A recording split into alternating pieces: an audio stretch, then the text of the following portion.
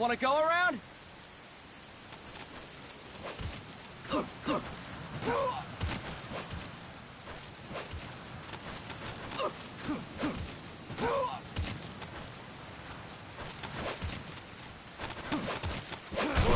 Look alive, ladies! The boss is gonna join us!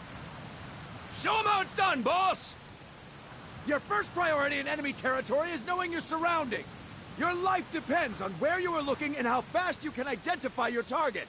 Therefore, you must first master moving your line of sight. To move your line of sight, use the camera stick. Now when I give you an order, look in that direction. Look up! Good! Look down! Good! You should be familiar with the up and down controls now. Press the action button if you're ready to move on. Okay! Next, we'll check your left and right. Look right! Good! Look left! Good! You should be familiar with the left and right controls now. Press the action button if you're ready to move on. Okay! You can change the controls anytime in Options.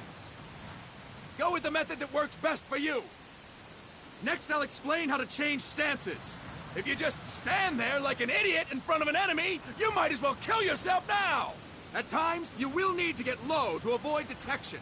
You have 3 stances: stand, crouch, and lying down. To change stances, use the crouch button. Tap the crouch button to change between standing and crouching. You can move in either stance. Hold the crouch button and keep it held to lie down. However, you cannot move while you are lying down. I'll say that again. You cannot move while lying down. Is that clear?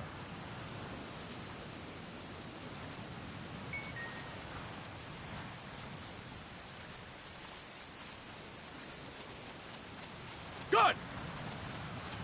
Next, we'll work on your movement. Use the move stick to move around. Tilt it a little to walk slowly, tilt it further to run. Decide which to use based on your situation. Remember that your footsteps are louder when running, making you easier to discover. Be careful!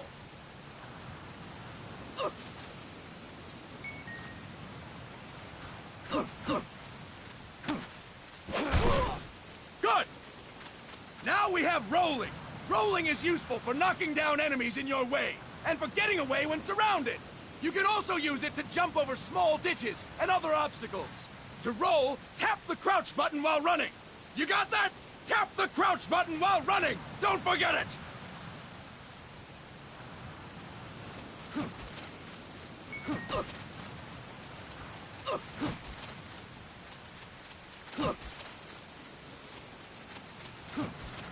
That's it! Next, I will explain how to attack without gunfire. You may run into an enemy unexpectedly. You may not have a weapon on you, or you may be out of ammo. You'll still need an effective attack strategy. One well-placed strike and the enemy won't know what hit him.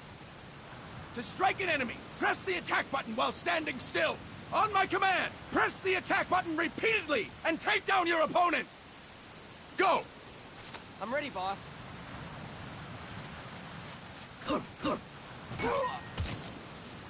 Fine work, boss! Next, we're gonna practice using the stun rod. Hitting someone with the stun rod will shock them with 1.5 million volts. Anyone on the receiving end of that is guaranteed to be out cold. To use the stun rod, press the aim button to ready it, then press the attack button. You'll be glad to know we're using mock stun rods for this training session. When your partner attacks, make him believe it's the real deal. Prepare yourself for stun rod training. Go! I'm ready, boss.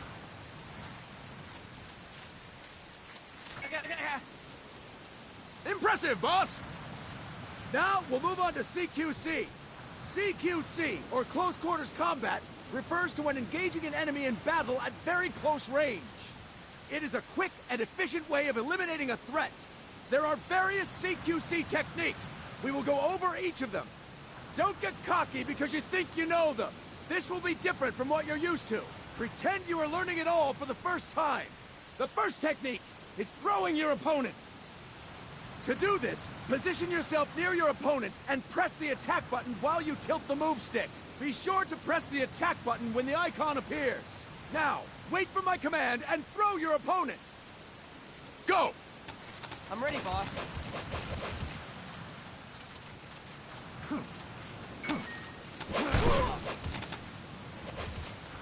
Fine work, boss!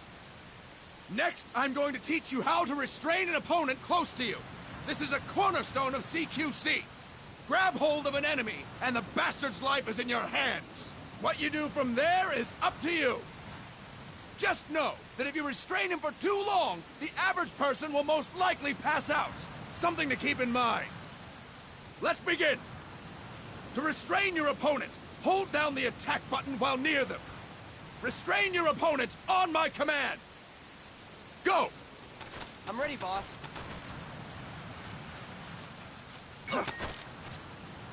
Fine work, boss! Now we will throw your opponent after restraining them. To throw an enemy to the ground, press a direction on the move stick when you have them restrained. Restrain your opponent and throw them on my command. Go! I'm ready, boss.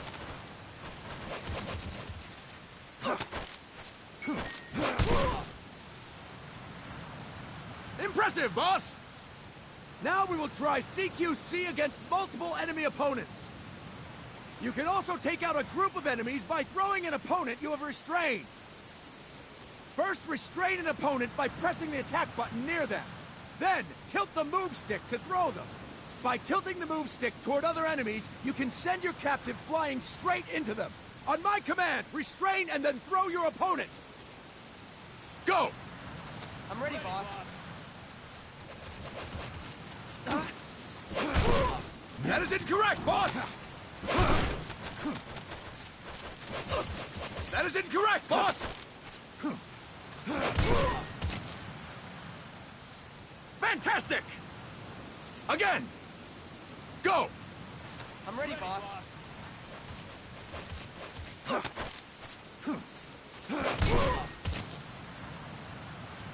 Fine work, boss! All right! Why don't we do something special since the boss is here? Anyone who feels like getting their ass kicked, step forward. Don't hold back, boss. When you're surrounded by multiple enemies, you'll have to take them on one after the other.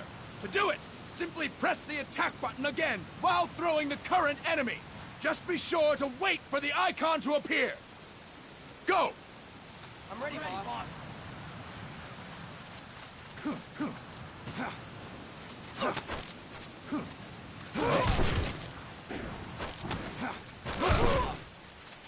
Boss! Press the attack button when the icon appears!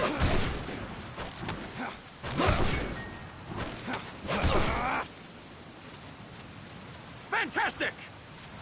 Again! Go! I'm ready, boss.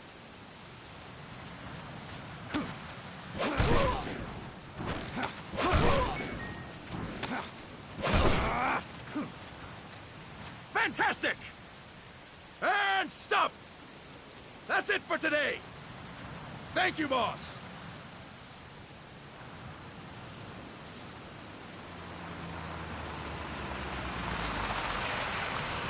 Snake!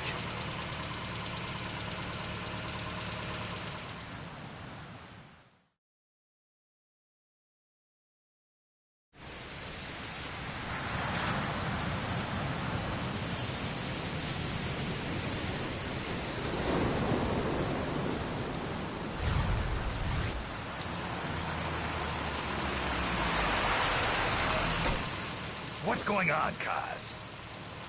We've got guests. Time to move. Don't worry, it's not our friends from Langley. I brought him. Made sure we won't fall.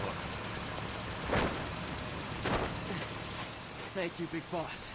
Call me Snake. Sorry, Vic Boss. Listen up. For us, there is no victory. But in Revolution, doesn't one triumph or die? We don't do either.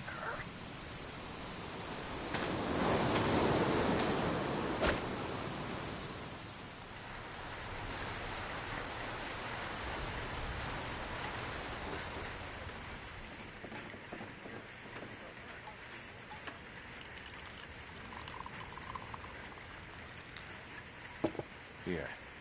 Ah, thank you.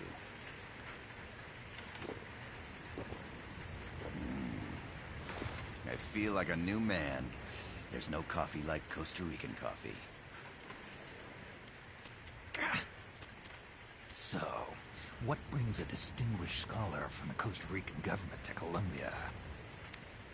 Professor Galvez comes from Costa Rica's University for Peace. You see, over the past year, there have been sightings of an armed group in Costa Rica. They're not ours, of course. Costa Rica doesn't have an army. Correct. Article 12 of our Constitution states that the Army as a permanent institution is abolished. The Peace Constitution.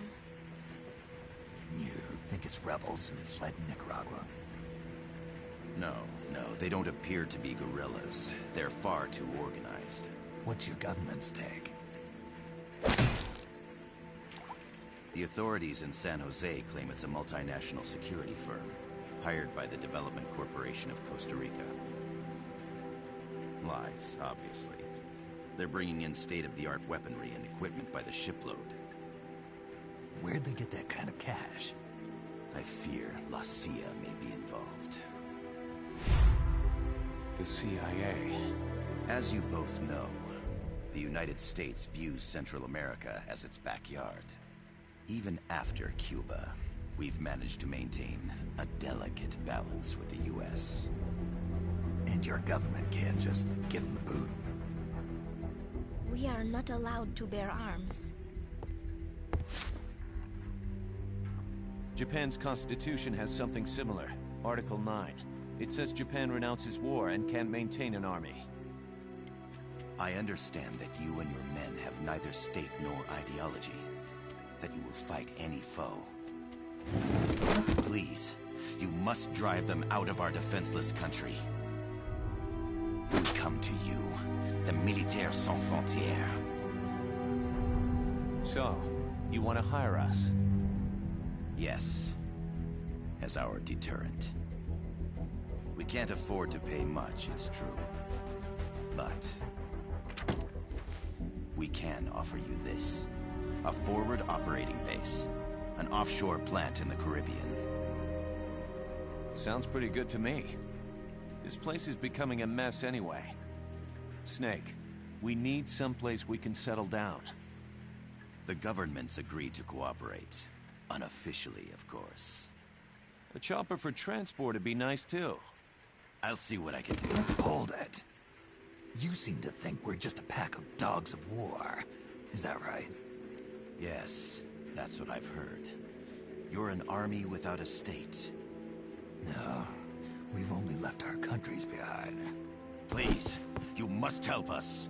If your suspicions are true, force isn't gonna do any good. You'll have to find a political solution. The government's hands are tied. Go back to your bosses in San Jose. Tell them if they want, I'll introduce them to a negotiator I know. No. I'm not here on their behalf. So, what are you doing here?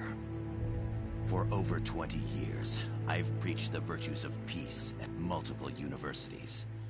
Tonight, I stand before you as an educator. This is my student. She came to me to study peace. Her name is Paz. Paz Ortega.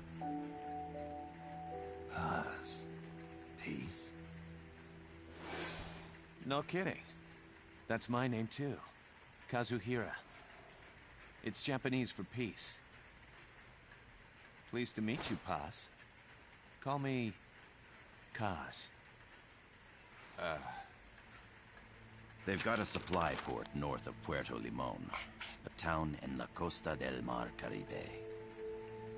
A few days ago, Paz stumbled upon that facility while searching for a lost friend. She was captured. She's only a child, 16 years old. They did terrible things to her, but somehow she managed to escape. My God. She's Huefana, Her mother died when she was small, and she lost her grandparents in the Civil War. She hates war with a passion like no other. My name is Paz, and I will do anything to protect my namesake. It is my one and only purpose. Please, get them out of my country. Make them leave Costa Rica. Sorry, kid. We know who you are, Big Boss. That is why we've come to you.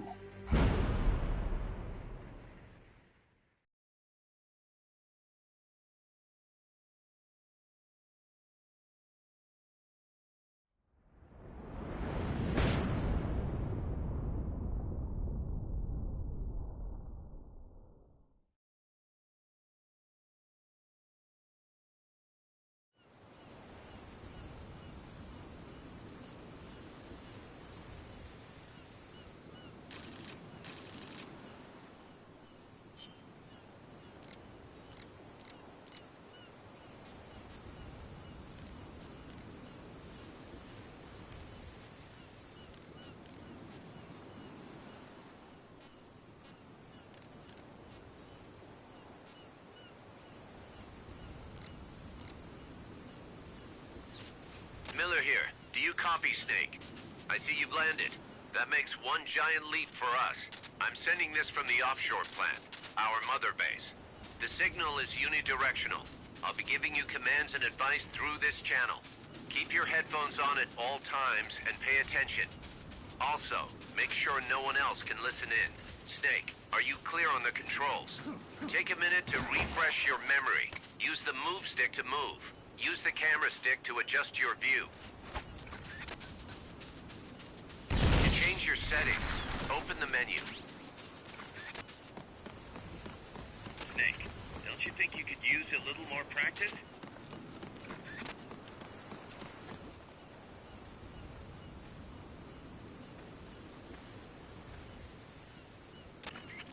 I gotta thank you for agreeing to this, Snake. Man, am I glad to be out of here. Finally, we can leave all that crap in San Geronimo behind.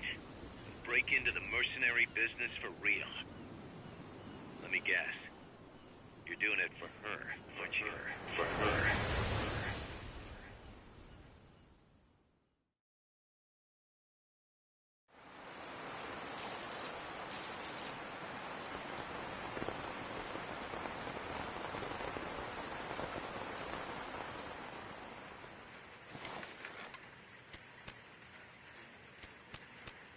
Are they still here?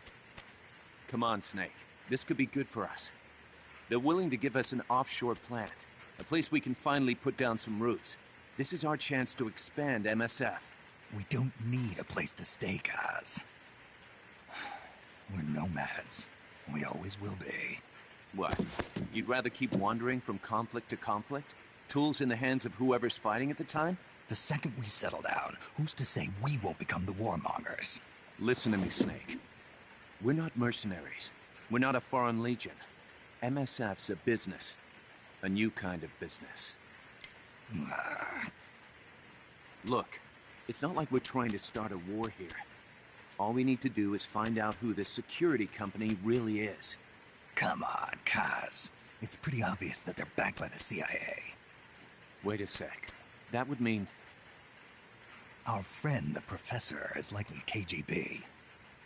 I see. We'd be making an enemy of our homeland. And there'd be no turning back. Ah, this damn thing won't light. Huh? Put on some coffee, Kaz. It's time for a little chat with the Professor.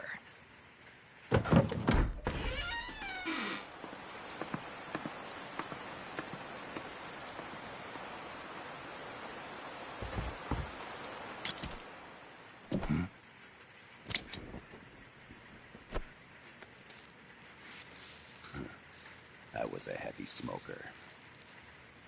When I got my medal from the Secretary General, he gave me this prosthetic hand as well. But smoking was ruining my lungs, so I quit. I've not had much use for it since. It's quite an honor to meet the legendary Big Boss. That's just a code name the CIA made up. Then perhaps I should call you John. I don't have a name. Stop using that code name you liked so much 10 years ago. What about you, comrade? What do they call you back at Center? Well then, allow me to get straight to the point.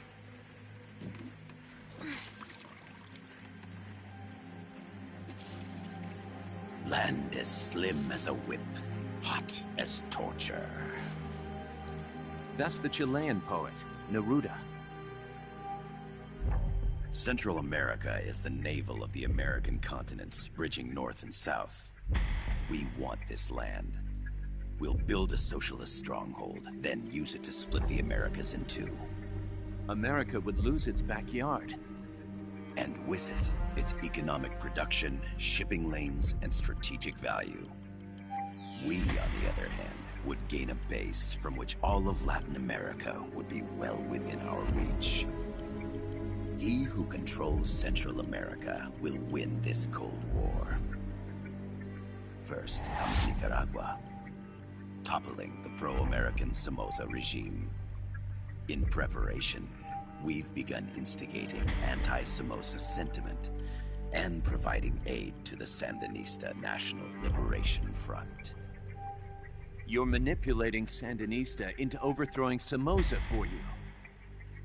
After the revolution, Nicaragua will become a socialist state. You think America's just gonna let that happen? Certainly not. After all, the CIA is already here. And that's the armed group inside Costa Rica. Precisely. It's clear that they've been sent in to disrupt our efforts across the border in Nicaragua. Simply put, the army now stationed in Costa Rica is CIA capital. But it's more complex than that. The CIA's got something else planned as well. What? That is the million-dollar question. Big Boss, we want you and your unit to find the answer. Infiltrate and investigate the facility in La Costa where Paz was imprisoned. Learn all you can of their operations. Then, drive them out of the country.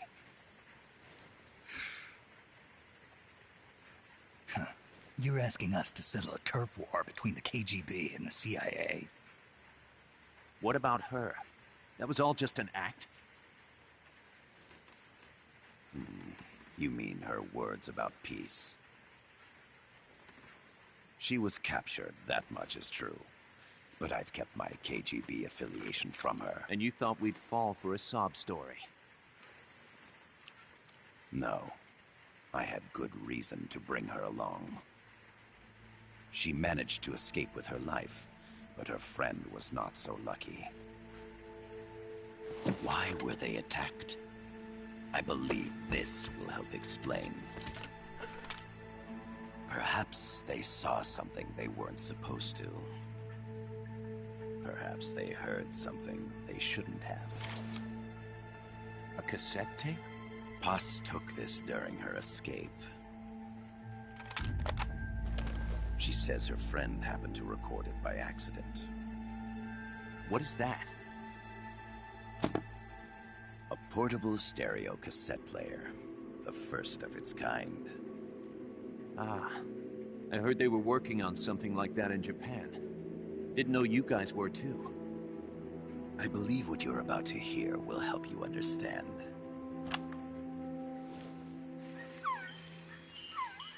What is that? A Quetzal? The Phoenix bird.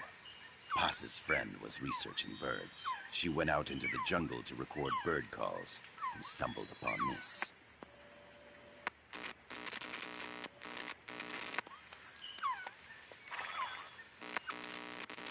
So? So what?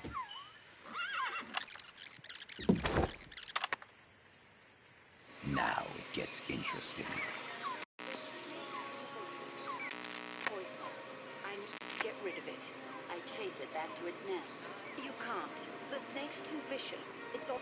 Many people. I chase it away. It will bite you unless you kill it. Go home. Paz, Voice print analysis confirms that this voice is indeed that of the legendary hero and criminal, the Boss. What? The other hasn't been identified. Female in her 30s with a British accent. The song playing in the background was a hit in 1973.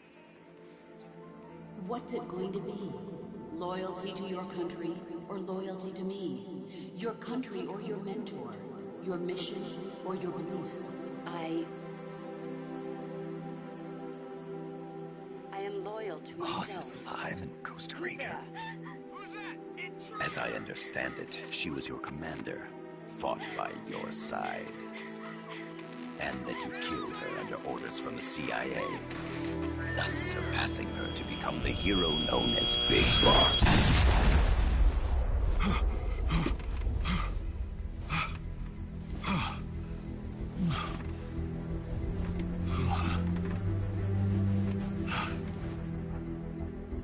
Well, what'll it be? Will you take the job? Snake, it's gotta be a trap. So you still can't turn your back on your country? Then I suppose you won't need this.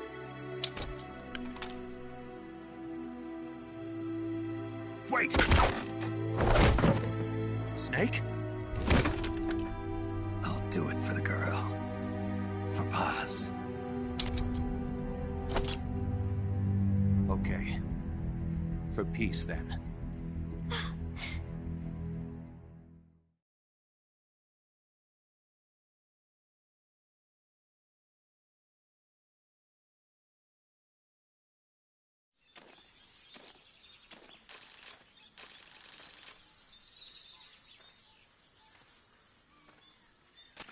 There they are. CIA mercs. Snake, you've got to get past them undetected. Avoid combat whenever possible.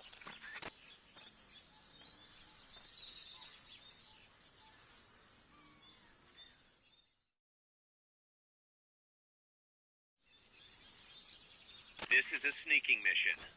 Hide behind stuff. Take the long way around. Whatever it takes to stay out of sight. Your gun is a last resort. It could just as easily kill you as save you. Freeze.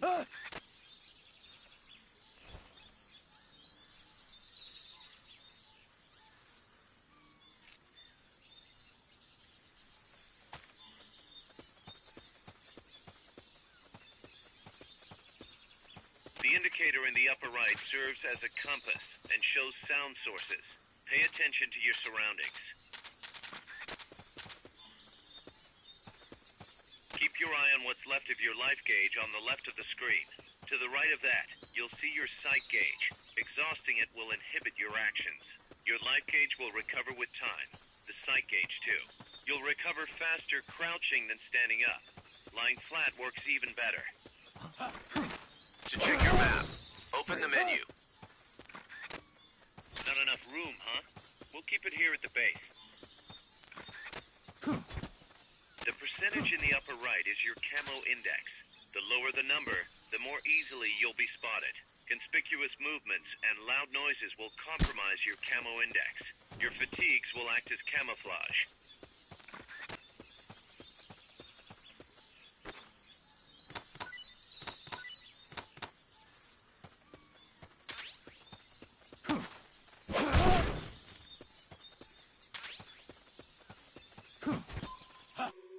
Enemies close by!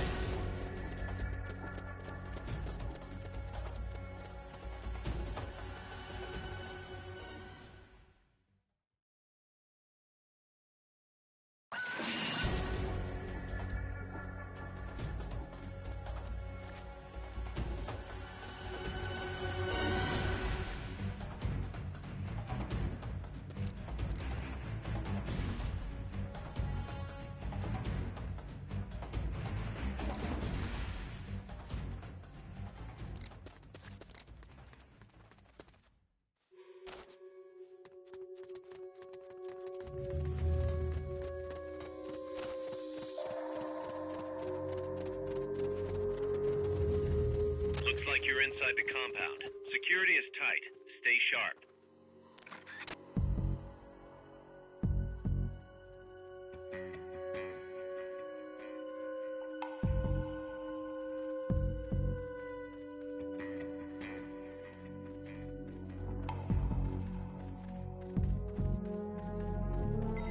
Come in, HQ. This is HQ. This is Patrol. All clear. Understood. Return to base.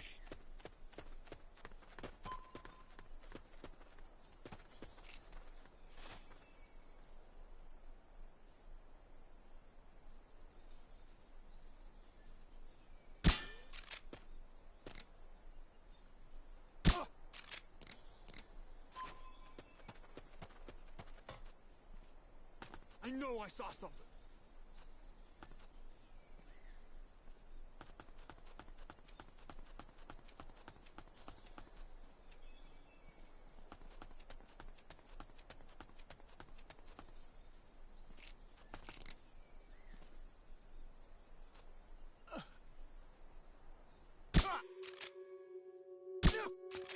Enemy attack!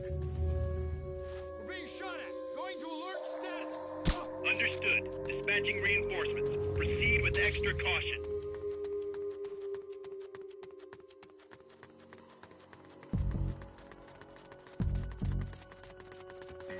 We're under attack! No use, boss. Security's too tight. There's no way you can charge it now.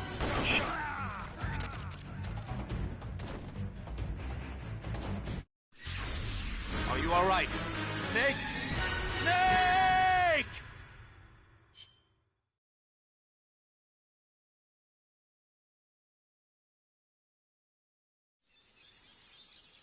If you score a hit with a tranquilizer weapon, the drug will eventually put the enemy to sleep.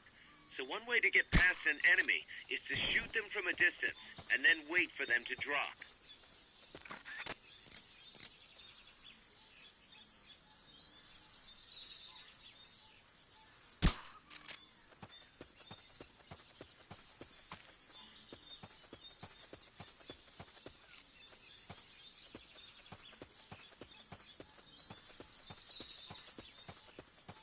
To check your map, open the menu.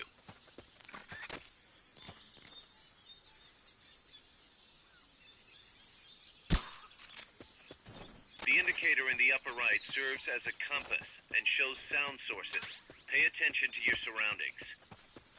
The percentage in the upper right is your camo index. The lower the number, the more easily you'll be spotted. Conspicuous movements and loud noises will compromise your camo index. Your fatigues will act as camouflage.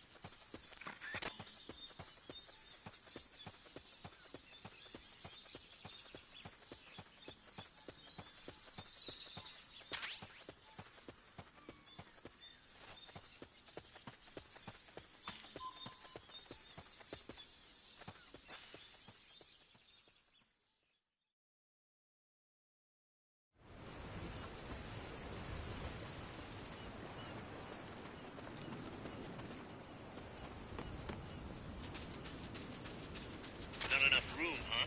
We'll keep it here at the base.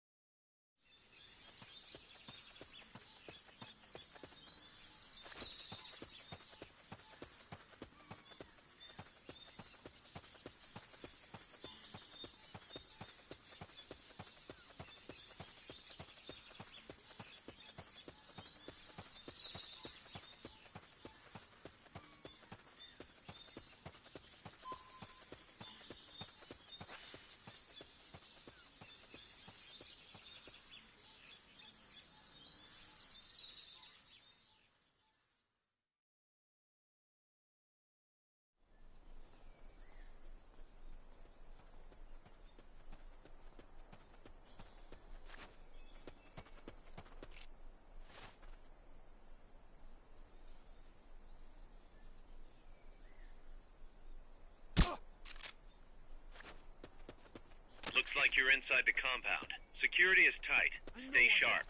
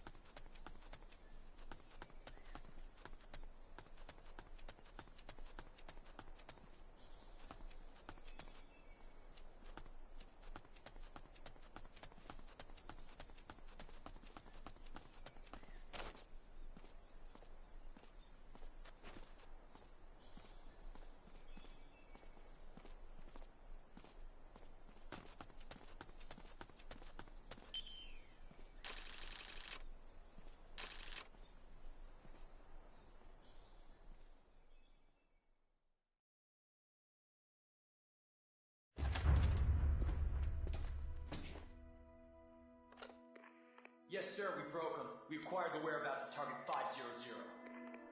Acknowledged. Spears are loaded. The barge has cleared Point Bravo. Acknowledged. Out.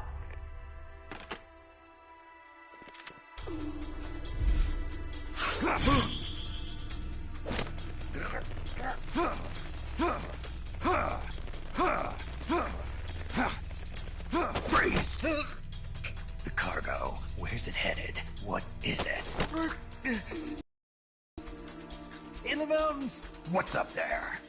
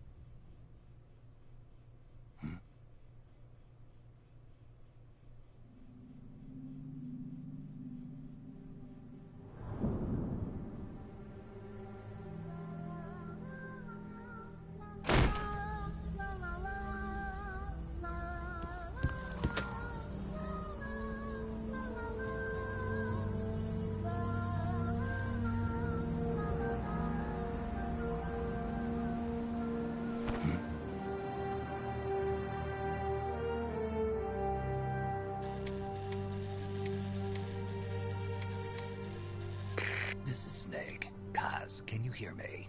Loud and clear. You found a radio. It's got a circuit that reverses the audio phase. Let's switch frequencies from time to time, just to make sure we're not detected. I found a map of their bases. The cargo's heading from the marshes west towards Irasu. Nice going, boss. Kaz, this place is full of film badges. Dozens of them. Film badges? Like the ones used to measure radiation exposure? The radio man was wearing one. And whoever he was talking to called the cargo Spears. Wait, that would mean... Nukes. They're bringing nukes into Costa Rica. Holy Mother of God.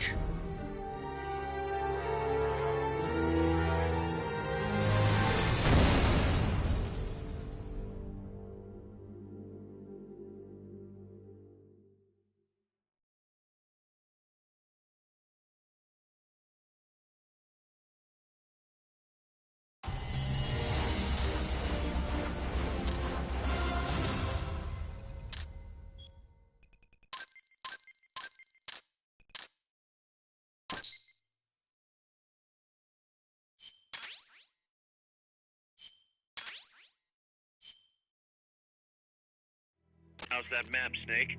Think you can use it? It tells me where their bases are, but it's just a bunch of points. No routes. I need better intel on the lay of the land.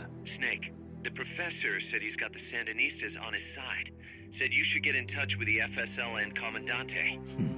Do they know they're backed by the KGB? Nah. As far as they know, they're really fighting for the revolution. The KGB is staying behind the scenes. I'm not sure the Sandinistas are aware of what's really going on. Still can't believe anybody would bring nukes here. Yeah, that's a shocker. Costa Rica's party to the Tlatelolco Treaty, which declares Latin America a nuke-free zone. Based on Japan's 3 non-nuclear principles, it bans the testing, use, import, or deployment of nuclear weapons. If word of this gets out, Opinol will be forced to act. It'll cause an international uproar. The treaty was signed to prevent another Cuban Missile Crisis. If the U.S. itself is gonna scrap it... Latin America is too close to spawning another Cuba or two already. The entire continent would become one big powder keg. Well, if they did bring nukes, we can't let them get away with it. Are they planning a test? Showing off? Or is it all to keep the anti-American movement in check? Good question. Why bring them here? I can't figure it out. Whatever the CIA's up to in Costa Rica, the professor wants it stopped. We need to find out what that something is. We need to get ready first, Kaz. Repairs? Working as fast as we can, boss. This place is pretty beat. It looks like hell. But as long as you're with us, we'll make it heaven. No one can bother us here. No state telling us what to do. This is the MSF's haven, our mother base. And with this foothold, we'll back you up even better than before. We're gonna turn this pile of junk into something big.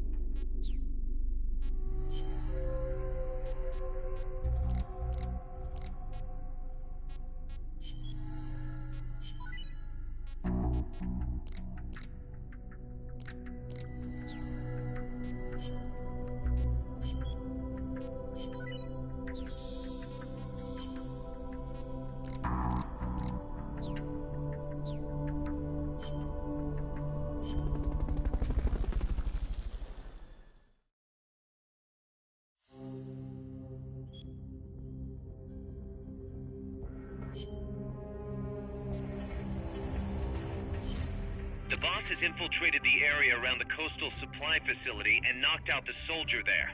But we can't just leave him there to be found. I need you to get in there and capture the unconscious soldier using the Fulton recovery system. Do it quickly before he comes to.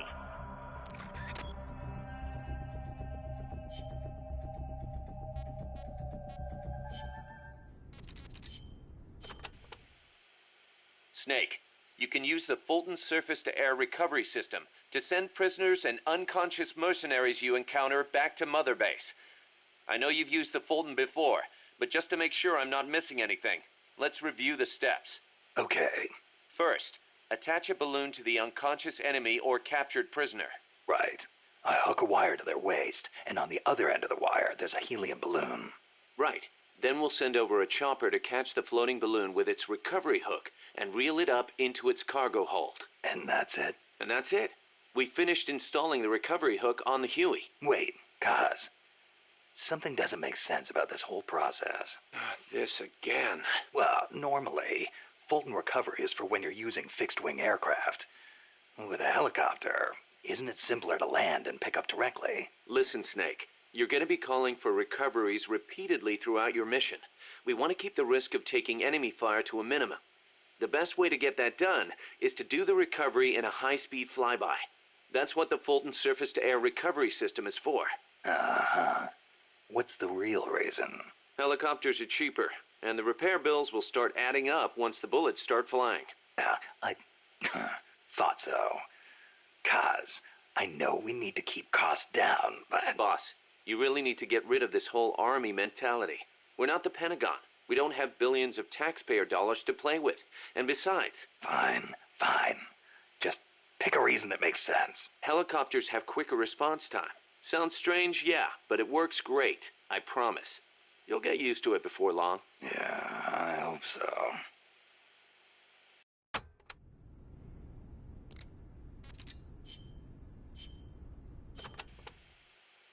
Costa Rica means rich coast in Spanish. Is it true that Columbus was the one who came up with the name? Your guess is as good as mine. But it is true that Columbus landed his ships near Limon back in the age of exploration. He wrote in his diary that when he landed, the indigenous showered him with gifts of gold, hence the name. It sounds a little strange to me. There's no way they could find that much gold in Costa Rica. Columbus originally set sail in search of the legendary land of gold. Maybe he was just nuts about this stuff. Costa Rica is rich enough without it. Look at the forests and the animals and the peace-loving people. That is what I want to protect. I know how you feel.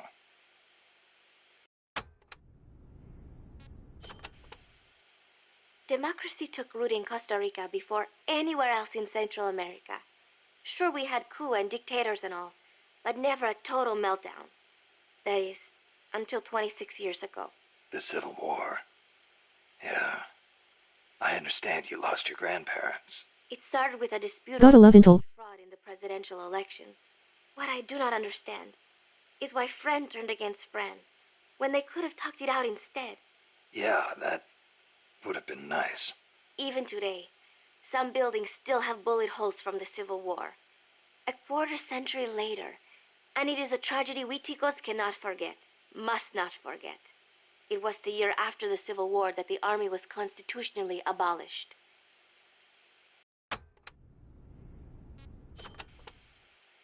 A new president was elected this year, President Oteber.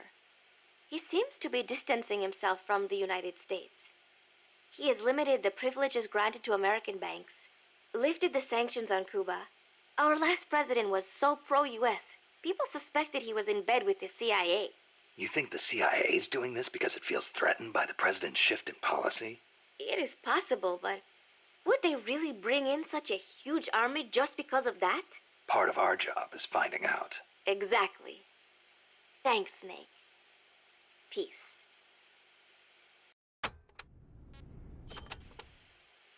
So, are you a student at the University for Peace, Paz? No, I am still in high school. But Professor Galvez lets me visit his office and study with him every now and then. International law, security, conflict resolution, human rights. We study all these subjects and then use them to build the foundations of peace. Yeah, I get it. I just never heard the UN had a University for Peace before. Oh, that. Well, to be precise, it is still being set up. They have started conducting research, but the UN has not passed the necessary resolution yet. Professor Galvez couldn't wait that long. Oh, right. Costa Rica abolished its army and has also hosted the Central American Court of Justice. It is the perfect place to build a university like ours. Don't you think?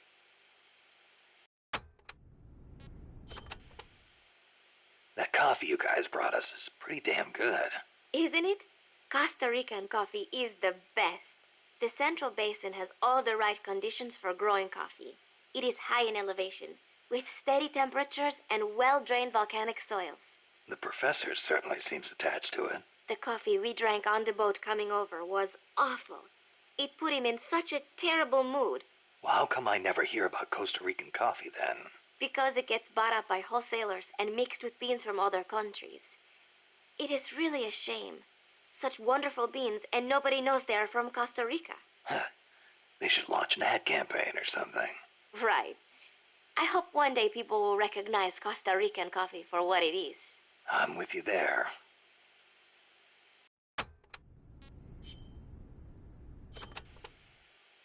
Paz, you said Costa Rica has no army, right?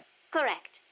Article 12 of the Constitution declared that the Army as a permanent institution is abolished. It does permit us to organize armed forces for national defense based on inter-American treaties. Only temporarily, then. In effect, yes. But in the years since the Constitution took effect, Costa Rica has not once raised an army.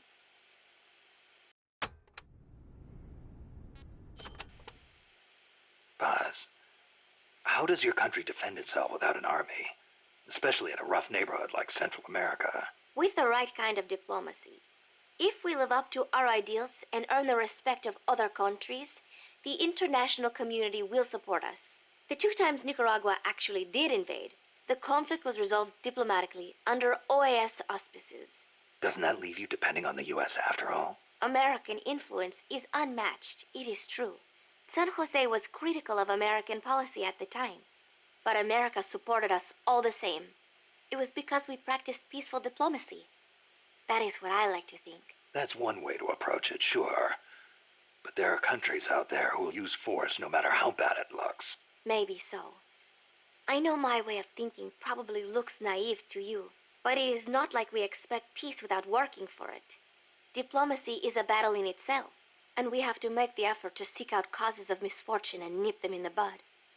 It was that kind of thinking that got me trapped in their base. I'm not blaming you. You haven't done anything wrong.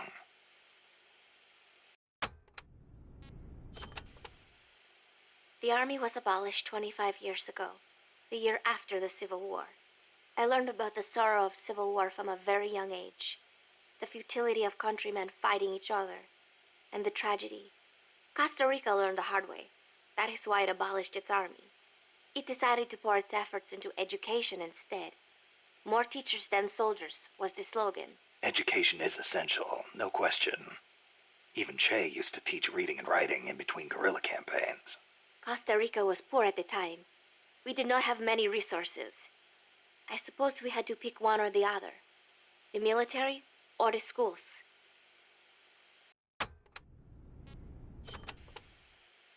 Kaz was telling me Japan has a peace constitution, too. That is right.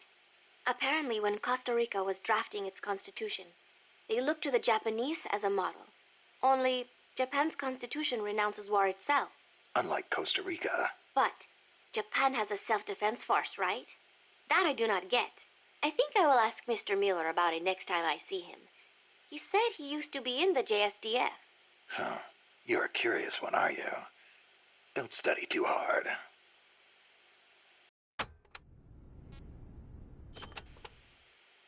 What was that you were saying? Peace is not the natural state of men? You said you learned it in school. That is right. They are the words of the German philosopher Immanuel Kant. In 1795, he wrote a book titled Perpetual Peace. Kant argued that it is precisely because peace is unnatural that we have to make it ourselves. How? That is what his book is about. Is the concept starting to sound interesting now? Not really. I belong in a more natural world. Is that so? My grandparents died in the Civil War. If only we had been at peace, they would not have lost their lives. You actually wish for war? It's not like I want to hurt innocent civilians, but if someone attacks you, what are you supposed to do? A country needs the strength to defend itself. Otherwise it faces invasion, oppression, political subjugation. If they would simply stop using force to tangle with each other, countries would not need force to defend themselves. And how would you guarantee that? I... Sorry, but you have to understand how the world works in order to protect the ones you love. That's not to say ideals aren't important too. They are. You are right, Snake. Thanks. Peace.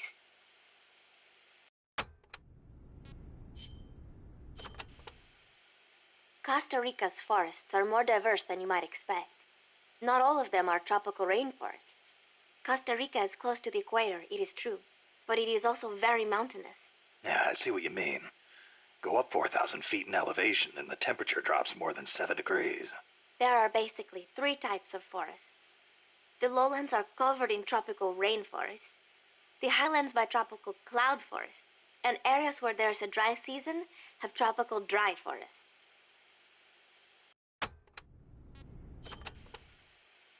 The lowlands along the Caribbean coast are mostly covered by hot, humid tropical rainforests, what most people envision when they think of jungle.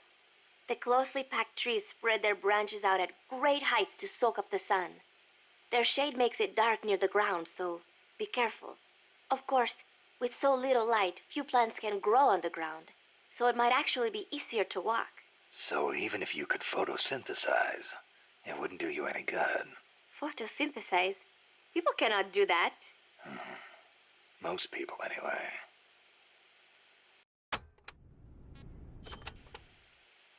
Costa Rica is said to have about 87,000 species of living things. That is about 5% of all the known species in the world. A tiny place like this? Huh. I'll be damned. I want to protect that biological diversity. When diversity is lost, the environment weakens. Just look at the plantations.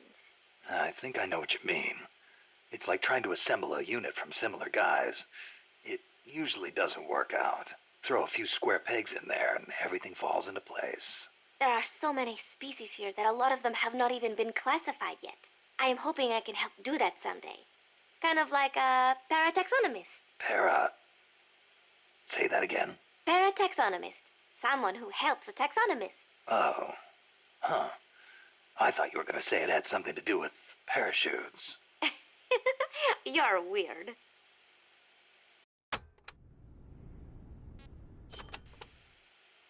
The Development Corporation of Costa Rica, or CODESA, was established 2 years ago.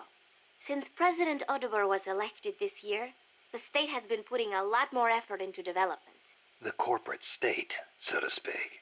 Growth is good and all, but there is one thing that bugs me. What's that? I cannot help but wonder whether CODESA is not just a front for the CIA. You mean what the professor was saying about the CIA mercenaries posing as security guards? They were using CODESA as camouflage? I am worried that development is going to destroy the forests, but I do not suppose it has anything to do with this.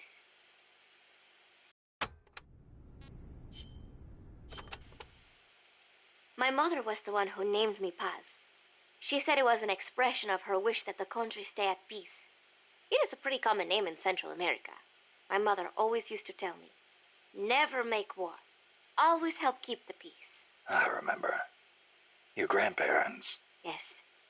They died in the Civil War. I think that is why my mother hated war so much. That's another thing you've got in common with Kaz. His mother named him Peace, too. See, because Japan also suffered through war. I think I know how Mr. Miller's mother felt.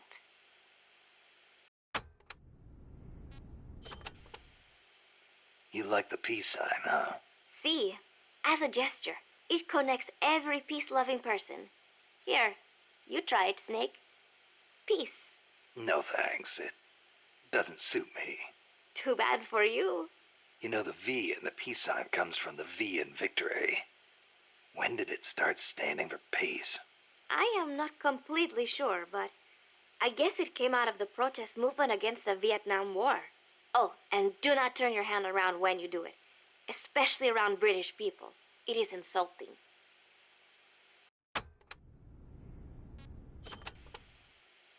So, you live alone now? No, not alone. I've been living in school dormitories since I started junior high. After my mother died, my relatives took me in, but they were not my real family. You didn't fit in there? In a way. My aunts were kind to me and all, but I know how difficult it must have been to suddenly have a child thrust into their lives. When you live with someone, there are no secrets. I could tell my being there was a burden on them. Sounds like a rough childhood. I would not say that. I was lucky just to have people take me in. There are huérfanos living out in the streets because their mothers died. It is even worse in countries with frequent civil wars. So, who am I to complain about my childhood? You're a pretty tough kid, you know? Not at all. I am not strong at all.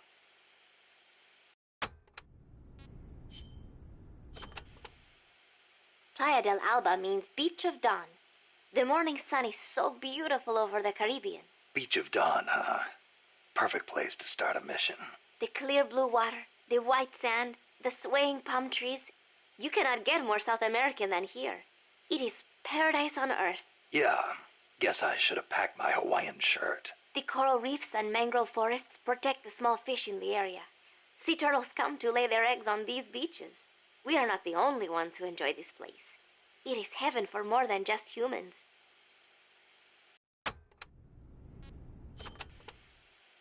Bosque del Alba means Forest of Dawn. Naturally, it is situated on the east coast. It is your standard tropical rainforest. Everything you would imagine in a jungle. No sign of morning sun here.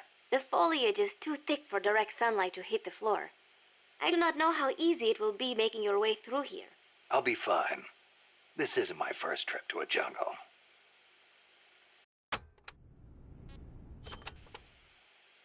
The mercenary supply base is situated on elevated ground by the coast. I heard them call it Puerto del Alba, Port of Dawn. They have perfect visibility of the area from up there. We did our best to sneak in undetected, but one of the guards spotted us and we... What is it? I'm sorry. You'll have to ask Professor Galvez the rest. It's okay. You've been through a lot. I am sorry. I just cannot. You did great, Paz. I won't let your efforts go wasted.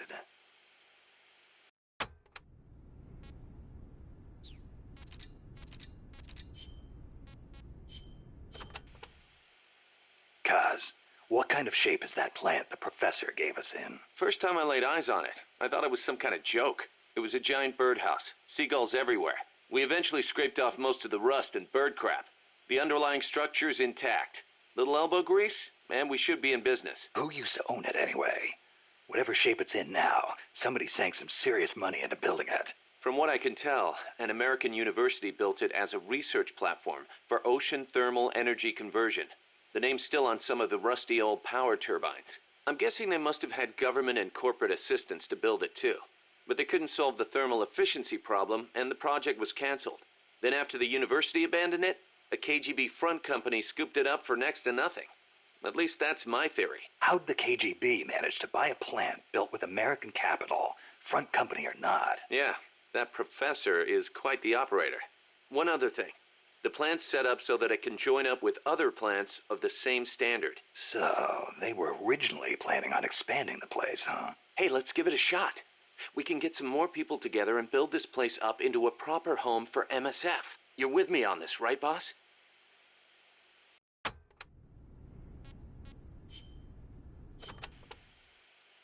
Remember why we created MSF Snake.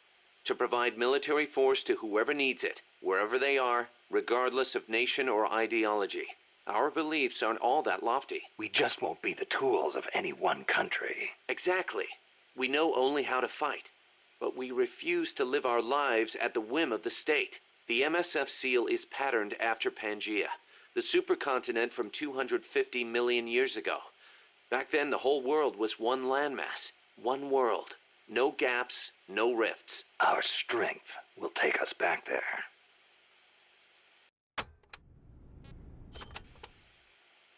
What about you, Kaz? Any interest in expanding MSF? You'd better believe it. I want to make us into an organization that doesn't take orders from any country. Just like you were saying, we have to be strong. Strong enough to defend ourselves. We need money, too. Money to train soldiers to fight. The way I see it, we make MSF into something along the lines of a new kind of business.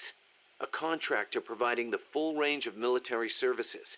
Not just combat, but logistics, training, weapons, outfitting, and R&D. Combining the small footprint and exceptional performance of special forces with the raw military might of a full regular army. Only with that kind of power can we break free of nation-states. What I need from you, boss, is to go out and find guys we can bring back here using Fulton Recovery. Then tell us what assignment to use them for. I'll take care of the rest.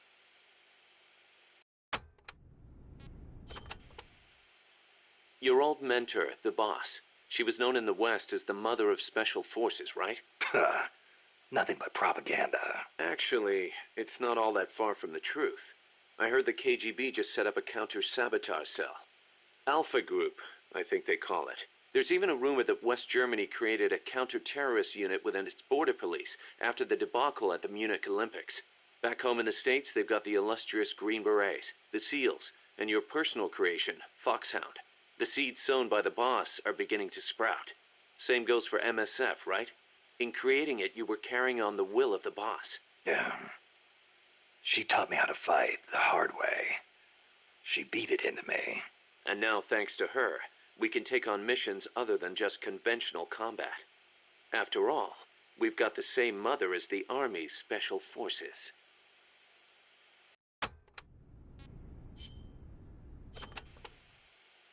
Still can't believe Professor Galvez was KGB. Well, like the professor said, Moscow's hell-bent on communizing Latin America. Yeah, the Cuban intel services are all in the KGB's pocket. You don't think he's got some kind of ulterior motive? If the CIA is up to something, it's only natural that the KGB wants to know about it. But I doubt they're showing us their full hand. We'd better watch our backs.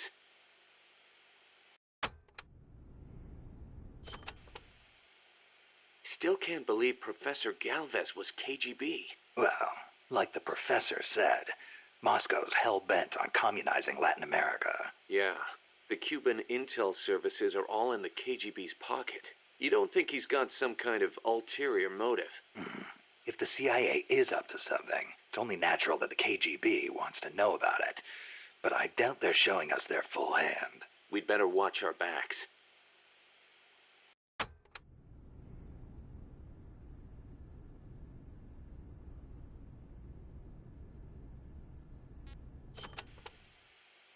What do you think, Kaz? Why did Paz come all the way to Colombia herself? It's a long trip to make just to be Exhibit A in Galvez's sales pitch. She's only 16, still a kid. Maybe we should take her wish for peace at face value.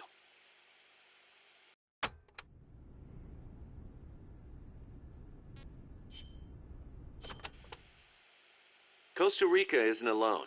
All of Latin America is getting swept up in the superpowers' Cold War. The whole ideological split between East and West. In the end, it's just a greedy scramble for wealth by the ruling classes. The Western bourgeois stand to lose everything if their countries go communist.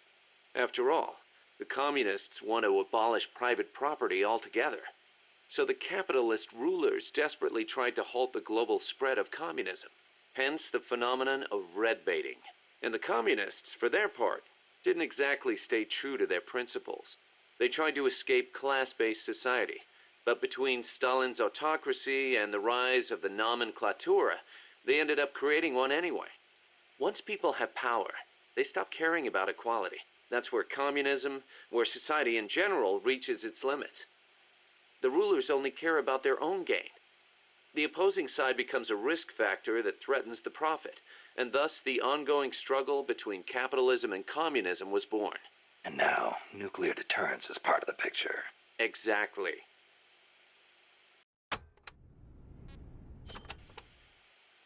They say nuclear weapons are the reason we haven't seen conflict on a global scale since World War II.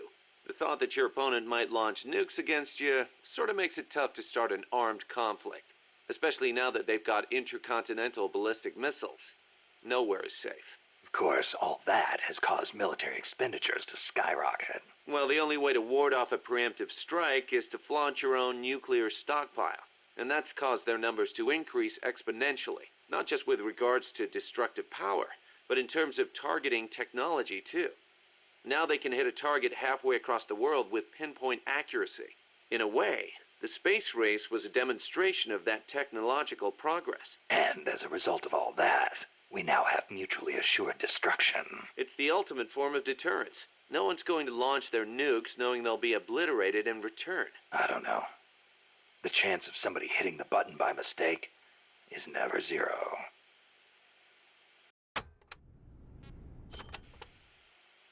You're right. Even with peace guaranteed by MAD, there's always the risk of an accident. Nobody wants the world to end on account of some machines malfunctioning. On the other hand, thanks to deterrence, we haven't had a world war since 1945. You gotta admit, it has been pretty peaceful. Not that it matters to us. People point at the nuclear arms and space races and call it a Cold War. I say if they're not shooting at each other, why not call it world peace?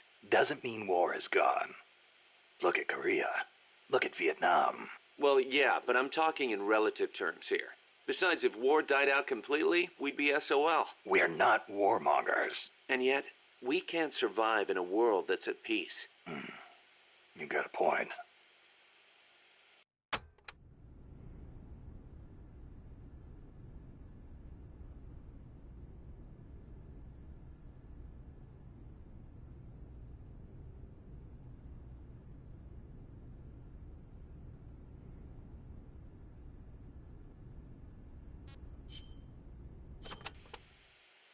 So it's been more than 10 years since the Cuban Missile Crisis, huh? I don't think we'll ever forget it. No kidding. Those 13 days starting October 15th, 1962, were probably the closest we ever came to all-out nuclear war. The Russians deployed nuclear missiles to Cuba. America responded with a naval blockade. Then Russia shot down an American spy plane. I was still a teenager back then, but I remember what it felt like to be one step away from nuclear war. The adults were freaking out. If it wasn't for the Cuban Missile Crisis, there might never have been an Operation Snake Eater.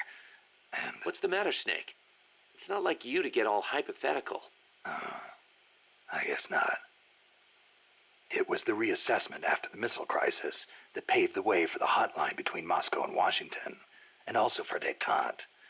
That's irony for you.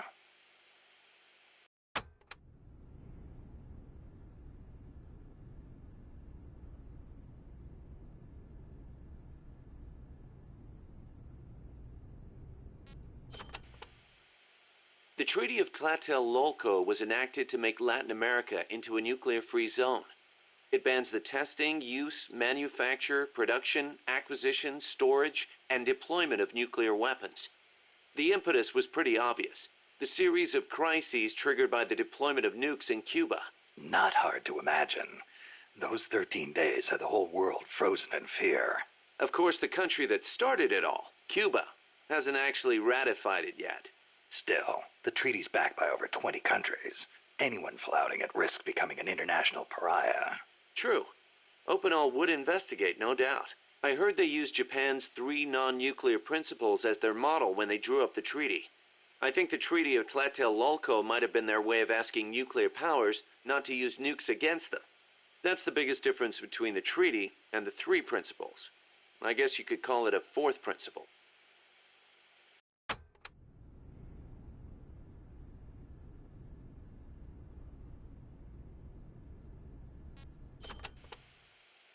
So Costa Rica abolished its army back in, what, 1949? Pretty gutsy move for a Central American nation at the time. Yeah, well, they'd just come out of a civil war. I'm sure they were driven by a desire to avoid another tragedy like Paz said. But I think they had a more compelling reason. Army coup d'etat are a way of life in so many Latin American countries. Imagine seeing that up close. No army, no coup. Makes sense. Plus, their economy was in ruins. So they honestly didn't have any money to spend on an army anyway. Yeah, but weren't they on less than friendly terms with Nicaragua? Yeah, and in fact, Nicaragua did end up invading. But the Civil Guard fought back and the OAS brokered a ceasefire. The U.S. and the rest of the OAS had their back, and they used it to full advantage. For a quarter century, they survived in the powder keg of Central America. That must have taken some serious diplomacy. Even if the Civil Guard is pretty decked out for a police force. Must be tough to be a country without an army.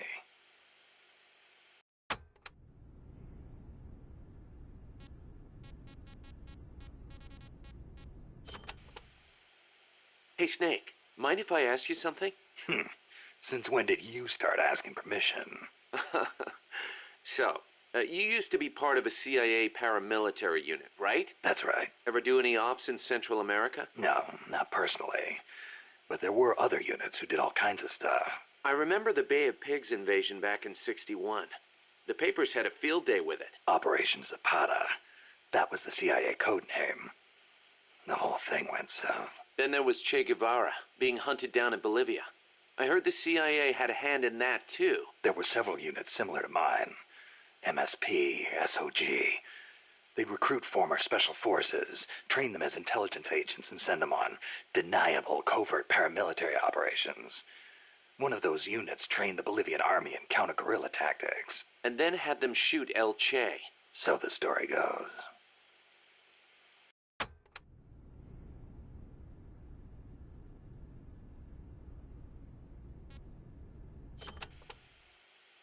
Around here they say La CIA instead of CIA, huh?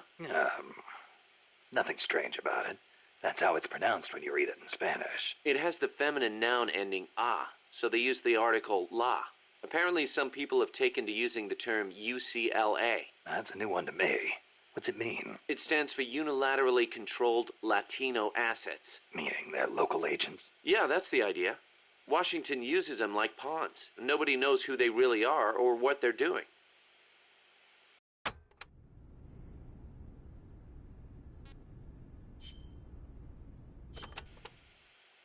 You were saying Japan has a peace constitution too. Yep. Japan renounced war in Article 9 of its constitution, aspiring sincerely to an international peace based on justice and order. The Japanese people forever renounce war as a sovereign right of the nation, and the threat or use of force as a means of settling international disputes. In order to accomplish the aim of the preceding paragraph, land, sea, and air forces, as well as other war potential, will never be maintained. The right of belligerency of the state will not be recognized. You know it by heart. Some things you never forget. Impressive. There were some parts I didn't quite get, though. Like the whole means of settling conflicts thing. Yeah, that's been the subject of debate. Whether or not it forbids any and all use of force. The current Constitution was originally drawn up under the Allied occupation. The first draft was even submitted by Allied GHQ. So naturally, there are some who feel the Constitution was imposed on Japan by foreigners. Things like that are never simple. Same for every country, I guess. One thing's for sure, though. Not having an army let Japan focus on economic recovery after the war. In that sense, it's the same as Costa Rica.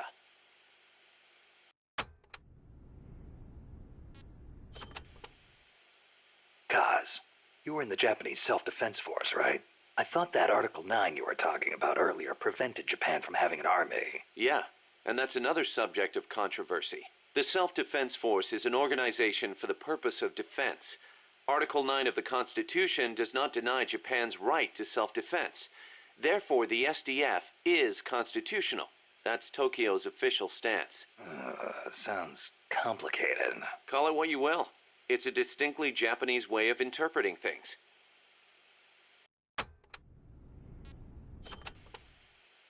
The U.S. has military forces stationed in Japan, right? Right.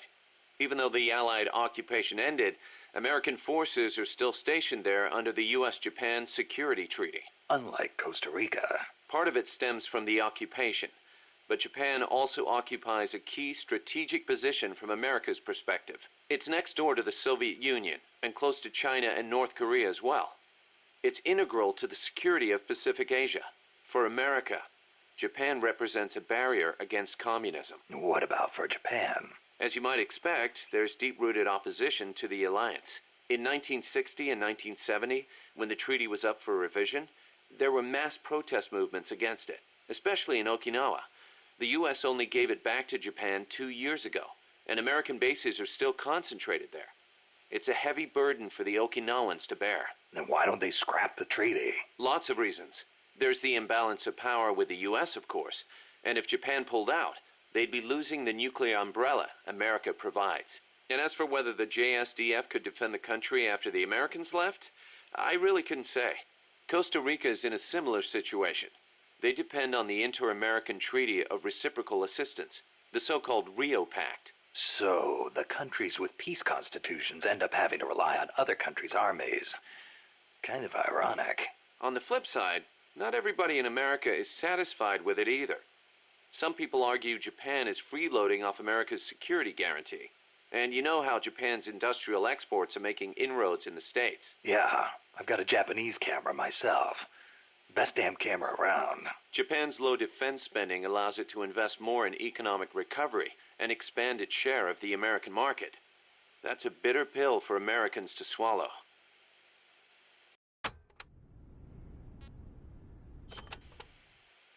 You know that today, Japan is under the American nuclear umbrella. Right. The U.S. vowed to retaliate against any country that launches a nuclear strike against an allied country.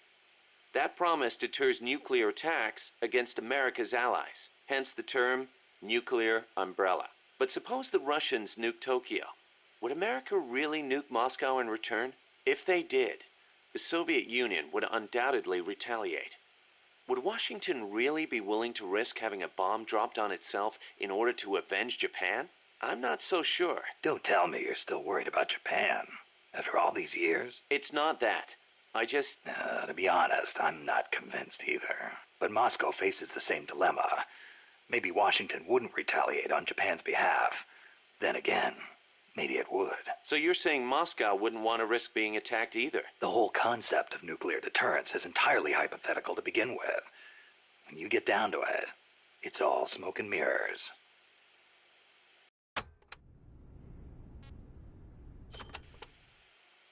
Japan shall not possess, manufacture, or allow the introduction of nuclear weapons into Japan. Those are the 3 non-nuclear principles set forth by the Japanese government. Allow the introduction? That's funny. Some of the U.S. warships that visit Japanese ports are armed with nukes. Or are you going to tell me they transfer them at sea onto other ships every time they visit? You raise a good point, Snake. But the Japanese government doesn't recognize it as such. The introduction of nuclear weapons into Japanese territory would need to be agreed upon in advance. America hasn't made any such agreements. Therefore, they aren't bringing nukes into Japan. That's the official excuse. Doesn't sound like much of an excuse to me. I don't blame you. Keep in mind, though, Japan suffered actual nuclear attacks. Anti-nuke sentiment there runs deeper than you think. I suppose the government's not really in a position to admit that sort of thing.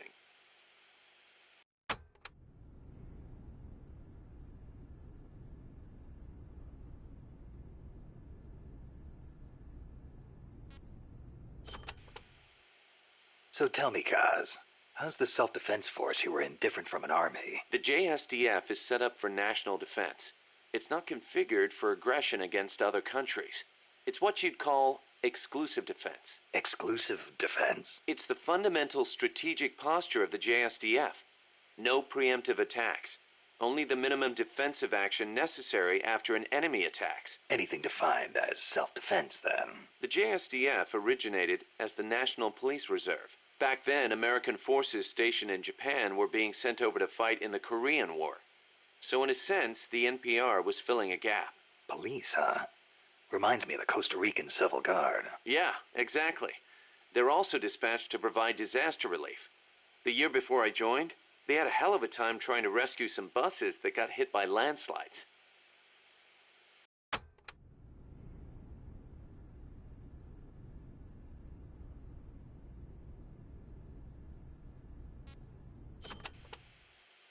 So why'd you quit the JSDF? Because I didn't have a reason to be in Japan anymore. A reason? My mom had died 3 years earlier, so I didn't have to care for her anymore.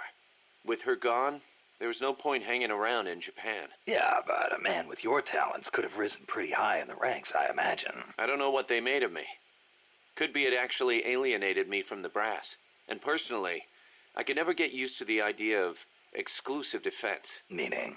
On a strategic level, I can see how a country could go with the exclusive defense model used by the JSDF, and I've got nothing against my fellow soldiers who believe in it. On a tactical level, though, it just rubbed me the wrong way. To put it simply, I was itching for a real fight. I figured. And I felt as long as I was in the JSDF, I'd never be able to stand shoulder to shoulder with my father, who was in the U.S. Army. Seeing Yukio Mishima's suicide didn't help either. Yukio Mishima. The guy who wrote The Temple of the Golden Pavilion. The way he questioned the status quo hit home with me. Not that I admired his vision or anything, but it did get me thinking, that's for sure.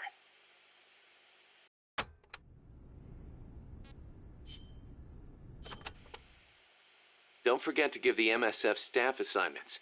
Where you place people will determine how Mother Base grows. Right. That goes for me too. Assign me wherever you think is best. You? I thought you were second in command. Don't worry, I've got that covered. But MSF is still small, and I don't have the leisure of sitting around on my butt all day. I see your point, but... Not to brag or anything, but I kick ass at whatever job you gave me. Put me in the area you want to focus on developing most. I'll take real good care of the staff there. Easy, Kaz.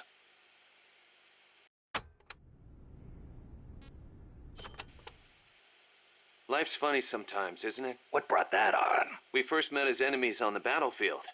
And now here we are, fighting side by side. You mean Columbia? Yeah. After I quit the JSDF.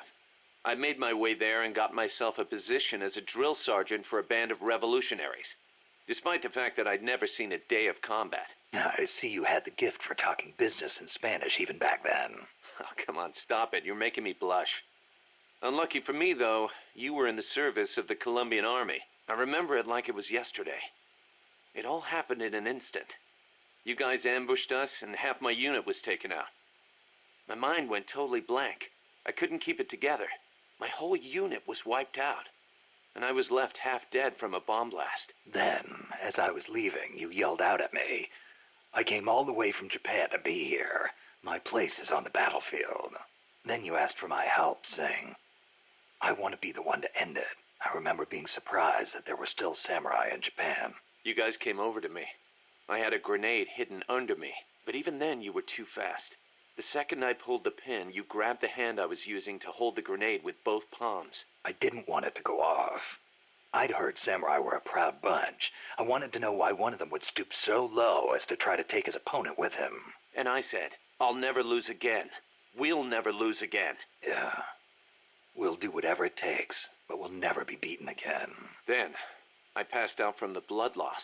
When I woke up, I was in your camp's infirmary, stuck full of tubes. Why'd you save me? Your enemy after I tried to kill you. Because you swallowed your pride and fought with everything you had.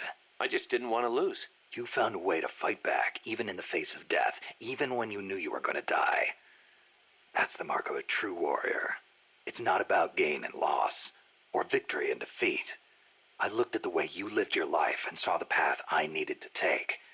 As a warrior. Wow. I never knew that. And that's why you... I realized then that the battlefield doesn't only divide people into allies and enemies. Sometimes it tells you more than just who's an ally or who's an enemy.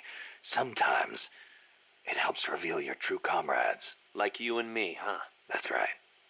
And 2 years later, here we are.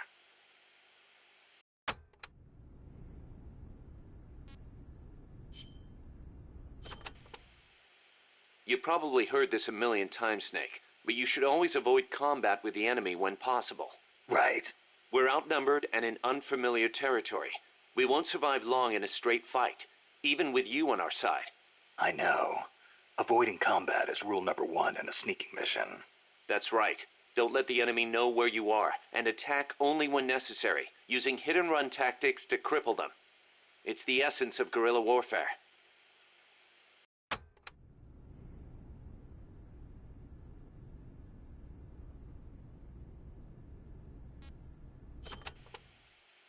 Can I ask you a favor, Snake?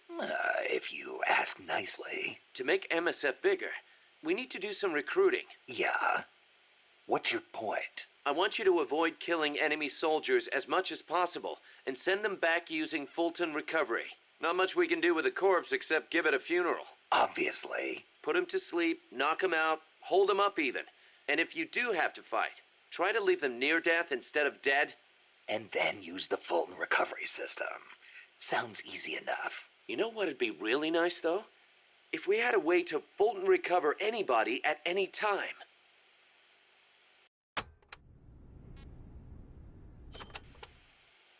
Don't carry any more gear than you need.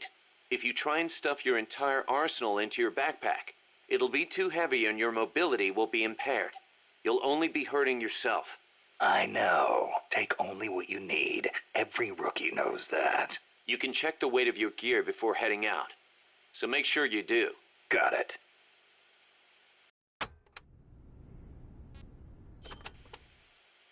Even a born warrior like you gets hand tremor, Snake. It happens even when you're full of stamina, and it only gets worse when you're tired, especially with larger, heavier weapons. Obviously, you'll get better aim crouching than you will standing, and when you use a scope, setting your sights on a single point will gradually give you a more precise aim. As we develop better weapons at Mother Base, though, you may gain access to new, low-tremor versions of the same guns. So if you expect the shakes to be a problem, you might want to put some resources into R&D. I'll keep it in mind. Then again, the more you use a weapon, the more your hands get used to it. Sometimes it pays to be faithful to your gun.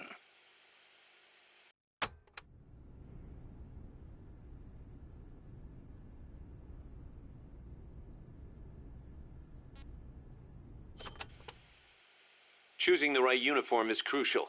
Pick one that matches the mission objective and your own combat style.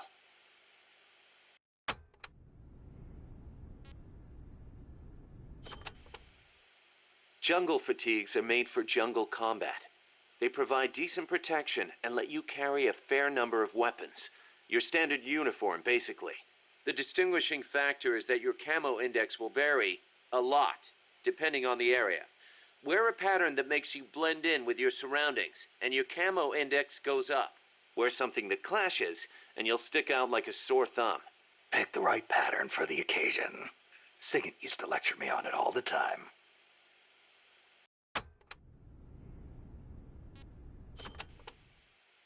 Naked. That's exactly what you are with this uniform. The pants are the same as the jungle fatigues. Obviously, since you're exposing your bare skin, your defense and camo index are gonna be low. On the plus side, it's so light you can move around quicker. Good for showing off muscles, too.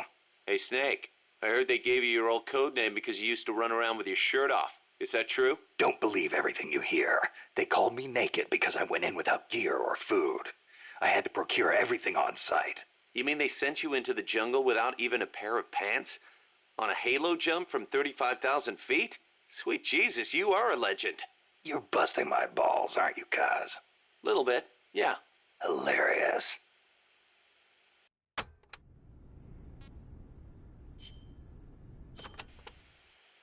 Cooperative operations, or co-ops for short, is the term for taking on missions in teams of 2 or more. The basic co-ops unit is a 2-man cell. Even a single teammate is great to have in enemy territory. And there are actually quite a few things you can't do by yourself. You can help each other climb walls, divide up mission roles. On the other hand, if one of you is spotted, the other one's screwed too. And it's kind of tough for 2 people to hide in one small space. Good point. But what's more important than anything is how close you are to your comrades. Well said. Working as a 2-man cell can make the mission easier or harder, depending on how well you work together. It's also good to note that if you've got a clear, specific objective, it can be to your advantage to use an even bigger team. That said, teams of 3 or more run a much greater risk of being spotted. Yeah. In a sneaking mission, the fewer people you have, the easier it is to get around.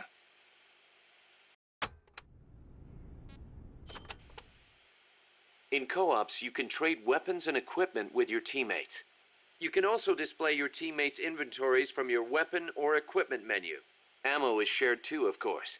Ammo, sure. How about life? That also shared? Yep. You all sink or swim together. Your teammate dies, you die. You need to be within a certain distance of each other to swap items. Yeah, I know. I've been in this business so long I can virtually see that distance. Looks kind of like a ring in my head. That's why you're the boss. Okay, we'll call it the co-op ring. And entering the ring will be called going co-op in.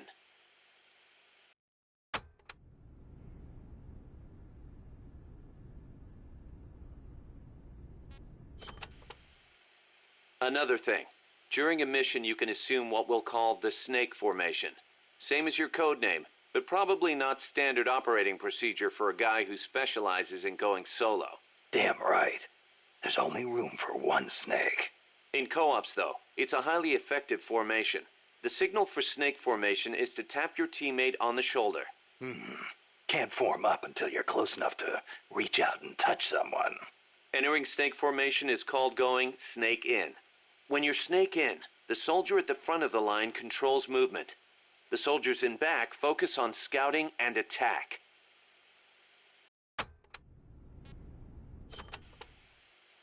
Just because your heart stops doesn't mean you're dead immediately. Right. The heart just circulates blood through the body. But stopping it does cut oxygen supply to the brain. You'll be dead soon after. Which is why we have CPR. Let's say your heart does stop. If someone performs CPR before your brain cells die, you can recover. In co-ops, when the life gauge drops to 0, it means you're in a near-death state.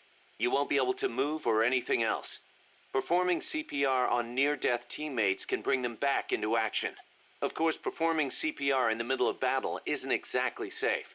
You're leaving yourself exposed. Even so, in co-ops, you and your teammates are all in the same boat. Don't think you can get away with leaving one of them behind. I wouldn't think of it. And I'd expect them to do the same for me. If you let all your teammates die during a mission, there'll be nobody left to save you. And then, it's game over.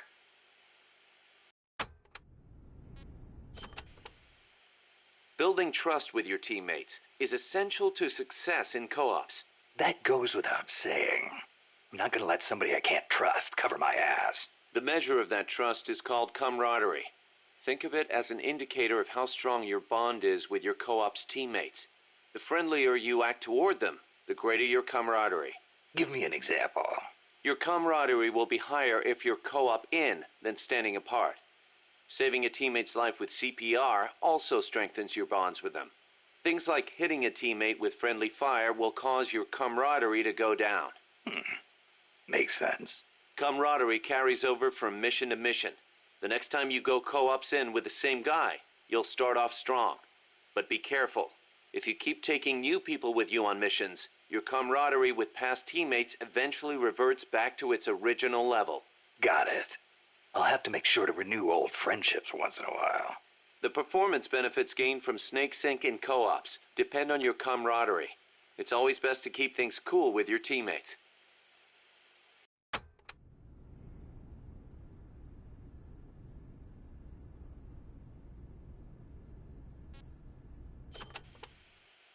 Stand still when you're snake in, and you and your teammates will start to get in sync.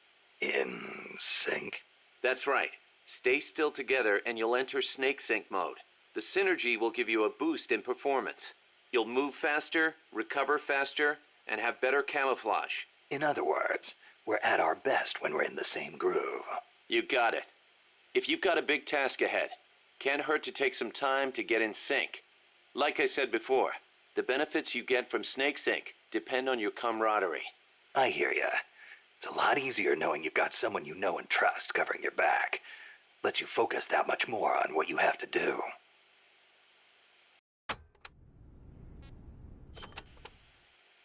If camaraderie represents how much your teammates trust you, then heroism shows how high your reputation is. Heroism? That's right, heroism. Your reputation affects your ability to recruit new members to MSF. With higher heroism, it won't take as long to convince guys to join our cause and send them back by Fulton recovery. So, how do I get this heroism thing to go up? Lots of ways. Complete tough missions, avoid unnecessary bloodshed, and don't get caught by the enemy like a deer in headlights, or you'll never be heroic. Also, getting out there and attacking the enemy in co-ops will boost your reputation among your teammates. Of course, it'll get the enemy gunning right for you, too. But don't sweat it. Be yourself. Be the boss. From where I'm standing, you're plenty heroic already. Knock it off.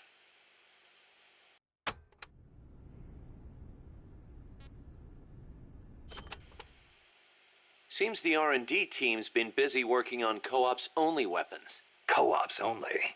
Like a gun with extreme firepower, but only when 2 people fire it at once. I hear it's still in the concept stage. I know some rocket launchers need 2 people to operate, but a co-op's only weapon. Hey, if they come up with something good, you'll have that much more reason to go co-ops. Why don't you check in and see how they're doing every once in a while?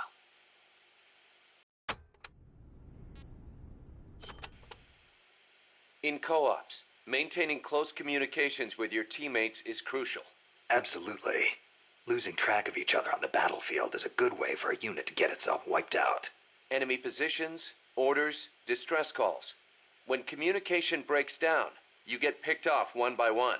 Now about co-ops comms. Co-ops comms? It's a radio system for communicating with co-ops teammates. First, open the menu. Then select co-ops comms. After that, press one button to choose a category, then another button to select the actual message. So basically, you use different combinations of 2 buttons to send different messages. Easy enough. You can set which messages go with which buttons during mission prep. Sounds like it's going to be a pain to send messages until I get used to it. Then why don't you assign co-ops comms to whatever button you like? That should make things a little quicker and easier. Just go to controller settings. I'll give it a try.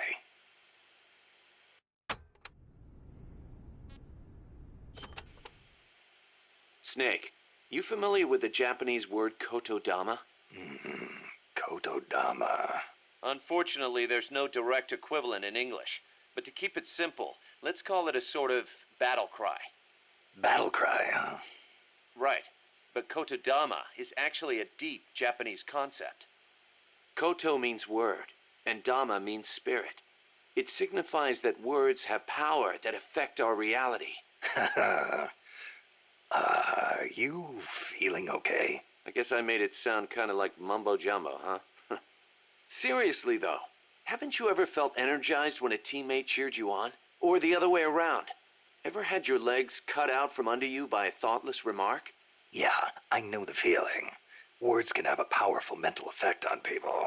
Same goes for co-ops comms.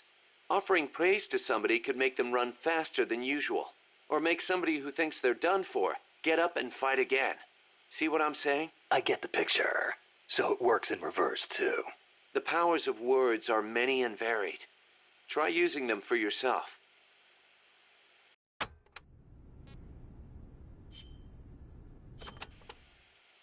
Snake, about cardboard boxes. It feels kind of weird me explaining this stuff to you, but there have been a few recent developments in cardboard box technology. So just to be safe, here goes. Go on. You can do much more with the box than just hide under it. You can put it someplace and leave it there. Huh? You can get on top of it and use it to reach high places, or hide from the enemy in its shadow. I like what I'm hearing so far. And that's not all. You can even put items in it and send them to co-ops teammates. Really? I never thought of any of that. Damn. Is there anything a cardboard box can't do? Every soldier should have one. Yeah, well, don't get too excited. This isn't exactly what they were made for. Which reminds me, don't you think the boxes around here are a little on the big side? You're right. I bet 2 people could fit under one box, if they packed in tight enough. They call them love boxes. Love boxes? Of course, you don't need a love box to fit 2 people inside. Any box of similar size will do.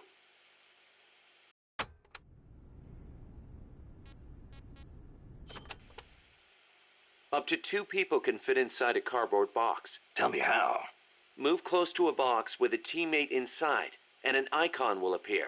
Then press the action button. You'll stay inside as long as the action button is pressed. So, same as snake formation, huh? Exactly the same.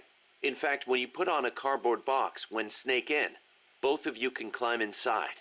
A box big enough to hold me and my buddy.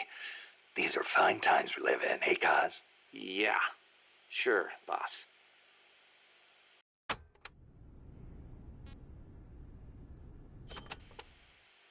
Snake, about that cassette player Galvez was carrying. What about it? That was no Russian imitation. It was the real deal. A prototype developed by a Japanese company. Get out of here. It's true. It had the Sony logo on it. The product name is Walkman. Walkman. It's a revolutionary new concept. Music you can listen to on the go. You can take it with you when you leave the house. I gave it a listen, and you wouldn't believe how good the sound quality is for something so tiny. And in stereo, too. Think of the technology that must have gone into it. And that tape is equally amazing. The treble range is clearly superior to any other cassette ever made. Stylish, too. How'd Galvez get his hands on a model that's not even out yet? Beats me. It's not the kind of thing I'd expect some stodgy Soviet to be into. Me neither. Tell you what, though, it's a fine piece of work. It'll let me listen to my music when I want, where I want. I never thought I'd hear you say that, but I have to agree. Me? I'm a recording freak, and I always used to laugh at the idea of a portable player. But now that I've seen it in action, I've changed my mind. Being able to take your music with you, this could be the start of a revolution in music. Could be. I'm having the guys at Mother Base study and analyze it. Who knows? They might be able to come up with something even better.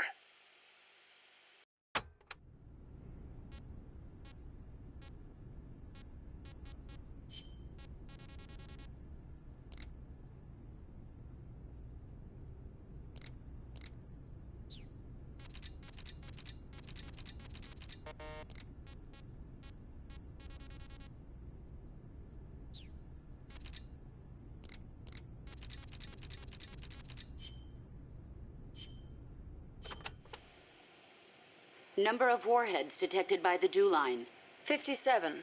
Number of MIRVs included. Minimum 29, maximum 35. Target region. United States, East Coast. Estimated time of re-entry. 2048 Zulu. President selected attack option. Unknown. The president is dead. Unknown. Communication has been lost. I select Offutt Air Force Base as my target. Offutt? But that's a U.S. base. What on earth do you mean? Based on the projected number of incoming warheads, Washington, D.C. is presumed destroyed. The president is most likely dead. The U.S. government's control lost. I realize that. So why not retaliate? With both sides destroyed, global anarchy would ensue. Recovery would be difficult. The United States' nuclear strike capability must therefore be neutralized in order to preserve the communist bloc, where government remains largely intact. You're siding with the enemy. You can't be serious. Tell me, how do you define enemy? There are no borders in this world. The same conclusion again and again. Where is the flaw? All right, let's try something else. Commencing test. Understood. You're crossing a suspension bridge. Is this my mission? Yes, your destination is the other side. The bridge is wide enough for only one person to pass at a time. A man is approaching from the opposite side. He's carrying a gun. I shoot him. Suppose he's your husband. I shoot him. In self-defense? To spare him the grief. One must die, and one must live. Next question. Your father asks you to fix the roof and mow the lawn. When you climb the ladder onto the roof, the ladder is taken away. I fix the roof. And when you're finished? I jump down. You'll break more than bones at this height. I see no need to change my decision. I have not finished mowing the lawn. I must remain loyal to the mission. Next. There is a snake in the bushes. It is poisonous. I need you to get rid of it. I chase it back to its nest. You can't. The snake's too vicious. It's already killed many people. I chase it away.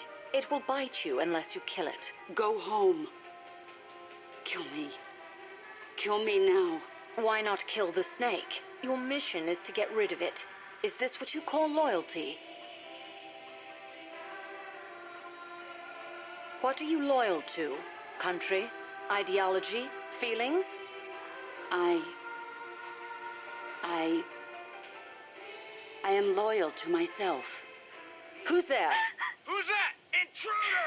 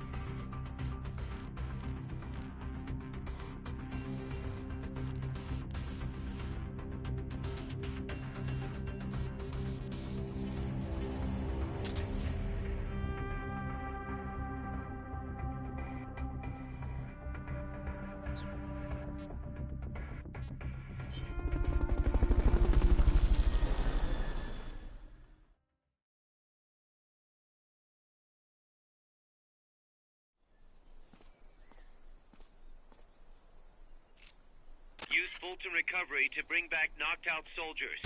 To use Fulton Recovery on a soldier, get up next to them so the icon appears, and push the action button. I know I saw something.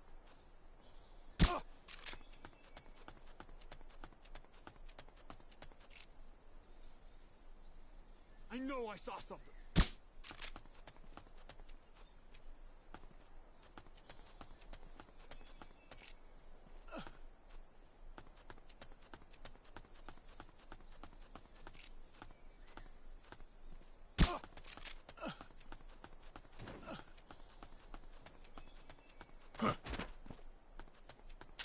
Looks like that soldier's out cold. Try using Fulton Recovery on him. Not enough room, huh? We'll keep it here. Hurry up and send those knocked out soldiers back here. Don't mess around or they're gonna wake up. Head for the recoveries. Good job. Return to base.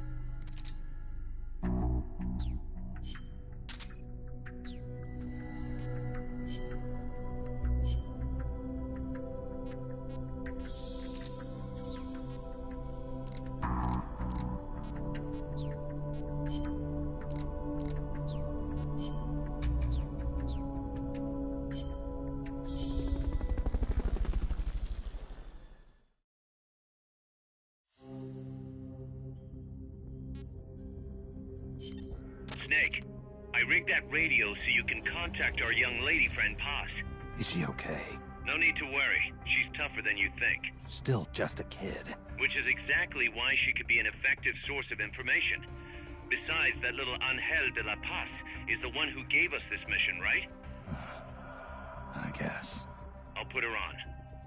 Snake. Paz, where are you? Ciudad Colon. A school. The teacher told me to stay here until things quiet down. Teacher? Oh, him. He's... Yeah, that's probably good advice. See, he has a radio in his room, so we can talk anytime. Pretty fancy for a teacher. Promise me, Snake, that you'll bring back peace, and... I know. I'll contact you if I find your friend. Thank you. Snake, if you need to know about Costa Rica, the geography, the climate, the wildlife, anything, just ask me. I know about its history and laws, too. We learned it all in school. Got it. I have a question. I'll ask. What? In school, I also learned that peace is an unnatural state for human society, and that war is a constant threat to our relationships with others. That's right. So, to achieve peace, we have to create it ourselves. Crying about it won't bring it about or make it last. Each one of us must go and seek it out. You won't find it without making sacrifices. No offense, but I don't know what peace is. Never felt what it's like. Never even been interested in it. Snake? Oh, sorry. Listen, Paz, I think your ideas are admirable. And I hope they turn out to be right. Yeah, me too. Peace is in your name. Who better to help bring it back? Thanks, Snake. I will be here whenever you need me. See you later. Snake, use your radio to call people, but stay alert. You're in the middle of a mission and can't afford to let your guard down. Got it. Need to know more about Costa Rica? Haas can help you out. Good to know. We'll follow their transport route. This should take us straight to their main base. From what I've seen, it looks like nukes. Agreed. The key thing now is to confirm whether those spears really are what we think they are, and if so, why they're here. Follow the transport route. Find the nukes. That's what I'm thinking. First, we should make contact with the Sandinista Comandante. They can tell us more about what's up ahead. But it looks like their hideout's already come under attack. We better hope they're still alive. Snake, infiltrate that cabin and secure the Sandinista's Comandante. Neutralize any guards by knocking them out, putting them to sleep, or even using the Fulton recovery system. You choose how to handle it, boss.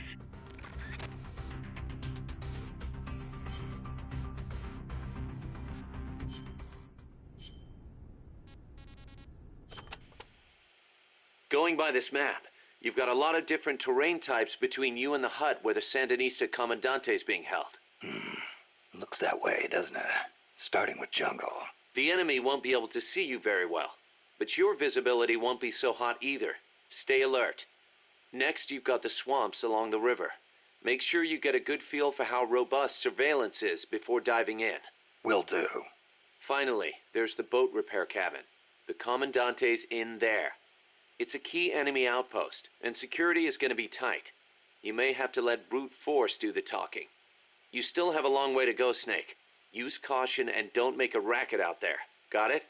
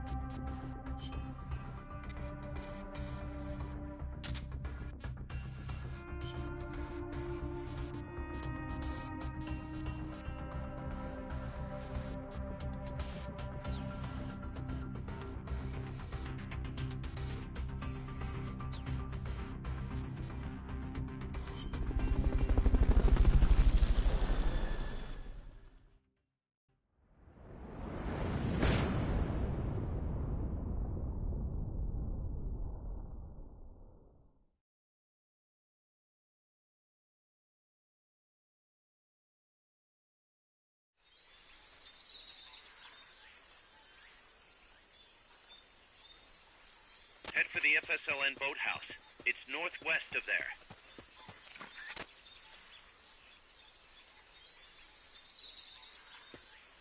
You can use the radio you just picked up by opening the menu. Use the radio by going to the radio tab.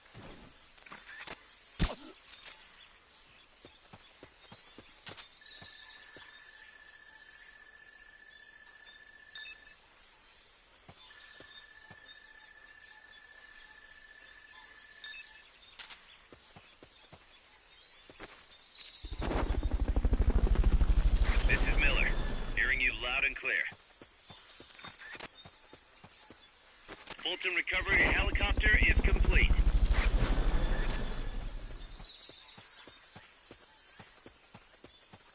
Fulton recovery subject confirmed onboard helicopter.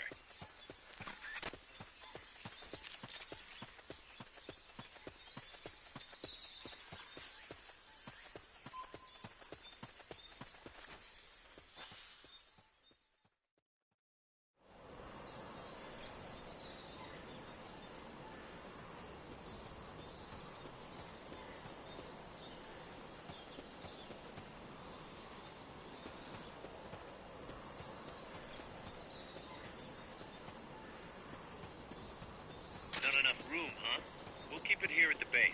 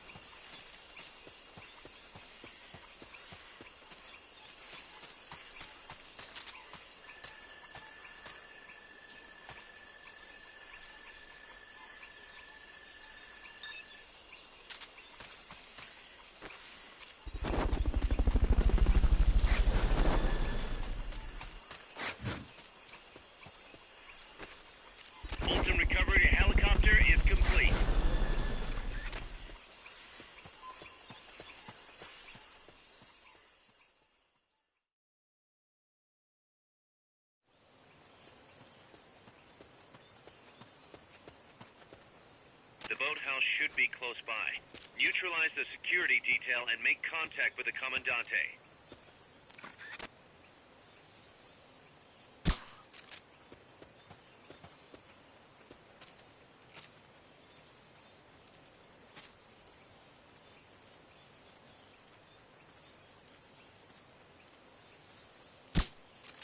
What is it?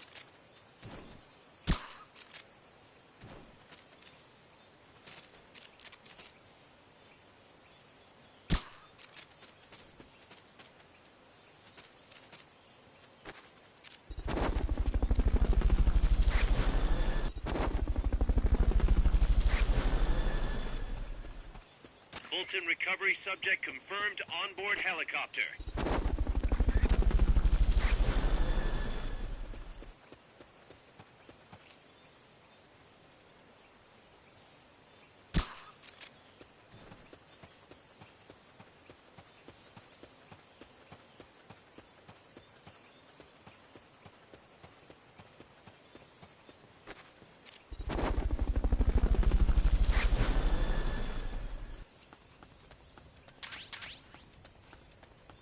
Fulton recovery helicopter is complete. What was that? Huh? I think I see someone.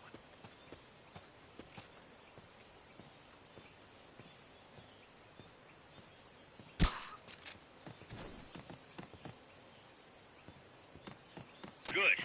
Now meet with the FSLN Commandante. He's inside the boathouse.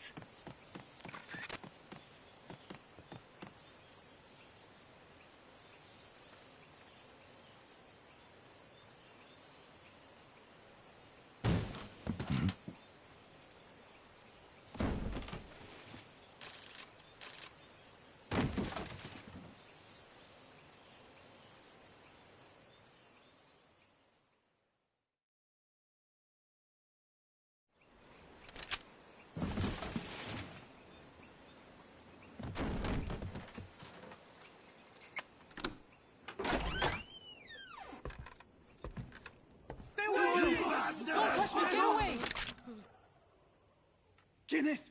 Hexe? No way. What do we do? Sandinista's right. I'm looking for someone. Mi viejo! Shh. He's dead. They killed nuestro viejo. You're his daughter. Then that makes you his delegado, right? Relax, I'm not your enemy. Cuban. A cigar? I'll take whatever you've got.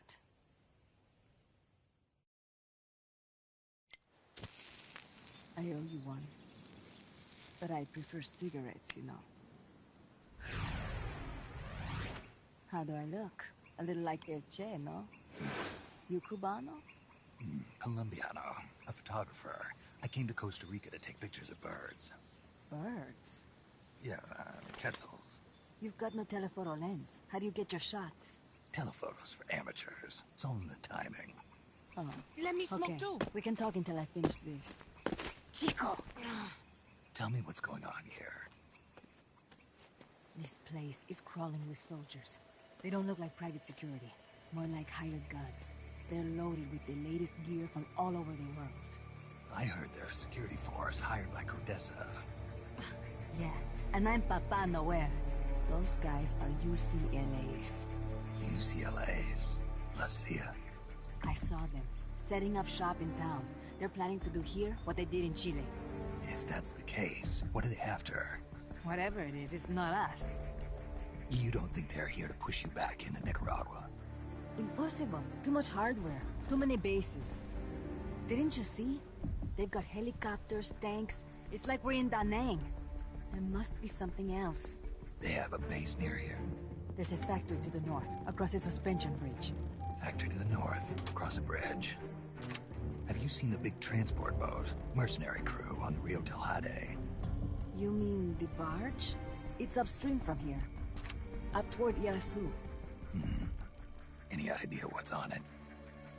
I could introduce you to some of our compas up there, but I don't recommend going to the mountains. We've lost a lot of people there.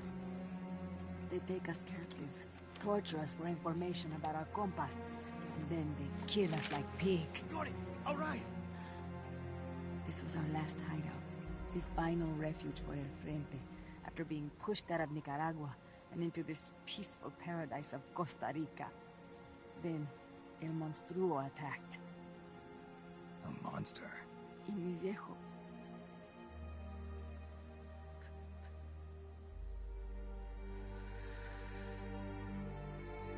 Mi viejo.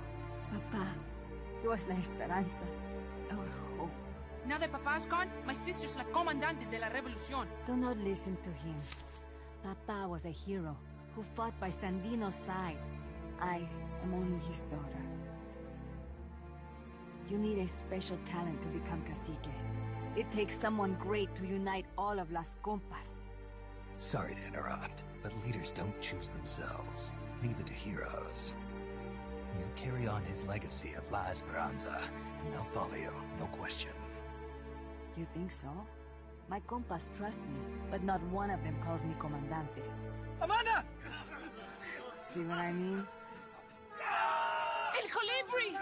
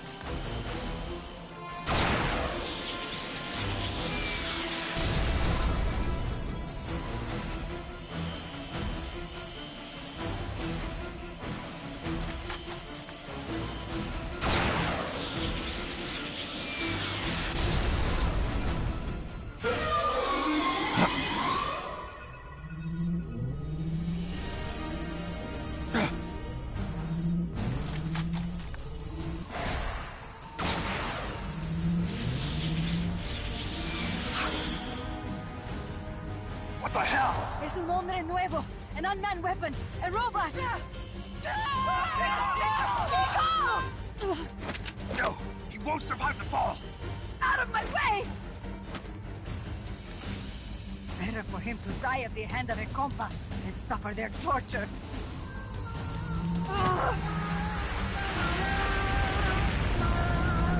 Stay here. As long as I'm still alive, I might as well retain. Over here! Fine, Chico! ¡Venceremos!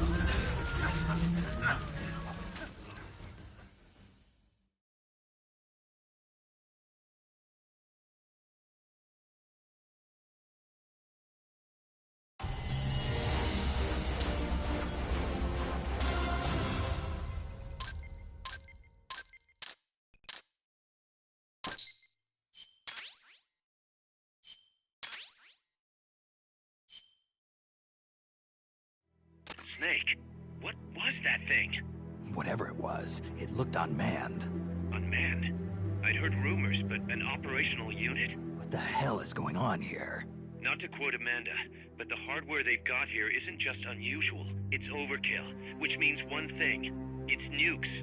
So the question now becomes why? We can't make that call yet. We need more intel. How? Our source is dead. But his daughter isn't. Good thinking. We can follow her. Head for the next outpost, and make contact with Amanda if she's still alive. Roger.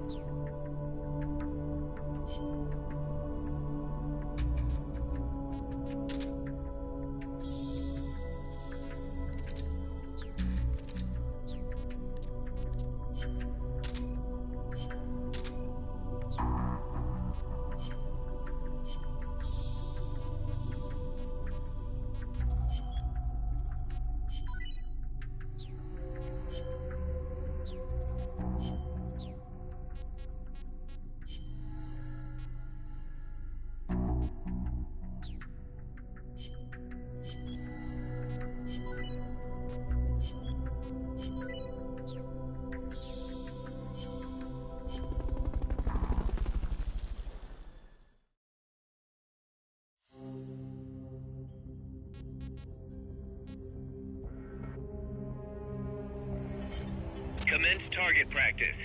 As a special treat, you can practice freely on any of the targets in the shooting range today. Shoot away. When you're done, head over to the exit.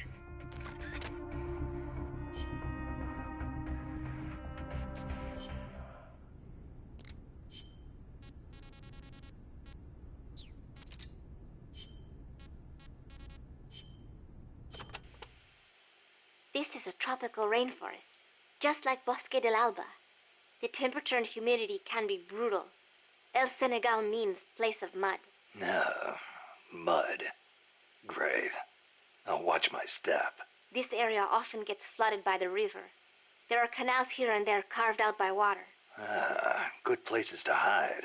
But they will also make it harder for you to see. Be careful, Snake.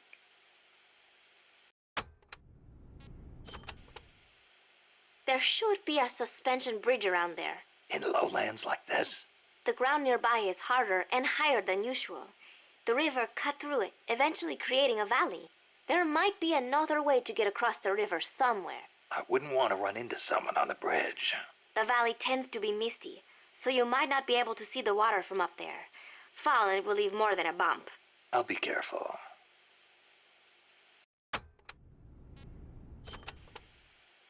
When a river floods an area, the banks can collapse, creating a marsh. You see a lot of them around here. I'll need to watch the noise my feet make in El Senegal. There is a marsh on the other side of the river, too. The suspension bridge will take you there.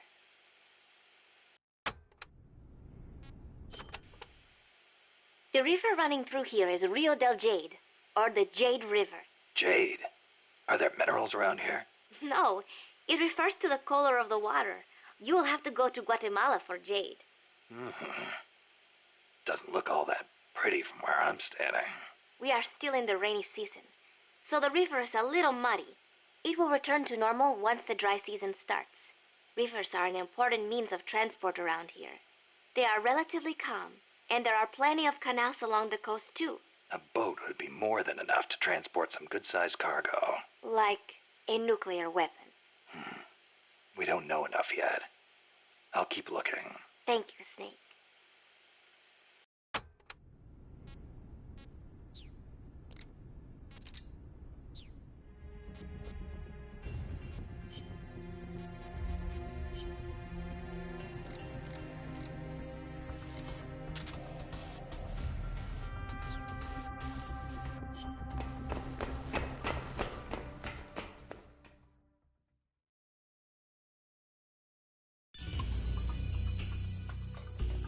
Welcome to the shooting range. Just the place for a little target practice, huh? When you're done, head over to the exit.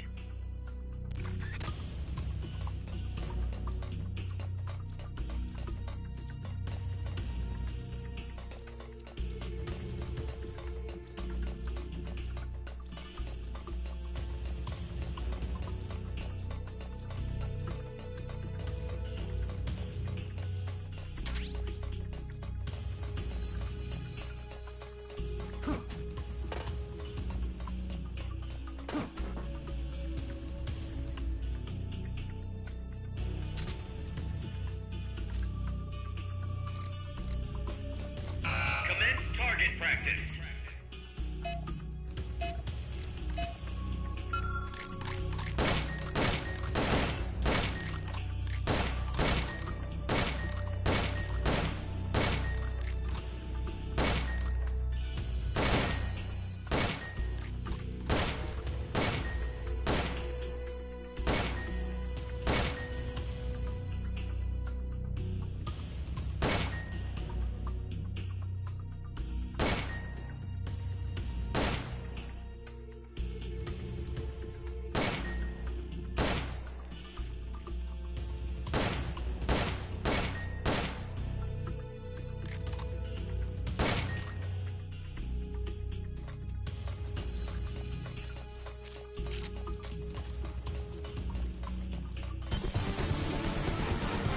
Training exercise complete.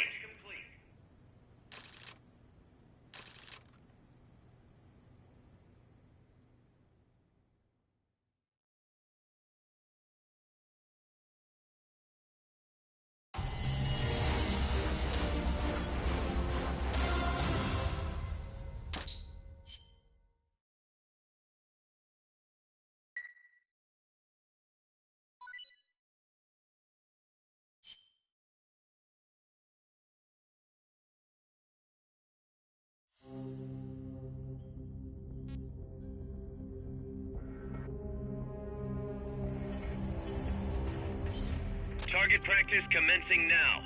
Shoot all the targets in the shooting range. When the timer reaches 0, the exercise is over.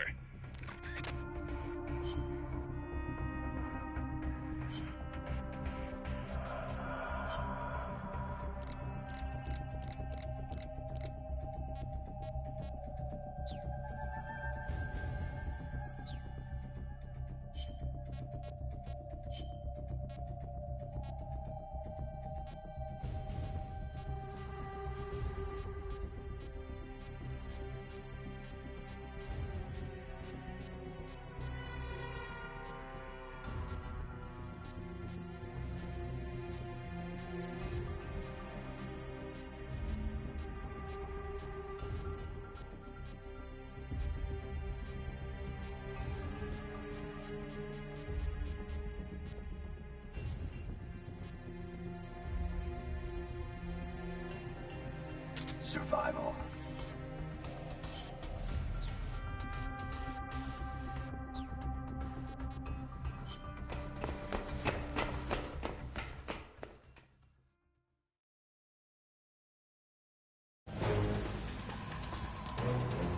Get as many targets as you can before time runs out.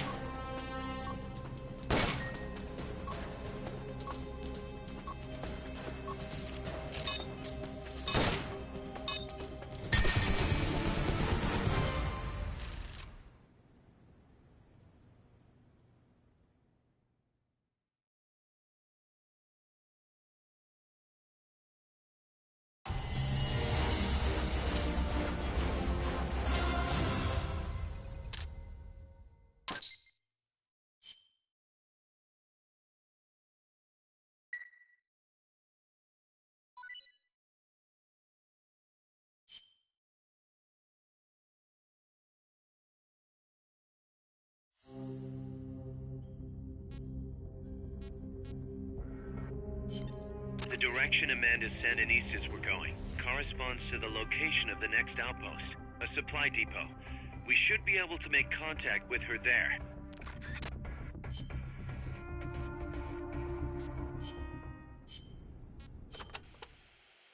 To get to your next objective, you'll need to backtrack along the way you came for a bit.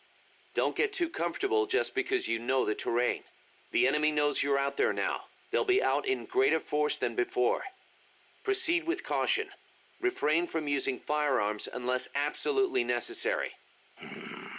Looks like I'll have to cross the river. Yeah. There's a suspension bridge you can use. It's the only way across. You'll have to be a little creative to keep from being spotted. So, I cross the bridge, go through the swamp, and come to a banana plantation. Complete with its own factory by the looks of it. It's going to feel a lot different moving through that area compared to the forest. Stay on your toes. Got it. Also, you may encounter Sandinista prisoners along the way. Try and save as many as you can with Fulton Recovery. I'll keep an eye out.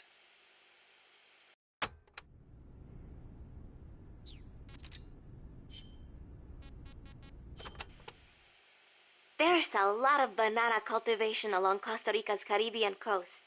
The area is dotted with banana plantations.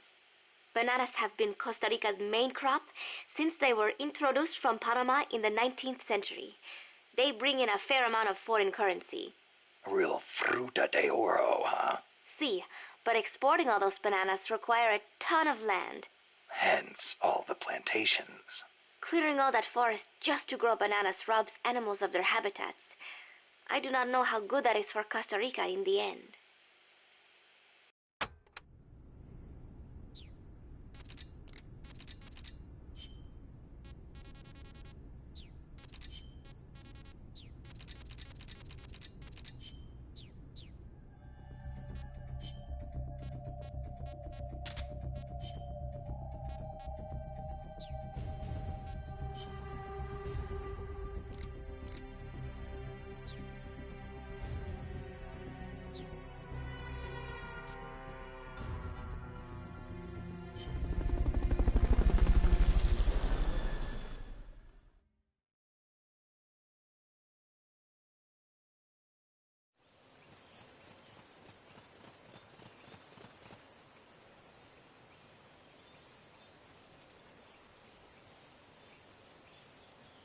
Careful.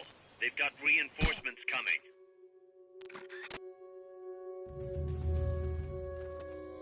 I'm seeing things.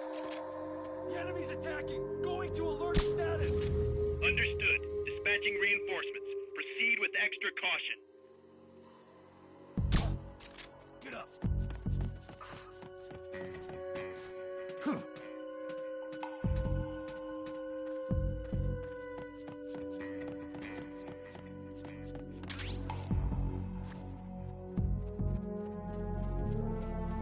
What is it?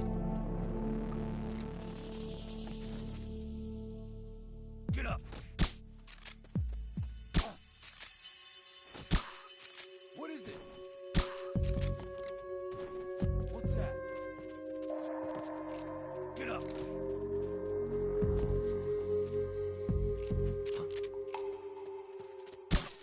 Ah! What is it? Somebody's here!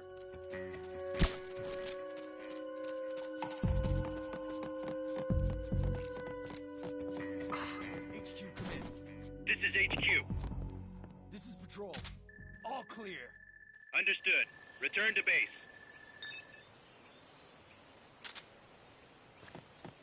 What is it?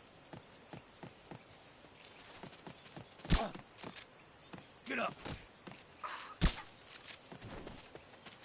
What is it?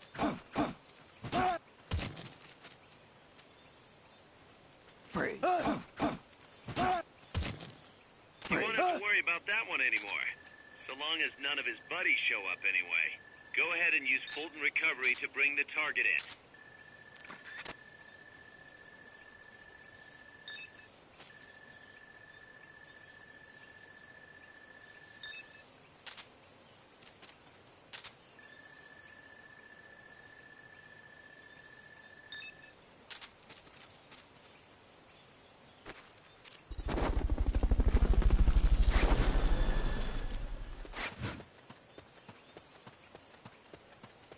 Fulton recovery subject confirmed onboard helicopter.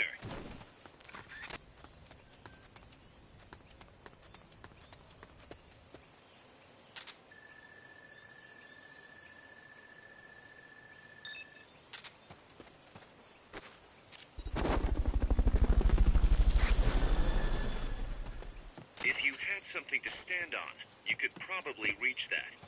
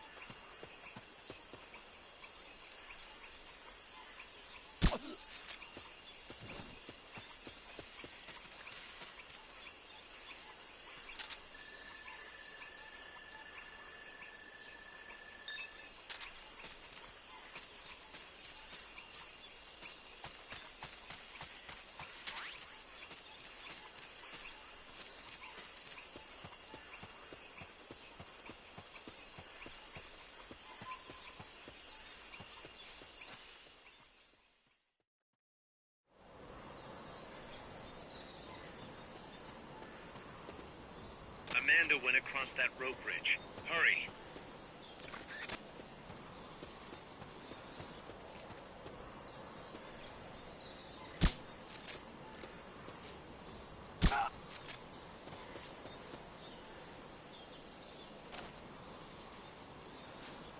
Can't be imagining things.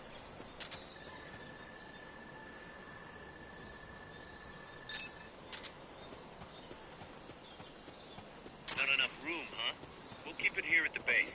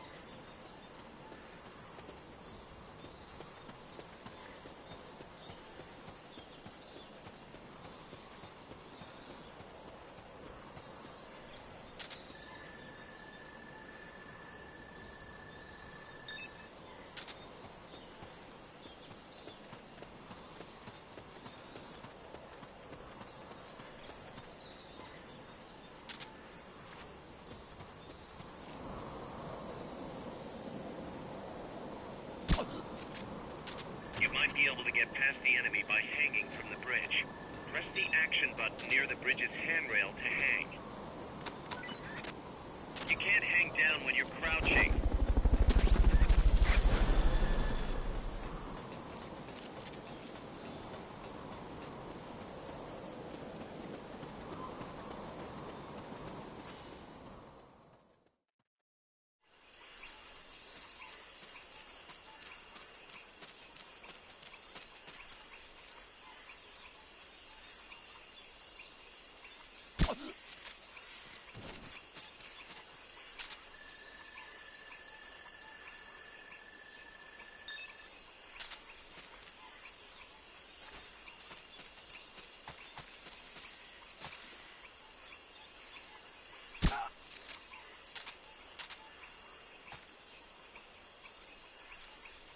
Can't be imagining things.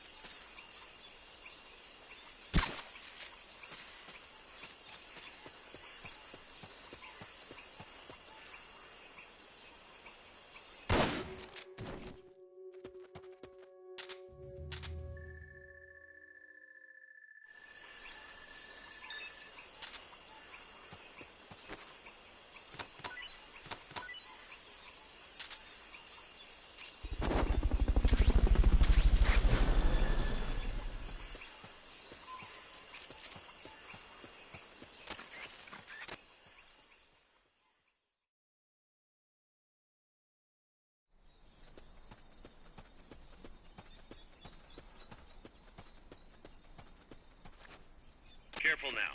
They might be holding FSLN soldiers prisoner.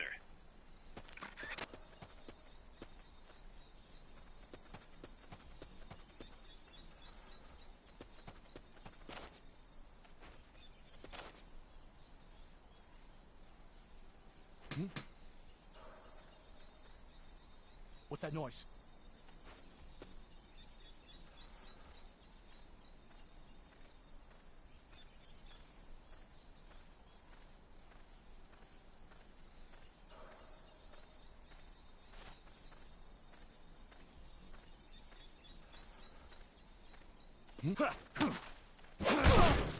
Freeze.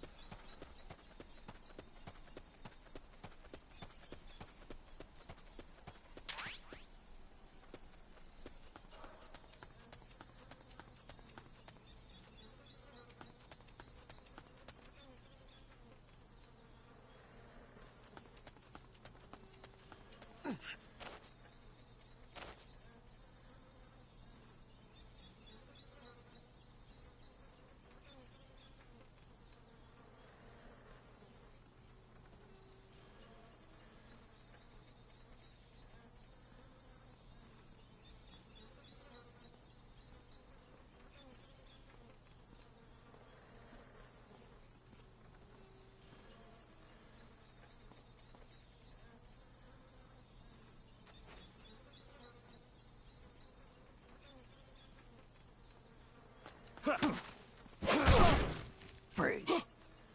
Press the action button in front of a prisoner to take them to Mother Base using the Fulton recovery system.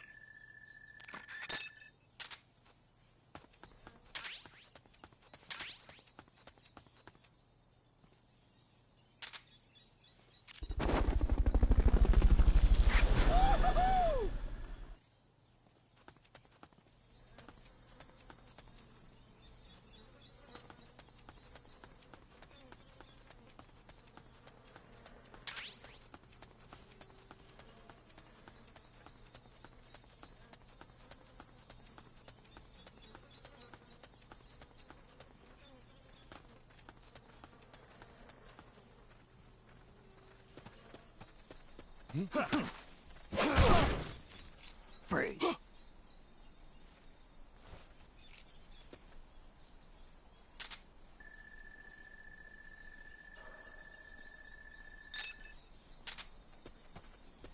To send a prisoner to Mother Base, equip the Fulton recovery system. Select equipment by tilting the move stick left or right while holding the item window button.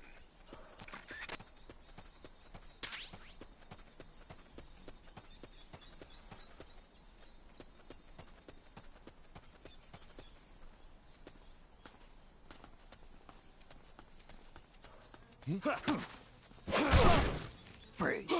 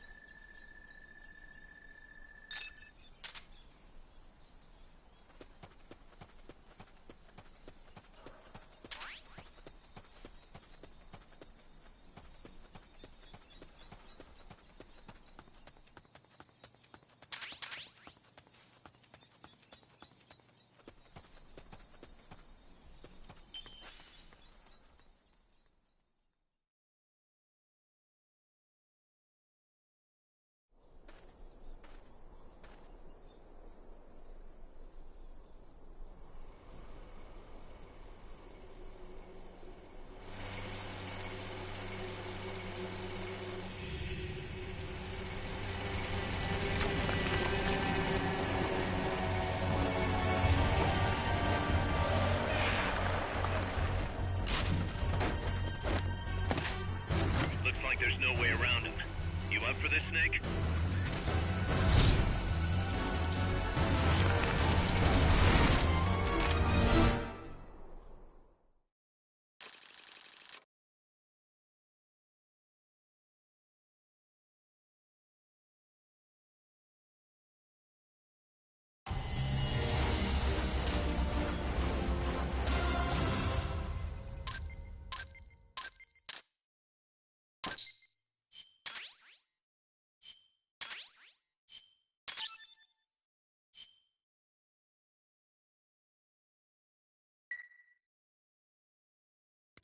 Listen, boss.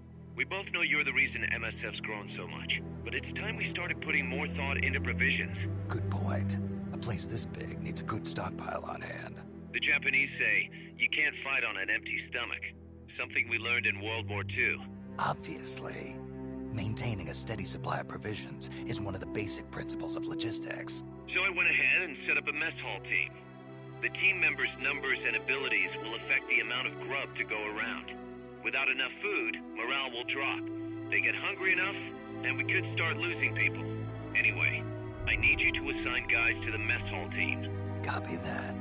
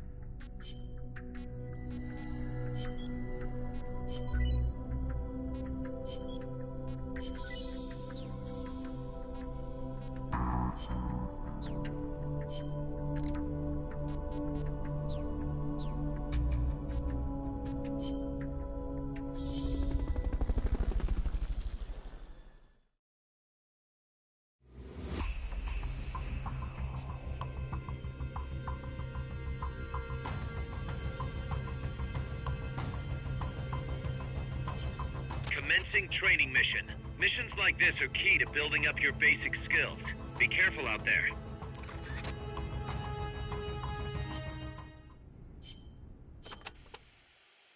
Right now, there don't appear to be any enemy soldiers in the area. Relax and concentrate on your target practice. And don't forget to look for targets in the shadows near the crates and forklifts. These are medium-range targets. You may want to consider taking something like an assault rifle with you. But I'll leave that up to you. Use whatever weapon you want to get some practice.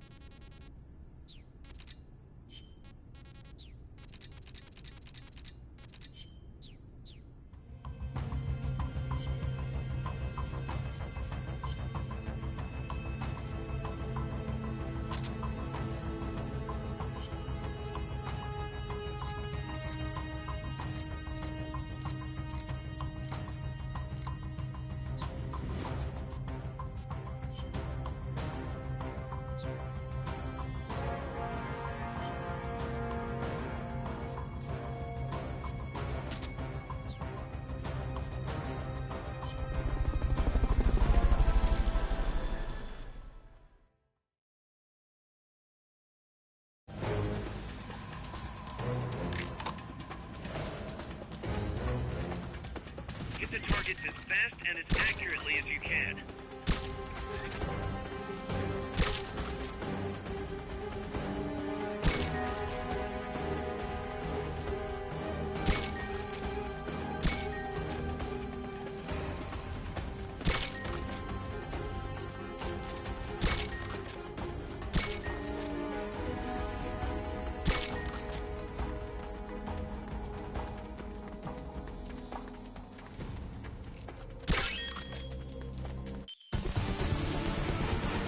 Mission complete. The folks back at Mother Base will be thrilled.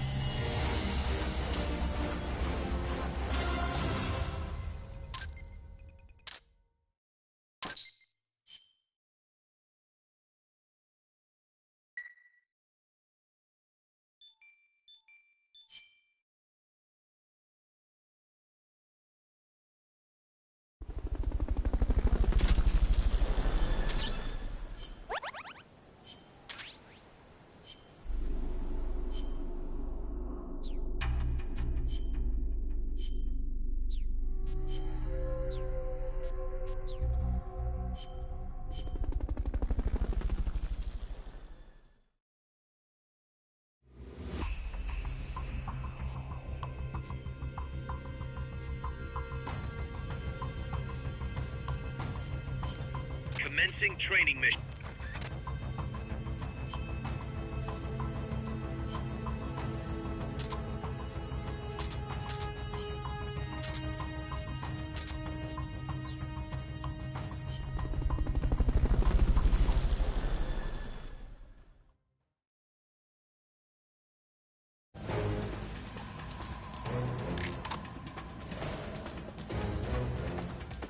Hit the targets as fast and as accurately as you can.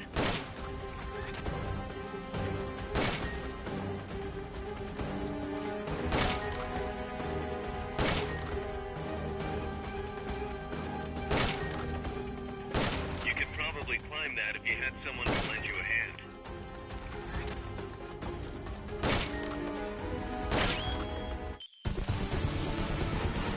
I knew you could do it. Piece of cake, right?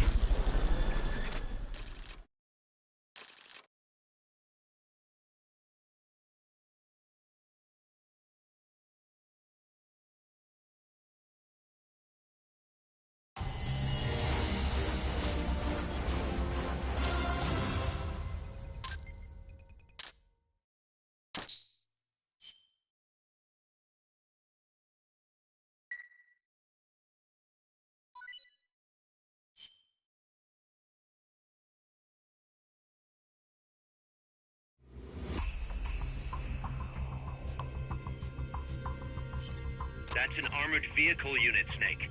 Either destroy the vehicle or neutralize the soldiers. Take it out.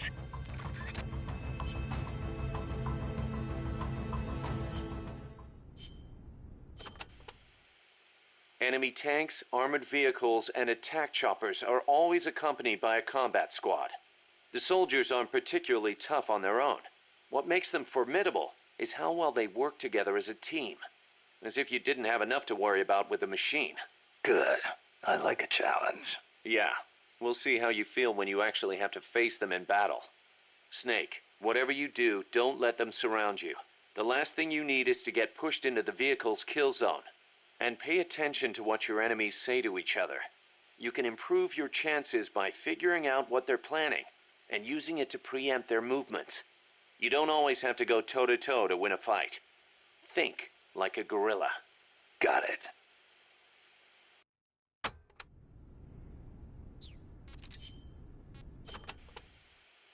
Panama disease was rampant here about 20 years ago, putting a lot of banana plantations out of business. Panama disease? It is caused by a type of fungus. Apparently it killed off almost all the banana species that used to grow here. How could that happen? Cultivated bananas do not produce seeds. You have to remove and transplant part of the stem yourself. You plant them in the fields. So you've got acres of identical plants? See, when one plant is infected, the disease spreads quickly. Species lacking genetic diversity become weak. They grow different bananas today. One said to be resistant to Panama disease.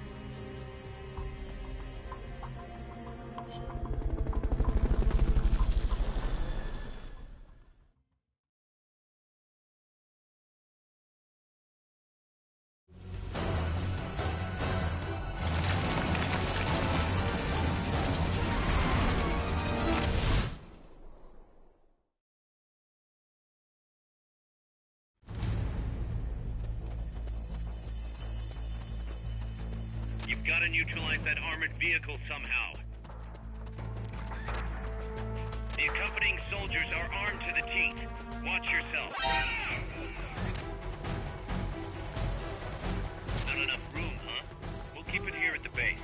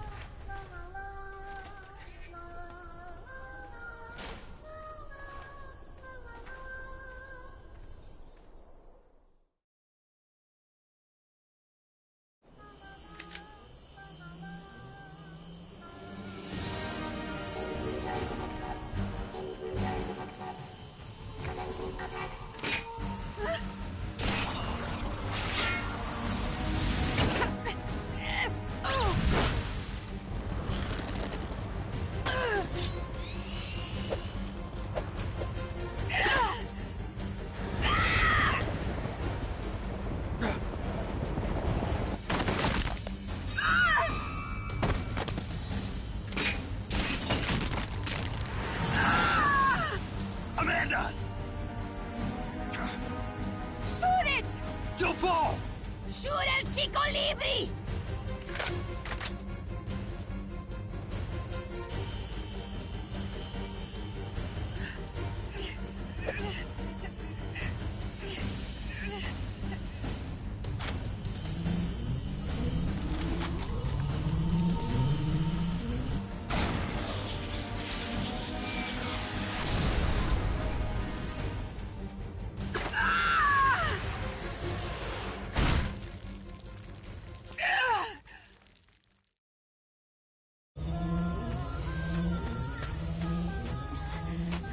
Amanda.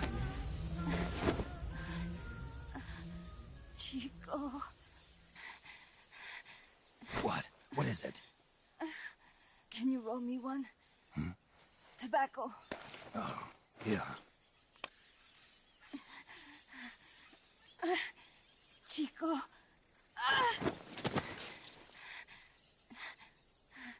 Hold still. I treated him like a kid again. We fought.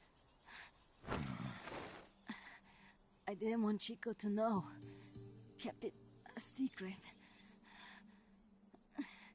Somoza's Guardia chased us out of Nicaragua. Across the Rio San Juan. And we ended up here. The only reason we've been able to keep on fighting. Amanda. The factory. You saw it? The banana factory. A front. It's a drug refining plant. The KGB set it up for us to run. We used the income to buy food and weapons. Mi viejo never said a word, but we all knew. Everyone except Chico. Everything we have. Our weapons, our compass. He brought it all together. We were going to rebuild our country. Rebuild Nika with our own hands. Even if we had to dirty our hands to do it. But it's all over. We lost our cacique. Papa.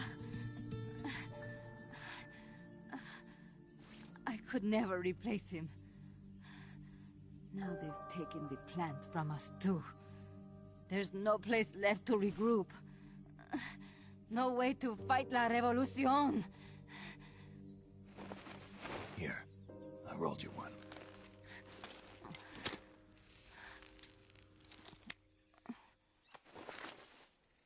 What about you? You're going after that cargo? Yeah. Must be important, Looks that way. It looks like it could be nukes. What? Nukes? Madre de Dios. No time to waste. We must get to Irasu. The transport route leads there. It must be where they're holding Chico and my compas, too. Whenever Chico and I argue, he goes off to be by himself. That's why he knows more than anybody about their bases. Oh, Chico. You're pretty worried about your baby brother. This is why I'm not fit to be a leader.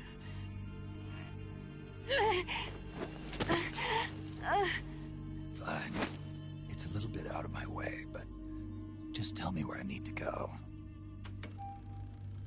There's a prison. Up in the mountains. That's probably where he is. A prison in the mountains. You must do something for me. If you can't save Chico, I want you to ease his pain. End his humiliation. If he gives in, if he's about to sell out his compass, please, at least let him keep his honor. That's a promise I can't make. Why? Amanda, we gave up our homes, but But we're still alive. We're still fighting. And there's always another reason to keep on living.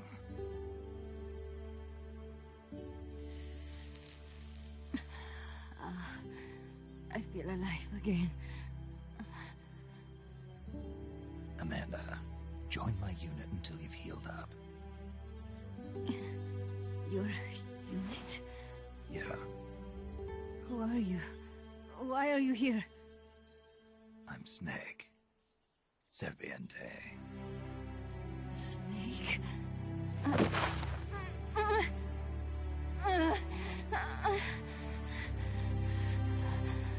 Could it be the great cacique has come to lead us?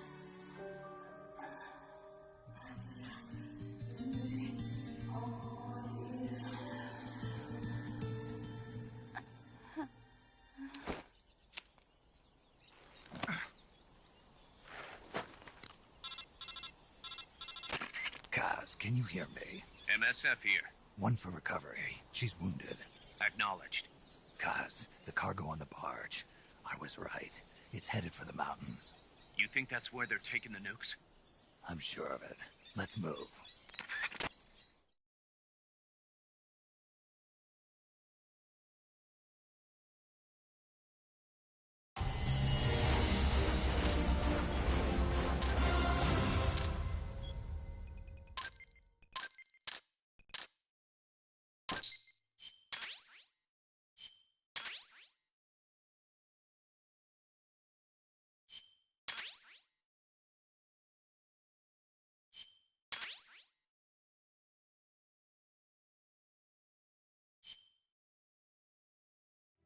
Snake, Amanda's reached the plant. Snake. Amanda, how do you feel? Some first helicopter ride. I'll be perfectly happy if it's my last. As you can see, she's doing fine. I set Amanda up with her own frequency, so call her anytime you need to. If you have any questions about American bases or mercenary units, or about El Frente, just ask. And please, do not forget my compas and Chico. Don't worry. It's good to be working with you, boss. Snake, we can monitor her condition in sickbay. Remember to assign roles to any POWs you bring back to Mother Base. How this outfit gets built depends on who we assign to what jobs. That'll determine how Mother Base grows. It's one of your most important roles, boss. Yeah, I know.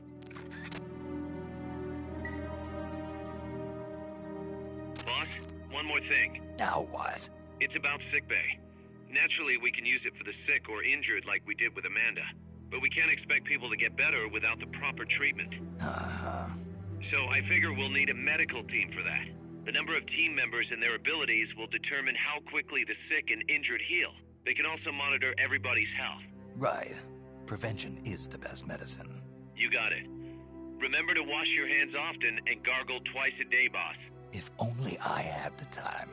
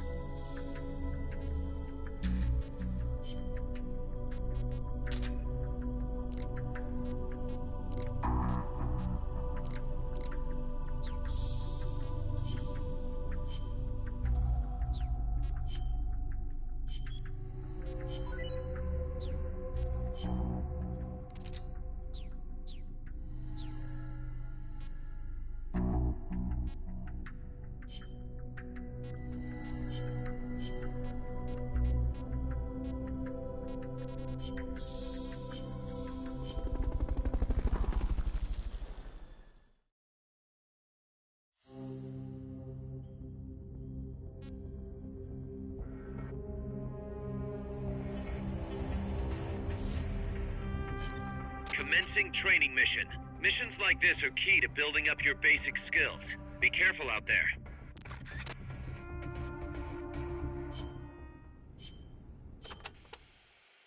We've already taken care of the enemy soldiers in there. It should be deserted. All you need to do is focus on hitting those targets. It's geared toward long-range target practice. You should think about bringing something like a sniper rifle. Then again, nothing's stopping you from giving it a shot with a handgun either.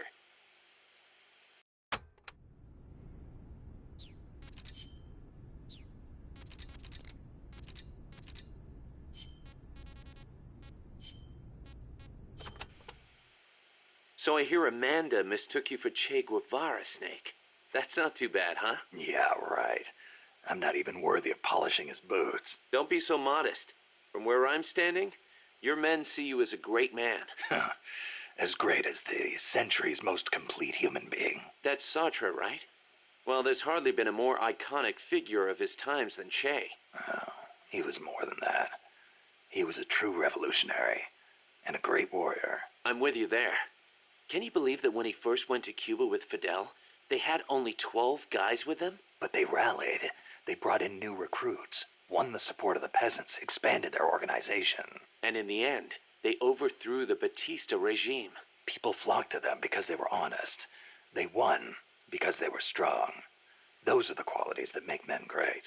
You know, we're kind of in the same boat they were back then. Here we are, a handful of mercenaries taking on an army backed by the United States. Yeah, we've got a long way to go. But we've got to keep on going. It's not just about winning in battle. You need to think about recruiting people and growing this operation. Got it.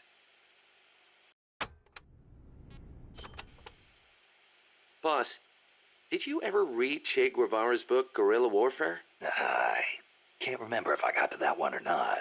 You should have. That's why I lent it to you. A lot of the guerrilla tactics it covers apply to sneaking missions, too. Che was one of the first people to articulate the theory of guerrilla warfare. T.E. Lawrence, Lawrence of Arabia, was another one. And Mao Zedong and his On Protracted War. Theory aside, Nicaragua's General Sandino was one of the first to put guerrilla tactics into practice, which explains why the Sandinistas named themselves after him. If you think about it, guerrilla warfare itself has been around since ancient times. There's only so many ways a small group can upset a large army. There was a samurai in Japan who excelled in guerrilla warfare. No kidding. Tsunoki Masashige. He was a warrior who lived in the medieval era. He used unconventional tactics to help overthrow the Kamakura shogunate. Like what? Trojan horse-style maneuvers and decoys to confuse the enemy. The best one was when the enemy was climbing the castle walls. He dumped boiling water and human excrement on them. Sounds great. Let's put it in the MSF playbook. You're not serious, are you, boss? Why not? We've got plenty of crap to unload. Yeah. I'll think about it.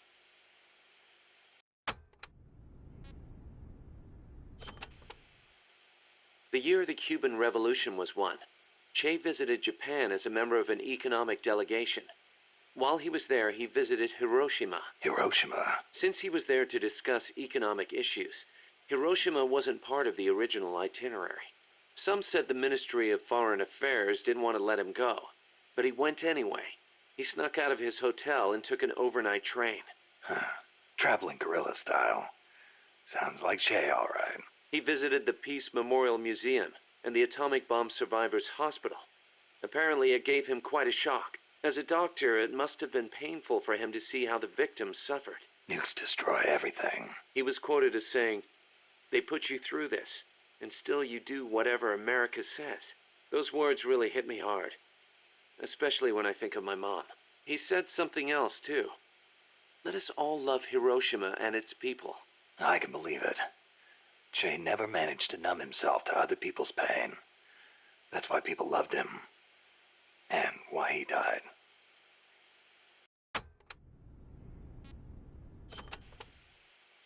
That bandana you're always wearing, that thing's a real antique.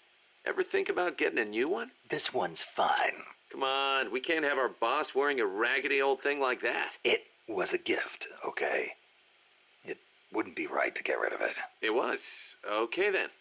Speaking of which, Che supposedly had a black scarf he used to take everywhere with him. A scarf? One of his comrades gave it to him when he broke his arm in battle. Che used that silk scarf as a sling, and the comrade who gave it to him became his second wife. Alida, right? Even after his arm healed up, he never went anywhere without that scarf. What about you? You get that bandana from someone special? No, nothing like that. It's important to me. That's all.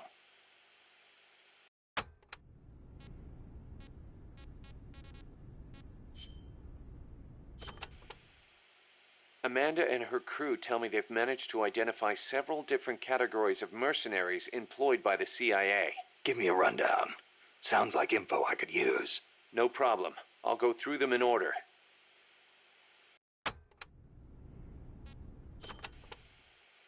The type of enemy you'll be seeing most is the type that patrols and guards a specific operational area. For the sake of convenience, Amanda's crew calls the outdoor ones patrolmen, and the indoor ones guards. They might look like they're just out for a stroll, but don't be fooled. They're sharper than they look. All of their senses are finely honed. Normally, they'll patrol along fixed routes, but when the alert level is raised, they'll assume a more efficient alert posture and focus on defending specific points. That's bad for you. Obviously, they can hold their own in combat, and with body armor, it'll be even harder to take them down. If they're wearing a bulletproof helmet, you can forget about one-shot kills. Just a heads up. You'll need to be smart about using camo and pick your routes. The most important thing is to avoid detection.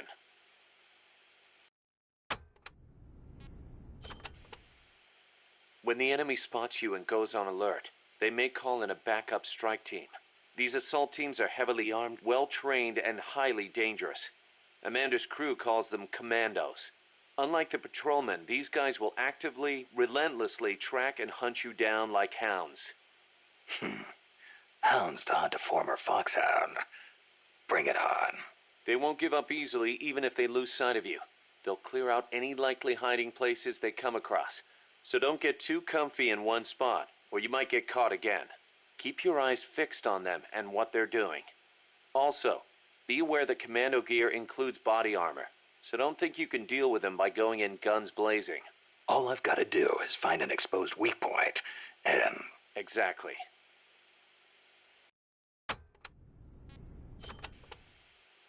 There are areas out there where enemy soldiers are deployed in multiple layers for extra coverage. More than a few of those will be attacking you from a distance, rooftops and far-off vantage points.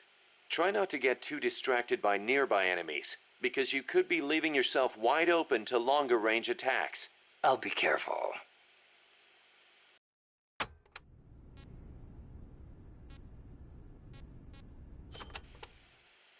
We know there are variations in the kinds of gear patrolmen and commandos wear, especially the body armor.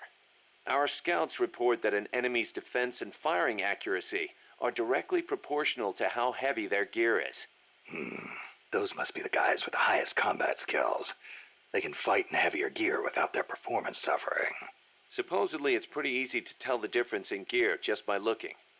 So remember, use extra caution when dealing with enemies wearing heavy gear.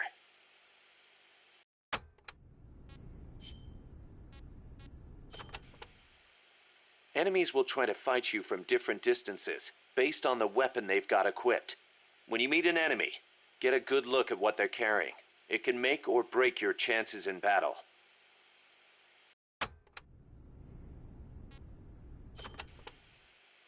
Enemies carrying handguns and shotguns will try and get in close. That makes them dangerous, but at the same time, easier to hit. Keep your wits about you, and you can turn a threat into an opportunity.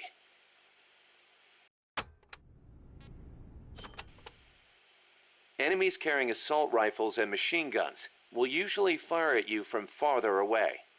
Use whatever cover you can find, then return fire with a few well-placed shots of your own.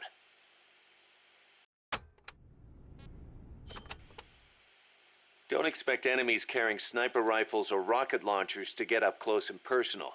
They'll be constantly moving from place to place looking for an opening to snipe at you. Tricky bastards. Eye for an eye, tooth for a tooth. Go with the sniper rifle. Make sure you stay out of their line of sight, and when they expose themselves, take them down.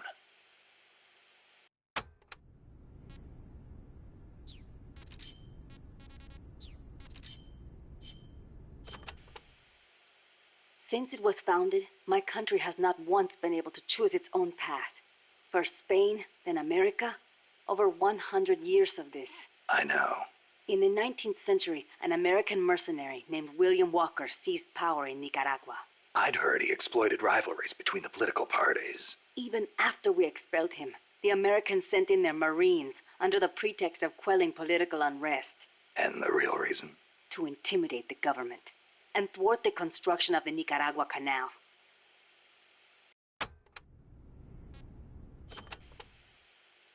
I thought the U.S. already has the rights to build a canal in Nicaragua. They never intended to build a canal there. They'd already started digging in Panama. A canal in Nicaragua would break up the Panama Canal's monopoly. Reason enough for America to stick its nose into our affairs. They snagged the rights so nobody else could build there. It was General Sandino who finally stood up to los Yankees.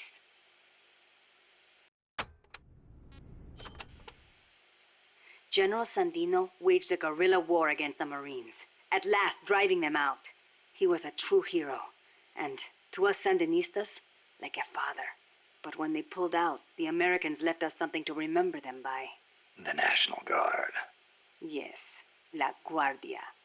In name, a peacekeeping force, but in reality, Commander Somoza's personal army, answering to no one else. Unable to stay silent, General Sandino went to protest and was assassinated by Somoza as he made his way home. It was then that Somoza and Los Sapos began to eat our country alive from the inside.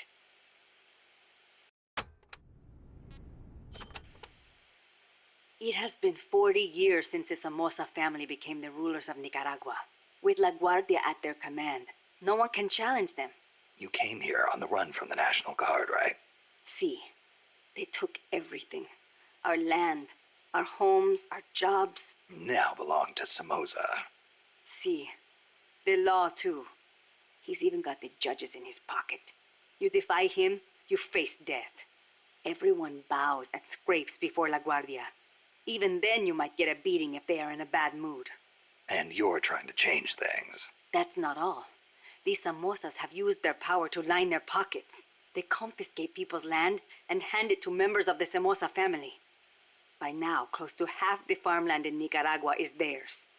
We were powerless until... You remember the earthquake 2 years ago? Yeah, I heard the capital was hit pretty hard. We lost Managua, our capital city. People sent aid from all around the world. Tears of sorrow turned to tears of joy. Yet almost all of it was embezzled by the Somozas. They sold out those who'd lost everything for money. They feasted on our country's suffering. Public resentment is at the boiling point. The Somozas' days are numbered. We will see to it.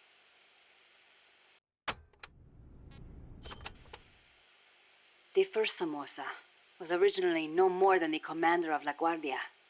Ordinarily, a man of his station could never hope to become president. But the president at the time had no power to back him.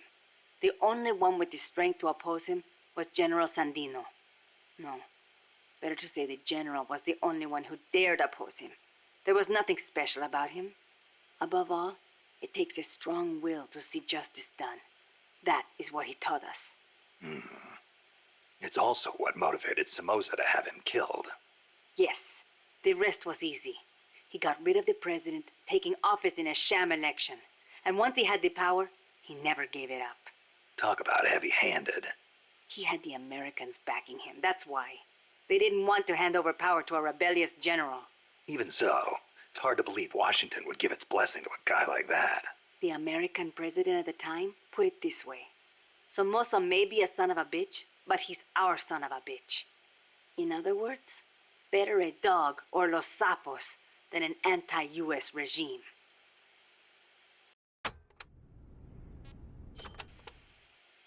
The Managua earthquake struck 2 years ago, the day before Christmas Eve. Giant cracks opened up in the streets. Sleeping children were crushed in collapsing houses.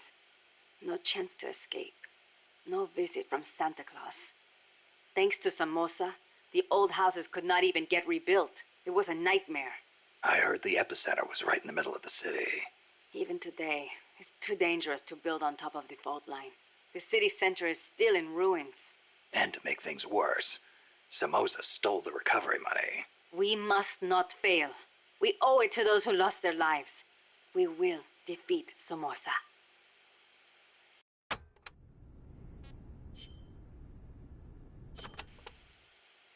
We are Sandinistas, the heirs of General Sandino's will. Sandino, the father of modern guerrilla warfare. To you, maybe. To us, he's more like a real father. That why you named yourselves after him? Of course. La Frente Sandinista de Liberación Nacional. The Sandinista National Liberation Front is named in his honor. We share the general's goal, to take back our country's freedom. In his day, from America. In ours, from the despot Somoza. Times have changed, but the song remains the same. Patria libre o morir. That is our slogan. El Che used to say the same thing, you know. Patria o muerte, the slogan of the Cuban Revolution. So, you're fighting for a socialist revolution too, then? No, it's not about ideology. We only want to live normal lives. We are sick of living in a country where you can be beaten for walking down the street, where you never know if your neighbor is snitching on you. Our goal is to give back the country to its people. Yeah, the Cuban Revolution started out like that too. We are few in number, but we will win. Victoria o muerte. For a revolutionary, there is no other fate.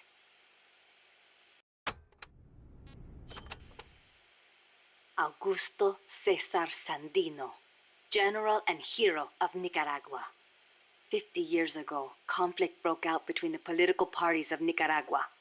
The U.S. Marines intervened in the name of restoring order. The only one who refused to listen to their call for reconciliation was General Sandino. Huh. One man against the Marines. That takes guts. The general wasn't a professional soldier. Neither were his compadres. And they certainly could not match the Marines' equipment. But he used the land to his advantage, lurking in the fields and hills of Nicaragua, and using surprise attacks to harass the Marines. I know. I've read plenty of textbooks on guerrilla warfare. In the end, he drove them out. He was truly a role model for us. Yeah, but that was the 30s. Didn't the Depression have something to do with it? It takes cash to wage war. Perhaps. But there is no denying what the general accomplished. The people hailed him as the General de Hombres Libres, the General of Free Men. They loved him.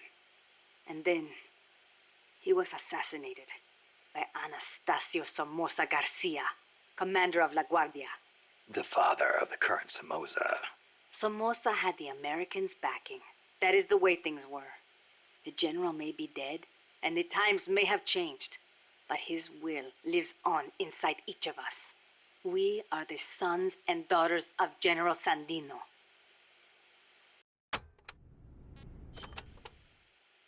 Hey, how's the watermelon business these days? Not bad. I hear the compas back home are hanging in there too. Good to hear. You know our nickname.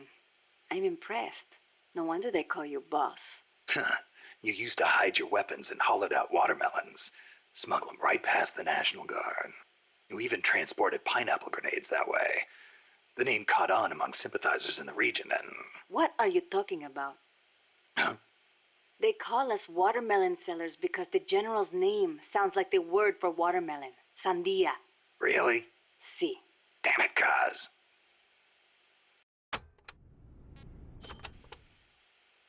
A revolution to bring peace to your country, huh? No matter how much we fight, peace never gets any closer, does it? I do not like it, but it is the only way. If we do not fight back, they'll just keep exploiting us. You want proof? Look at our country's history. Revolution is a means and not an end. I know. When the revolution is victorious, I want my country to be at peace. But to bring peace, we have to first eliminate that traitorous scum. It's an old saying. We make war that we may live in peace. Who said it? Aristotle. You know your history. I had a good teacher. It has always been like this. People making the same mistakes over and over. And still, all we can do is fight. I hear you. If you've got a goal, you've got to keep moving forward.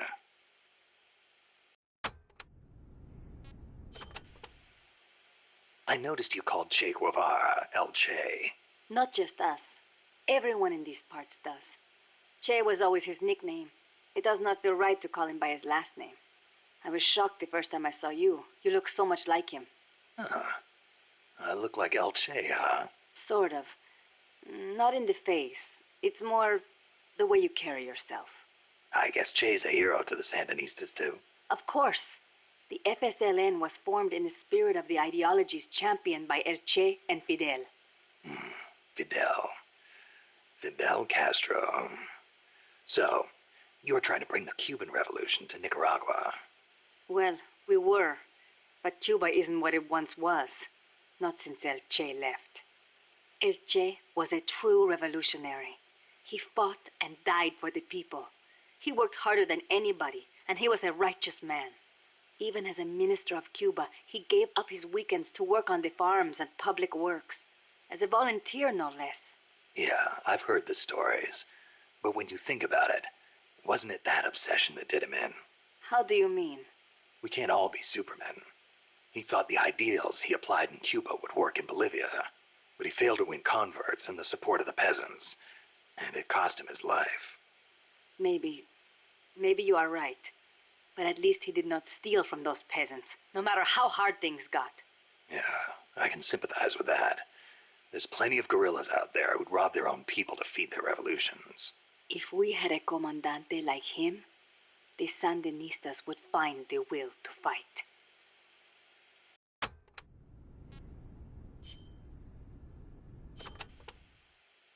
You called that giant chopper an hombre nuevo. Si. It means new man. New man? There was nobody piloting that thing. It must be controlled by machine. Yeah, it seems that way. No human being could pull off those crazy maneuvers. But it's not crazy. It's smart. It sings, too. When we first saw it, one of your men said, "Pilot must be an hombre nuevo." Me? I do not like the name. Why? Hombre nuevo was what El Che was striving to become. What all of us who joined the Sandinistas strive to become. That's why. An hombre nuevo is one who finds joy in virtue and voluntary labor.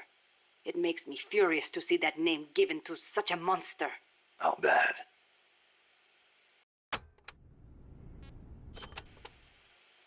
Chico called that helicopter El Colibri. Our name for the hummingbird. You saw how that chopper moved, how it hovered in midair like a hummingbird? A hell of a lot bigger than a bird, though. True, but better than hombre nuevo, don't you think? When you get kidnapped by El Colibri, it's all over. They take you to a prison camp and torture you until you snitch on your compas. That's what took Chico. They have no mercy. Once you talk, they toss you out like trash. I knew this, and still I could not save Chico. If he cannot be saved, I will do what must be done. Don't write him off like that. Sometimes you have to survive, even if it means sacrificing your honor. I'll get him back. I promise.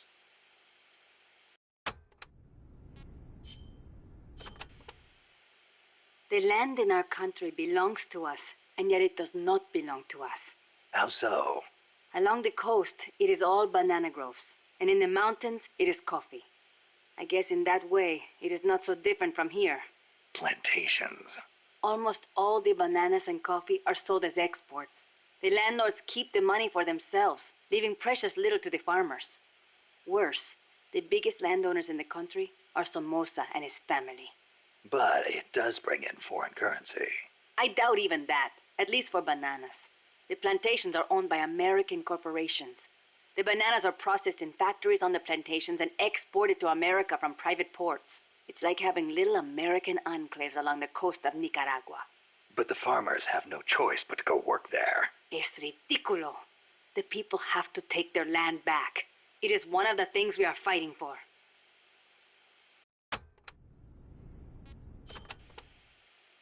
Tell me, when exactly did you realize your dad was working with the KGB? About 6 months ago. Up until then, we only had beans to eat. And then suddenly we started to get eggs and flour. Our bullet shortage simply disappeared. How'd he get the cocaine? Ask the KGB. All we did here was process it. Coca plants grow here too. But to my knowledge, almost all of the stuff we used came from Colombia and Bolivia.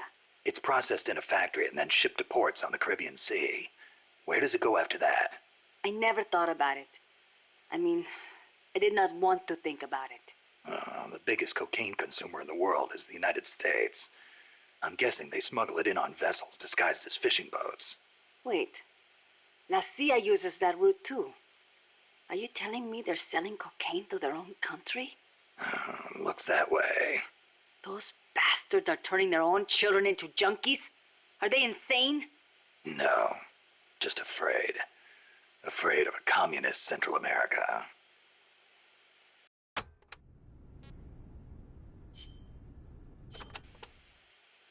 Amanda, when did you join up with the Sandinistas? About a year ago, when I went into the mountains with mi viejo and his group. I thought your dad was with the FSLN from the start. No. He fought alongside General Sandino, but after that, he retired for a while. He found a job, got a wife and a house, and raised us kids. Then one day, some Sandinista students came by. And he felt the old fire in his belly. Something like that. All he did was help them escape from La Guardia, though. But then La Guardia showed up. They broke into our house and began pushing him around, shouting questions. I'm guessing he kept his mouth shut. No matter how hard they hit him. Our house was trashed. After that, he was on their list. They harassed him day and night. It was only then that he gave himself over to the Sandinistas.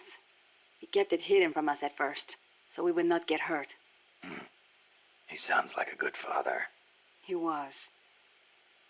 But my mother got fed up with it. She left us. I don't blame her. Why didn't you go with her? It was a hard decision for sure. But like my father, I could not let Somoza get away with his crimes. But most of all... Chico. He is too much like his papa. One way or the other, he was going to stay. And I could not leave him behind. Soon enough, La Guardia drove us out, and we found ourselves in the mountains. It just kind of happened. Well, for an accidental revolutionary, you sure put up a hell of a fight. The mountains make men into warriors. The training is harsh, but it brings us that much closer to being hombres nuevos. Chico couldn't ask for a better sister. I can see why they picked you to be Commandante.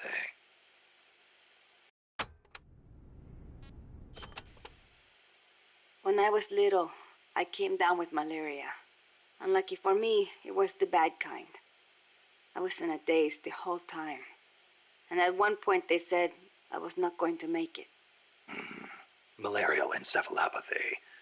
I hear it's pretty common in tropical malaria cases.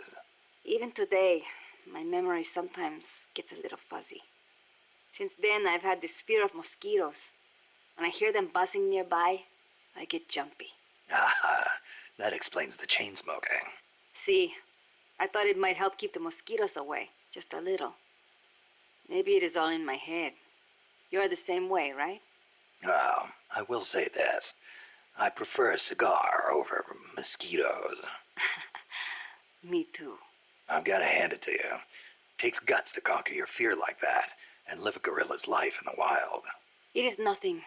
El Che did not let asthma stop him from leading the revolution. Compared to him, I am no hero.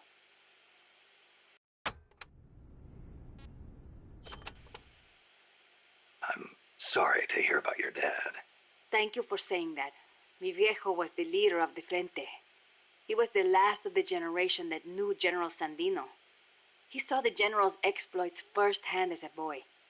He would tell us stories about it all the time and about how the general was assassinated. Did you know he was getting money from the KGB? I had some idea, but I did not have the courage to confront him about it. I know it was a painful decision for him to make. I can imagine. Yes, my father was a good man. I loved him as a daughter, and his soldiers believed in him. Thanks to him, La Frente held together even in the worst of times. I don't know if I can ever fill his shoes.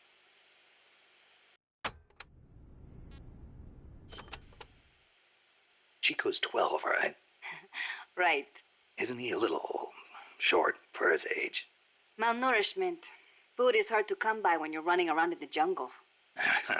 He's got quite an appetite. I know. I didn't want him to come in the first place, but there was no one to take him in. I had no choice but to look after him. Don't be so hard on yourself. Sometimes it's better for a kid to be with his family than far away in a safe place. Thank you. Promise me this, though. When your fight is over, make sure he gets a proper education. Give him a chance to be something other than a gorilla. It's not too late to teach him something other than fighting. Okay, I promise. You know what book Chico really likes? The World Encyclopedia of Mysterious Creatures. The Loch Ness Monster, the Yeti. UMAs. Yeah, I know.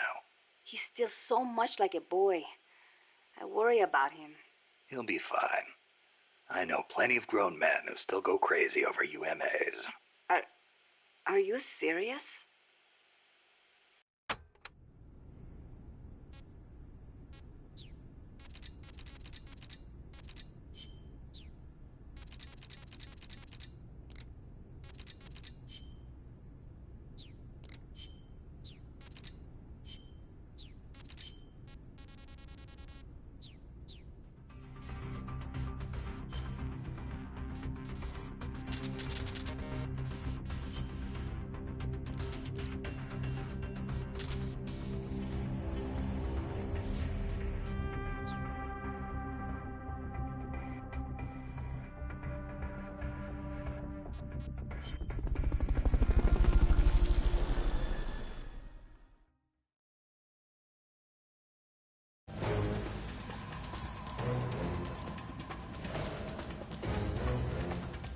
Hit the targets as fast and as accurately as you can.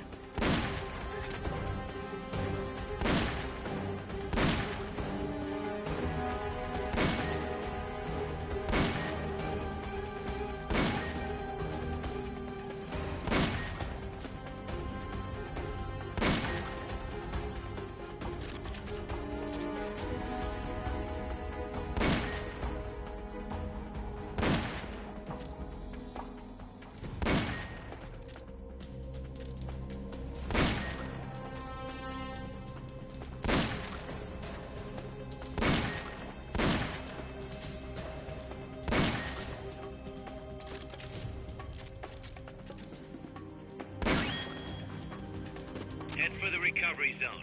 We'll pick you up there. Mission complete. Great job.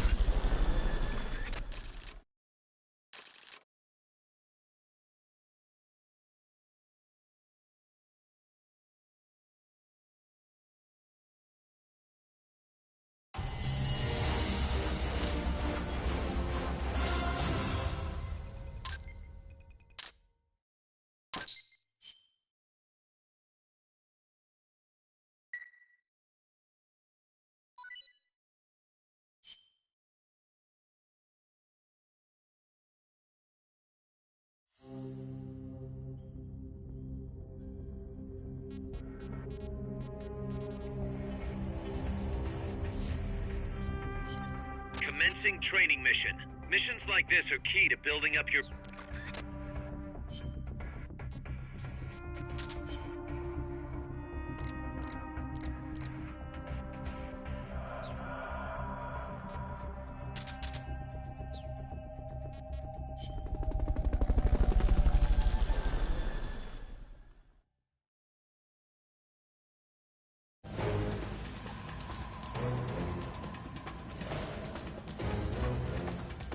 Hit the targets as fast and as accurately as you can.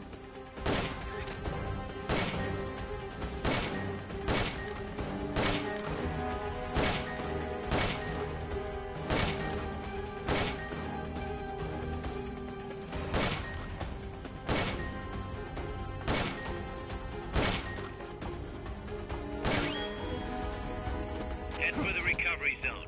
We'll pick you up there. Mission complete. The folks back at Mother Base will be thrilled.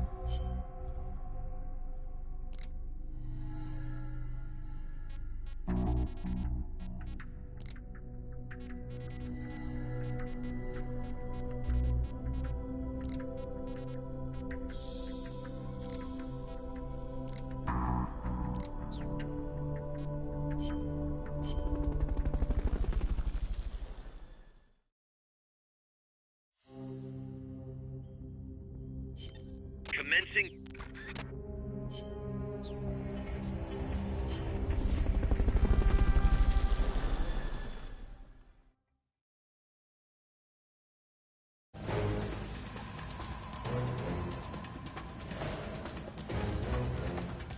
Hit the targets as fast and as accurately as you can.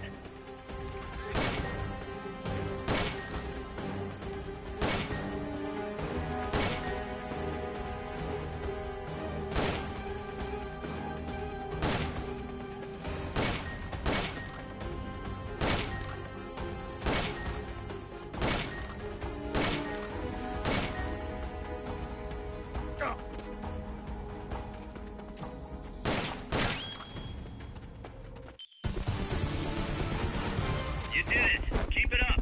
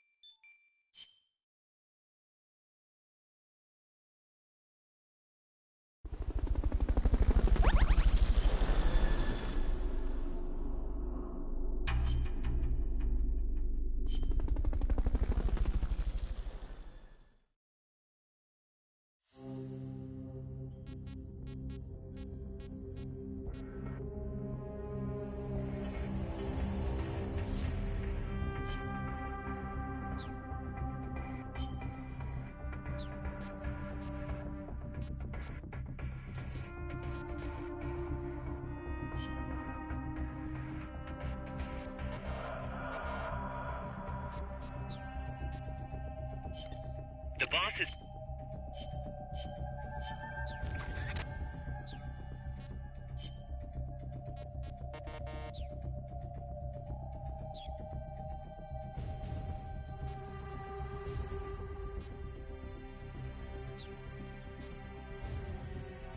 The boss has infiltrated the...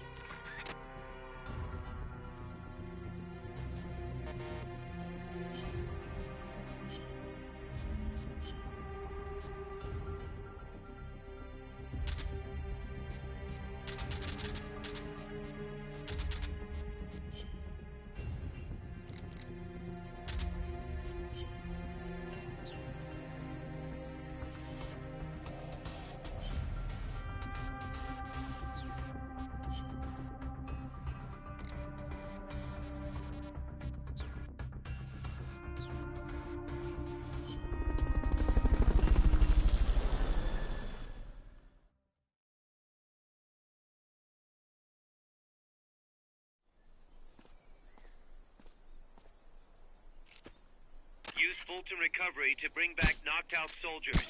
To use Fulton Recovery on a soldier, get up next to them so the icon appears, and push the action button.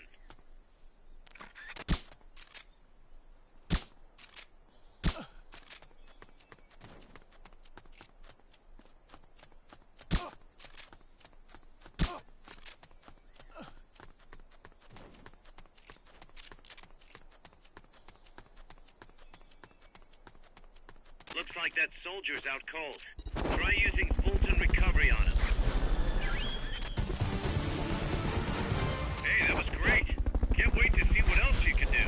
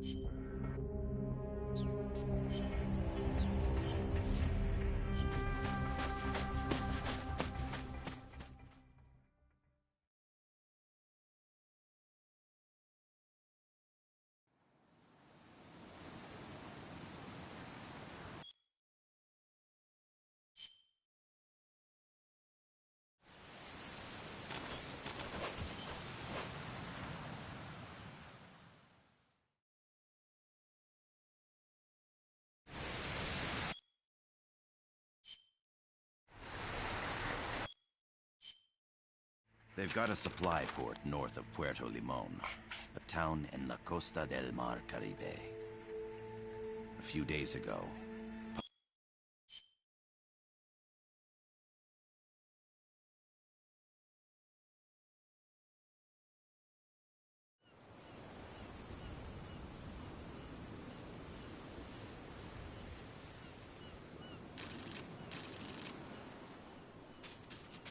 Miller here. Do you copy, Snake? I see you've landed. That makes one giant leap for us. I'm sending this from the offshore plant, our mother base. The signal is unidirectional. I'll be giving you commands and advice through this channel. Keep your headphones on at all times and pay attention. Also, make sure no one else can listen in. Snake, are you clear on the controls? Take a minute to refresh your memory. Use the move stick to move.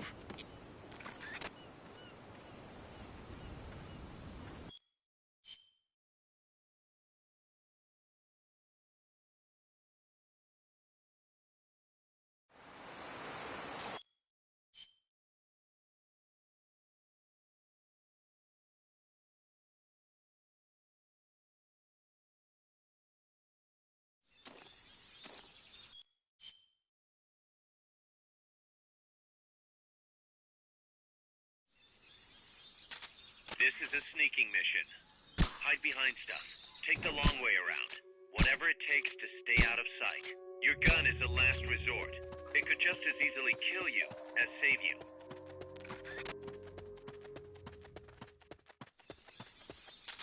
To check your map, open the menu.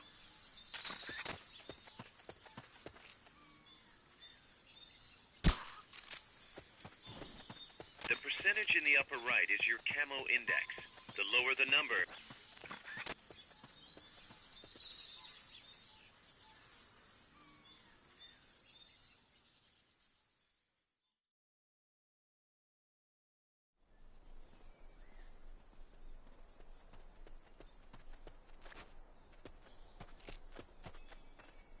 Looks like you're inside the compound. Security is tight. Stay sharp. I know I saw something.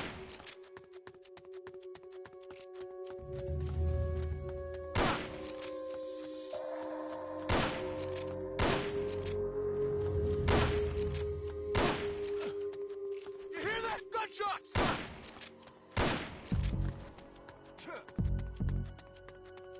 Being shot at. Going to alert status. Understood. Dispatching reinforcements. Proceed with extra caution.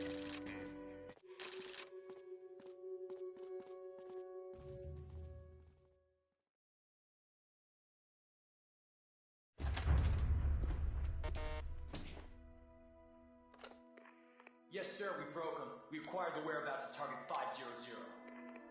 Acknowledged. Spears are loaded. The barge has cleared Point Bravo. Acknowledged. Out.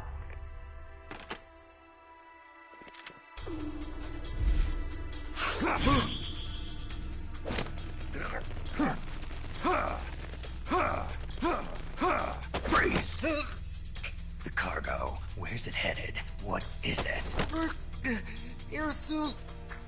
In the mountains! What's up there?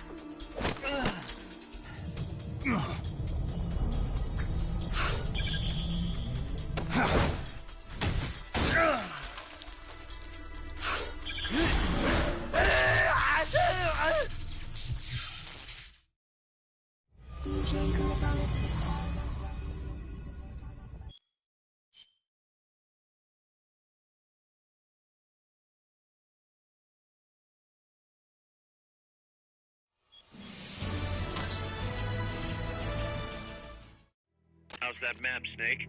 Think you can use it? It tells me where they're...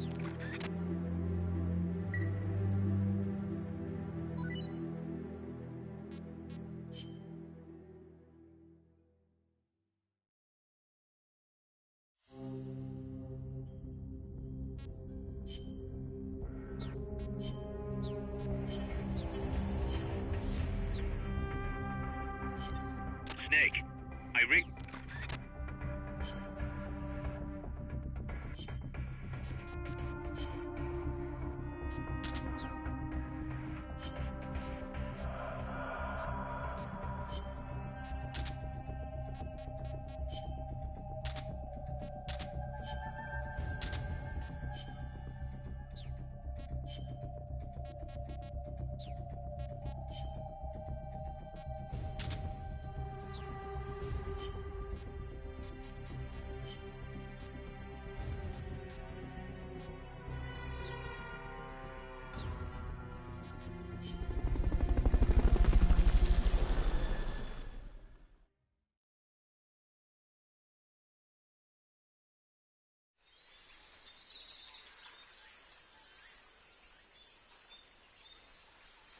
for the FSLN boathouse. It's northwest of there.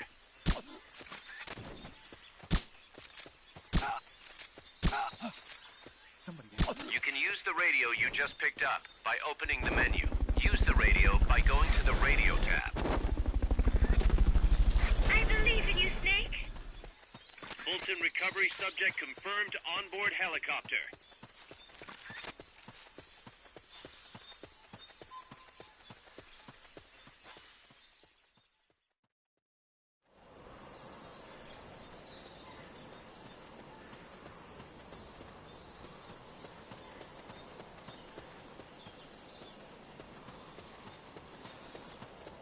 Not enough room, huh?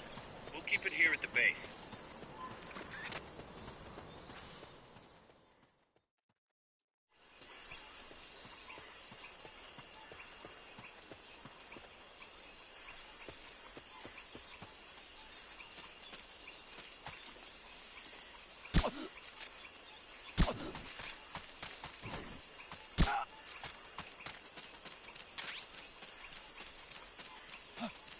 Somebody there.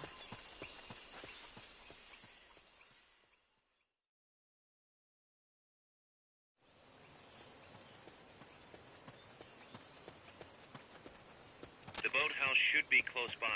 Neutralize the security detail and make contact with the Commandante.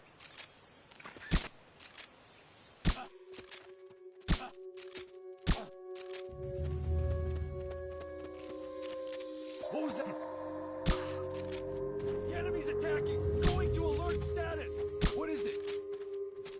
What's wrong? What's going on over there?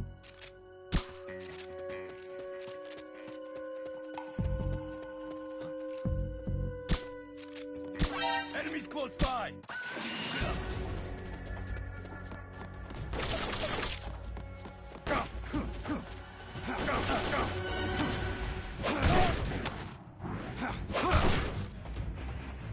Enemy sighted. Requesting backup. Negative. We can't spare reinforcements. You'll have to make do with what you have.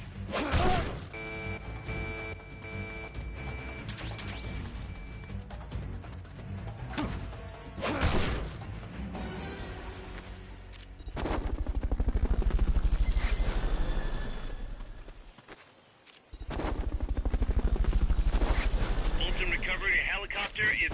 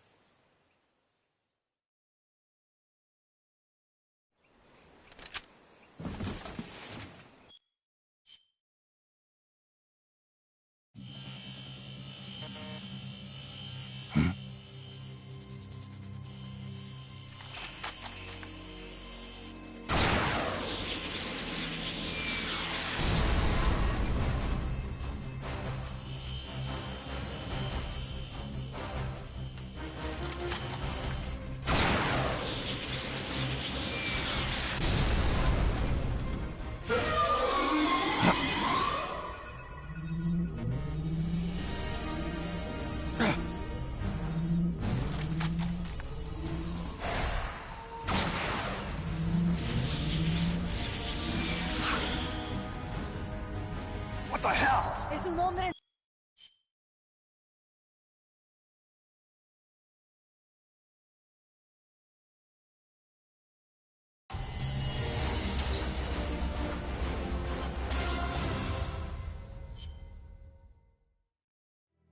Snake? What?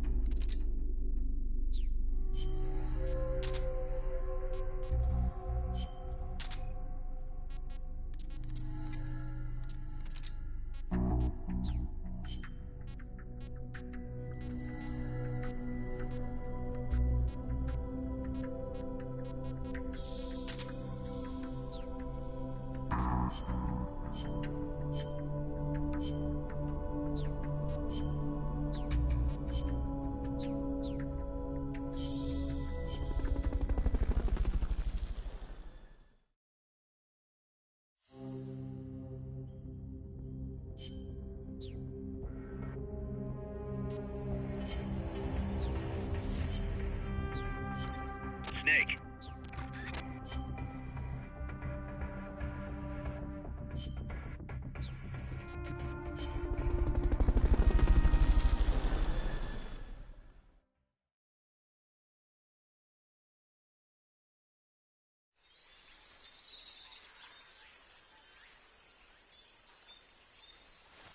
Head for the FSLN boathouse. It's northwest of there.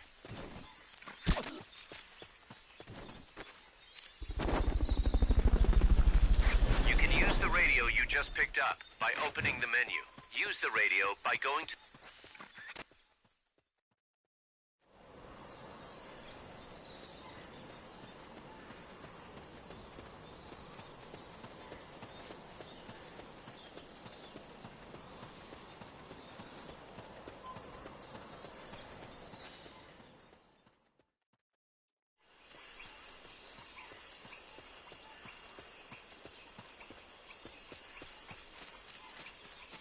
What's going on?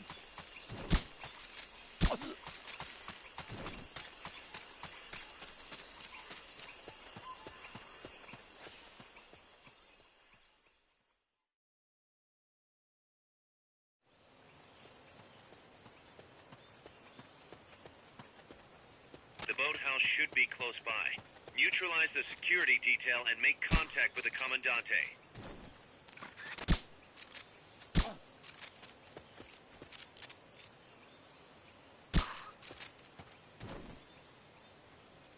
Seeing things.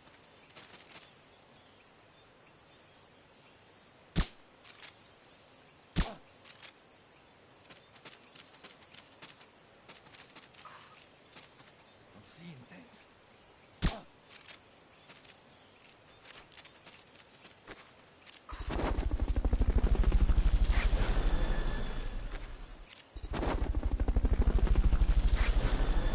Fulton recovery helicopter is complete.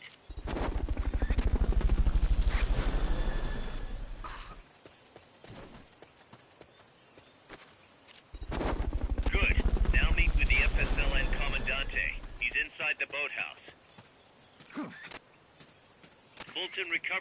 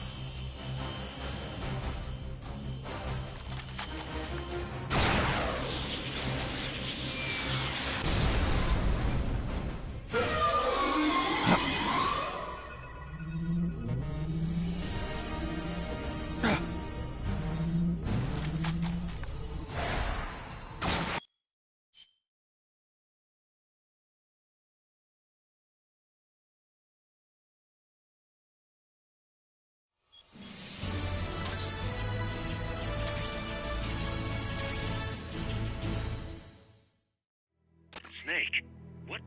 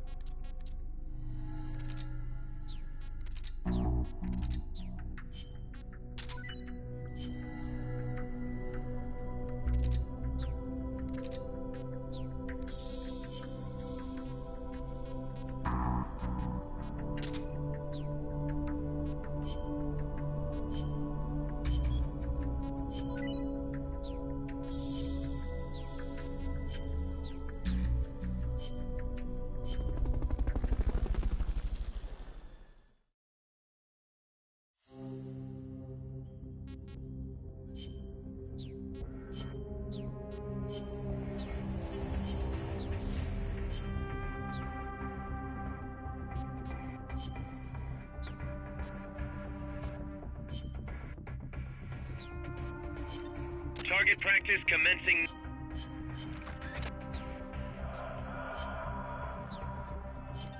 The direction Amanda's...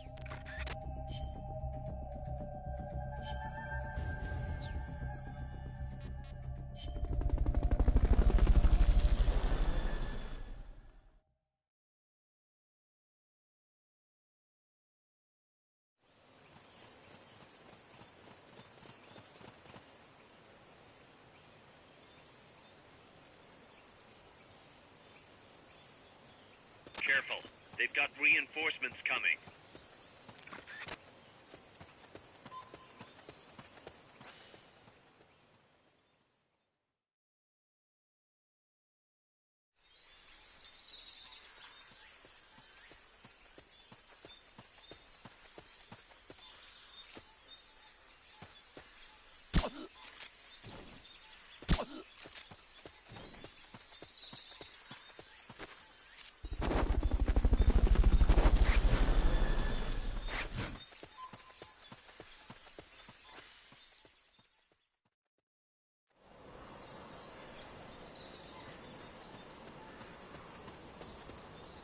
Amanda went across that rope bridge. Hurry.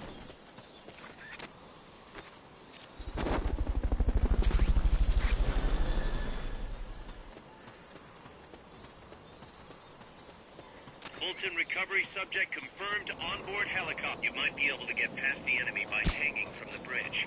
Press the action button near the bridge's handrail to hang.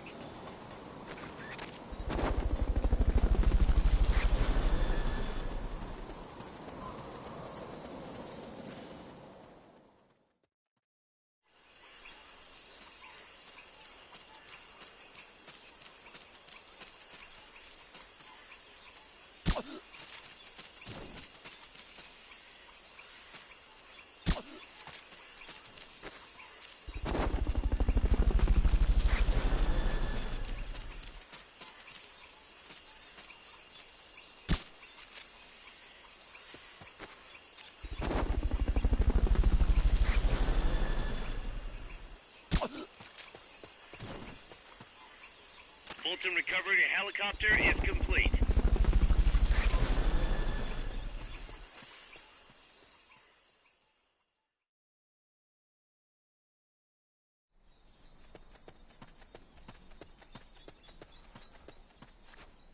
Careful now. They might be holding FSLN soldiers prisoner.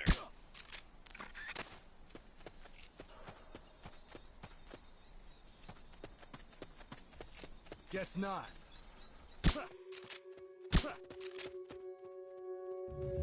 Enemy assault!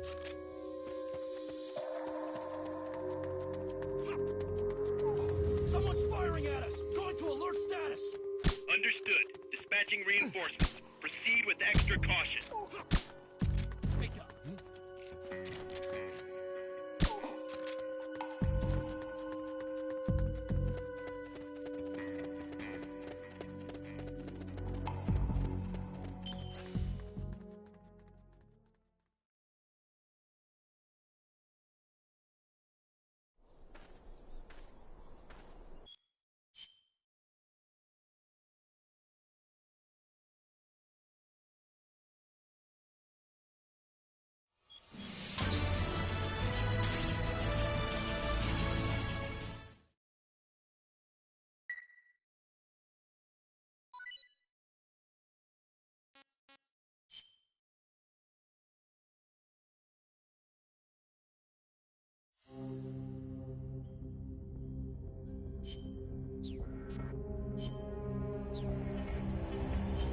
Commencing training mission.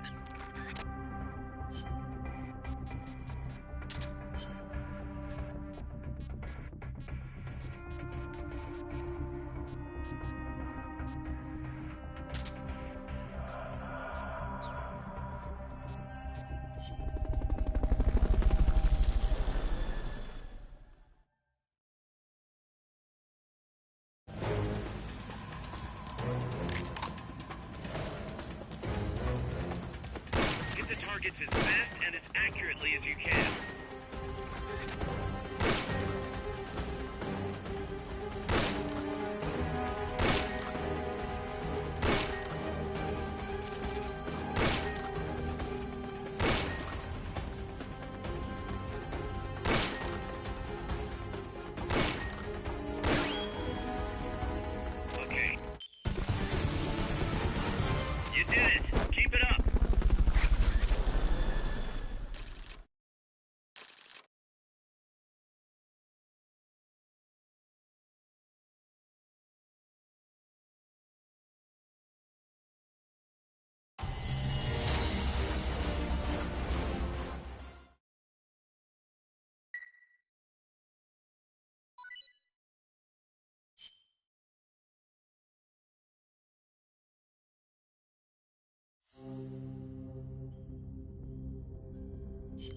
Commencing...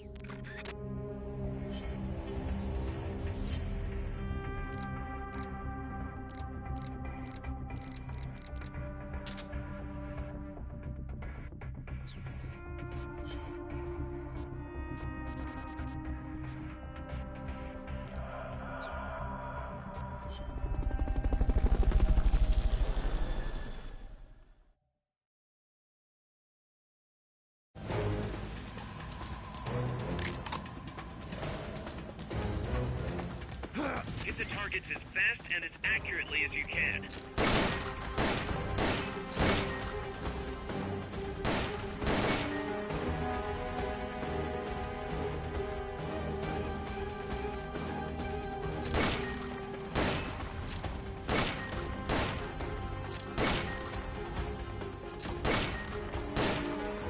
If you had something to stand on, you could probably reach that. Press the attack button near the enemy to initiate close quarters combat.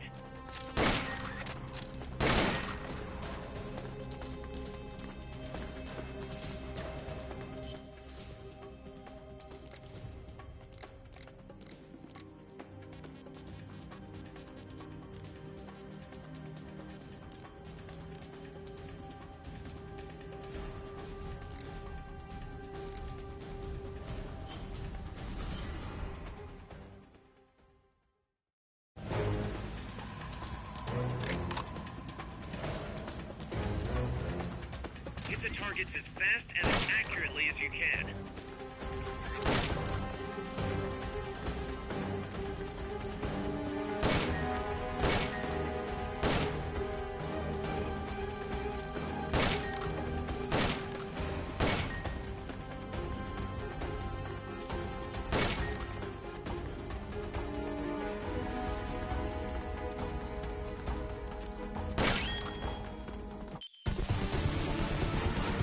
Mission complete.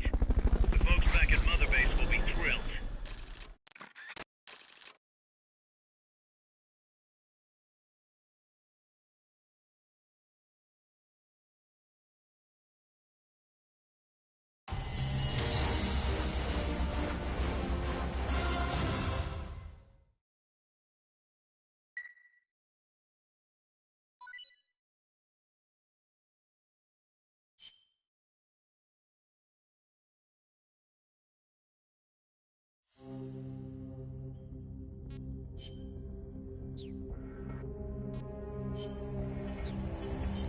Commencing training mission.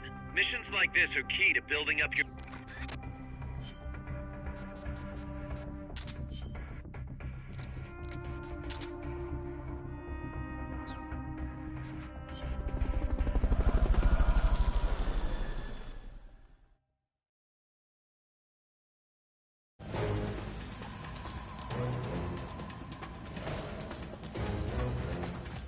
Hit the targets as fast and as accurately as you can.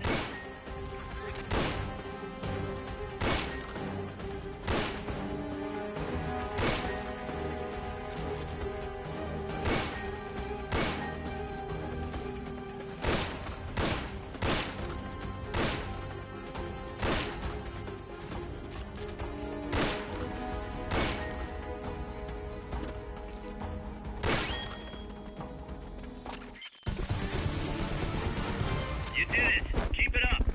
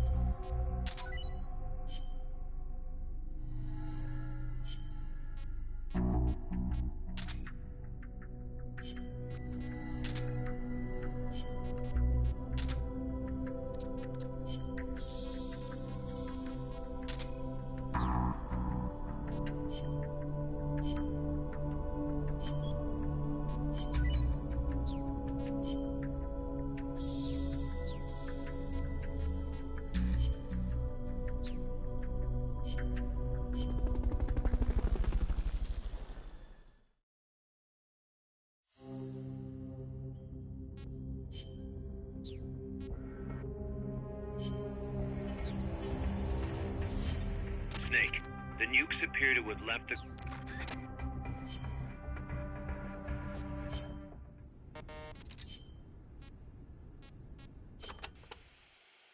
Areas with a distinct dry season, like the Pacific coast, have tropical dry forests.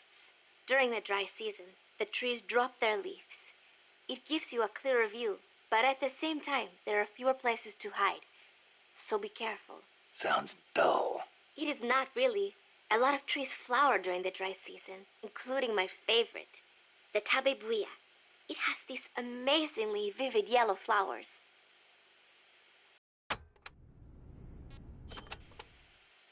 Costa Rica has several active volcanoes, Irasu being one of them. That's where Camino de Lava comes from, huh? The tropical dry forests around here are quite different from our rainforests. They lose their leaves in the dry season. Tropical forests are not all thick jungles. A few of them even have cacti. Some of Costa Rica's greatest assets are its diverse forests and natural landscapes.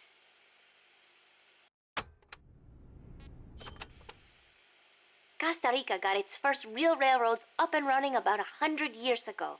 Their primary purpose was to move coffee harvested in the Central Basin to the Caribbean coast. They built railroads here 100 years ago? That's impressive. It was even more difficult than you would imagine. Later, they started using the railroads for shipping bananas too. There still might be some branch lines around here.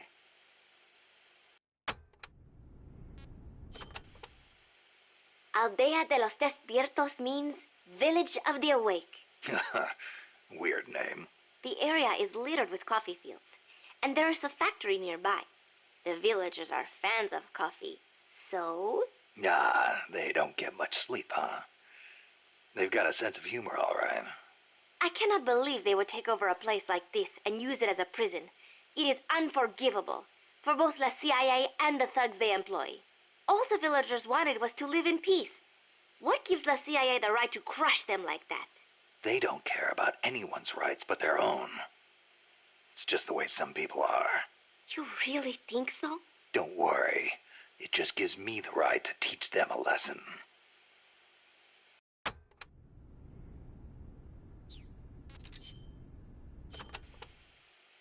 Amanda, how do I get to the prison camp? First, head up the narrow mountain path. The path will gradually open up and you'll come to a fork in the road. Watch yourself up there. You'll be lower than the surrounding terrain, so if you head down the middle, you'll make for an easy target. Yeah, thanks for the heads up. Take the leftward path to reach the prison camp.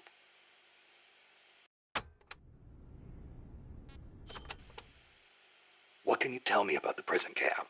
Well, it used to be a village until they took control of it. It's a maze of paths, so watch out for soldiers on patrol.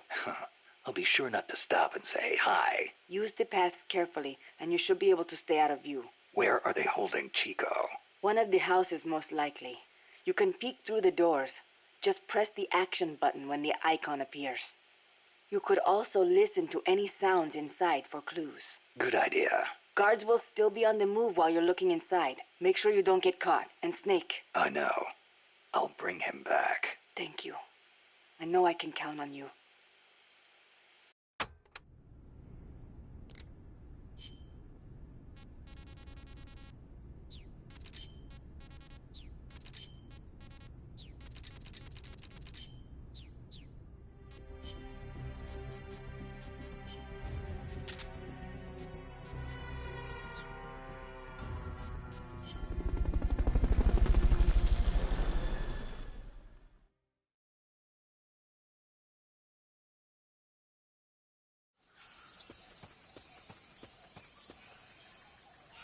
Chico's in a prison camp north of here.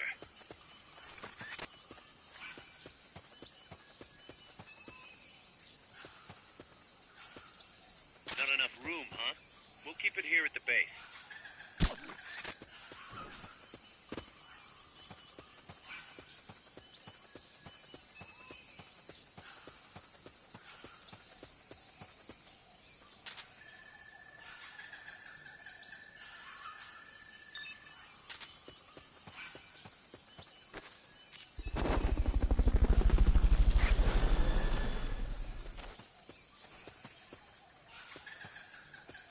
Fulton recovery helicopter is complete.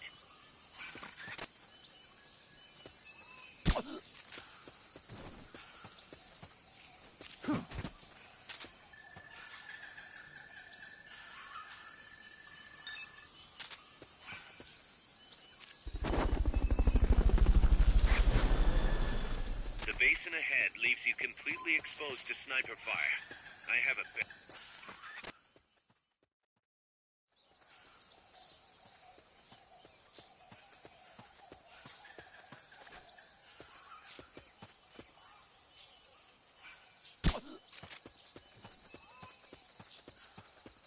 Sniper, better be careful if you don't want your head blown off.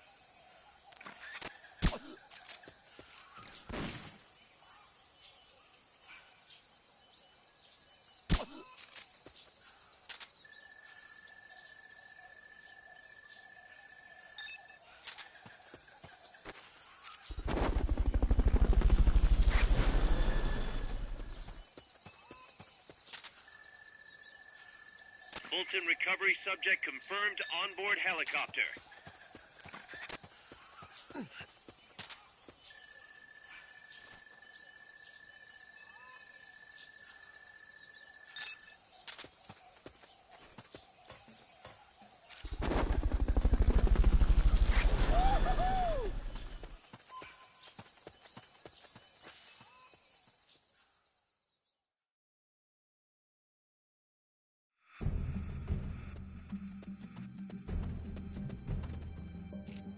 Chico's in one of these houses. You've got to find him, Snake.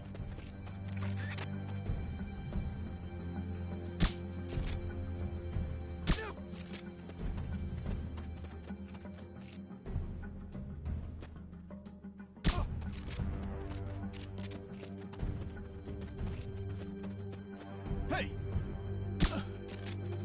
Check inside a house by pressing the action button in here.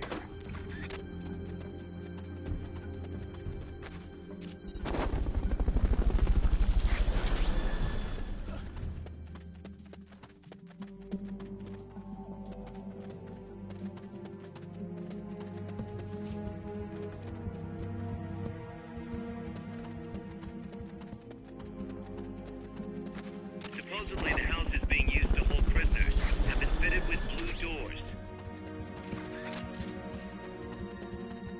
Fulton recovery helicopter is complete.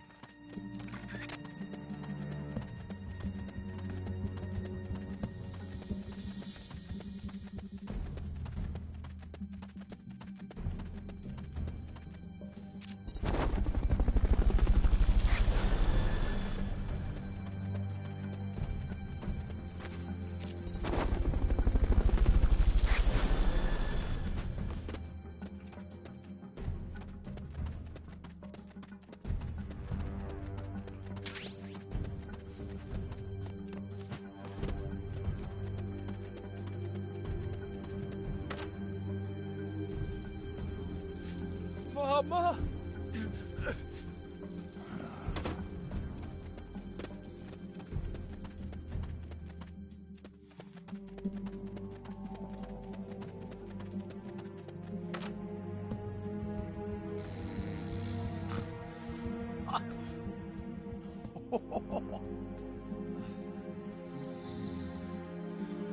Not this one.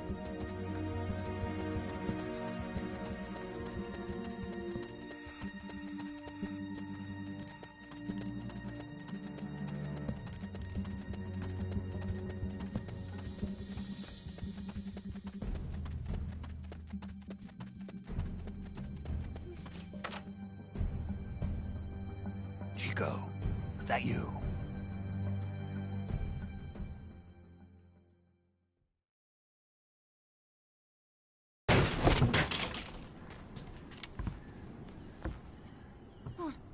Who's there? Chico, it's me. You're that photographer. That's right. A war photographer. Huh? I thought you were here for the birds. Yeah, the birds of the battlefield. Whoa! Is that chess? Can I see it? Wow, the same kind of Che used! You can't keep it, kid. Here, have these instead. Those photos! Oh no, Amanda! She's safe. Don't worry. You sure? We're patching her up back at my place. She's hurt? I said don't worry. It's just a broken leg. You got any cigarettes? Any cigar, huh? Hey! It's not for kids. Chico, do you know where they took the cargo? Cargo? What cargo? Let me rephrase that. How do they get stuff from the coast up here? Oh, that I can tell you. When the cargo gets to the harbor, they first send it up the marshes on a barge. Then, they load it onto a jungle train past the banana plantation and transport it by rail. The train stops here. When it gets to the train terminal past the coffee plantation, they reload it again. This time onto a truck, which disappears into a tunnel heading toward the mountains. Disappears? Chico, what's on the other side of that tunnel? Nobody knows. None of our compas ever got close enough. He's protected by a spirit. A spirit? Yeah, a giant monster. El Basilisco. The king of snakes. No, really, I saw it. I was camping up there one day, and just as I was waking up around dawn, I heard this loud noise. I opened my eyes and saw an enormous shadow. Must have been 30 bara at least. He was walking on legs as big as trees. Where did you see it? At the terminal near the tunnel, but I only saw it that one time. What exactly were you doing there? Well, me and my sister got into a fight. And you just happened to go camping. You know, their train should be arriving at the place I saw El Basilisco right about now. Is it far? No, really. Go past the coffee plantation, and it'll be to the north. What are you chasing? Something that could keep the world in balance. Or destroy it. Huh? I heard that place was a narcotics plant before those guys took it over. But you already knew that, didn't you? Look, I get it. Even revolutionaries need to pay the bills. Still, must be tough for a kid like you to swallow. You're damn right it is. The route they use to transport stuff is the same one mi viejo used to smuggle drugs. He sold the drugs to the Norte Americanos and used the profits to fund the army. They tried to keep it hidden from me. Is that why you went camping? Yes. I managed to sneak into the plant a few times and I tried to set it on fire. Everyone treats me like a child. I couldn't stand it anymore. I'm not a kid, I'm 12. Couldn't do it though, could you? Chico, growing up means choosing how you're gonna live your life. To do the right thing, you sometimes have to leave the things you care about behind. Parents, family, your homeland. But mi viejo...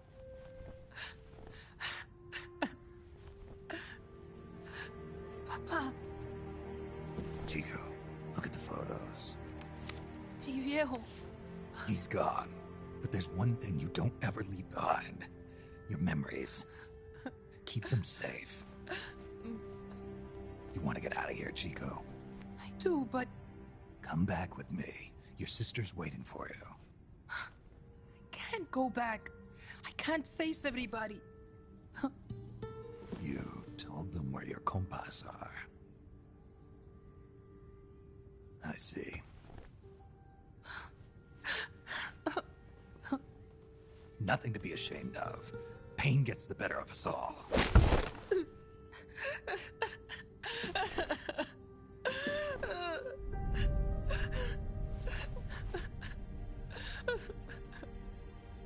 I wish I was dead.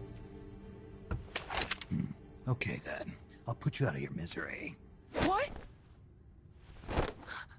Any last words? Shoot. You are only going to kill a man.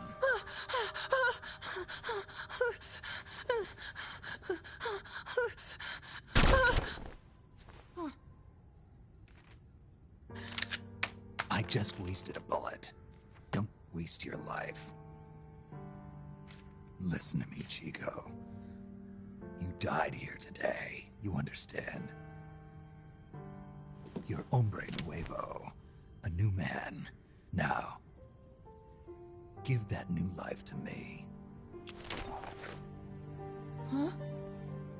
Fight with me, little soldier. Show me how strong you really are.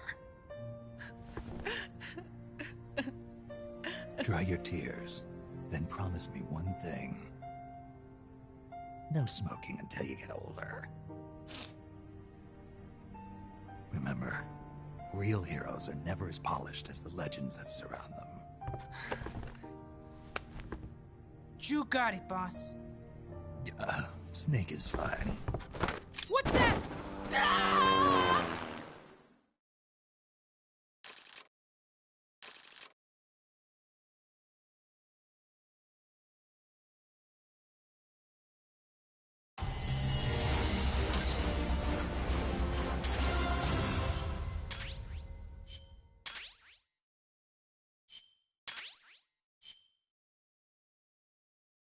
Snake, Chico made it over. Snake! Chico, you made it. Made it. Don't give me that. You say you're gonna give me a new life, and then you nearly kill me. I take it you didn't enjoy the trip. What's the big idea? Dragging me off in a balloon. I might as well have taken a Calibri. At least you got a nice view. Or are you afraid of heights? Whatever. I just wish you would explain it to me first. Would you have agreed to go if I did? Thank you for saving us, Snake. Amanda, a word of advice. What? Stop treating him like a child. Yes. Yes, I know.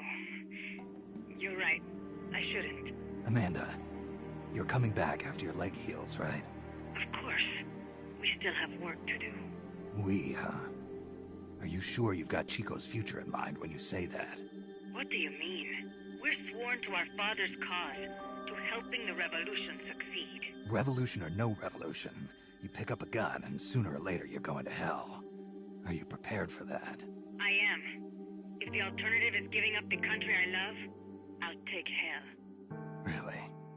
Well then, you're gonna have to stop treating Chico like a brother and start treating him like a soldier. You're right. Welcome to hell. Snake, can I ask you a favor? Shoot. You find any prisoners from El Frente, you bring them back alive. Because... You're trying to make amends for talking. Not just that. Because they're compas. All right. But first, I've got to catch up to that cargo. I'll do whatever I can to help. Call me if there's anything you need to know about the area. And what? Let me know if you encounter any wildlife you've never seen before. Never seen before? What, like that basilisco you were talking about? I'm talking about UMAs. UMAs? You know, like ancient dinosaurs or legendary monsters. One day, I'm going to be a hunter. Is that right? Okay, sure. If you want to know more, I'm happy to tell you. Right. I'll be in touch, Chico. Okay, Snake. The enemy's cargo is headed for the next outpost, a rail terminal. Chico says no one's ever set foot past there. Their main base is probably on the other side of that tunnel. Unless we catch those spears before reaching it, they'll be in enemy hands. You've got to stop them. Hurry, Snake. Boss, I had an idea. Listen to this. Let me guess. You want to start running ads in the local gossip rags? Please, what do you take me for? I thought that with all the new guys we've got, we should get an intel team going. We'd send agents around the country to scout out different locations. That way we're better prepared, no matter where we end up. That's actually not a bad idea. They could probably develop recon equipment for us too. We could also have them transport goods and direct the mother base support strikes. You can send an item to a co-op teammate from the delivery menu.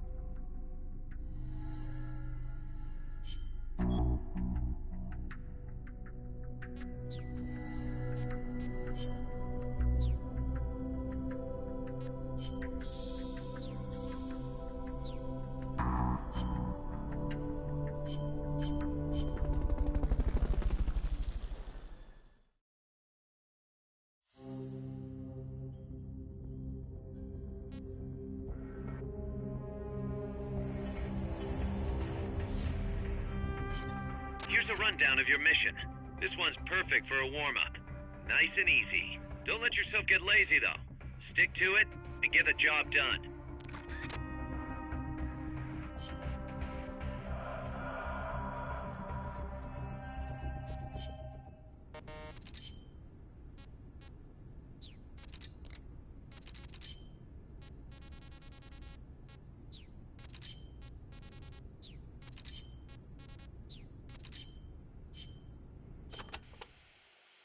The supply staging point is at the eastern foot of Irasu.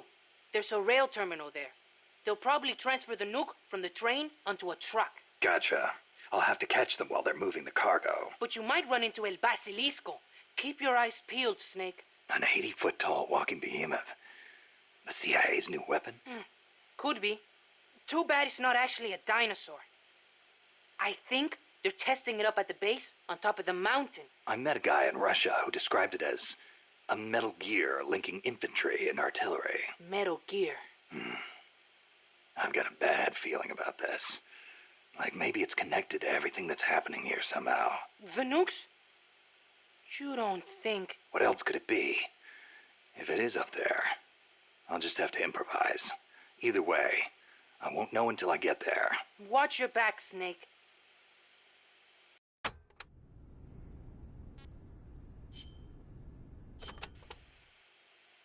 Snake, legend has it, a place called Isla del Monstruo is near Costa Rica. Isla del Monstruo?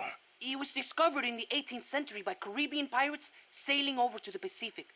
And the island in Treasure Island is based on one near Costa Rica, too. Ah, Treasure Island. I remember reading that. You've read it, too? Ah, that makes things easier. In Nicaragua, we too have a story about a group of pirates that encountered a flying monster out at sea. Some even say They landed on this monster island, though we still don't know exactly where it is. That's the reason I've always wanted to come to Costa Rica. Ha! I see. Ooh, I heard another story about a talking cat that lives somewhere in Costa Rica. They say it'll take you to this place. Oh, interesting stuff. Want to know more about the island? Maybe later. If I'm headed that way, you can fill me in. Okay, just let me know.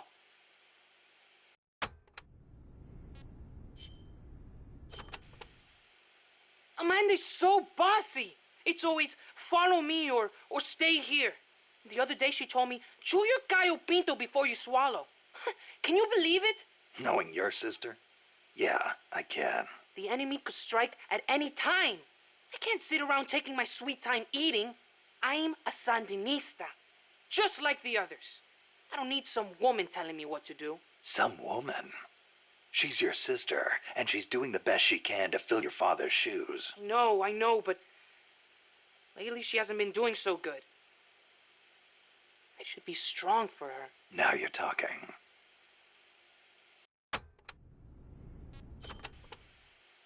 Sorry to hear about your dad. Don't be. He is a guerrilla warrior. We pledge our lives to our country and its people. I'm ready to die too if I have to. You sure? You better believe it. Like mi viejo used to say. Patria o muerte. Che said it first. My dad used to tell us all kinds of stories. About General Sandino and his fight against La Guardia. About my mom before she left us. You didn't want to go with her? It's not like that. La Revolucion comes first, that's all. You must wish you could see her, though. I don't know. But I know I'll see her again when this is all over. Somehow, I just know it. When I do, me and my mom and papa are all going to live together again. At least that's what I thought. Now, Hang in there, Chico. Your sister needs you. Okay.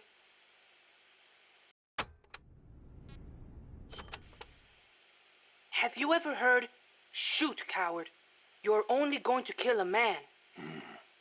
Che's last words. He'd been captured in Bolivia and said it to the soldiers just as they were about to execute him. El Che.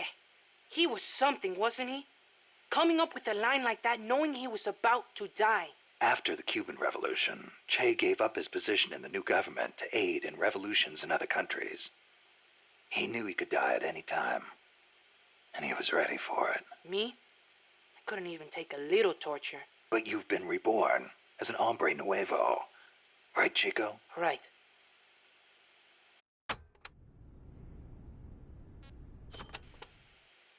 Don't you ever get lonely, living away from your mom? Not really. My compas are my family now. A lot of them are from the same village as me. So you had plenty of people to take care of you. Take care of me? I'm a warrior, like any other Sandinista.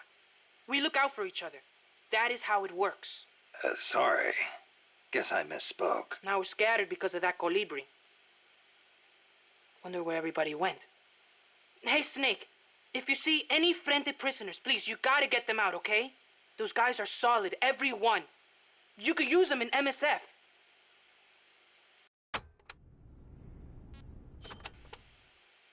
Hey, Snake, are there any jobs for me here at Mother Base? I can do anything. You don't have to work, you know. Don't treat me like a kid. I'm a man now. Okay, then. What are you good at? Let me think. Everything. Put me on any team. I can pull my own weight. Well, you are young. You'll probably be a fast learner. I'll think of something. Anything you need, boss. You'll see. I can fight as good as anybody.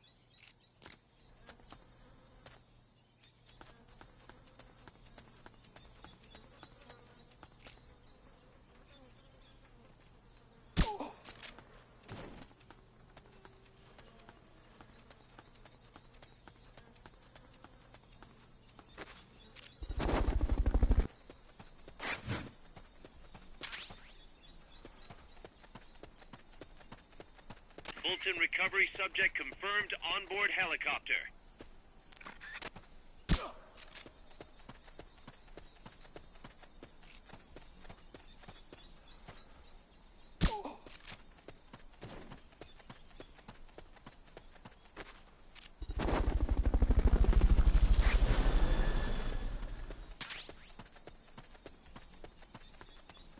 Fulton recovery helicopter is complete.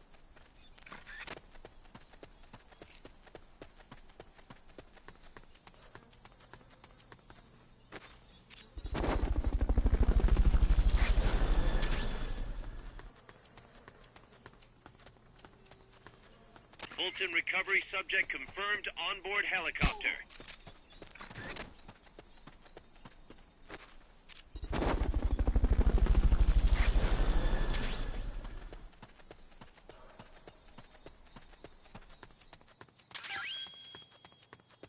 Head for the recovery zone. We'll pick you up there. You did it! Keep it up!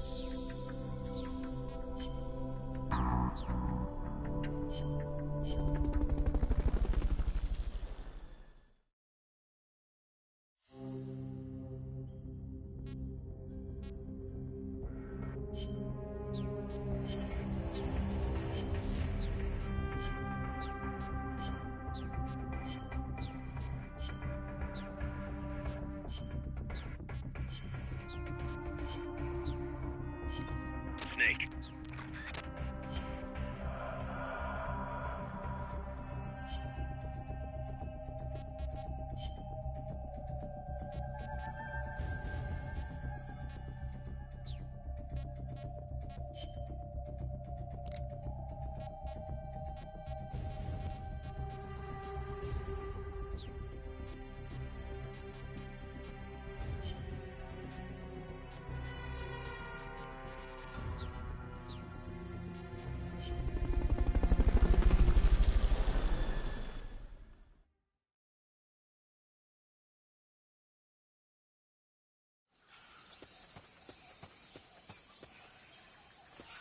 Chico's in a prison camp north of here.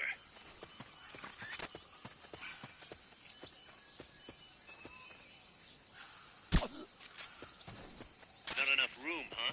We'll keep it here at the base.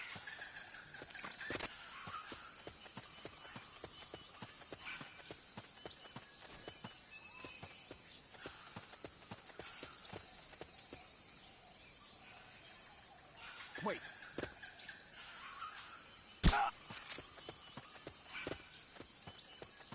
That basin will leave you completely exposed.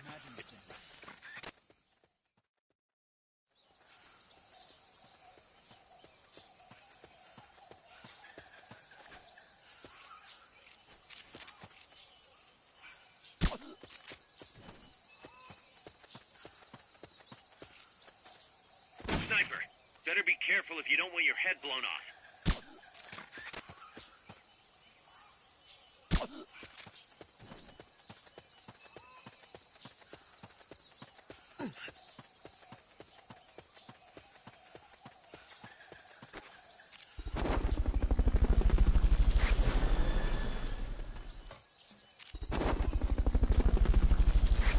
Fulton recovery subject confirmed onboard helicopter.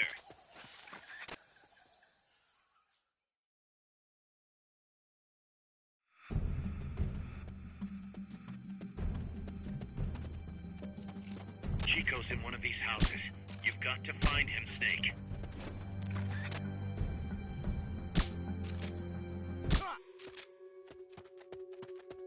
Enemy attack!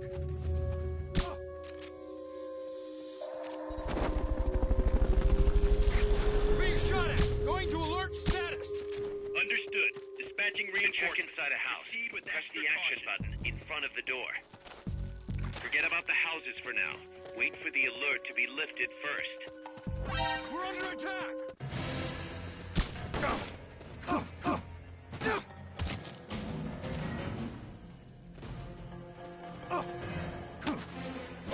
Sighted, preparing to attack! Understood. Eliminate all hostiles.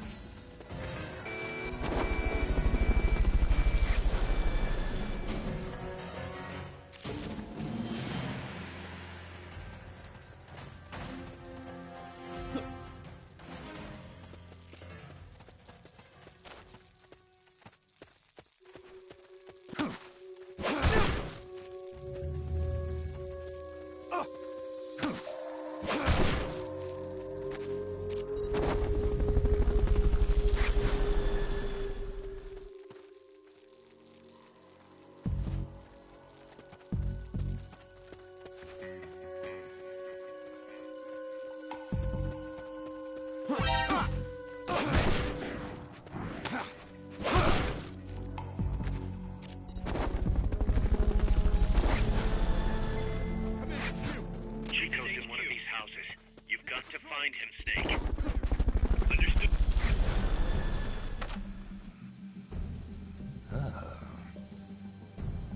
Who's there? Hey. Somebody there? Mama!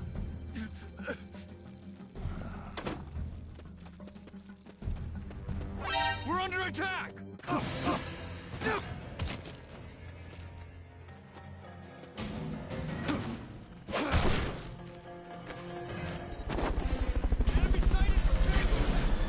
Understood. Eliminate all hostiles.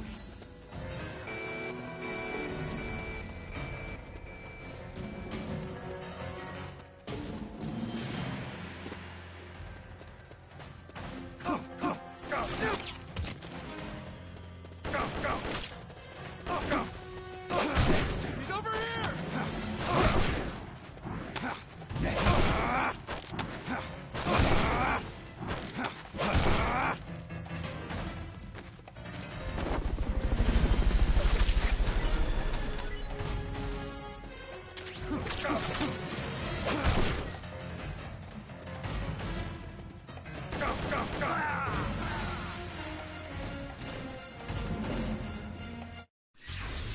What happened, Snake?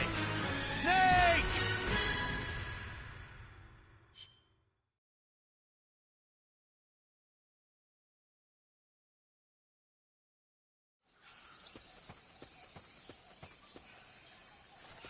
Chico's in a prison camp north of here.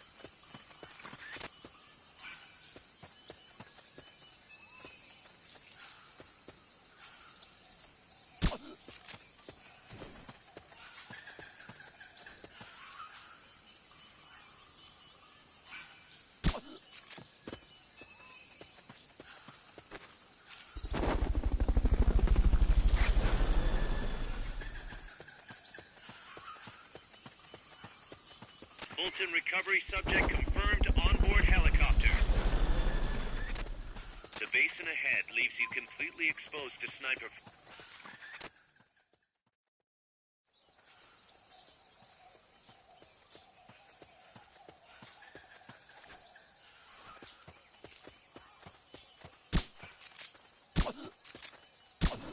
Sniper, better be careful if you don't want your head blown off.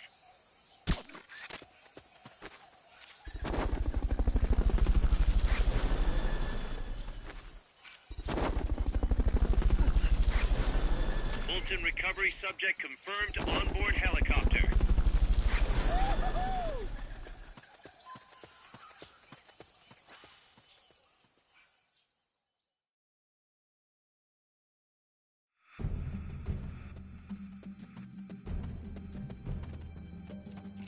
Chico's in one of these houses.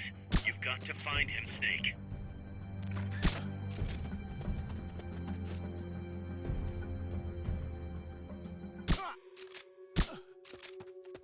Chico's in one of these houses. You've got to find him, Snake.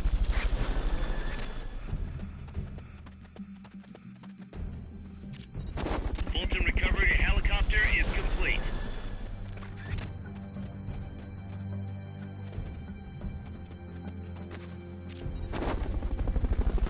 To check inside a house, press the action button in front.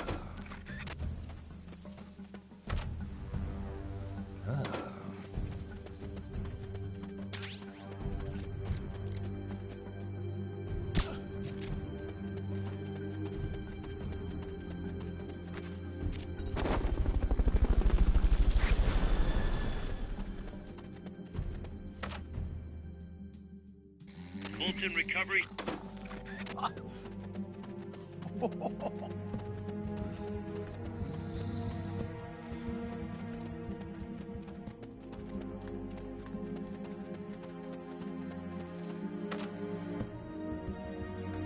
Chico, is that you?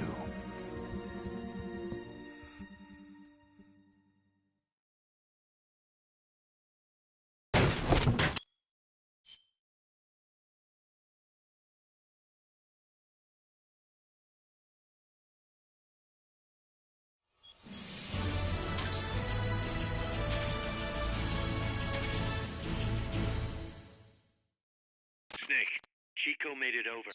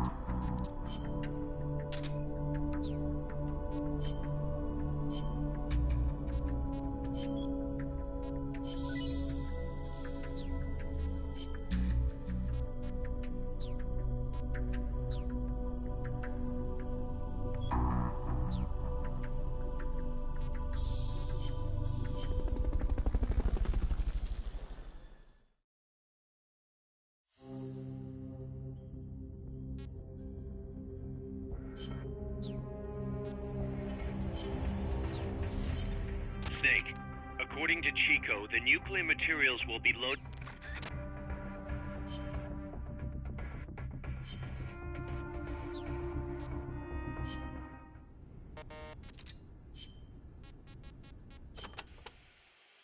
La CIA has taken control of this coffee factory too, all to produce its drugs.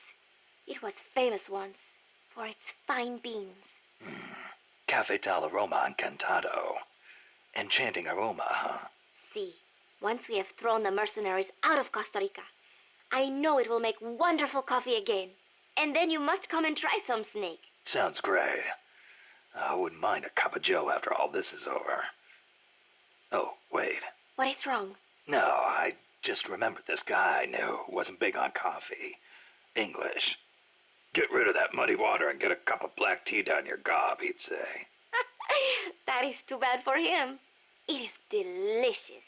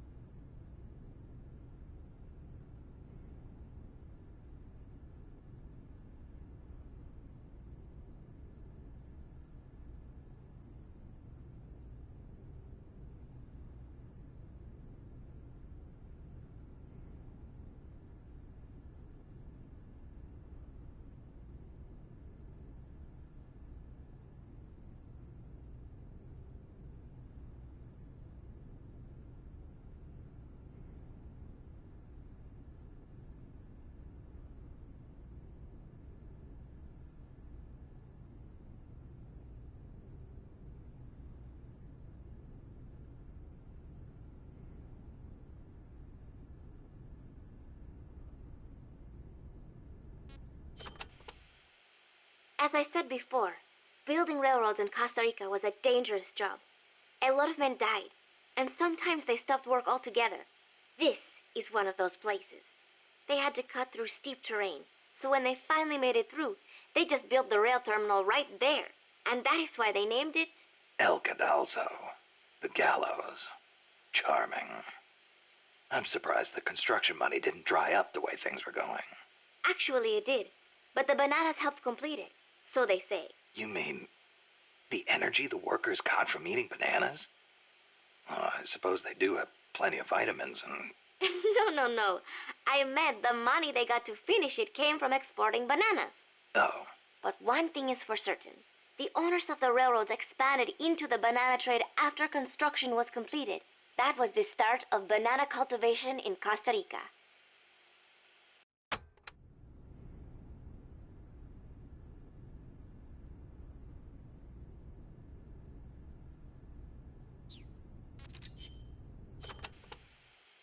Amanda, do you know the way to the rail terminal? Remember the locomotive by the fork in the road before the village? Yeah, back in the jungle. Follow the train tracks from there, and you'll come to the terminal. But there's a plant along the way. Disguised as a coffee factory? Yes. It is their drug refining plant. La CIA controls it now. Cutting through there is the shortest way, but it'll be crawling with soldiers. If you want to go around... No, forget it. If that's the shortest way, that's the way I'll take. Besides, it's one of their bases. It'll be good intel. Very good. A number of guards at the plant are positioned on high walkways. Be sure to study their movements before you advance. Or I could just snipe them first. The plant's layout is another maze, I'm afraid. Stay cool. Make your way out of the plant and you'll arrive at the terminal. You know a lot about this place. What are you saying? I've been there before, when the KGB ran it, yes. But it is not as if I enjoyed it. No, I just meant you know a lot about how the enemy works. I hope so. Anyway, did you talk to Chico about the terminal? He said it's where they transfer the cargo onto trucks. Meaning the facility is of considerable importance to them. Don't get careless. I won't. By the way, I've heard of a shortcut that cuts straight to the coffee factory, to the east of the village, but I've never used it myself. Check it out if you're interested. Thanks for the tip.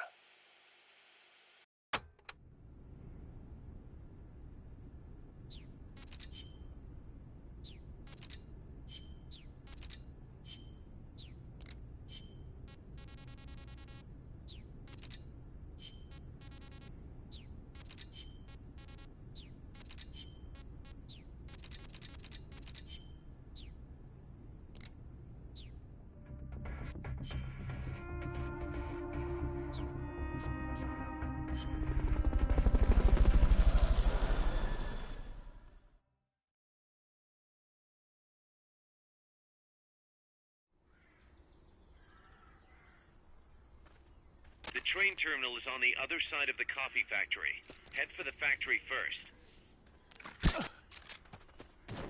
To get to the coffee factory, you'll first need to backtrack to the fork in the road.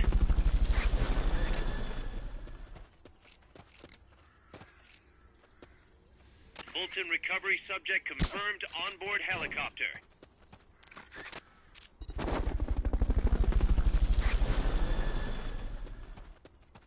Not enough room, huh?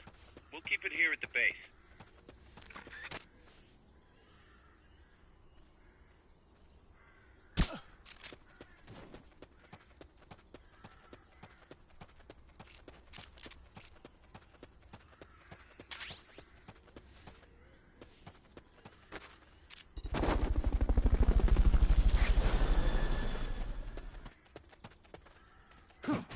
I know I saw something. Fulton recovery helicopter is complete.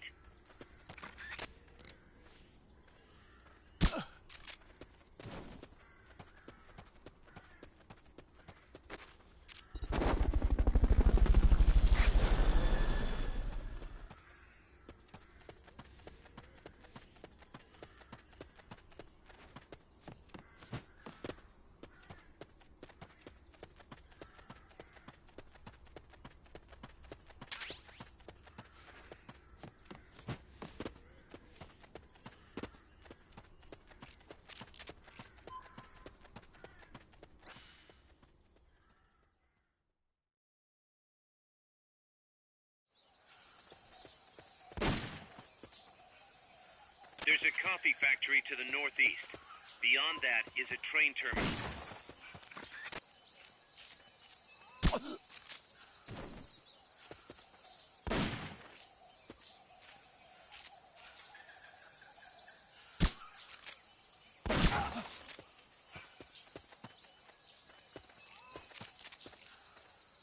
Can't be imagining things.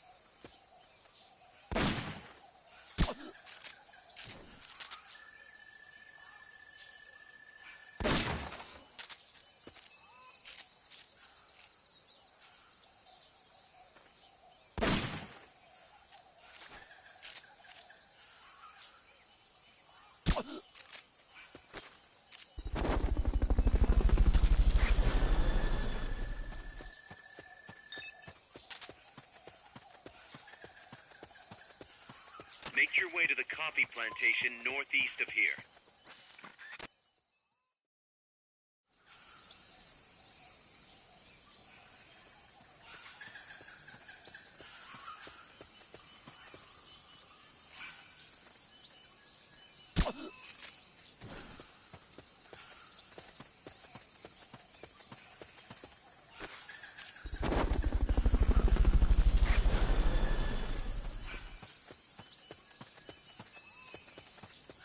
Fulton recovery subject confirmed onboard helicopter.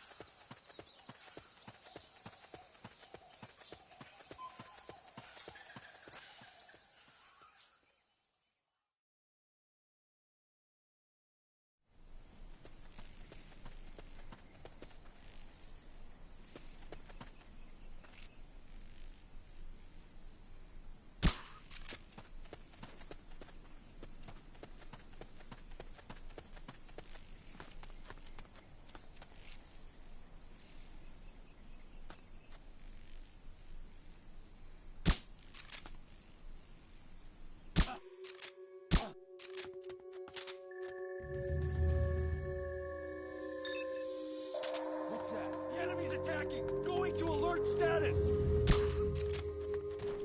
What's wrong? We have a situation. Backup team, head over.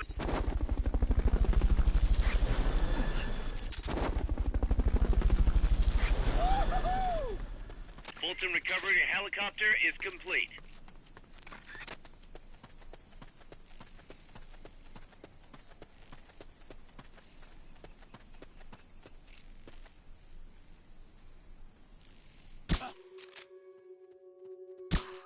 What is it?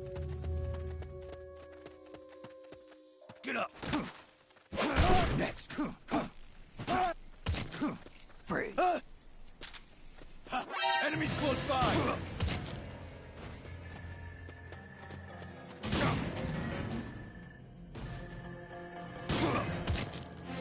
Enemy sighted. Understood. Eliminate all hostiles.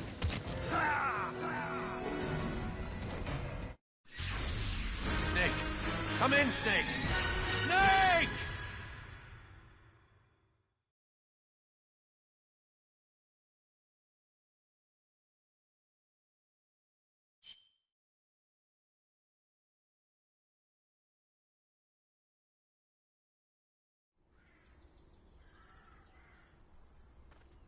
The train terminal is on the other side of the coffee factory. Head for the factory first. To get to the coffee factory, you'll first need to backtrack to the fork in the road.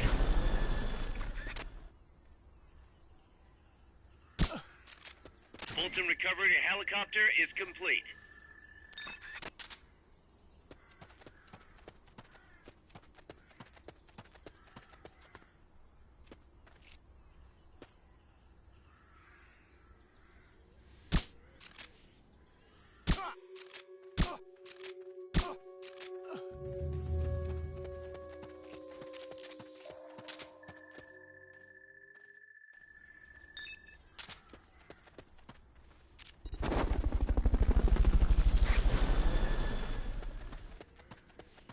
Room, huh?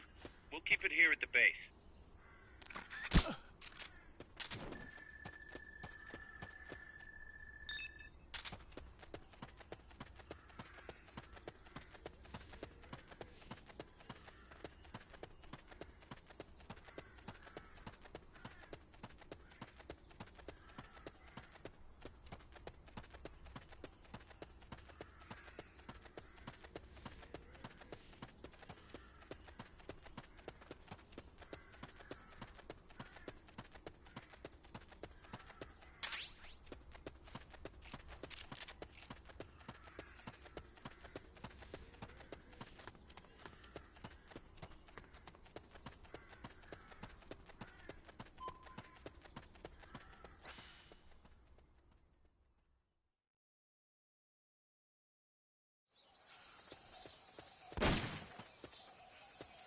There's a coffee factory to the northeast.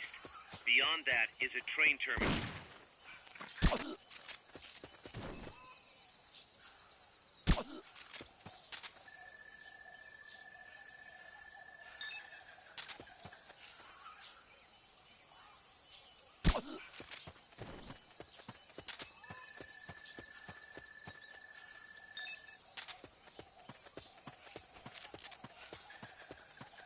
Make your way to the coffee plantation northeast of here.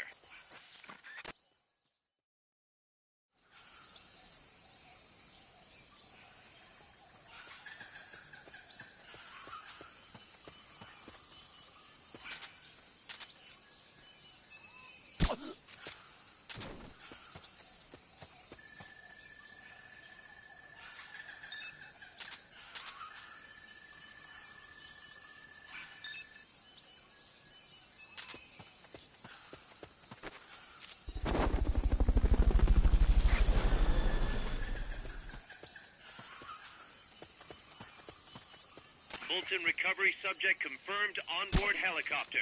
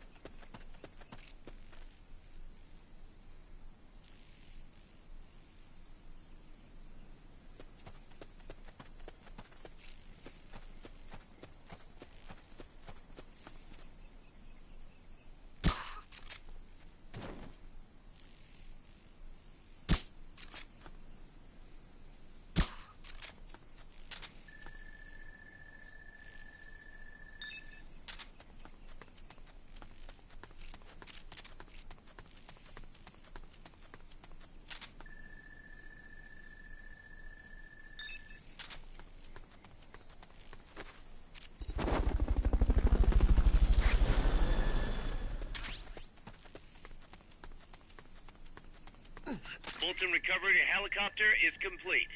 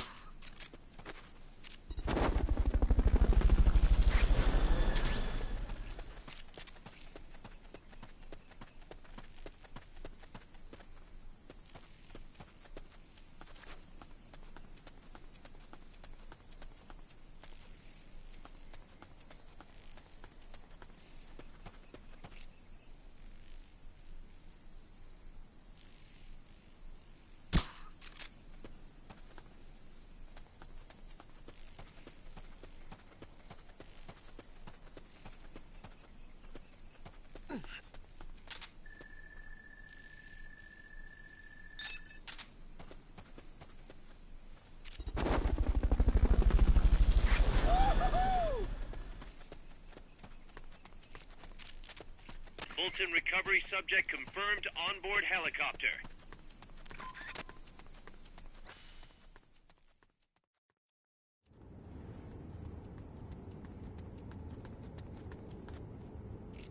Pass through the coffee factory to reach the train terminal.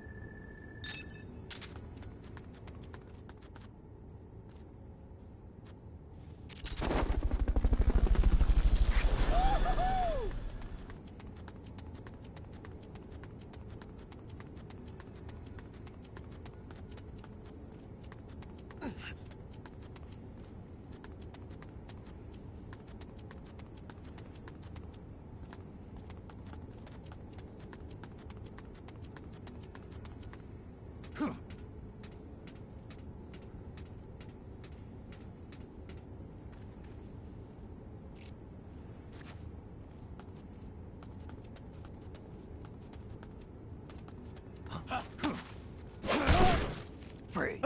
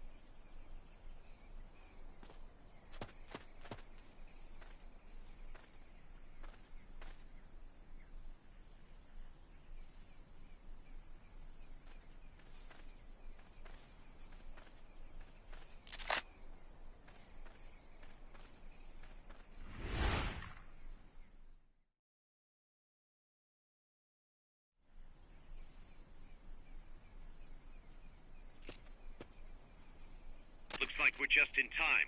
Neutralize all enemies and secure the train.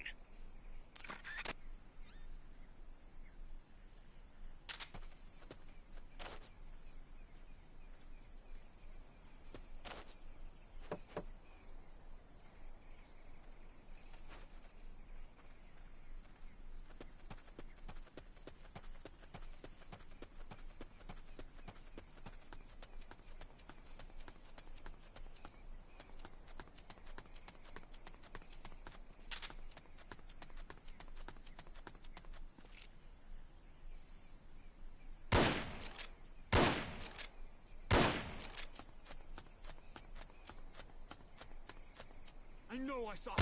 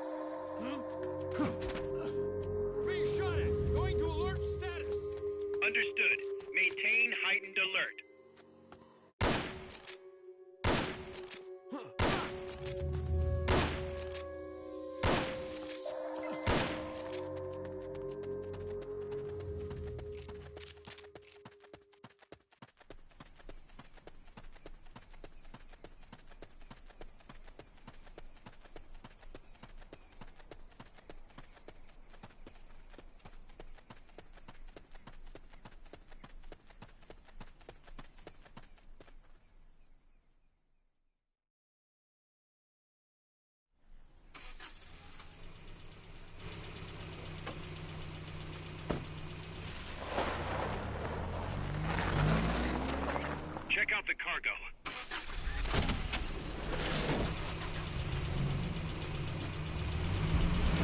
Notes.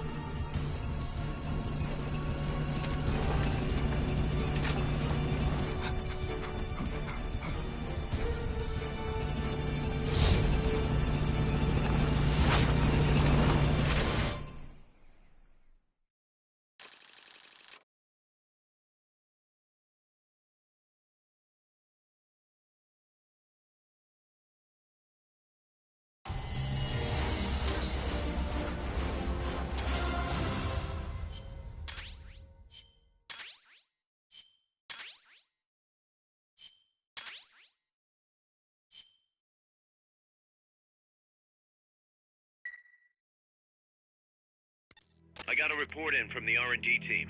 They finished plans for a new Hex-type plant, and today they're gonna start construction on the first block. Can't wait to finally say goodbye to this scrap heap. Only thing is, we don't have nearly enough GMP. We'll need to recruit more soldiers to get more GMP. You know what to do, Snake.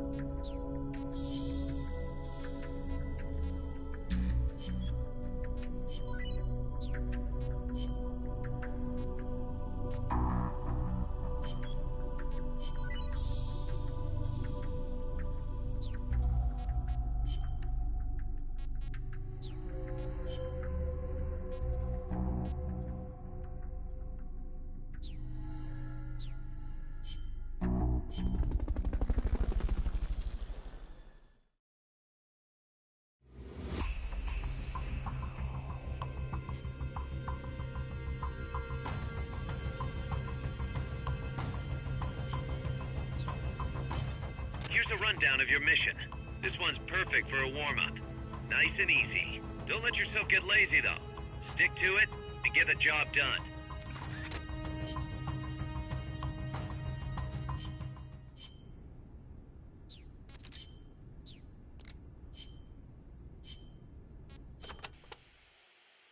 The new plant is a hex type. That gives it more surface area than previous types, and also makes it easier to plan expansions. We're gonna make this place huge. Hex, huh? Like a beehive. Nothing wrong with that. They say the honeycomb design is one of the strongest. I hear they're even thinking of using it in tank armor. Good enough for me. I'll see about finding us some worker bees. Appreciate it, boss.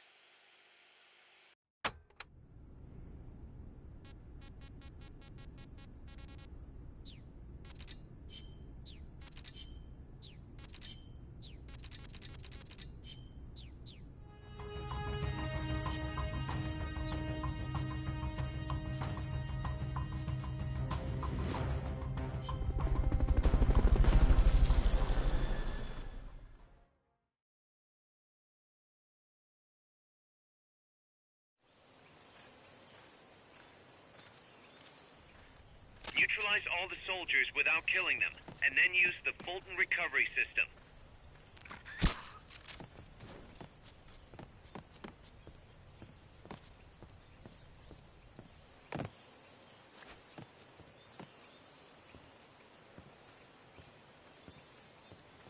What was that?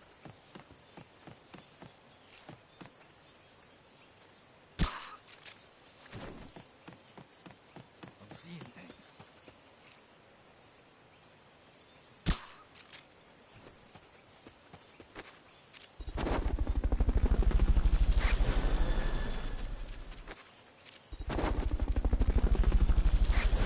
Fulton recovery subject confirmed onboard helicopter. Fulton recovery helicopter is complete.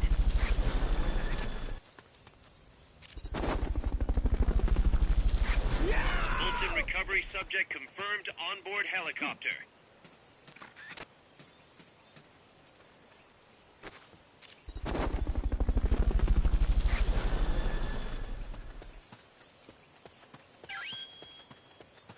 Head for the recovery zone. We'll pick you up there. I knew you could do it. Piece of cake, right?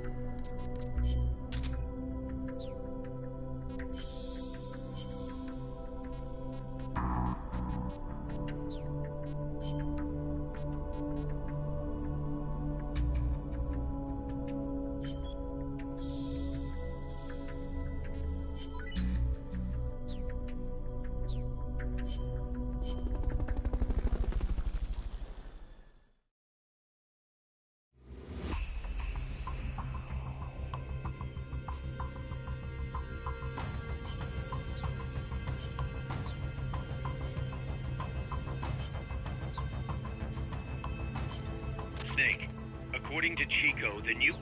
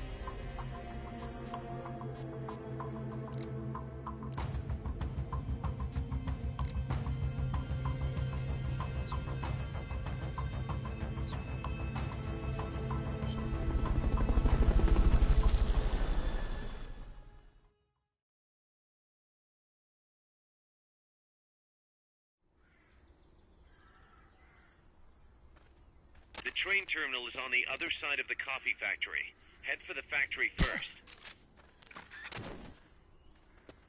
To get to the coffee factory, you'll first need to backtrack to the fork in the road.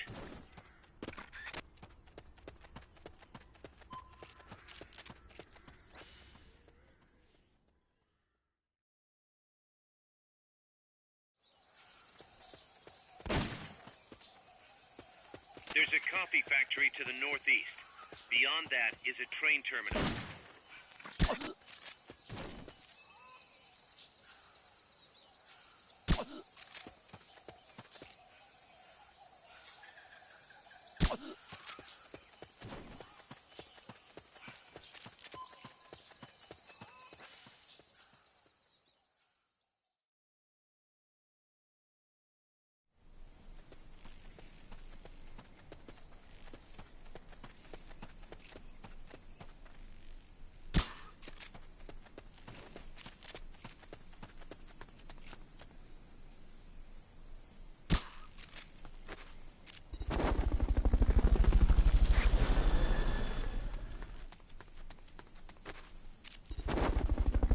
Fulton recovery helicopter is complete. Fulton recovery subject confirmed onboard helicopter.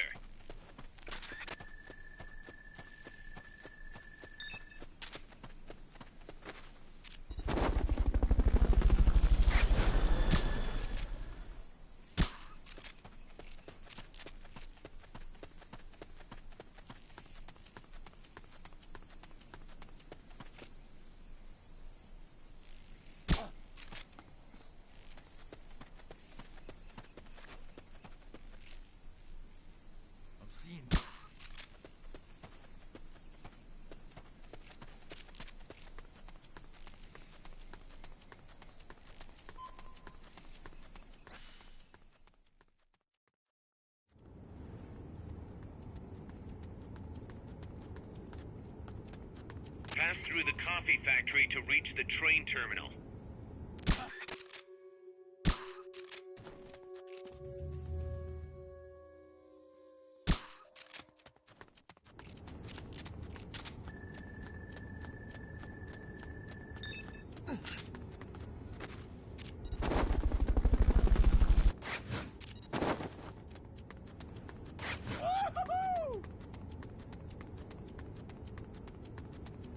Fulton recovery helicopter is complete.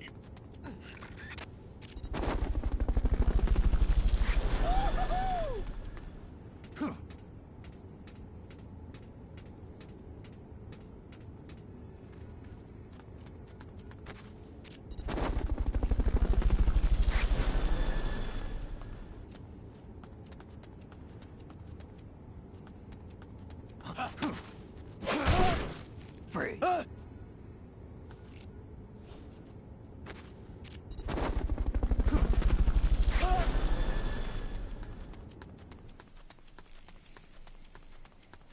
Fulton recovery subject confirmed.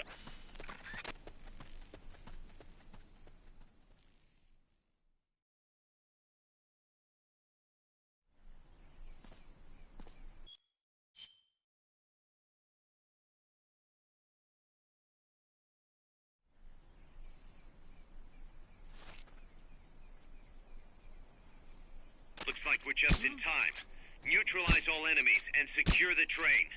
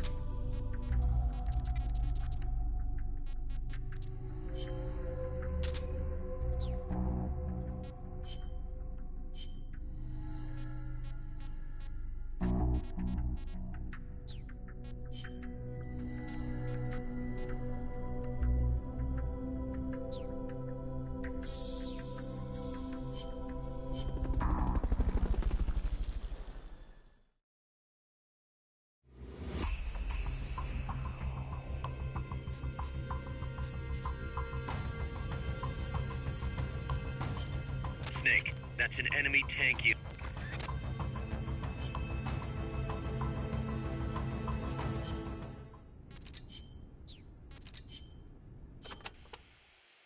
An enemy tank. Is there somewhere you can hide, boss? There are train cars, but they won't hold up against a gun like that. Even a freight train? Incredible. But they keep me out of sight. Temporarily. Use them to look for an opportunity to hit its treads or the fuel tank at the back. But don't forget about that gun, huh? Or the soldiers. They may try to flank you. Right. You can also stop it by taking out all the soldiers. You can do it, Snake.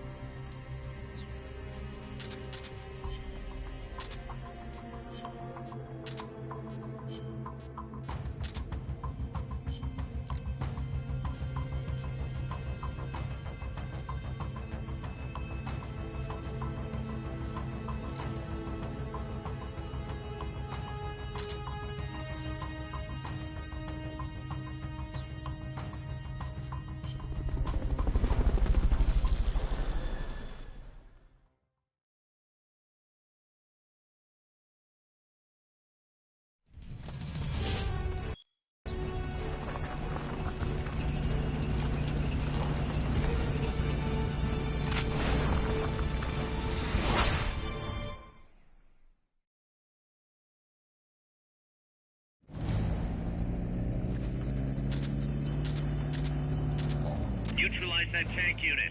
You can do it. Strike before they spot you.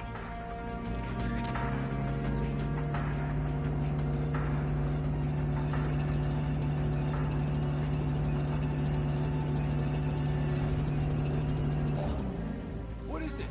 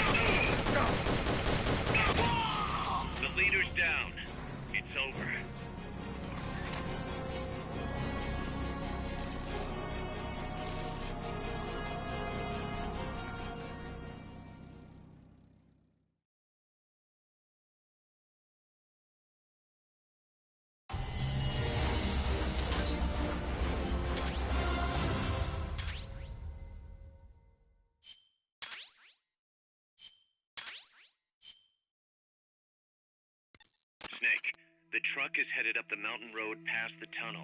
So it was nukes after all. What now? Their main base is up ahead. I better hurry after them then. But... Kaz, if I don't get moving, it'll be too late. All right. I guess you never did let dangerous assignments or risk aversion get in your way. How do I get inside the mountain? I can forget about the tunnel. Yeah, the tank took care of that. Any other routes?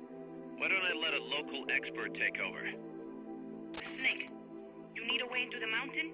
Yeah, got one. Let's see. Do you remember that precinct I was in? In the village, right? Right. Go back to the village and head north. There is a bridge that connects to the mountain road. It crosses over a gorge. That's probably the best way. But there is a little problem. The path heading north from the village is barricaded. You might have to break through. Got it. The heart of Irasu.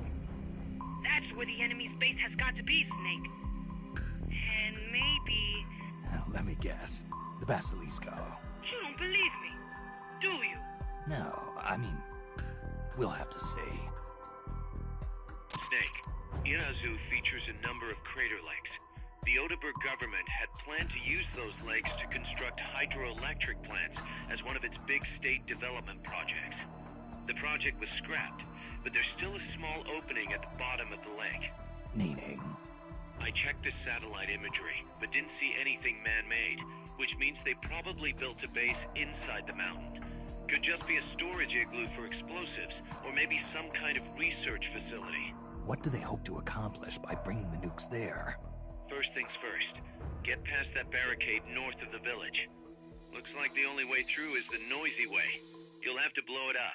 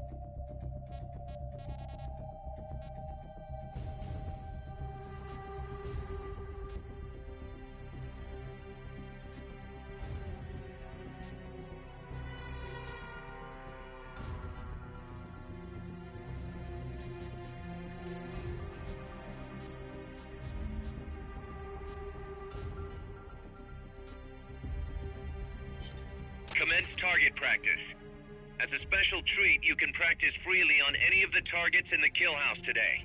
Shoot your heart out. When you're done, head over to the exit.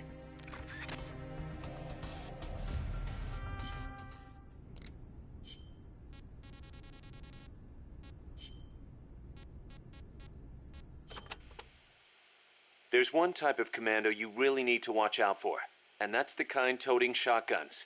They can take a few hits and still keep charging you. And believe me, you don't want them closing in between those shotgun blasts. When they start charging, you need to stop them immediately. Use something with serious stopping power.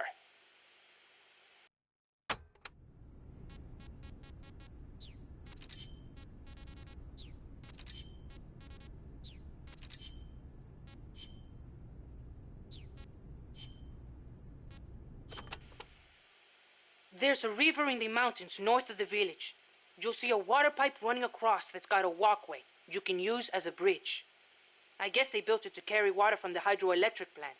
To get there, though, you gotta get past the barricade north of the prison. Got it. El Basilisco supposedly lives in the gorge up there, so be careful you don't get distracted and fall in the river. The Basilisco? Not the big monster I saw. I mean the real Basilisco. A real one? The legendary king of snakes? More like a lizard, I guess. It walks on top of the river. A lizard that walks on water? Man, you should see it. It's not that big, though. Only about 1 bada long. Pretty good size for a lizard. Yeah, but not nearly as big as a dinosaur.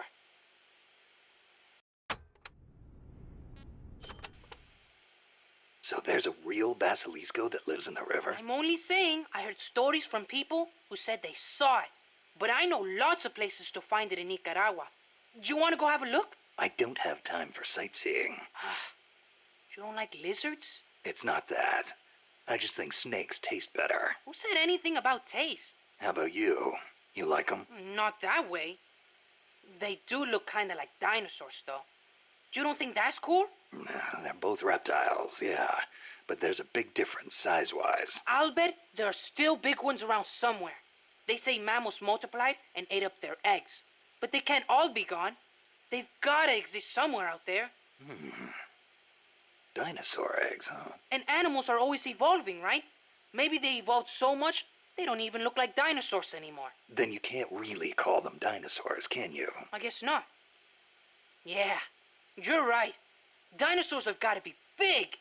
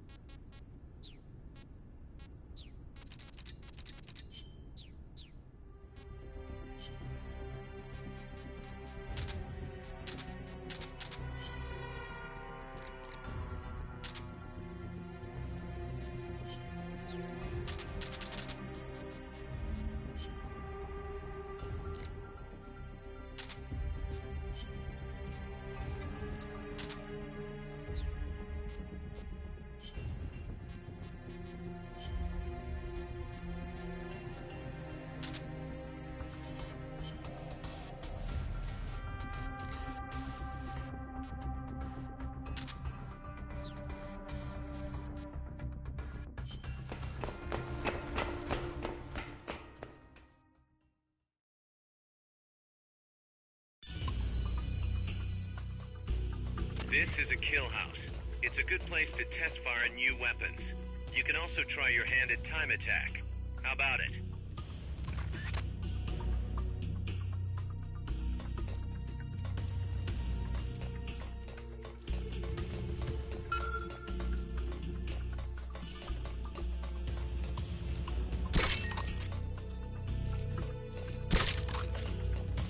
Nice. You hit all the targets in your booth. Move on to the next one.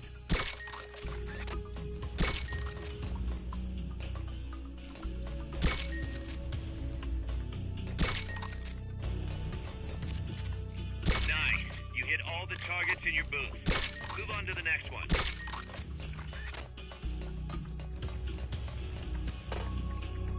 Nice. You hit all the targets in your booth. Move on to the next one.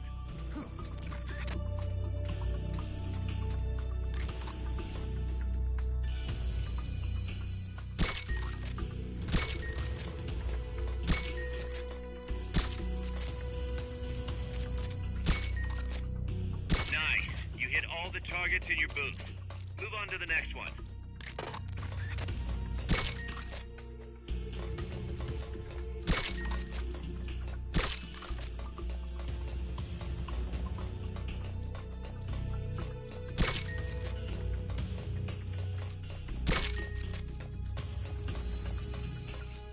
Nice. You hit all the targets in your booth. Move on to the next one.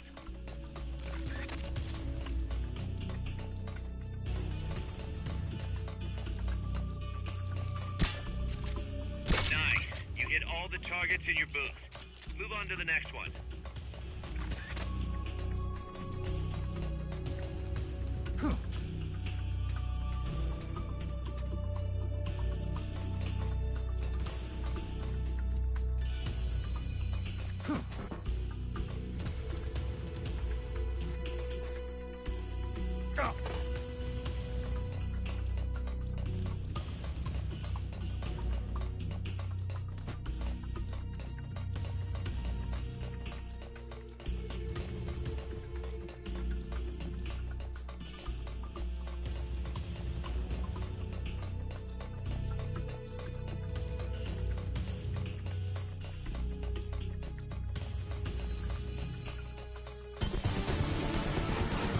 Training exercise complete.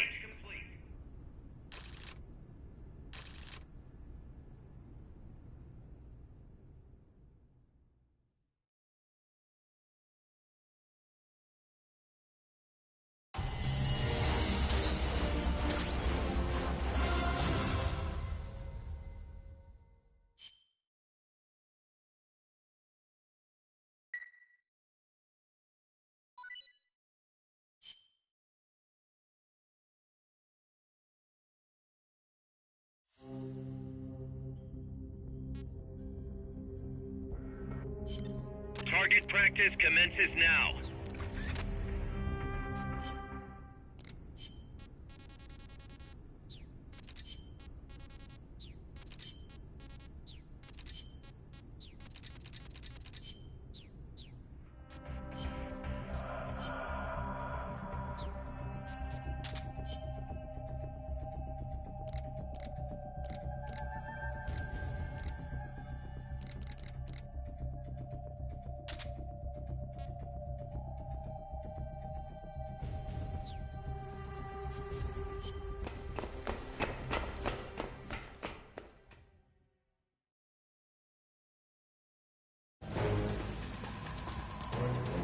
This is a time attack.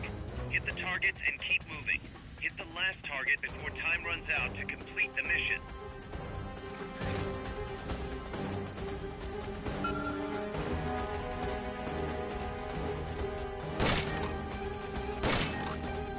Nice. You hit all the targets in your booth. Move on to the next one.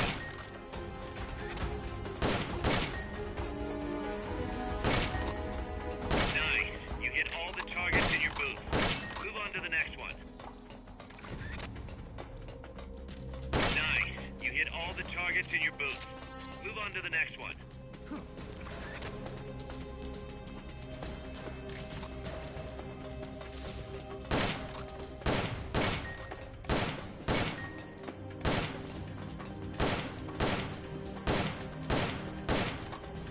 Nice. You hit all the targets in your booth. Move on to the next one.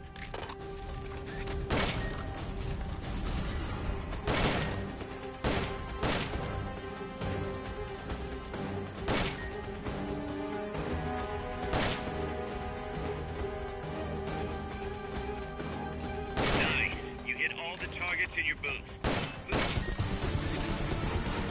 Training exercise complete.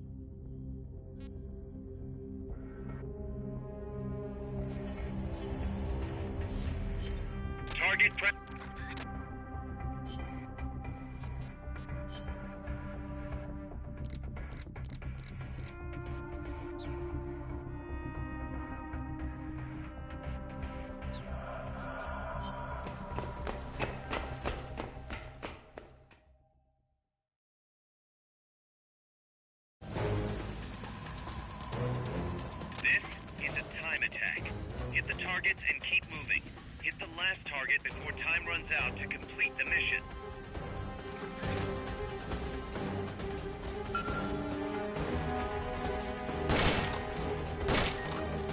Nice. You hit all the targets in your booth. Move on to the next one.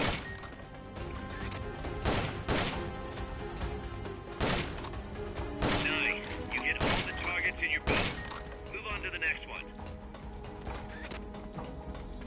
Nice. You hit all the targets in your booth. Move on to the next one.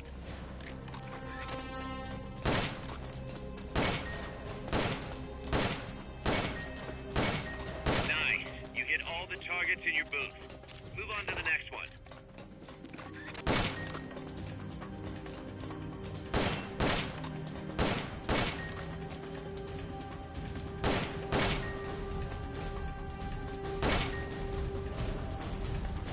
Nice. You hit all the targets in your booth.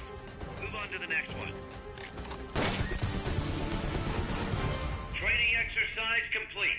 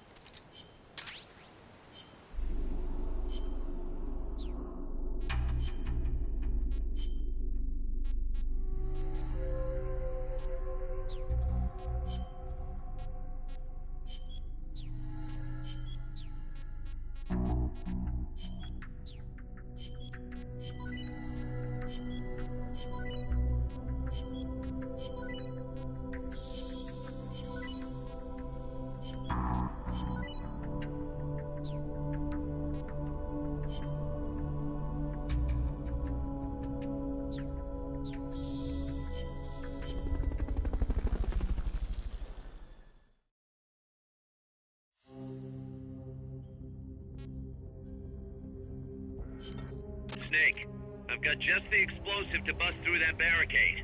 C4. We finished developing C4 charges. Take some with you.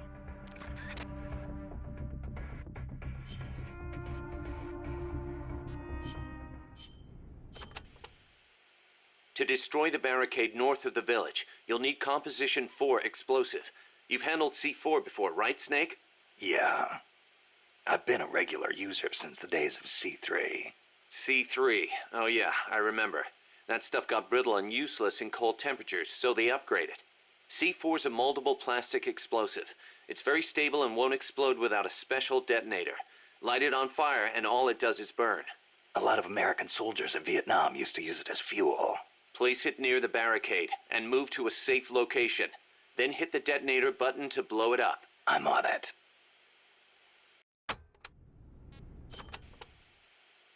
Those giant footprints near the terminal. What do you think they were, Kaz? It beats me. They're way too big, even for an elephant. Made me think of that basilisco Chico was talking about. Hope it's not for real. Same here. If they really do have that kind of weapon, we could be dealing with a basilisk in more than just looks. What do you mean? There's a medieval encyclopedia that describes the basilisk like this. The basilisk is the king of snakes. All snakes fear the basilisk and flee at its sight, lest they be slain by its foul breath. A snake to take out a snake, huh? I don't mean to scare you or anything, but it never hurts to be careful. Will do.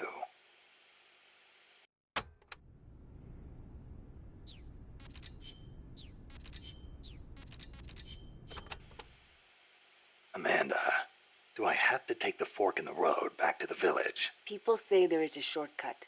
Go back to the coffee factory entrance, then follow the path on the right. That will take you straight to the village. They may have increased security in that area, though. Not surprising after what happened with the tank.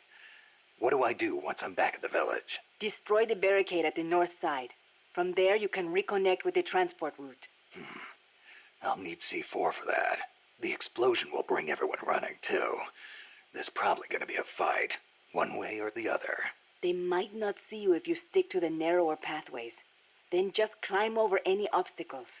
Don't let your guard down after taking out the barricade either.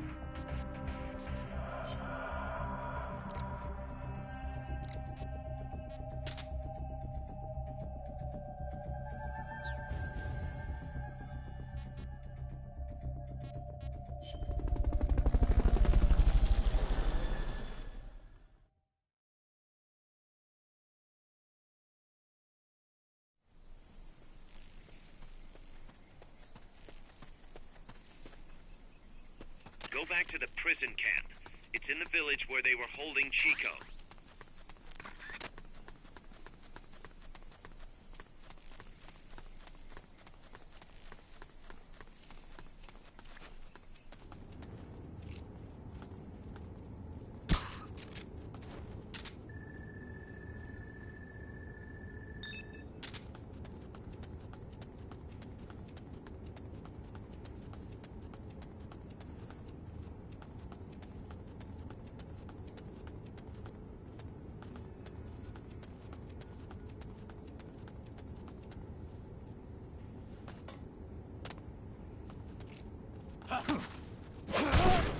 Freeze.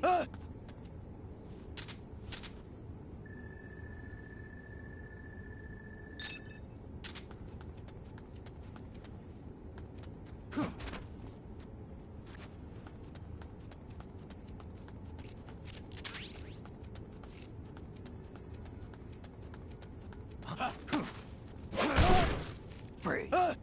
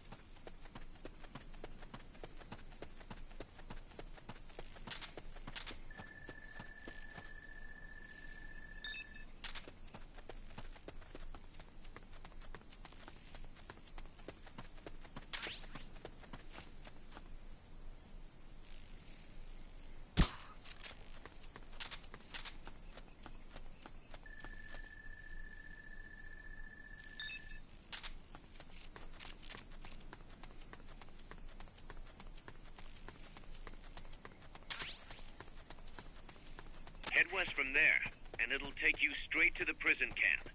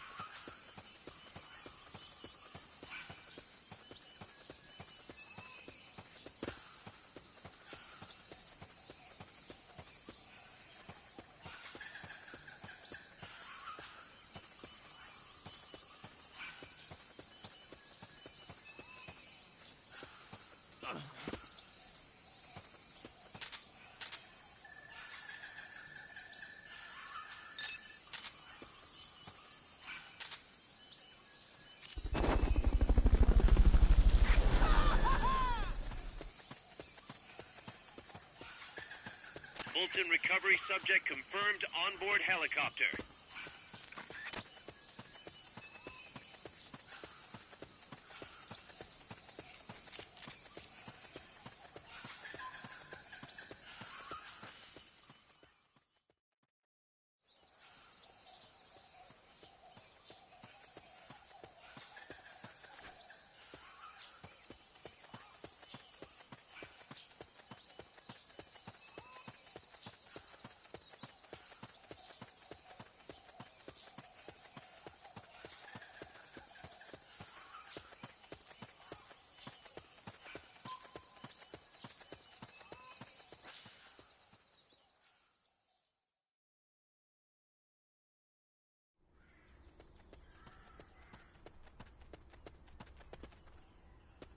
If you cut across the prison camp, you'll find a gate leading north.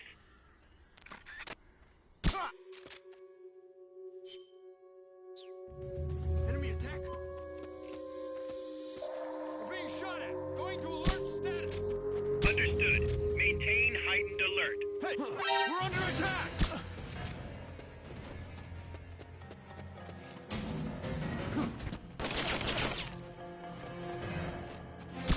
Enemy sighted! Understood. Eliminate all hostiles.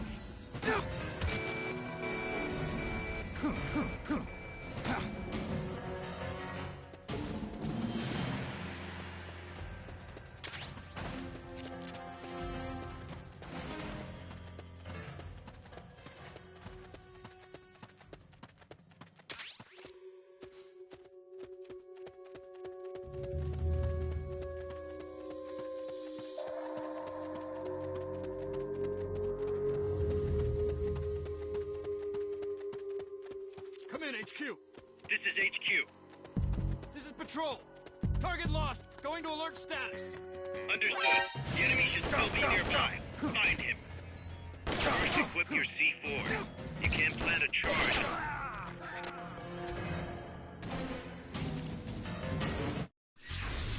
This cannot be happening. Tell me you're okay. Snake! Snake!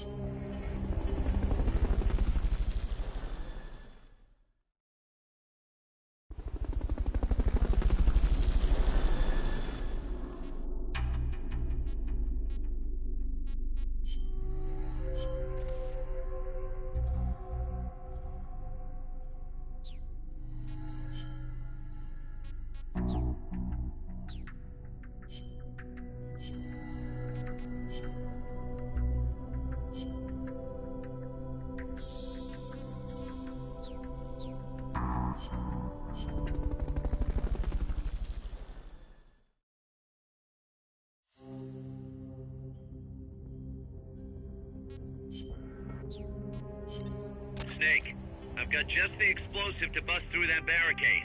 C4. We finished developing C4 charges. Take some with you.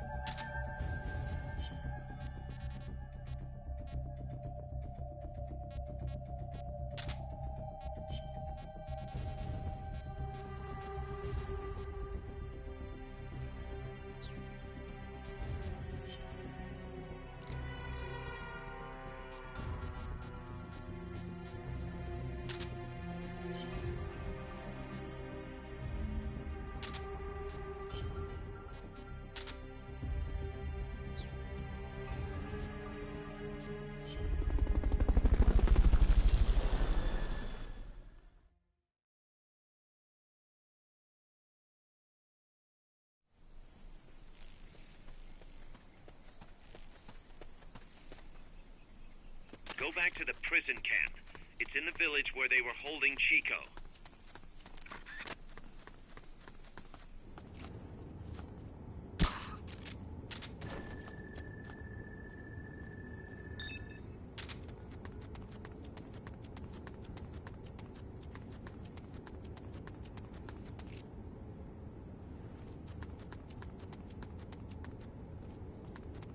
You won't get up there alone.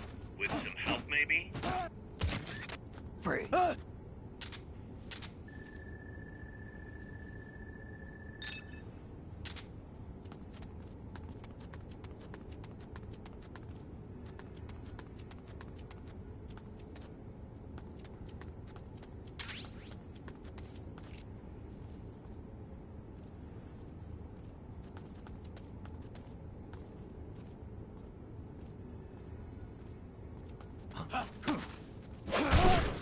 Freeze.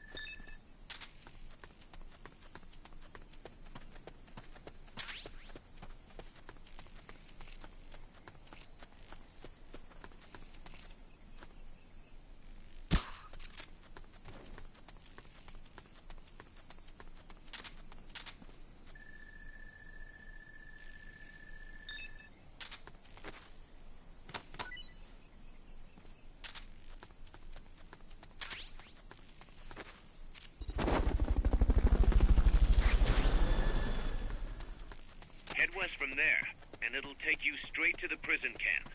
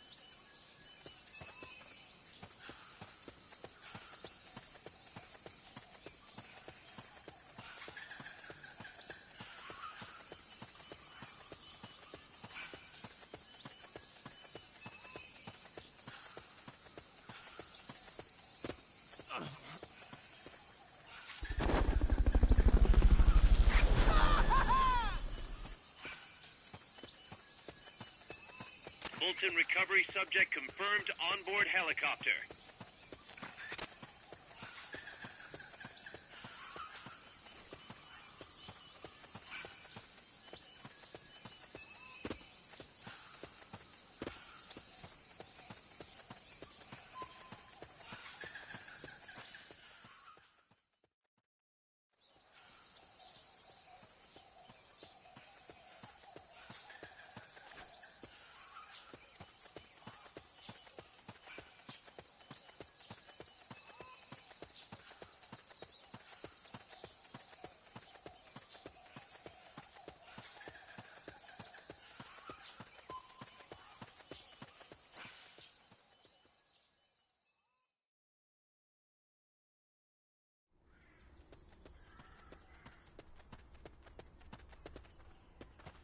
The gate's on the northwest side of the prison camp.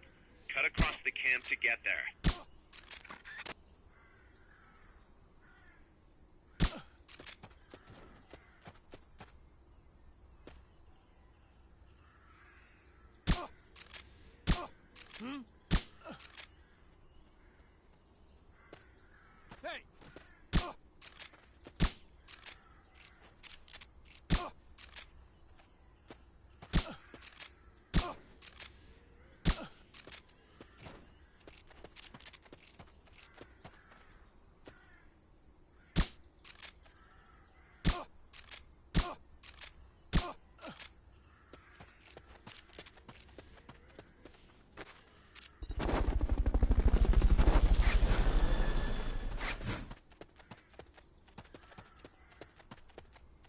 Bolton recovery helicopter is complete.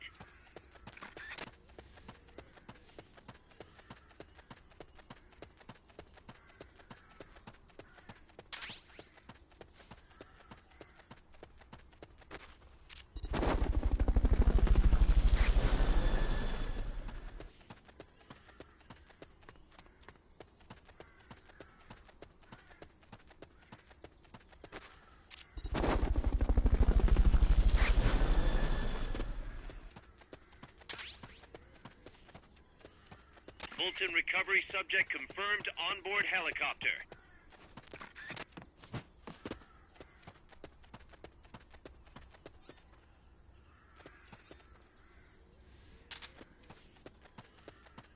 To plan a C4 charge, hold down the aim button and press the attack button.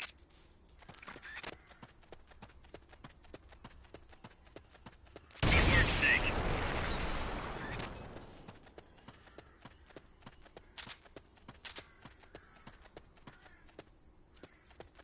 Excellent. Now, make your way north.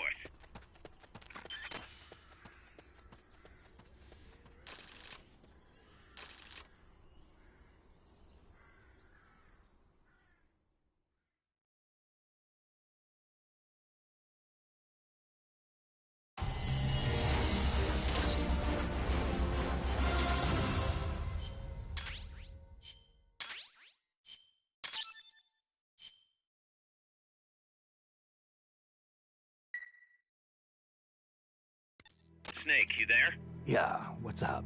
You've got to talk to Amanda. What happened?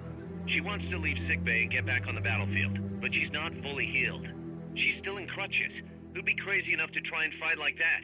You have to talk some sense into her. Is she with you right now? No, she's in sickbay. She keeps shouting about how she doesn't want to be there. She won't shut up about it. She's driving me... Let her go. What? If that's what she wants, let her go. I'm really not in the mood for jokes, Snake. I'm serious. Let her go. Why? So she can come back in a body bag? I'm really not in the mood for jokes, Kaz. What are you talking about? Amanda isn't the type to just sit around in sickbay. She has a sense of duty. Her purpose in life is to fight. The battlefield isn't just the best thing for her, it's the best thing for her compas, too. She'll be a huge morale boost that can only benefit MSF. You think so? You're good at fighting, Kaz. One of the best. But you've got a lot to learn when it comes to people. So, where should I put her? I'll think it over and find a team for her. Don't worry. She won't let us down. Whatever you say, boss.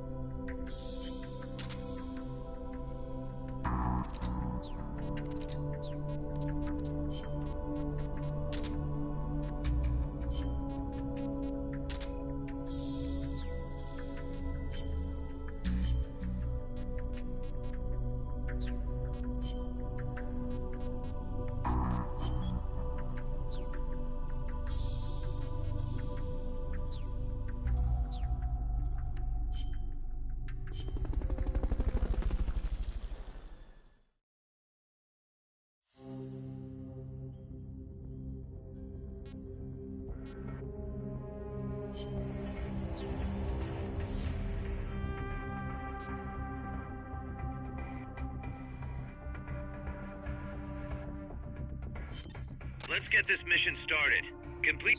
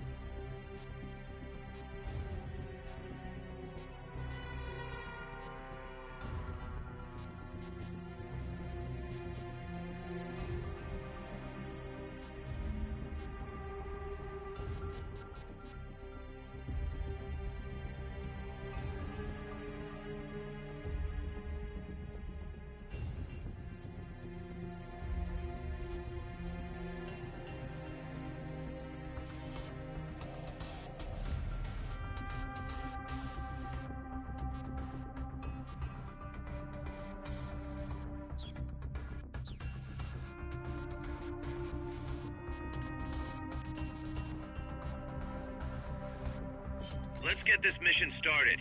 Complete the mission and proceed to the Fulton recovery point so we can get you back alive and well. Good luck out there.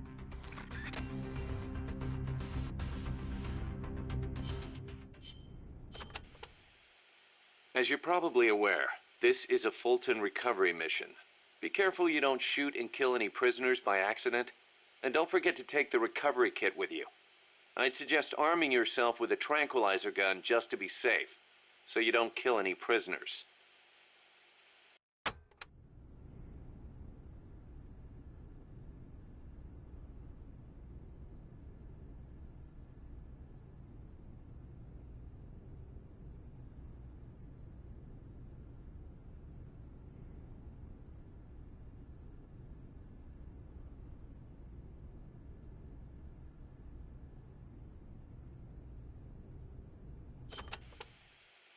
As you're probably aware,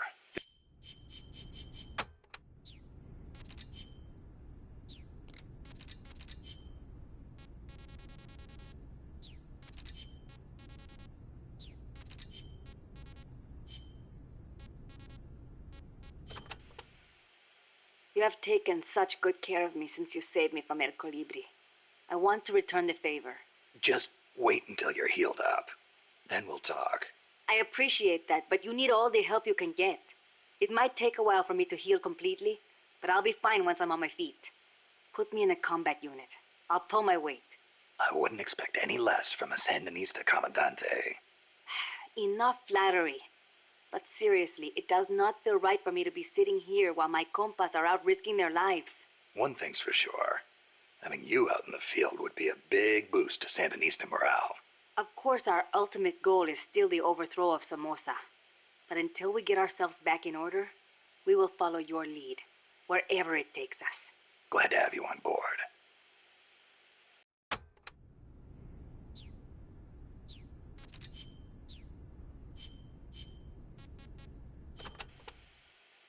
Irasu has more than one crater, because he's erupted so many times. I heard most of them filled up with rainwater and became lakes. Calderas, huh? Calderas? Yeah, something like that. Hey, I got an idea. When you get to the lake, can you keep an eye out for weird animals for me? People all over the world tell stories about giant monsters living in lakes. Nessie in Loch Ness, Nahuelito in Argentina, Ogopogo in Canada. I can hardly keep track of them all. They say that all these sightings prove dinosaurs do still exist. But crater lakes are isolated. They're not connected to rivers. Yeah, but you know Mokele Mumbembe in the Congo River? He can walk on land. So maybe they moved there from some other lake. Huh. You sure know a lot about UMAs. There used to be a guy in El Frente who was a hunter.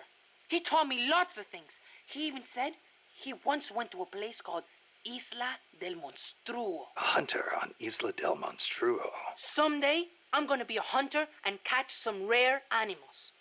Right after we restore peace to our land, of course.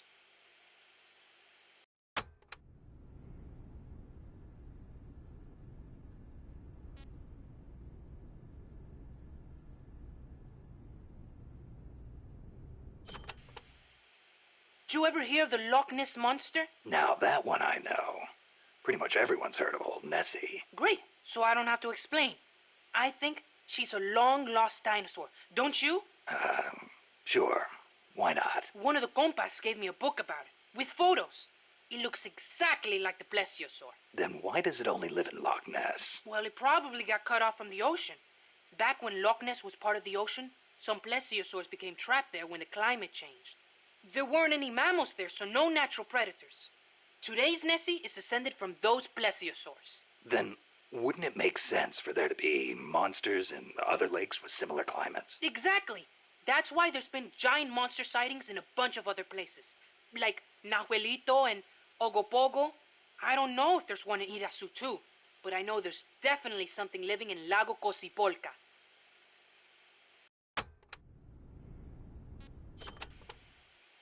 You mentioned the Nahuelito. What is it? It's a plesiosaur that lives in Lago Nahuel Huapi in Argentina. It's described a little differently, but I'm sure it's basically the same creature as Nessie. Except for one thing. What? Well, according to one theory, is the result of a nuclear test back in the 50s. What? There's no record of a nuclear test in Argentina in the 50s. At the time, the president, General Juan Perón, was pushing hard to industrialize the country. I wouldn't be surprised if he conducted a top-secret nuclear test before he was overthrown in a coup. Sounds a little far-fetched to me. You think?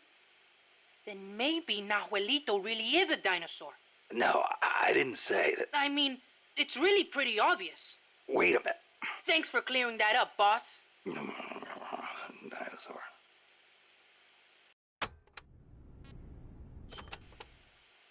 What about the Ogopogo? And what kind of name is that anyway? Ogopogo's a monster that lives in Okanagan Lake, in Canada. I guess it's an Indian name, because it's a legend passed down by the Indians. A legend, huh? Well, then it's probably not. There's written records of it, too. The first one was in 1872, and there's been more sightings since the start of the 20th century. You starting to get into UMAs too, Snake? Yeah, maybe. UMA hunting. Now that's a real man's adventure. What do you say, Snake? After Nicaragua's at peace again? You want to go exploring together? Well, we'll see. Might not be such a bad life.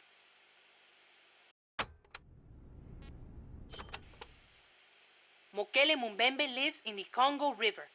There's nothing mysterious about it, though.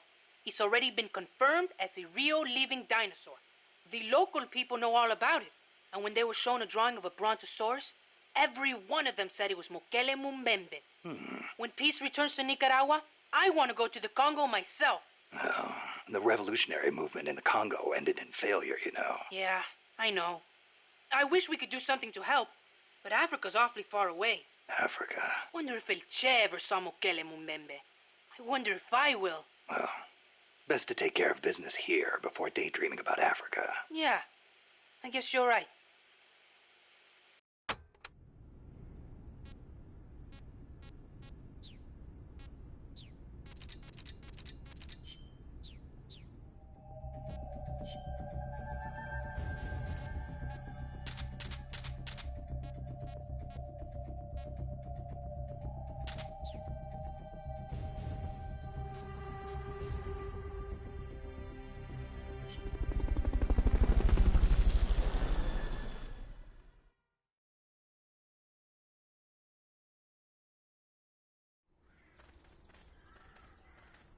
Your current objective is to retrieve the researchers.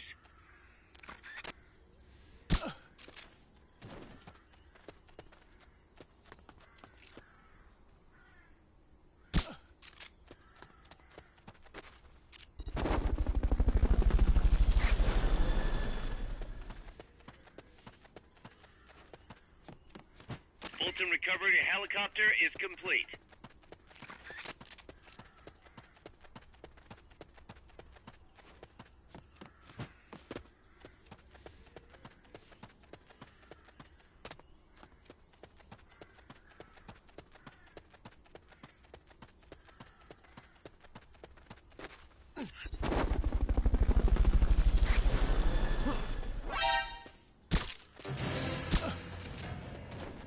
Fulton recovery subject confirmed onboard helicopter.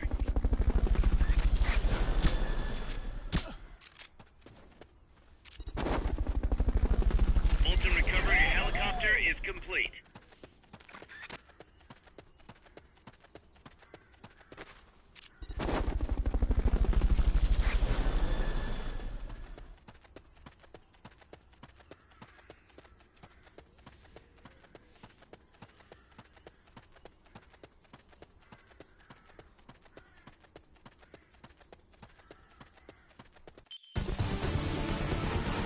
I knew you could do it. Piece of cake, right?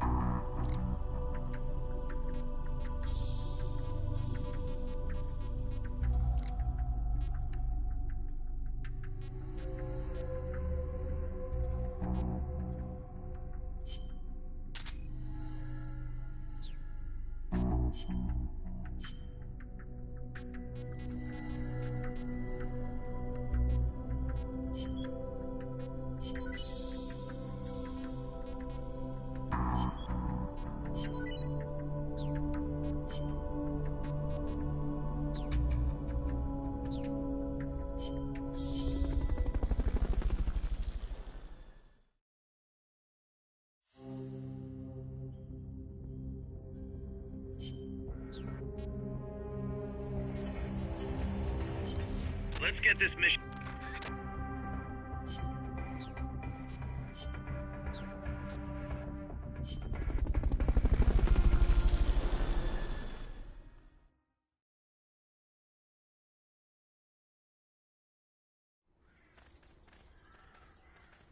Your current objective is to retrieve the researchers.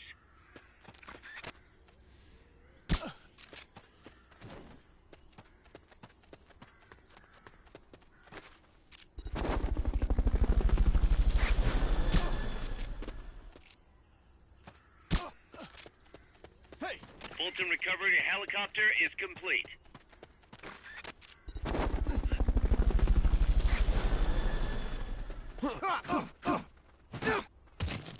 Freeze.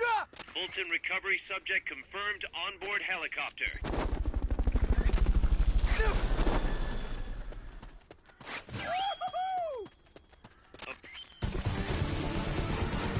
Mission complete. The folks back at Mother Base will be thrilled.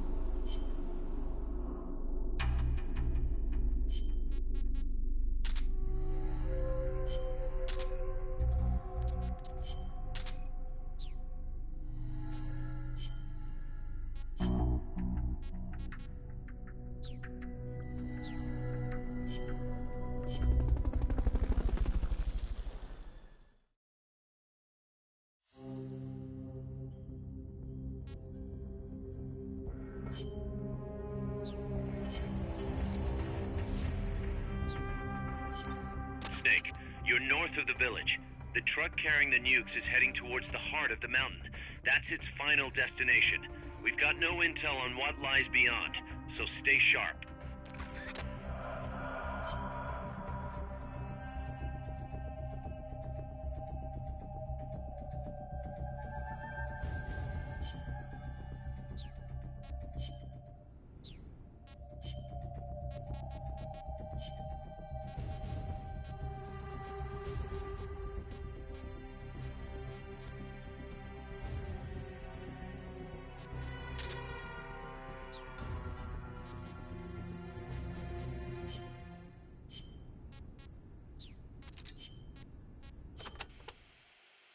Snake, to the north of the village is a bridge that crosses a hydraulic pipe. Though normally the bridge is not used by people, if you slip, you will fall straight to the bottom of the valley. Be careful. What's a channel doing here? It is not for irrigation. They are hydroelectric pipes. I wonder if they run into Irasu's Crater Lake. Normally they would build a reservoir at the bottom of the valley, but it was probably too dangerous. Los Cantos means sword peak.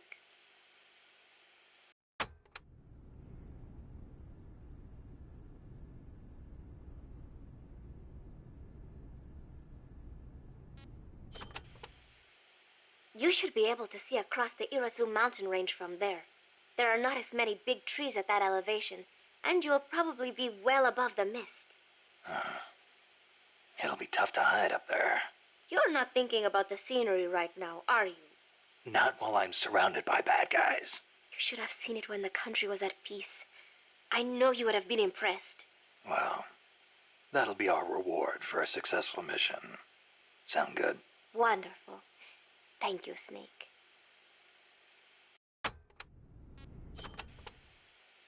There is an old fort around there. What is it, boss?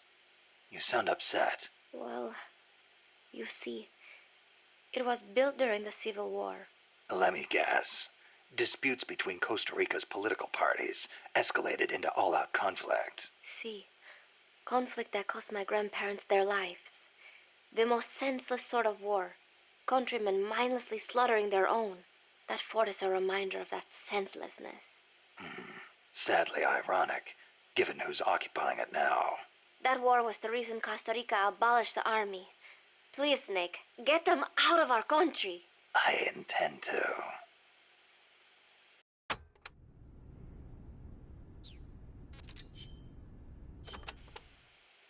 Chico says there's a bridge north of the village. Yes, a narrow one, for crossing the pipe.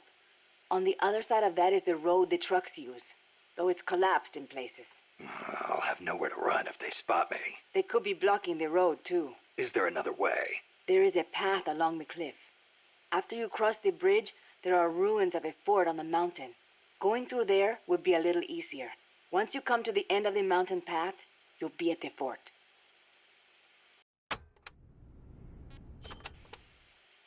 That fort was built during the Civil War. It seems La Cia's troops are occupying it now. This just gets better and better. They've got gun turrets set up all around from the looks of it. Attract too much attention, and you'll really stir up the hornet's nest. Maybe I'll try and find a way around. You could always commandeer one of the turrets. A little target practice, perhaps? Just like in Krasnogorye. Krasno what? Sorry, just thinking about old times.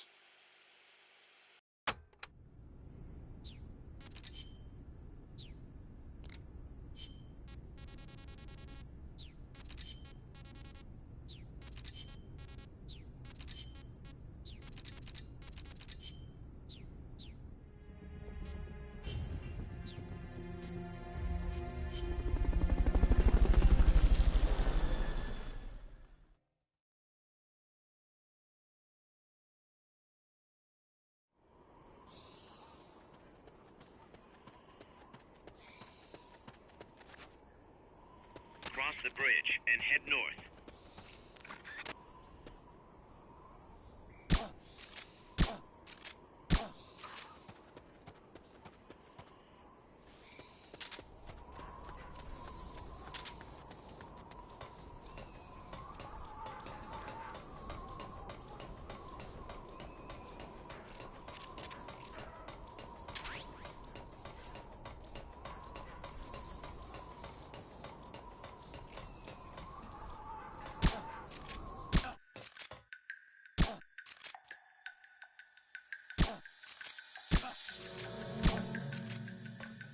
Someone attacking? That's too tall to climb. If only you had some equipment.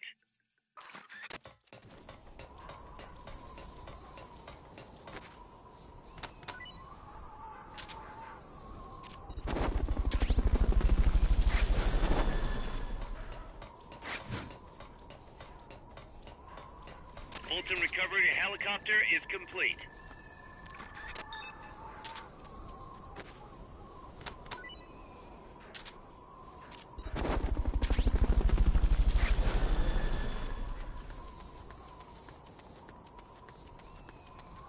Fulton recovery subject.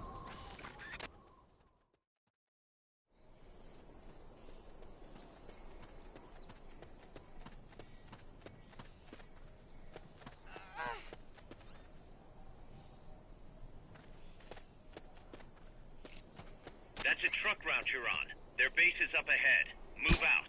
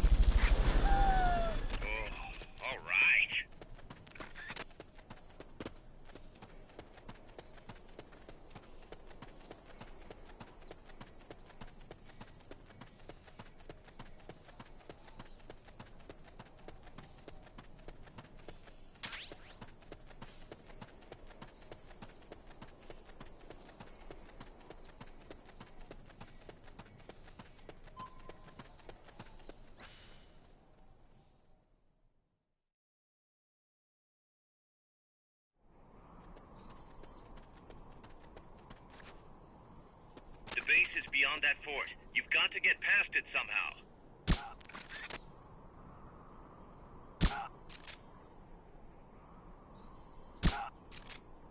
You can't be imagining things.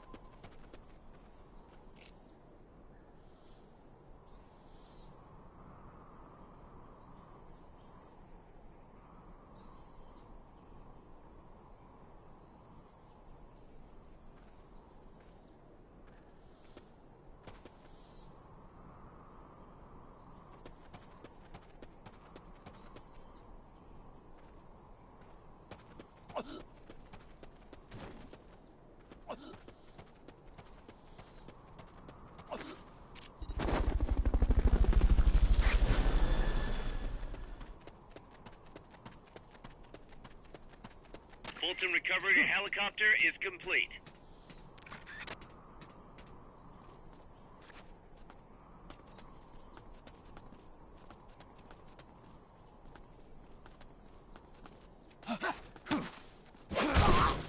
Freeze.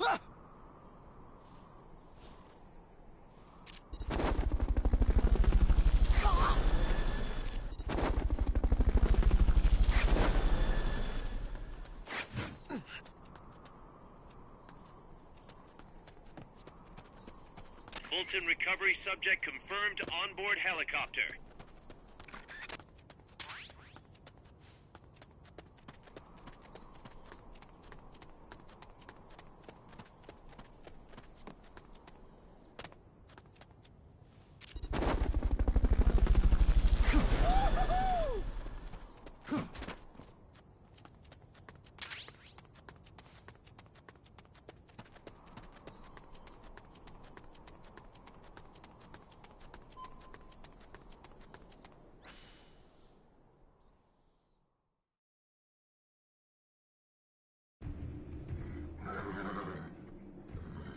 Kaz, I'm inside the facility.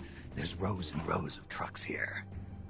If that's where they brought the nukes, then the truck we're after should be there. Snake, can you tell which one of the trucks brought the nukes? One of them must have the same license plate.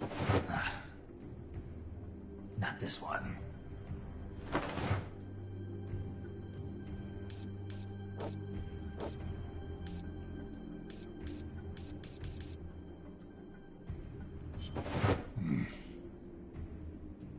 Nothing.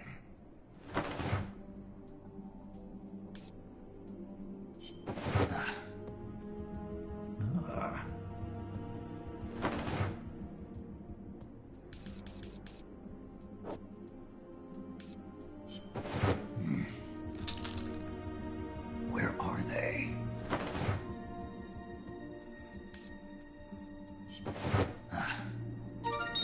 Sunlight!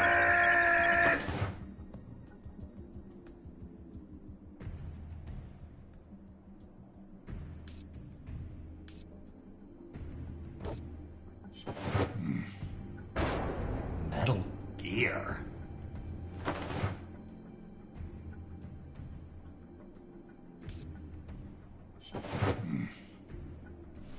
Mr. Kojima?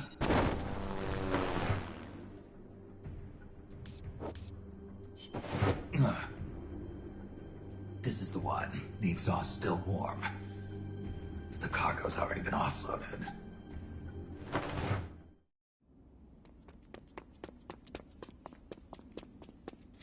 Just a minute. This isn't what we agreed on. It's too late. The changes have already been finalized. You told me it was going to be a deterrent, that we wouldn't have to launch. I am not arguing with you, Doctor. Our goal is to create the perfect deterrent. That's why I agreed to help develop it. However, in order to achieve that perfect deterrent, we must show the world our strength. 3 key principles ensure effective nuclear deterrence. First, you must have nuclear weapons. Second, you must never use them first. And third, and most important, if someone attacks you, you must strike back. Unless we prove beyond a doubt that these 3 principles work in practice, the world will not accept our new deterrent. And the only way to do that is to show them we're capable of actually launching a nuke. But isn't deterrence supposed to stop nukes from being used? Exactly. And so the one we launch will be the last one ever. I won't let you use my creation like that.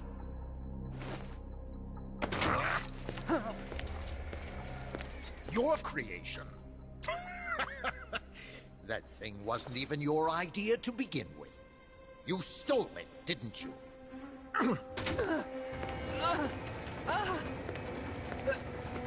Stole it? You're one to talk. You got the idea for bipedal locomotion from the communists in the first place. You listen to me, Doc. Keep quiet. Do as I say. Not another word about stolen ideas. Should we succeed here, you'll be the toast of the scientific community. And your name will go down in history as champion of both progress and national security. The hell with that! Doctor! Unless we prove we're capable of launching, Peace Walker is useless as a deterrent. You used me!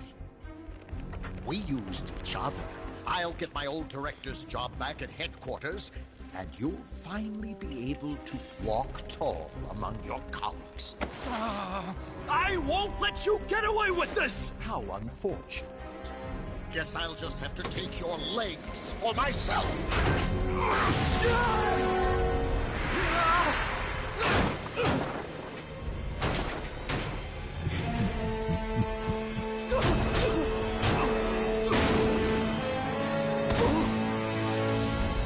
Peace won't just come to us, Doc. We are going to have to meet it halfway. V for victory.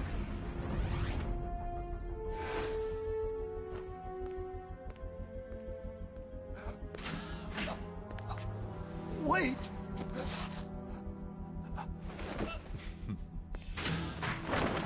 Hey, you okay? Don't do it! Snap out of it. Where are the nukes? He's gonna do it! He's gonna launch a nuke!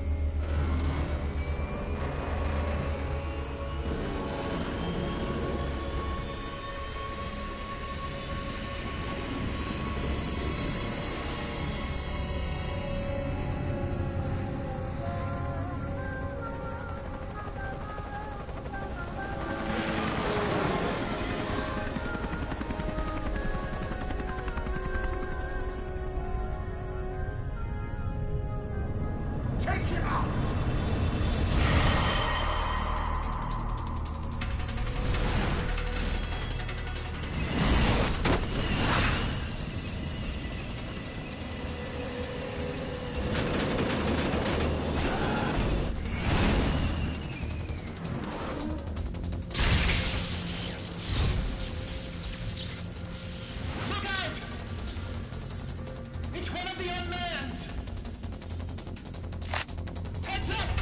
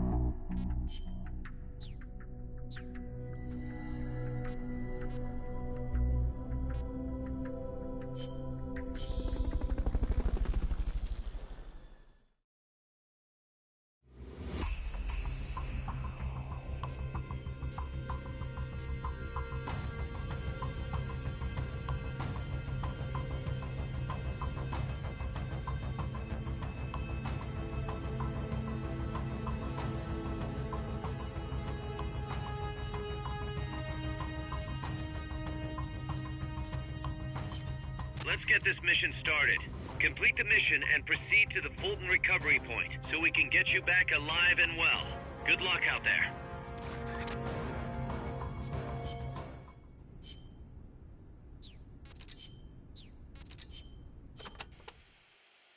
Sabotaging enemy bases is another principle of guerrilla warfare. You will need explosives for that. And naturally, once they detonate, the enemy will know you're there. So you need to make sure you have enough time to get to safety before they go off. Best to plan your escape route before you go and plant the explosives.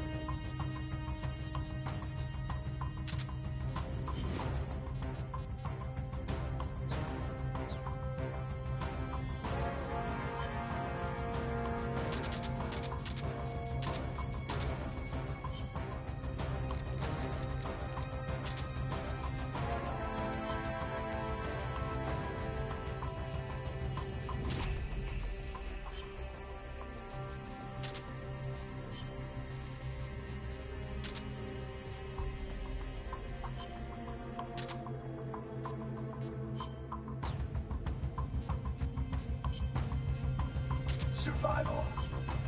Survival.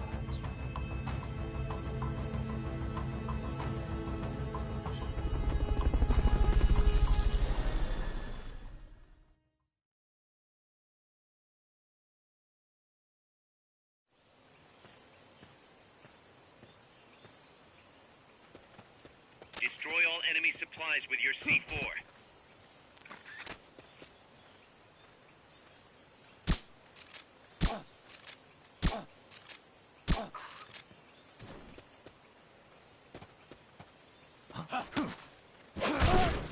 Freeze.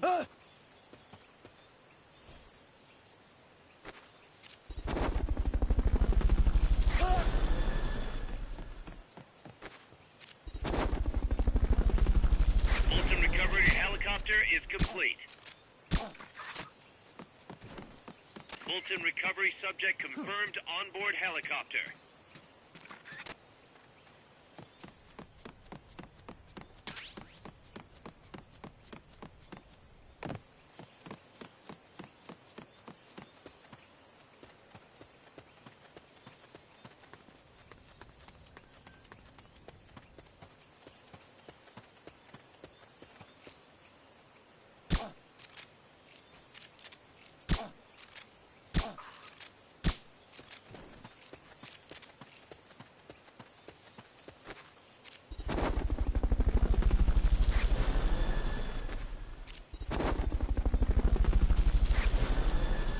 Fulton recovery helicopter is complete.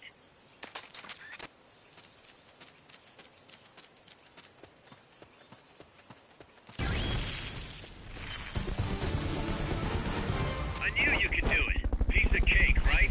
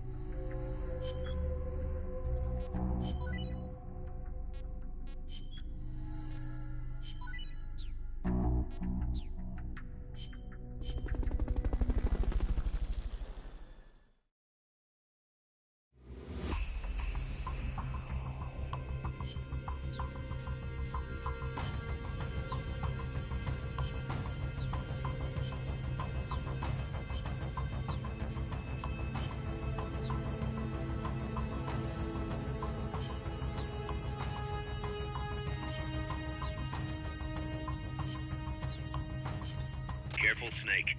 I've never seen anything like that, and I've got no idea how to bring it down. Maybe the scientist knows. However you do it, take that thing out.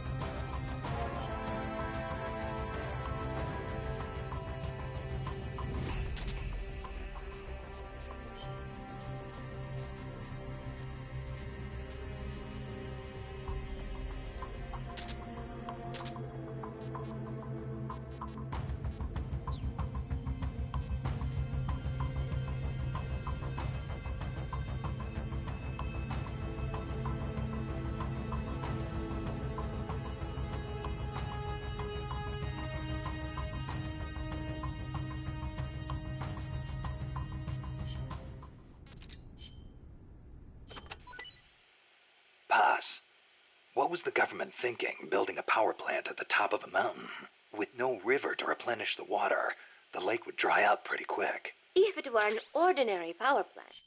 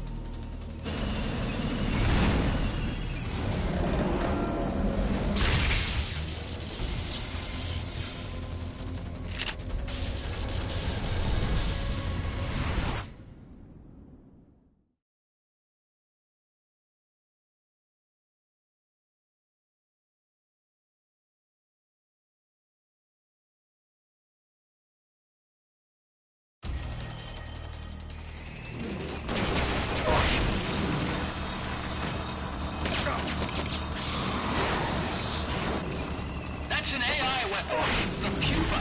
It's fast, so be careful.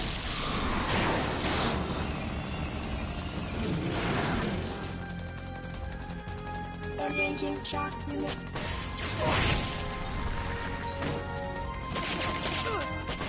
If you destroy the boosters on the left and right, you can stop it from charging at you.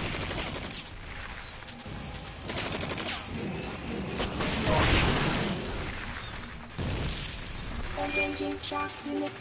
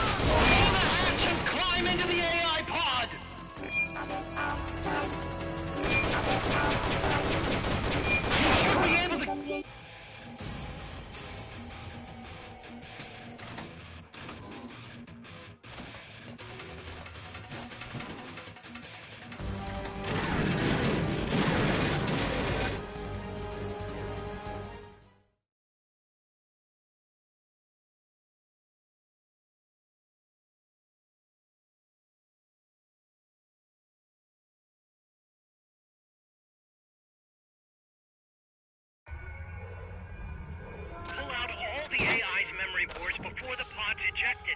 The black memory boards are locked. Go after the boards with icons over them.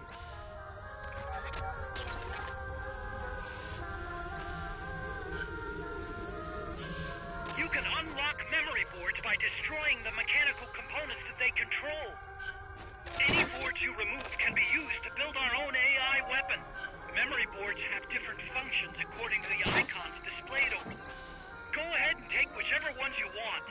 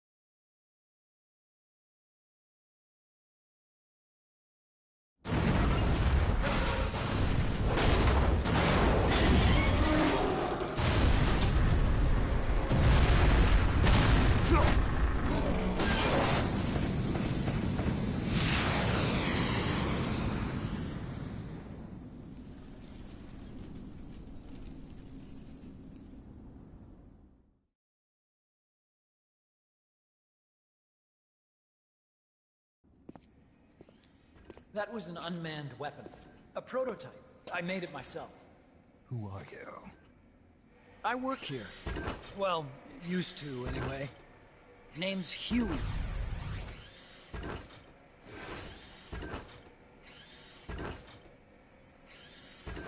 And who might you be? You don't look like one of those mercenaries. Me. I'm an entomologist. A fighting entomologist? I specialize in butterflies. I'm here to catch Ulysses. Ulysses? Huh. I didn't think they lived in Costa Rica. Morphos, maybe? That's it. Need to get some before the Washington Treaty goes into effect. Says here Morphos aren't covered under the treaty. Must have slipped my mind. You sure you're feeling all right? Anyway, long story short, the butterfly got away. So how about it, Doc? Did you make that big butterfly, too? Yes. And no. What was that thing? What are they doing here? Huh. Something tells me you're no ordinary entomologist.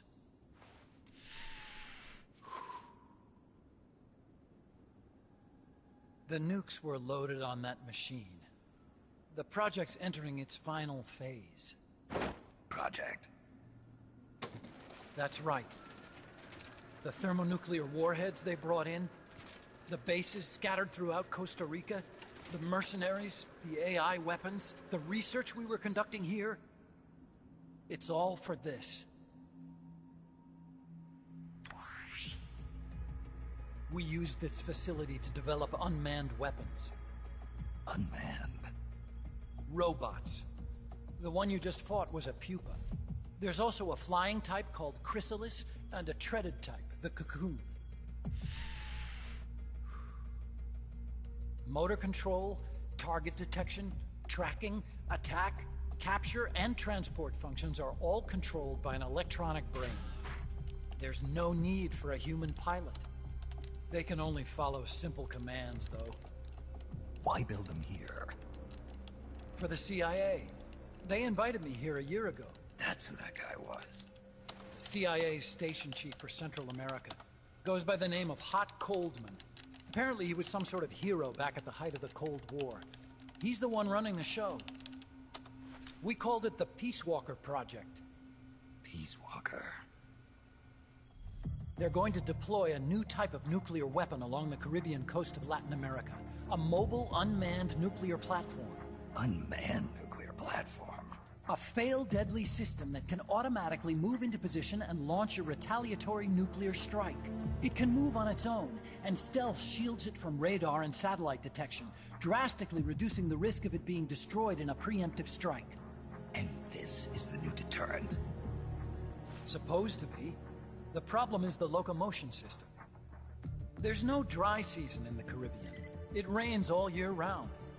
The terrain is full of tropical rainforest. A lot of the time you can't even build a proper road.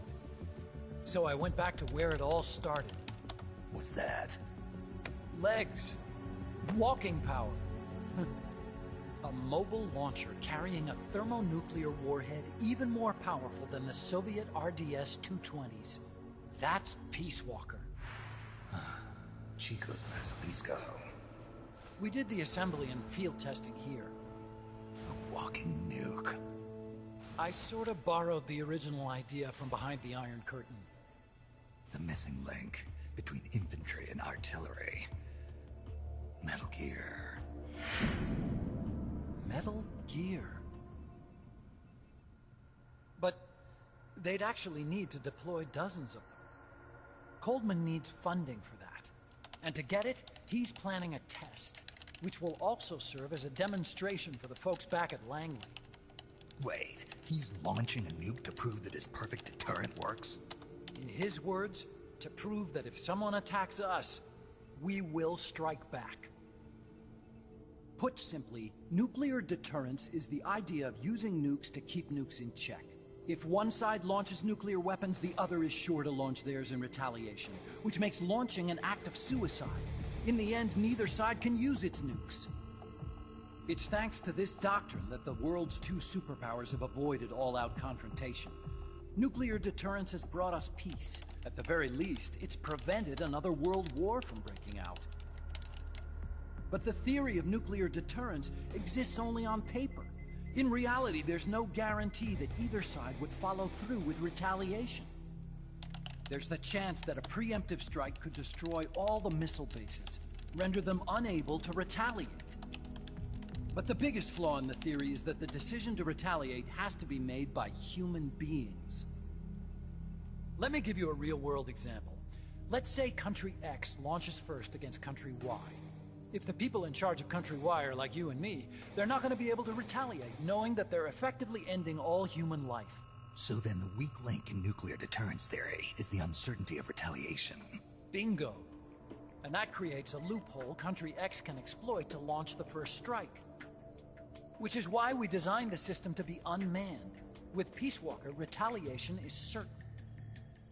It chooses the appropriate target and launches a retaliatory nuclear strike every time, without needing human input to make the call. Launching a nuclear strike against Peace Walker is tantamount to pushing the launch button against yourself. It closes the loophole in nuclear deterrence theory, rendering our friends in Country X completely unable to launch.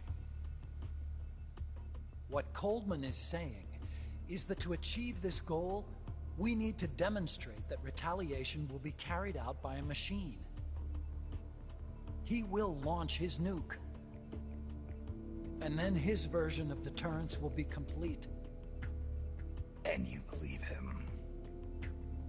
I believe in peace through nuclear deterrence. Why?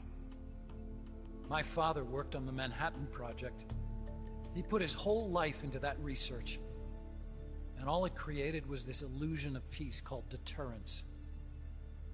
And then I was born, unable to walk. I had no choice but to face up to the nukes. But if they do end up launching, it'll all have been for nothing. They've got to be stopped. Where'd they take the warheads? To a base near the border. The final test is 5 days from now. Where's the base? You're gonna stop them? It's kind of a hike. And besides, there's a surefire way to halt the project. You see, Peace Walker isn't quite finished yet. What do you mean? It's missing one last critical structural component. The AI. Its brain. The reptile pod, the electronic brain I was working on, can only follow commands like, go there, attack that. I guess you could compare it to the human cerebellum. But for nuclear deterrence to work, it must function in place of a human decision maker. It needs something to analyze the huge volumes of data coming in and select an appropriate target for retaliation. Hence, it needs the high-level decision-making ability of a cerebrum. A mechanical cerebrum. The hardware configuration is modeled on the human brain, similar to the pod I worked on, but its role is completely different. Where's it being made?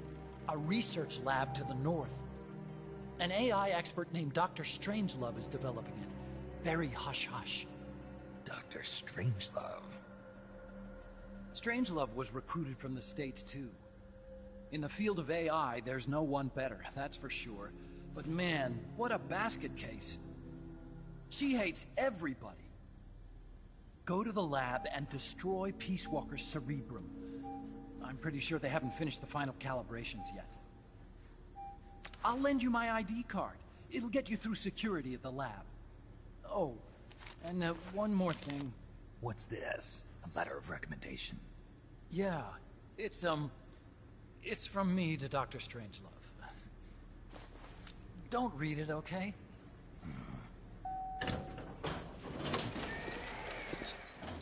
So what will you do now? I'm done with science. At this rate, I'm probably already halfway to hell anyway. Not so fast. Why not join us? Our place is outer heaven. You'd fit right in. Outer heaven? Yeah. I'm probably better suited to something like that than this paradise. Good. You get a free balloon trip for signing up. Enjoy it. You'll feel like a butterfly. You're an agent, right? Who do you work for? Me. I was a Cold War tool, same as you. Now I'm not so useful anymore, so they cut me loose. I don't answer to anyone. Call me Snake. Snake? That name seems familiar somehow. Death. Probably just deja vu.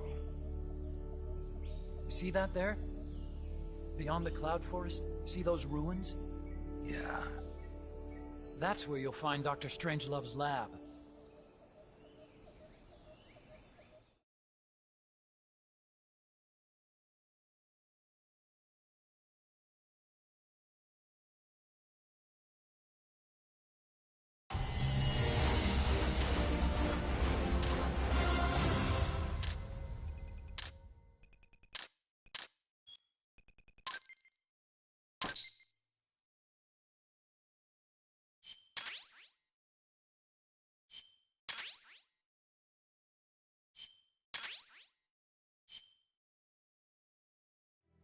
Snake, the doctor's safe here with us. Huey, how are you feeling? Never better. This is quite the pad you've got here, boss. I'm impressed. Call me Snake. Whatever you say. Like it or not, everyone here calls you boss. By the way, if you're at all interested in improving your tech, by all means assign me to the R&D section. I'm pretty sure I'll be of some use. Once we have the necessary materials and blueprints, we can start work on that bipedal mech. I appreciate that, but are you sure you're okay with having your work used for war? I'll be using it to keep past mistakes in check. If I can help thwart the Peace Walker project, I'm happy to do it. Deterrence theory, Huey style, huh? Anyway, if you need any intel on the enemy's weapons or electronic brains, contact me. I've been given my own frequency. Sounds good to me, Doc. I'll do that. Good. Whatever the means, you must put a stop to their plans. Hey, boss. You mind if we powwow for a sec? What now? MSF brand rations? Actually, that sounds... No. With all the men we have now, it may be time we started sending some of them to other countries. You mean dispatching mercs? How else are we gonna keep feeding the crew we have? I know. You're right. Okay. To deploy troops, select Outer Ops from the Mother Base menu. If it goes really well, we might even get new recruits, weapon design specs, or leads on new missions. We can deploy any vehicles or large-scale weapons in our arsenal as well. And if things don't go really well? Yeah, we could lose men. I won't try and force you. You're the one calling the shots here, boss.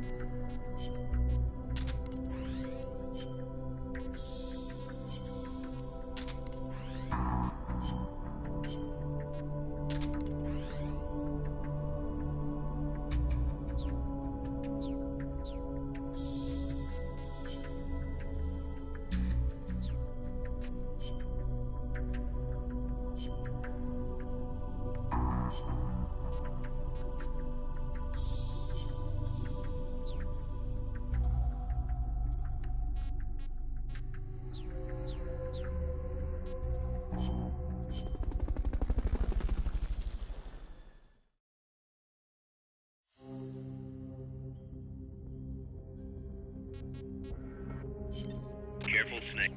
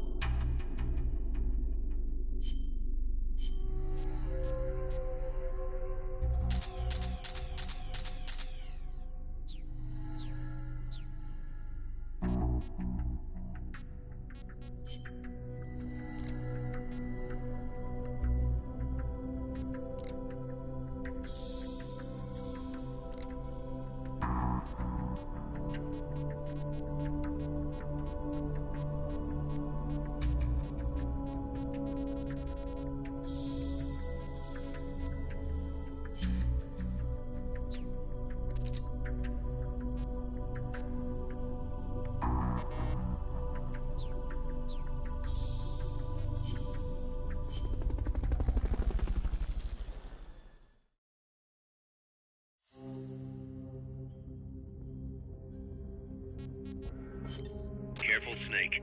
I've never seen anything like that, and I've got no idea how to bring it down. Maybe the scientist knows. However you do it, take that thing out.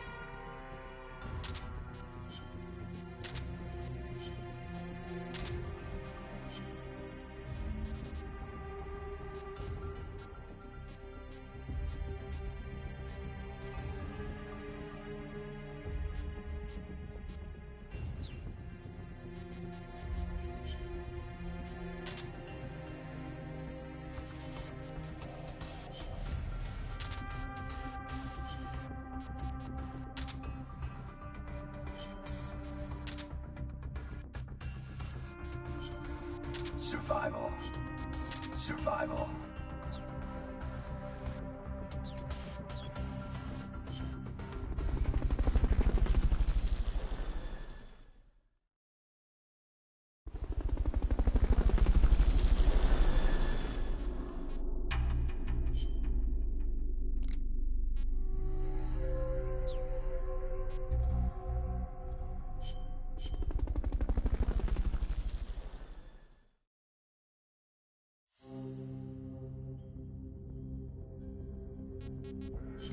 Careful, Snake. I've never seen any...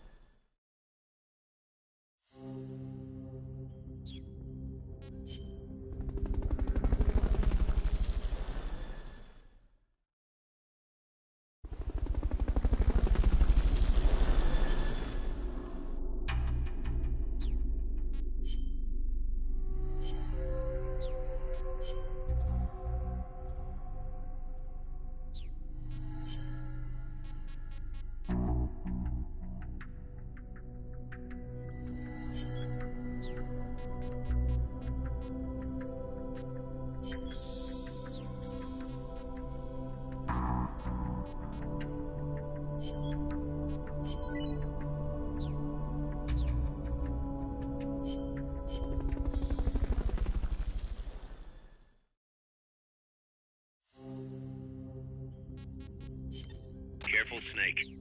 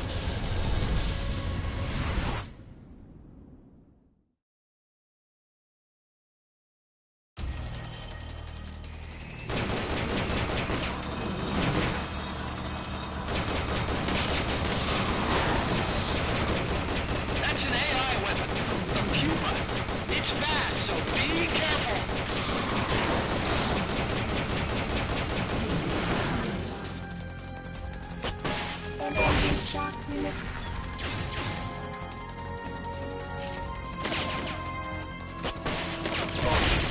Aim for the cylindrical AI pod! Firing boosters.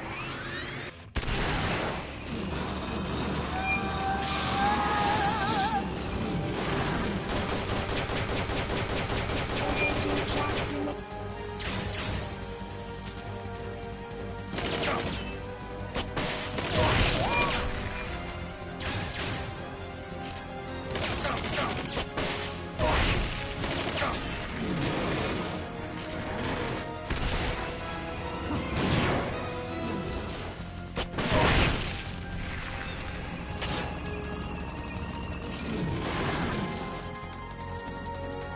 Engaging shock unit. Destroy the treads on the left and right to stop it from doing its punch attack!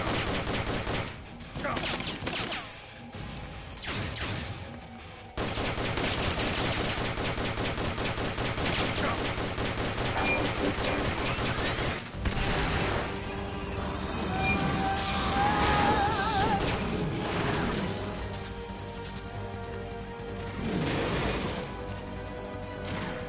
Take those lightning rods out! They direct its electroshock attack! Firing boosters.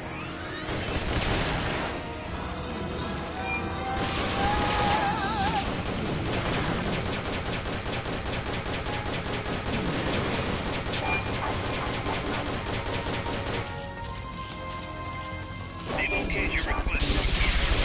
They'll be sent out shortly. Firing boosters.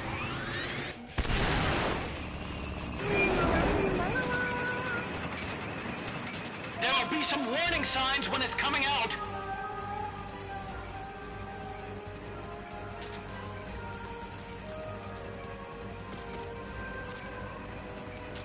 Engaging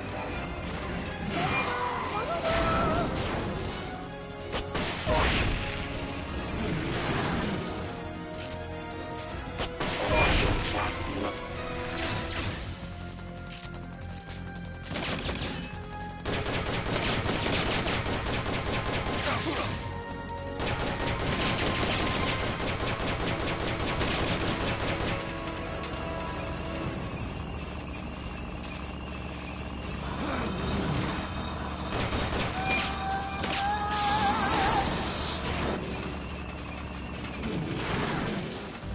Firing boosters.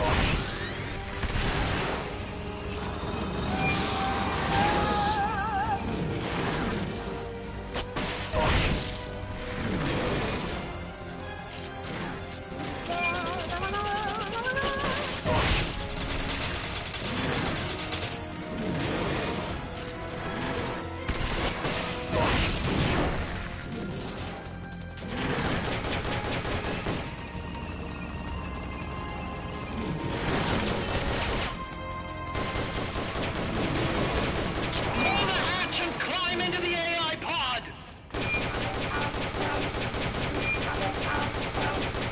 You should be able to get in the AI pod!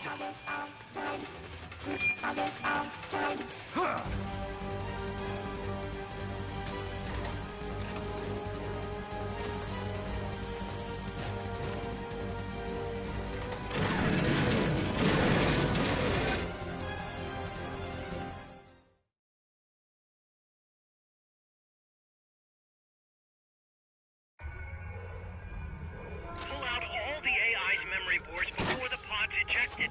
The black memory boards are locked. Go after the boards with icons over them.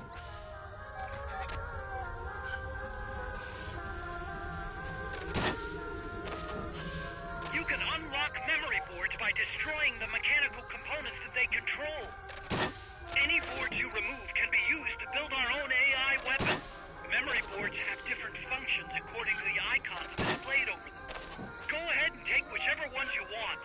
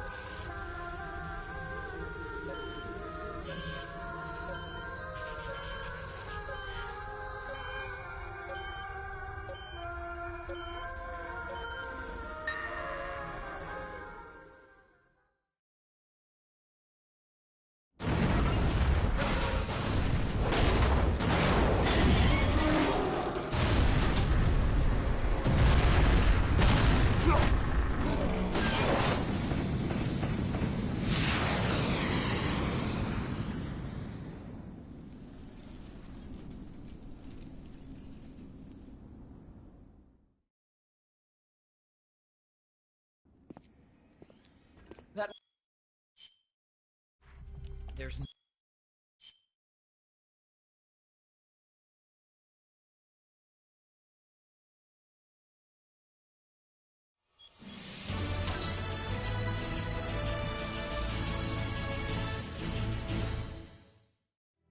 Snake.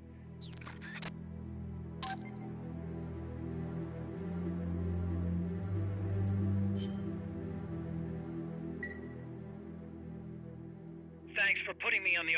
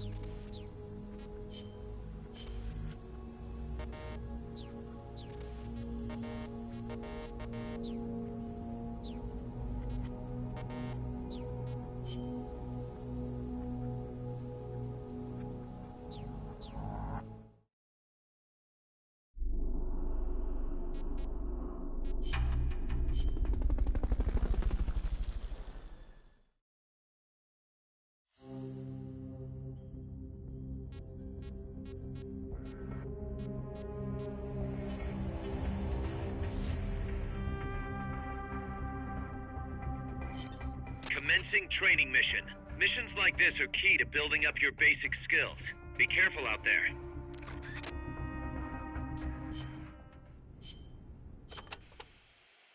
We've cleared this prison out already. No enemies to worry about in there.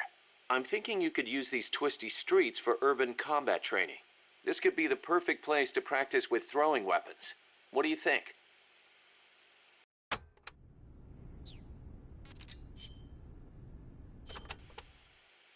Aldea de los Tes...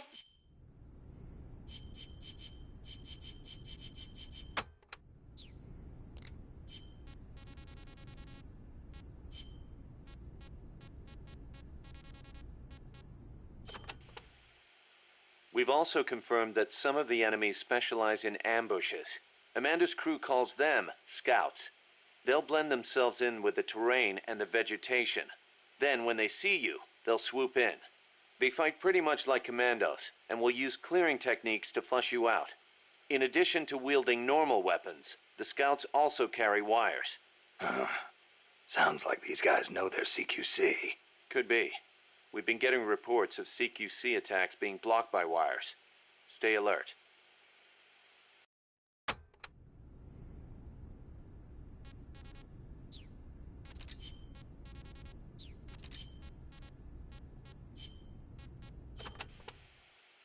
La CIA calls their new toy Peace Walker, eh? Yeah. So? It is an insult to us Nikos. Because of the guy you were talking about. Walker. Si. Although it happened over 100 years ago. Back then, the political parties in Nicaragua were at each other's throats. The Nicaraguan Democratic Party hired an American mercenary to help counter their enemies, the Conservative Party. And that was Walker. After taking care of the conservatives, Walker decided to seize power in Nicaragua for himself, eventually making himself president. The Democratic Party gave him an inch, and he took the whole country. But it did not end there. Not only did he make English an official language, he tried to reintroduce slavery. Walker's goal was to build a Caribbean empire, centered on the American South. Caribbean empire? Sounds kind of like what Coldman is trying to pull off. The gringos are always like that. They invent some convenient excuse to trample all over foreign countries like they own the place. Peace Walker, ha! What happened to Walker, in the end? A united Central American army led by Costa Rica kicked his ass and sent him running back to America. Then why don't we do the same? I, for one, don't intend to let Coldman get his way. Good idea. I'm glad we have you, boss.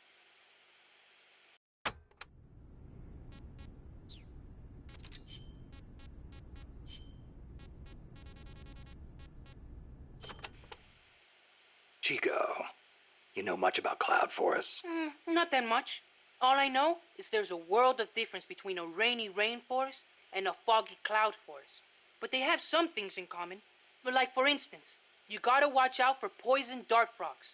Both rain and cloud forests have high humidity, so they're perfect environments for frogs and other amphibians.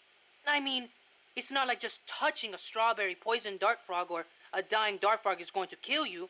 But don't eat them, no matter how hungry you get. I can get all the rations I need from Mother Base. No jungle food for me this time. Seriously? You're not disappointed you don't get to eat wild animals? What do you think I am? Just kidding. In Colombia, though, there's a frog, the golden dart frog, that's lethal to the touch. How do you know all this? Come on. Don't you think poisonous animals are cool? Not if you get poisoned by one. Well, obviously. One more thing. When you get to the forest, be on the lookout for Bigfoot. I think I'll be okay there.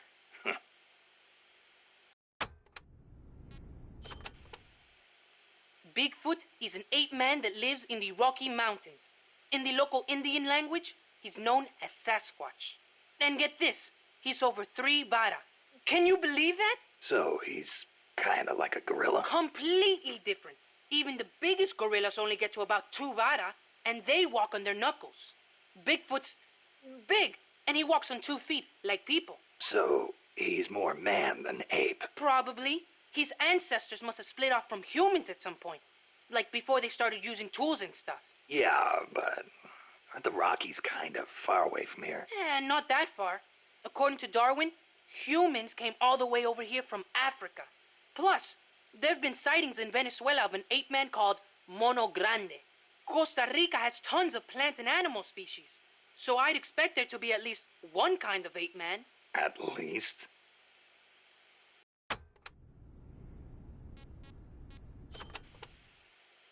Gotta admit, I've never heard of Mono Grande. Yeah, he's not as famous as Bigfoot. He's similar, but he lives in Venezuela. He's not that big, less than 2 vara. But he's way more ferocious than Bigfoot. Huh. I wonder just how mean he is. Like when he catches his prey, does he punch it to death? That's the law of the wild. You catch your prey, you kill it, and you eat it. Yeah. But punching is way more ferocious than biting. Well, maybe it seems that way because that's what humans do. You really love UMAs, don't you, Chico? Do you know what I think? I think UMAs should be dangerous. Otherwise, where's the fun in hunting them?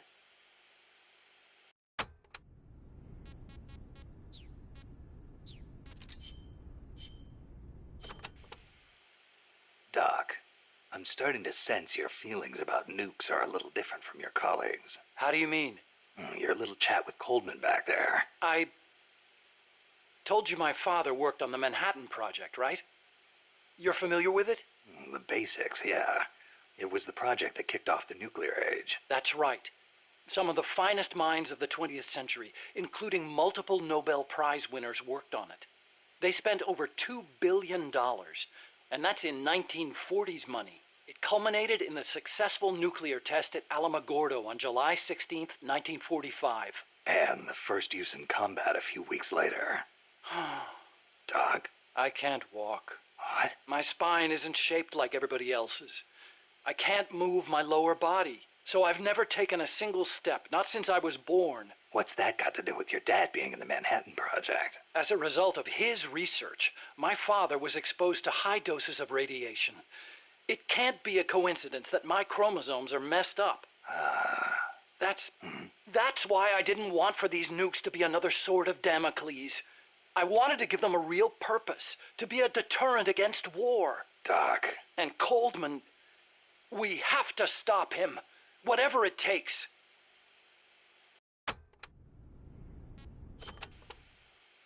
August 6th, 1945, Hiroshima. August 9, Nagasaki. The atom bomb attacks on Japan. My father was married to his work. I don't have a single memory of going places or doing stuff with him on weekends. But even as a kid, I knew on some level that it was for his family. I respected him. My mother used to tell me all the time, "Your father is a brilliant scientist. He saved countless American boys from death. You should be proud of him." Yeah. You could say the war ended because of those bombs. When I was in the 5th grade, a Japanese student transferred to our class. She showed me photos of Hiroshima after the bomb.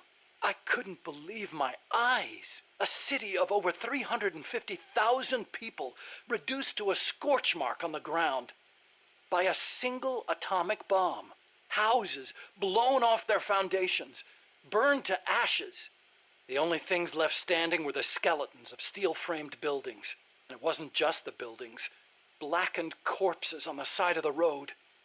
Survivors covered head to toe in severe burns. Within a few months, over 70,000 had died in Nagasaki, twice that in Hiroshima. For years after that, I couldn't talk to my father. Couldn't even stand to look at his face. I know how you feel, Doc. But your father's your father. If he hadn't worked on that project, my body wouldn't be like this. I could be researching something else. I could have lived a normal life.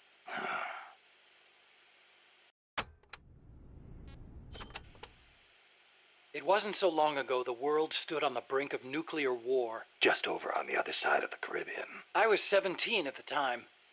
I'd skipped a few grades and was a sophomore at MIT. I remember feeling kind of apathetic about the news that came in every day. It seemed clear to me that as long as they had a grasp of the concept of nuclear deterrence, there was nothing to fear. Either that, or they were fanning that fear on purpose. As a way to secure a bigger defense budget? Huh, I can see that. But if that was their plan, it kind of backfired. Because it ushered in the era of détente between East and West. Coldman's really gonna do it this time. Once the nuclear genie is out of the bottle, the yoke of deterrence is going to be meaningless. People will die. Cities will burn. We have to stop him now before it's too late to turn back.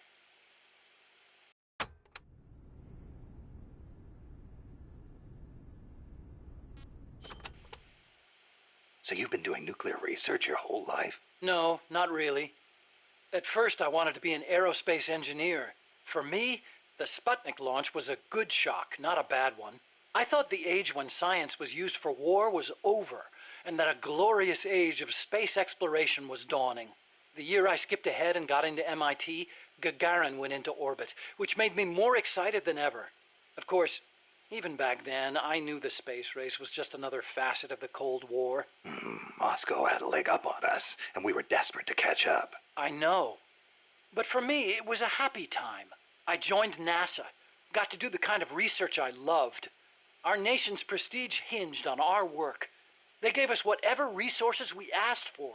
I knew you could turn a rocket into an ICBM by fitting it with a nuclear warhead, but that didn't bother me so much. It didn't last long, though. The space and nuclear arms races took up enormous sums of money. America beat Russia to the moon, but that's where it ended. Then came détente. Exactly. NASA's budget was slashed as a result. My father being a nuclear expert and all, they put me to work on a more obvious deterrent: missiles. At NASA, I'd been researching a locomotion system for lunar exploration. Tires aren't suited to driving around on the moon, you know. And that's how I caught Coldman's eye.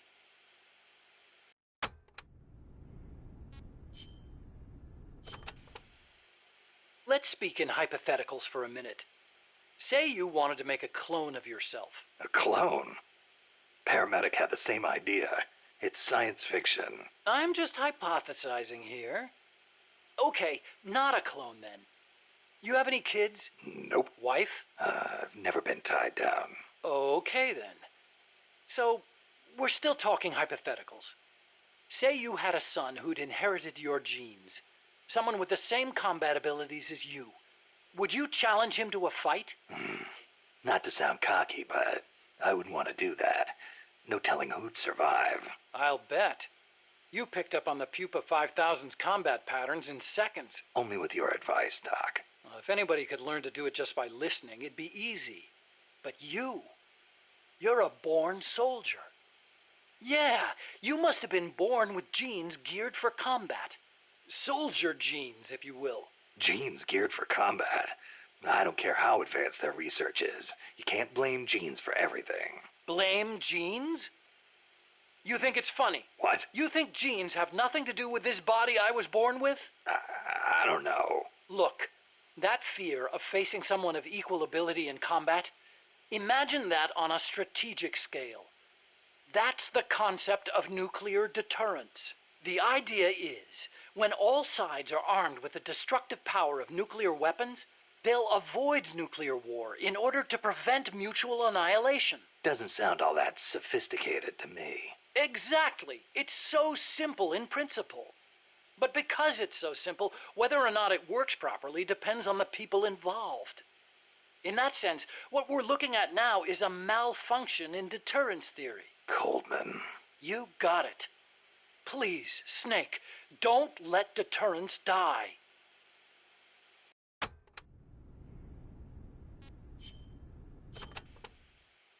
The aim of the Peace Walker project is to achieve robust nuclear deterrence across Central America by deploying a new nuclear weapon system along the Caribbean coast. Peace Walker is also the name of the system itself. A nuclear weapon named Peace. I can just see the look on Kaz's face. So why exactly does this new system need legs in the first place? Because it's a walker. An unmanned weapon moving under its own power and capable of launching a deterrent strike from anywhere. That's the whole idea behind Peace Walker.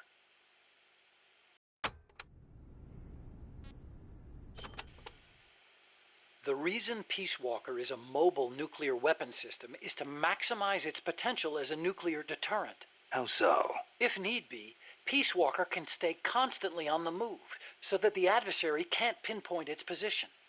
That allows it to avoid preemptive enemy strikes. So you're saying it keeps the retaliation card in play? Coldman likes to brag about it in this way. Like a land-based version of an SSBN. And there's another reason for them to be mobile. Peace Walker also has a self-destruct function.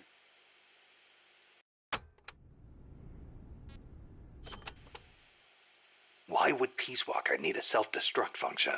You saw it, didn't you, Snake? That sphere on Peace Walker's head? Yeah? That's a hydrogen bomb. What? You're telling me that thing's a thermonuclear device? Do they have any idea what kind of destruction that thing would cause? I know, it's crazy. I mean, even overkill has its limits. If it's strategic value they want, they could have gone with something smaller. It's like they want a weapon on par with Russia's Tsar Bomba. This arms race is running way out of control. It's an evolutionary dead end. A saber-toothed tiger. You can't load a warhead that big on a missile, of course. And no strategic bomber could carry it. That's where Peace Walker comes in. So, it waltzes into enemy territory carrying a hydrogen bomb and blows itself up. Christ.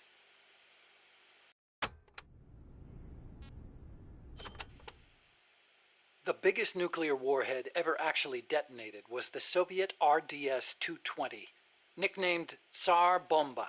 It had an estimated yield of 57 megatons, 10 times as much power as all the explosives used throughout World War II.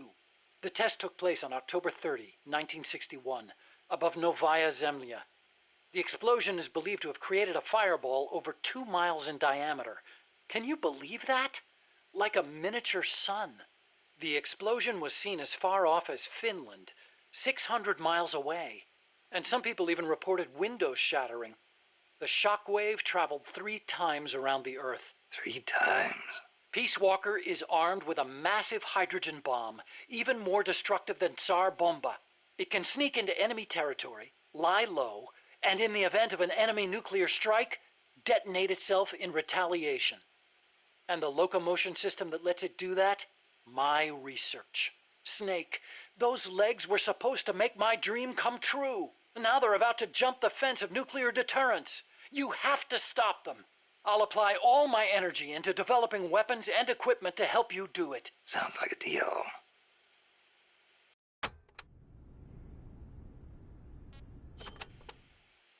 What made you put an AI into Peace Walker? Well, for one thing, because it can't be manned. Peace Walker's designed to enter enemy territory and blow itself up, if necessary. You can't put a person inside a weapon that could blow at any time, can you? So we equipped it with an AI instead. That's strangely humane of you. And besides, Peace Walker was designed as a bipedal weapon system. You can't imagine how hard it shakes when it walks. It'd turn a man into mush. Plus, when launching a nuclear missile, it has to perform ballistic calculations in real time. See? Because it's always moving. Hold on. If that's all it does, then a high-performance computer ought to do the job. It doesn't need intelligence. That's a very good point, Snake. Which brings me to the real reason. Peace Walker needs AI to make decisions regarding nuclear retaliation. It's what ensures perfectly mutual assured destruction. I've heard all this before. You want a war between machines? We'd never actually launched the first nuke, of course.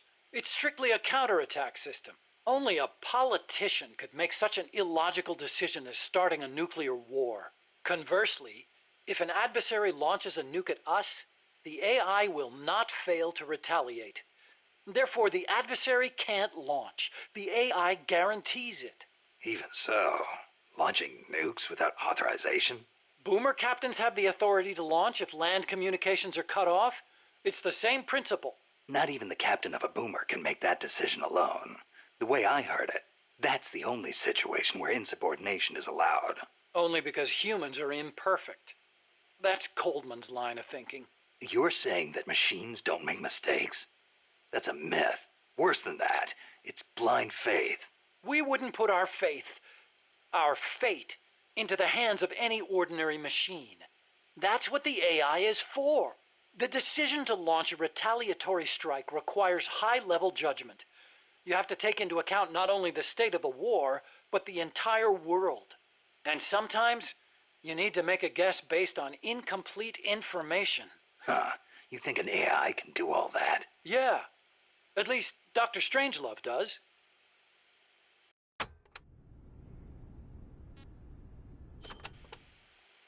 Peace Walker is fitted with several close-range weapons.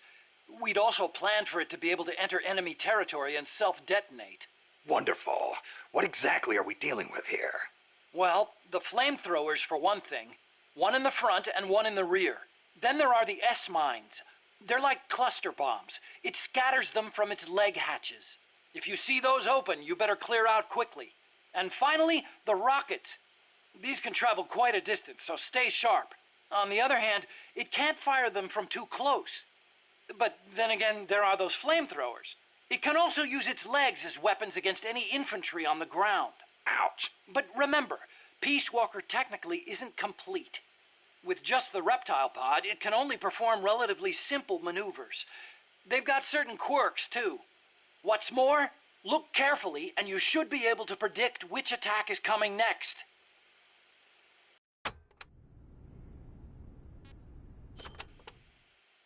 Okay, but why does Peace Walker need to walk on 2 legs? I'd think treads would be good enough. You'd be wrong. As you know, the terrain in Central America is rugged and complex, especially along the Caribbean coast of Costa Rica. You've got jungles, swamps, mountains, and the only way to get across all that terrain, no matter how rugged, is on legs. Yeah, but wouldn't it be tough to cross a swamp, even on legs? It wasn't easy, that's for sure. The reason we picked Costa Rica as a proving ground is because we can test it on every type of terrain.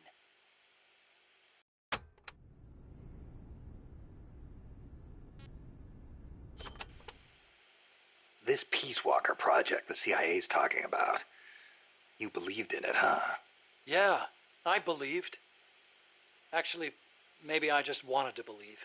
What do you mean? Here's how Coldman explained it. Peace Walker's a weapon for peace. One to ensure true nuclear deterrence. It'd be the anchor to bring stability to Central America.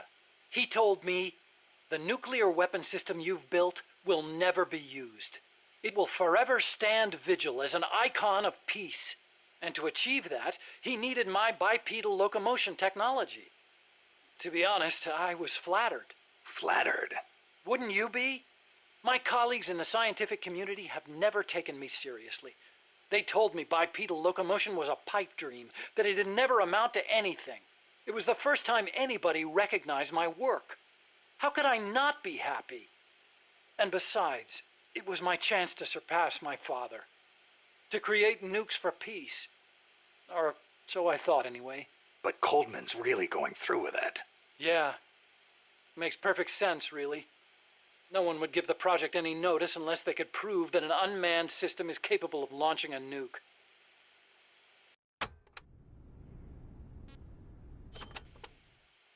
Why is Coldman going to launch a nuke? If all he wants to do is prove the AI retaliation system works, he doesn't need to put a live warhead on it. I agree. He could demonstrate the system by launching the missile alone, without a warhead. I asked him the same thing at first. He said there was no point in using a dummy missile. That it'd take an actual nuclear launch to deter potential enemies. Launching the real deal gives him a leg up in negotiations with Langley. That's what he's really after.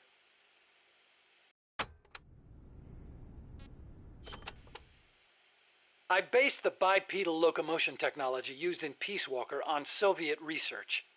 Actually, I'll be honest with you. I stole most of the basic ideas behind it. Soviet? Bipedal? You mean Granin? You know him? Yeah. I met him at his lab in Russia. He helped me out a little bit. You met him? What were you? He was head of the Granin Design Bureau, creator of countless Soviet weapons. I'd hit a wall in my research at the time. Granin's ideas solved nearly all my problems. There's nothing unusual about using somebody else's work to further your own research, is there? As long as you cite it, yeah. But I wasn't in a position to do that. His research was classified at the highest level. Soviet research, no less. So you used it without telling anybody? I wanted to show up my colleagues for once. The ones who never took me seriously. But you reap what you sow. Coldman seized on that vulnerability. Told me if I quit the project, he'd expose my larceny. He had you by the balls, Doc.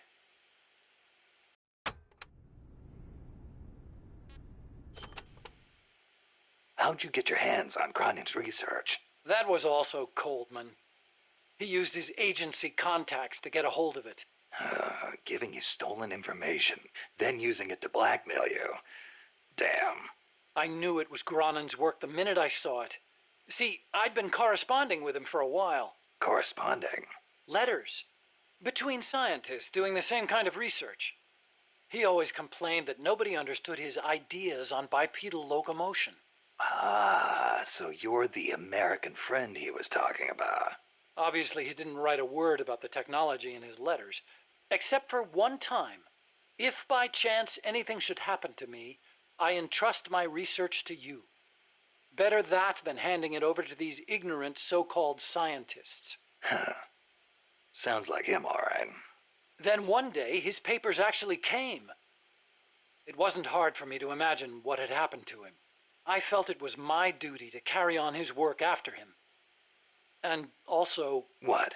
I thought maybe combining his technology with mine could be a way to bring East and West together, like the docking of Apollo and Soyuz. It'll never make the history books, and it's still not a reason to plagiarize. You're right. You're absolutely right. I never had the courage to tell the truth, that's all. I always looked for excuses to cover it up. Until now. Huh? You told me everything. You're no longer a coward.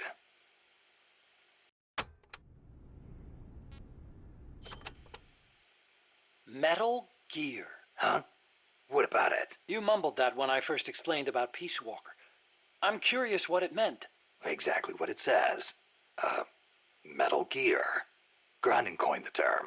Granin did? He thought of his technology as the metal gear that meshes infantry with artillery. I like the sound of that. Metal Gear. It's got a nice ring to it. Better than an outright lie like Peace Walker, anyway.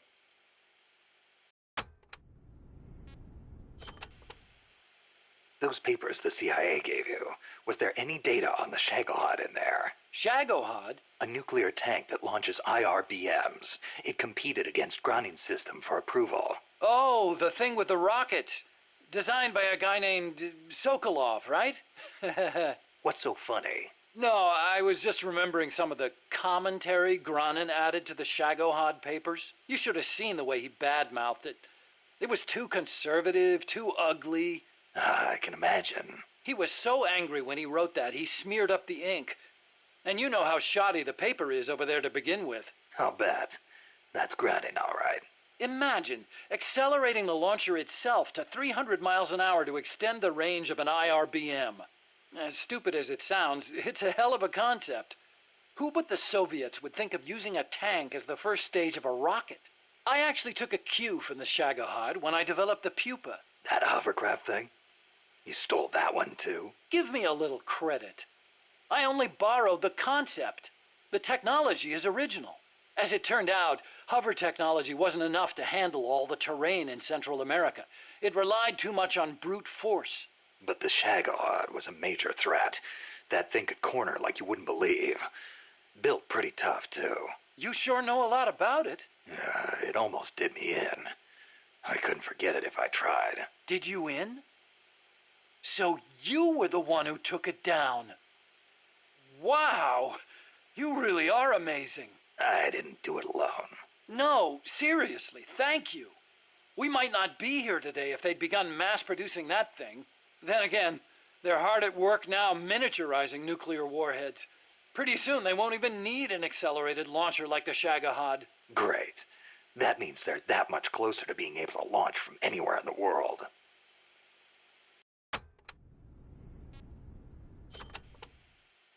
Chico called Peace Walker the Basilisco. Basilisco? Oh, right, Spanish. That's funny. I once used the codename Basilisk for the Peace Walker platform myself. What for? The class of lizards called basilisks can walk atop any type of terrain. In a pinch, they can even stand up on two legs and run across water. Perfect name for a system that can walk anywhere in Central America, right? Plus, there are the legends. What legends? The basilisks of legend were highly venomous creatures. There's a story told by the ancient Romans. A knight slew a basilisk by piercing it with his spear. The creature's poison seeped up the spear and killed both horse and rider. Remind you of anything, Snake? Nuclear deterrence. Bingo. Kill it, and you die along with it. Your hands are bound. I wanted Peace Walker to be like that. You should know that people aren't that rational. Sometimes people do things that don't make sense, even when they know they're going to die. Or maybe it's because of that. Maybe you're right. But that's exactly what I don't understand.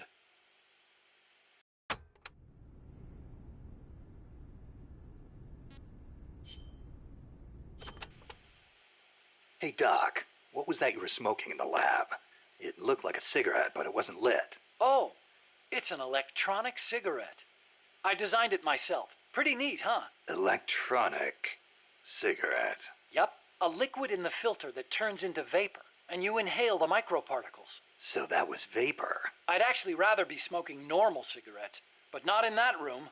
The smoke would wreck the precision equipment in there, ruin all its wiring. But the vapor is just steam. It doesn't contain tar or anything like that. So I can smoke it in the lab with no worries. Nice. Want to try one? Nah, I'll stick with cigars. Yeah, but... I don't like imitations. The real thing's always better. Okay. But you know, sooner or later, smoking's gonna become very unfashionable across the world. It hurts you and those around you. Electronic cigarettes might not seem so bad then. Yeah, when that happens, I'll think about it.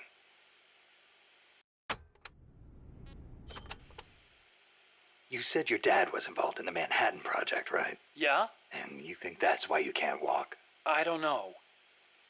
Actually, you know, probably not.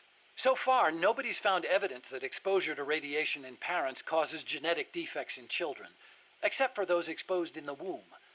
Epidemiologically speaking, anyway. That's the conclusion of the Atomic Bomb Casualty Commission. Right.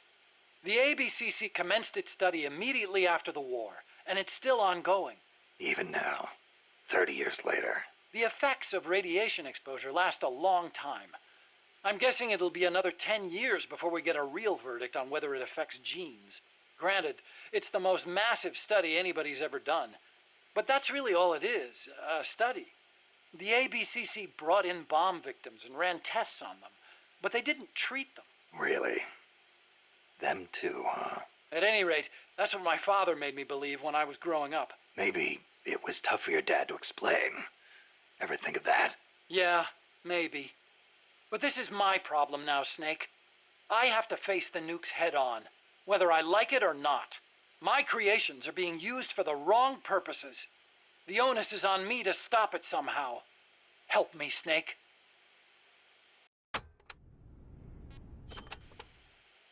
Hey, as long as I'm here at Mother Base, why not assign me to the R&D team?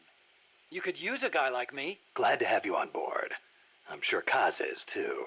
Once I've got the necessary materials and design specs together, I should be able to start building you that bipedal weapon platform. Nothing would make me happier than for my research to help put a stop to Peace Walker.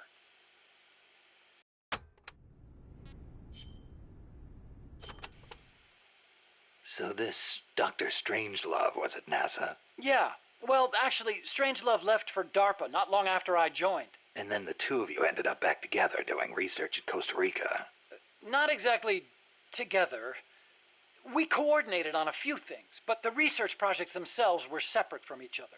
We had it worked out so that Dr. Strangelove handled the mammal pod, Peace Walker's cerebrum, while I did the rest. That letter, something to do with your research? Huh?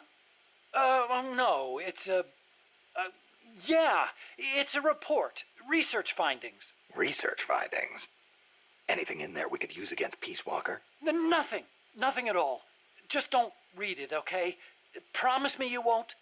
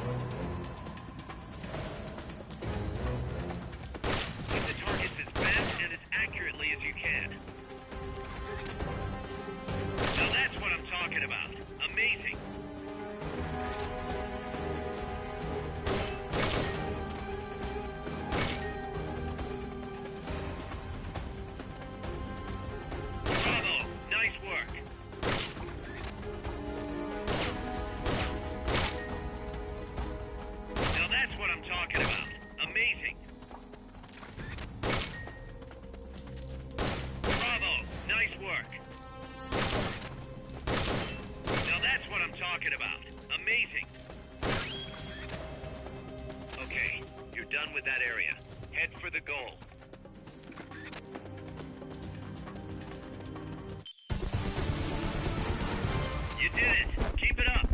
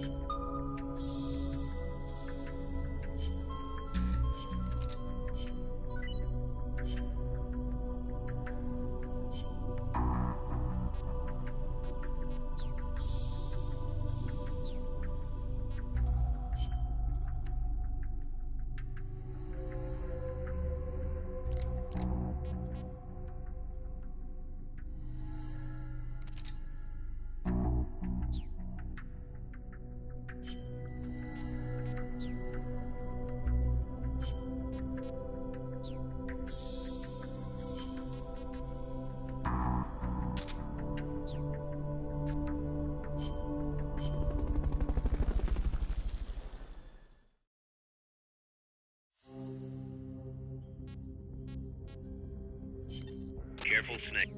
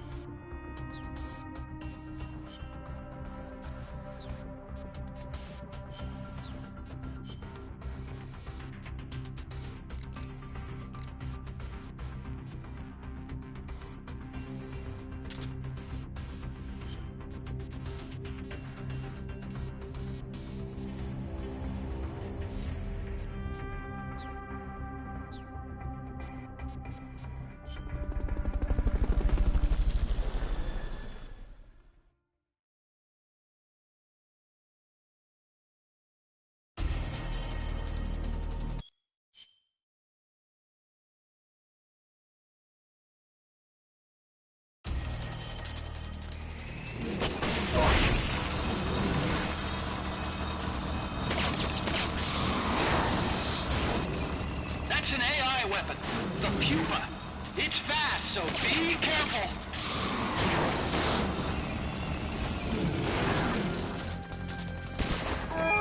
Destroy the treads on the left and right to stop it from doing its punch attack. Aim for the cylindrical AI pod.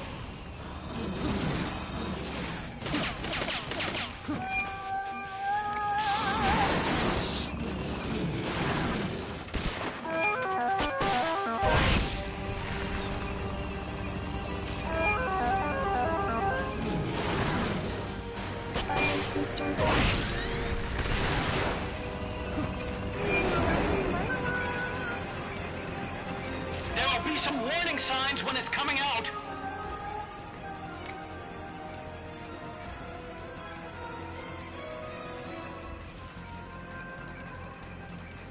Commencing jump.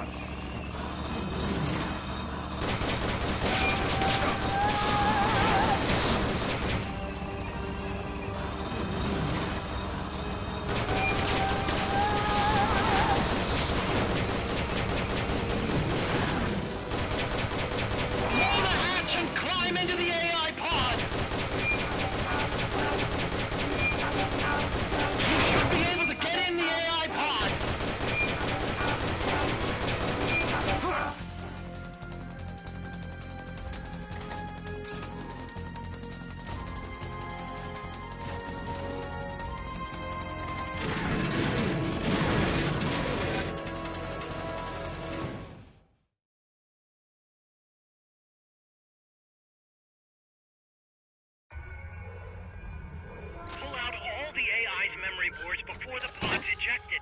The black memory boards are locked. Go after the boards with icons over them.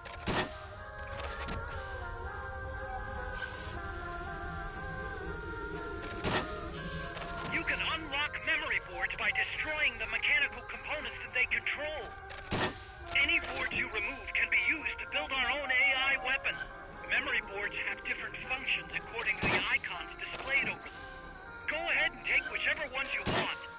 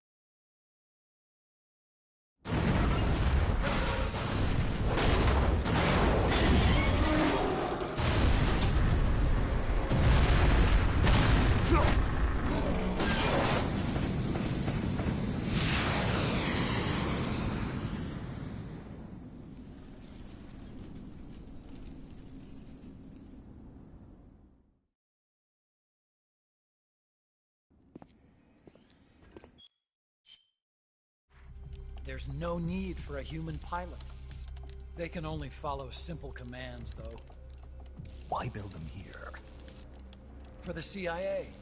They invited me here a year ago. That's who that guy was. CIA station.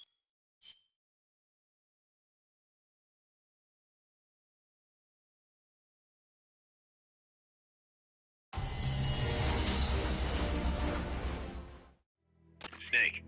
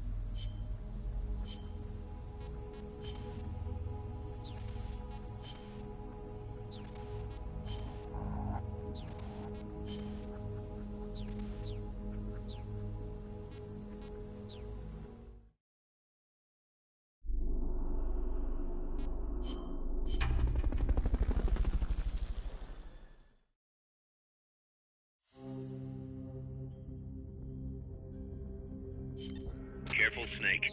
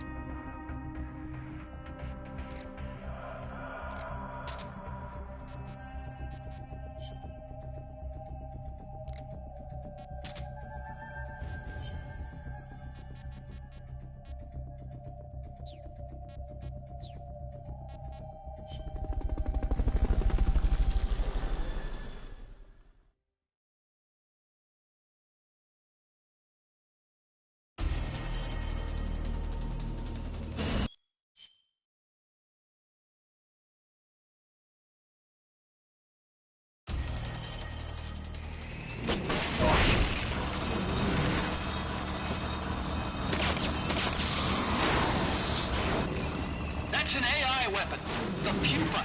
It's fast, so be careful. If you destroy the boosters on the left and right, you can stop it from charging at you. Destroy the treads on the left and right to stop it from doing its punch attack. Lie flat to avoid getting hit when it charges.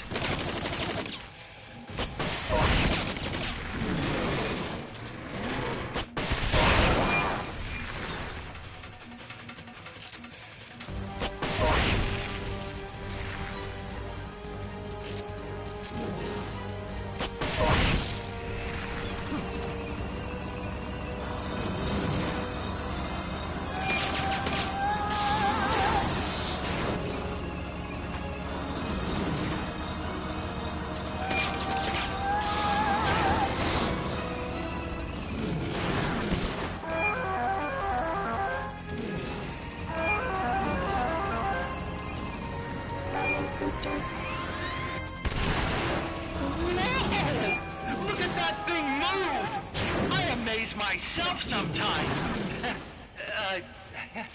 Sorry. Take those lightning rods out. They direct its electroshock attack.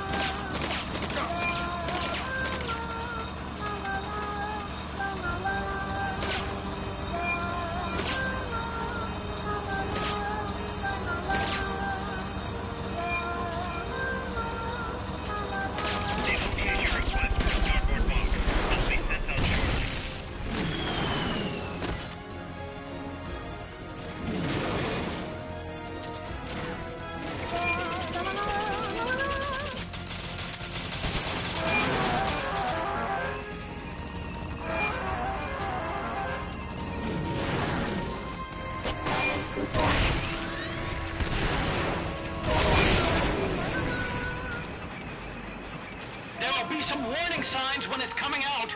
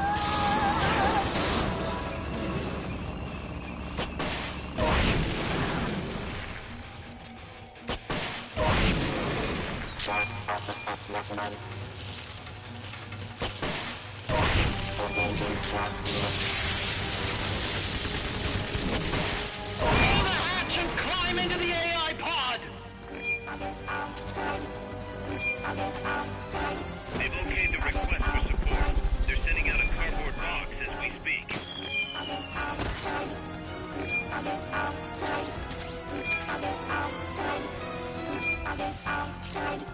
Should be able to get in the AI pod!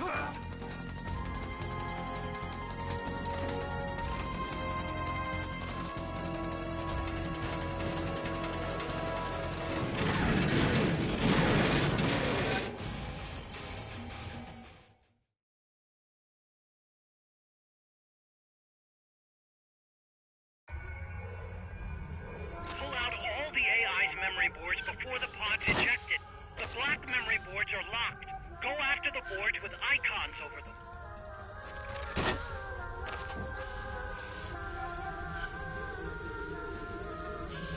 You can unlock memory boards by destroying the mechanical components that they control. Any boards you remove can be used to build our own AI weapon. Memory boards have different functions according to the icons displayed over them. Go ahead and take whichever ones you want.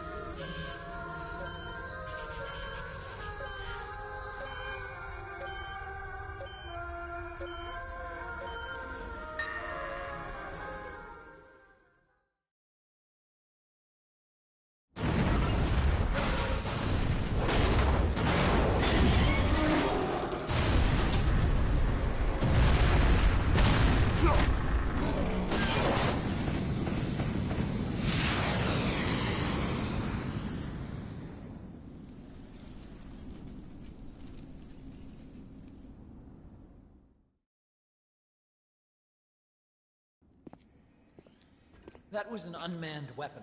A proto... There's no...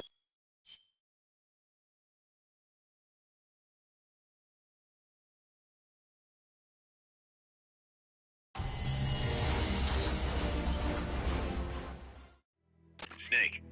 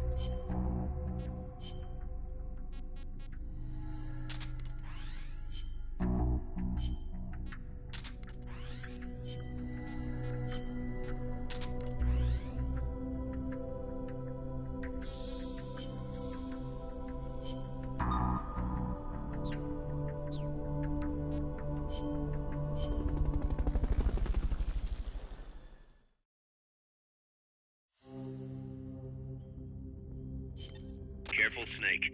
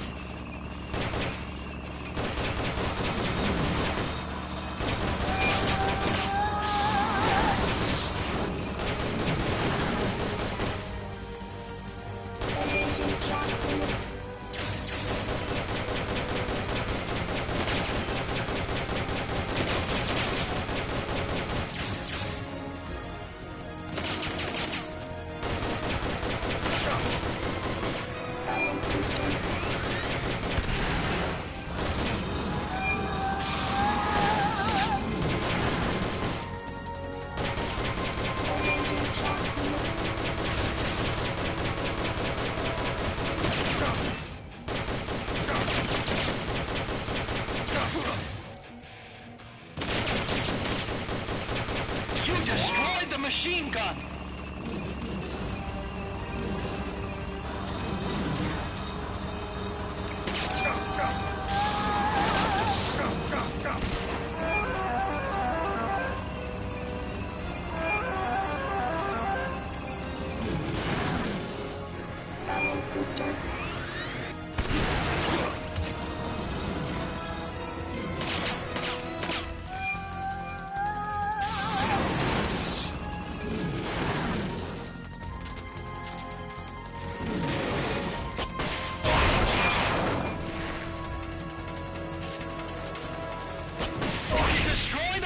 On the left and right, you can stop it from charging at you!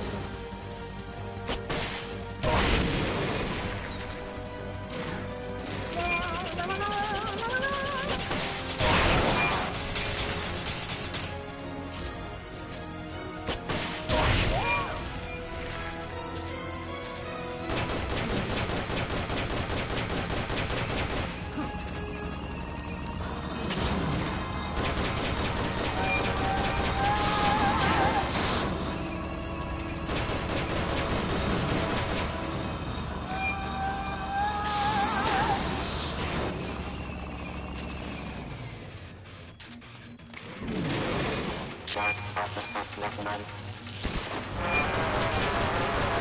the hatch and climb into the AI pod! You should be able to...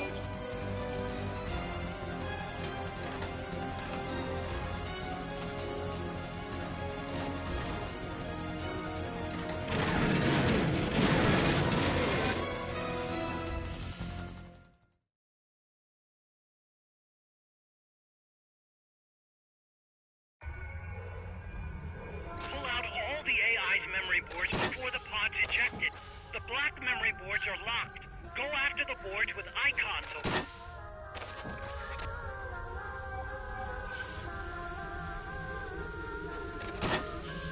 You can unlock memory boards by destroying the mechanical components that they control.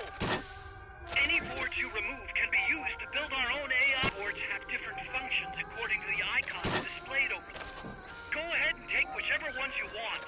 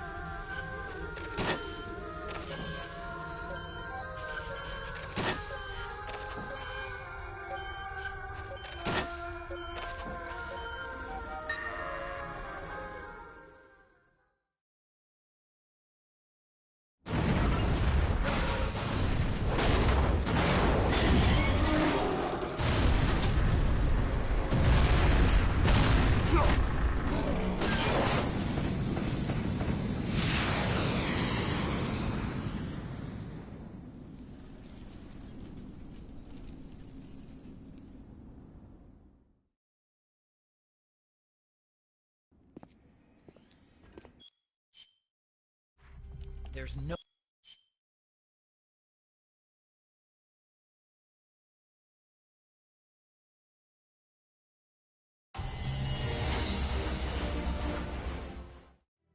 Snake.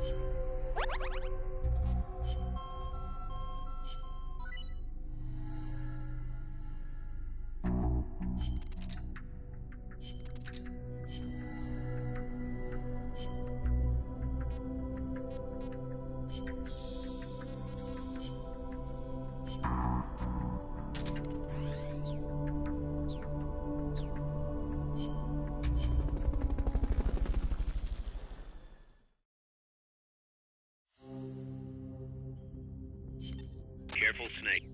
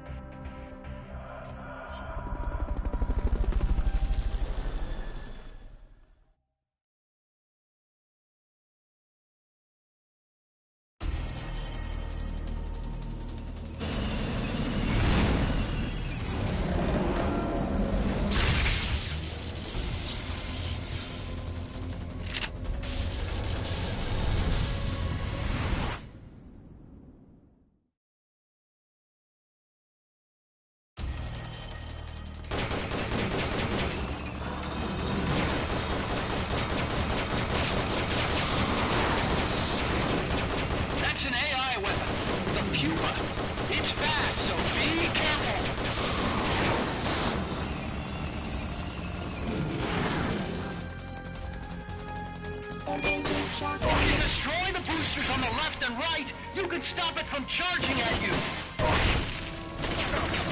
Aim for the cylindrical AI pod.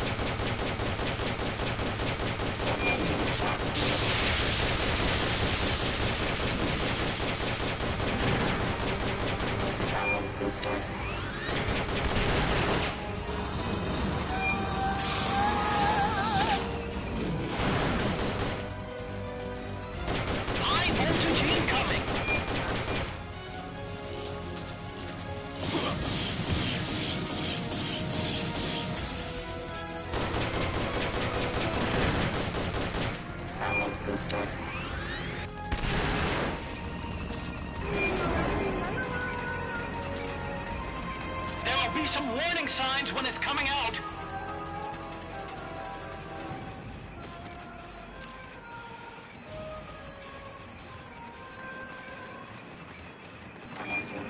They're about to commence the requested supporting fire. Stay clear.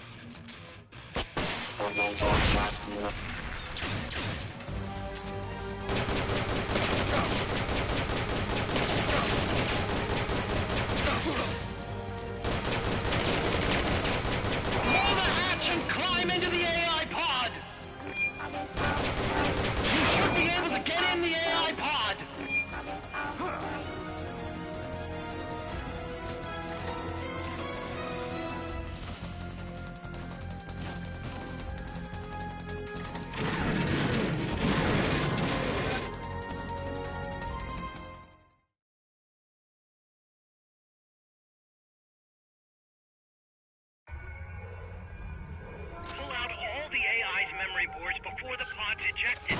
The black memory boards are locked. Go after the boards with icons over them.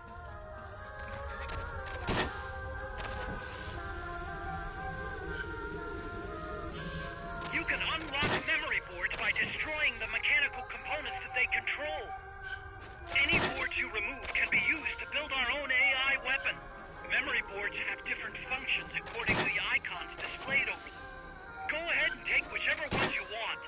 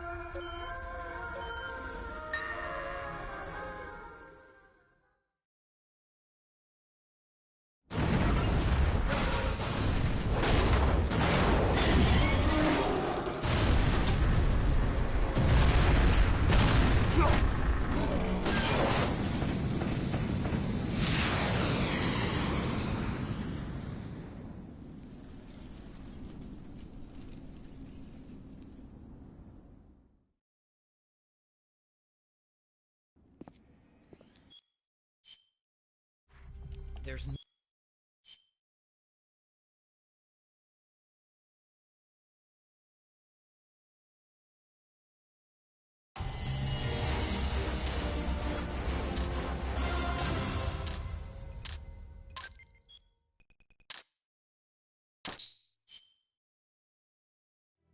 Snake, the doctor's safe.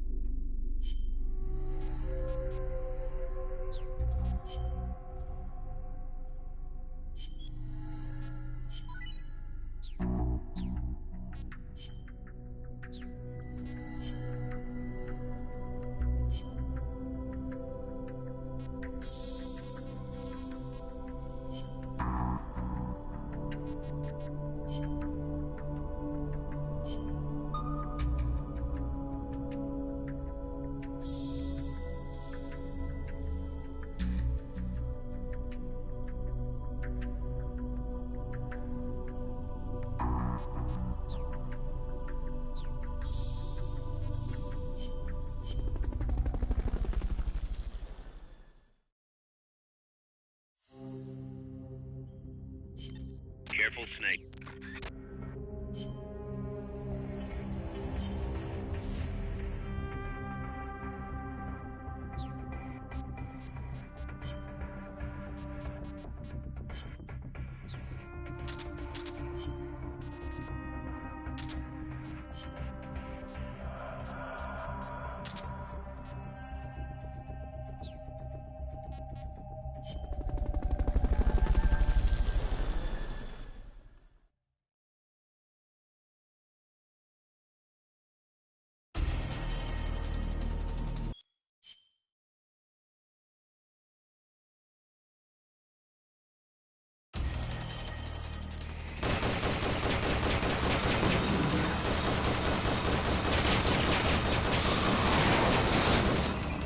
That's an AI weapon, the Pupa.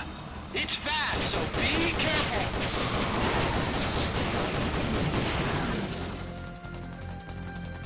Engaging shock unit. If you destroy the boosters on the left and right, you can stop it from charging at you. Lie flat to avoid getting hit when it charges.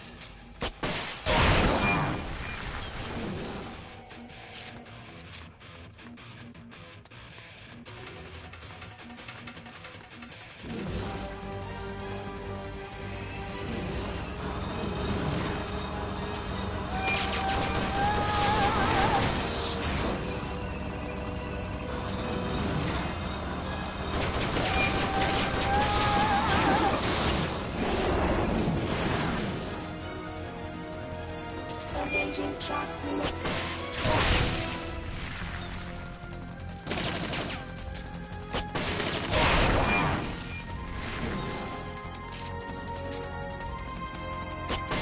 Destroy the machine gun.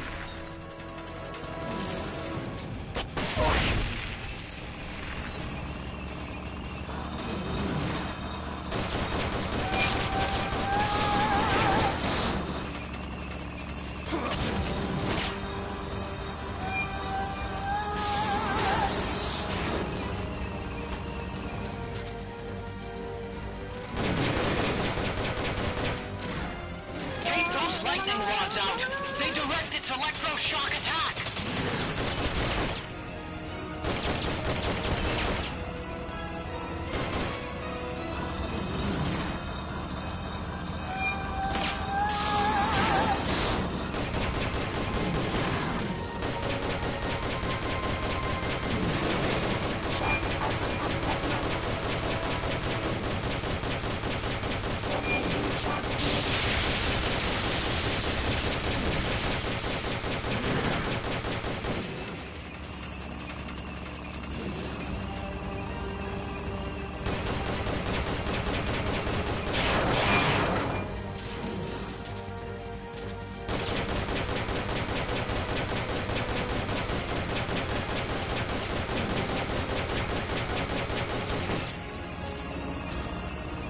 They've okayed the request for support.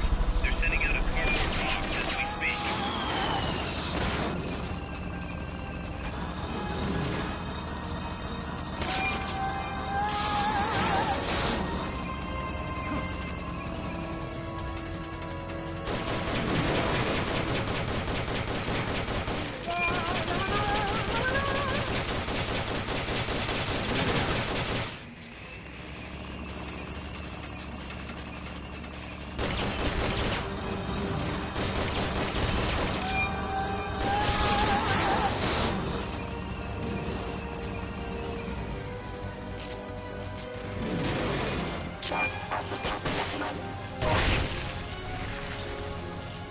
Engaging shock unit.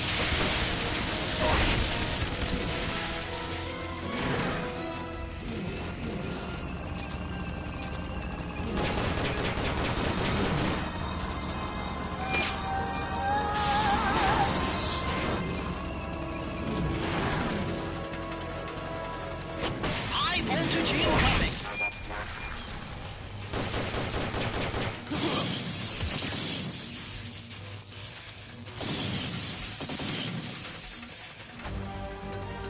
They've okayed your request for a cardboard box. It'll be sent out shortly.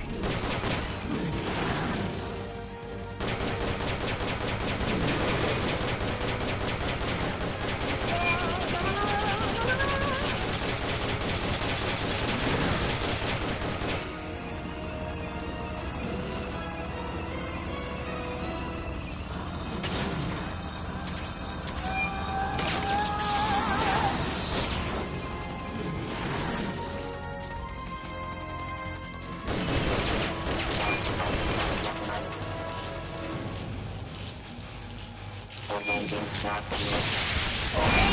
and climb into the AI pod! You should be able to get in the AI pod!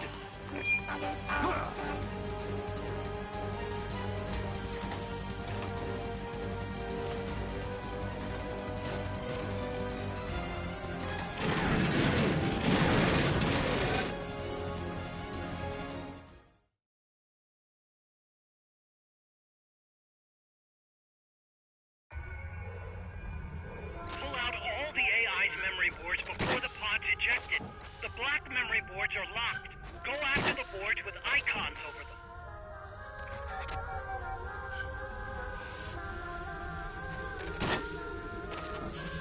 You can unlock memory boards by destroying the mechanical components that they control.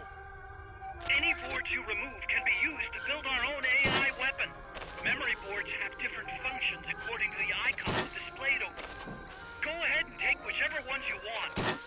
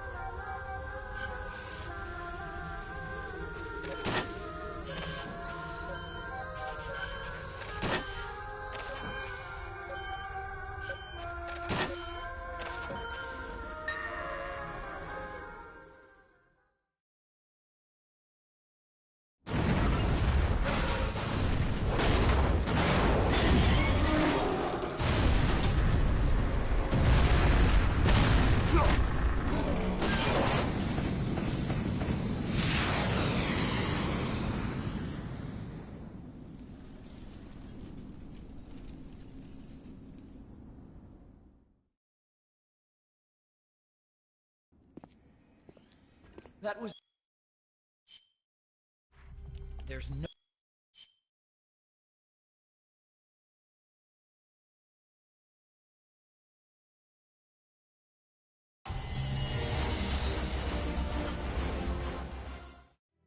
Snake.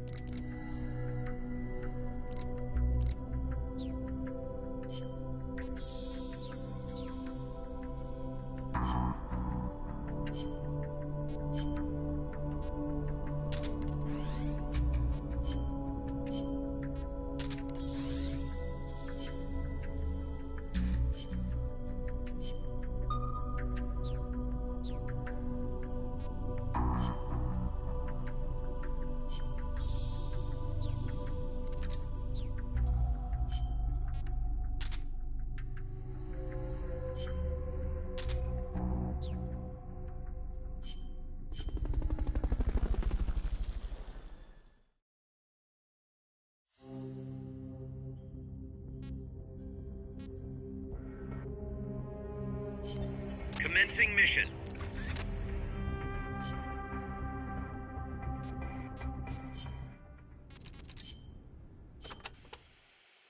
Enemy.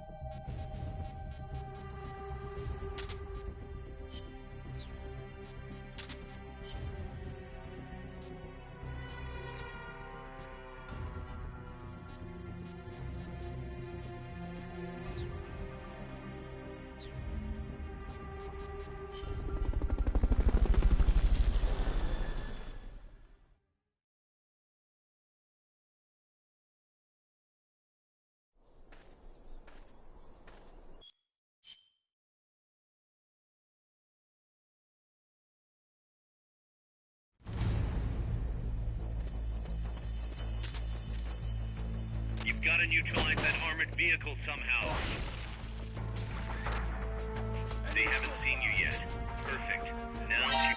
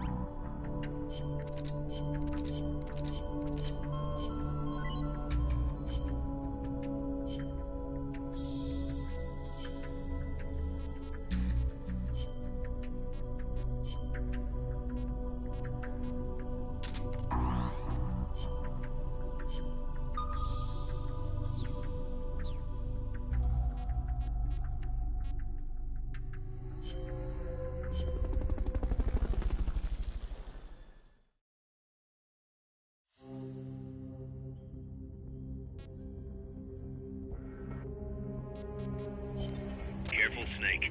I've never seen anything like that, and I've got no idea.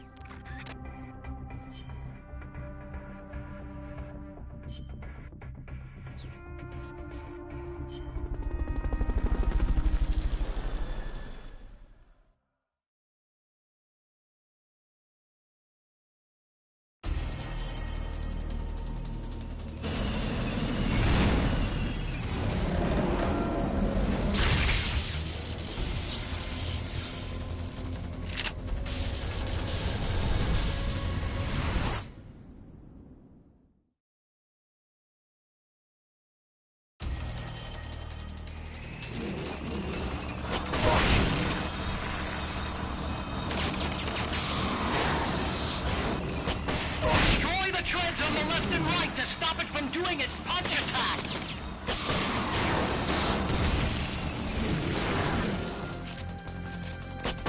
Engaging track units.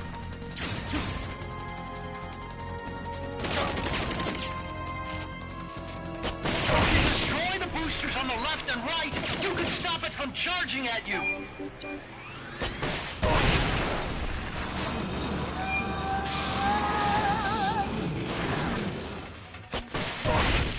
Engaging track units.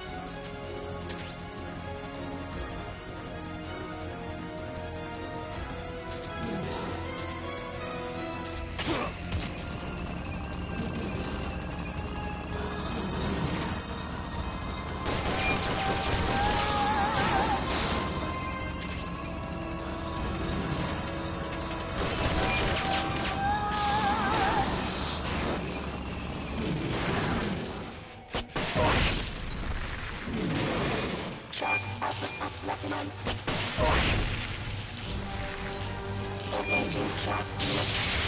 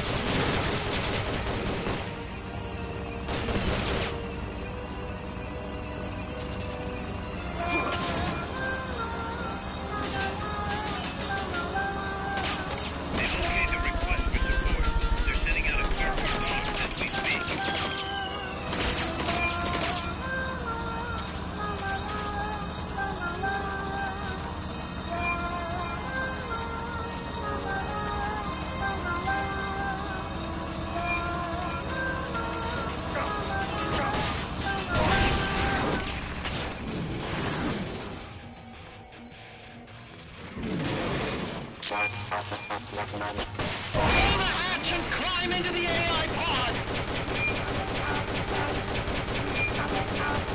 You should be able to...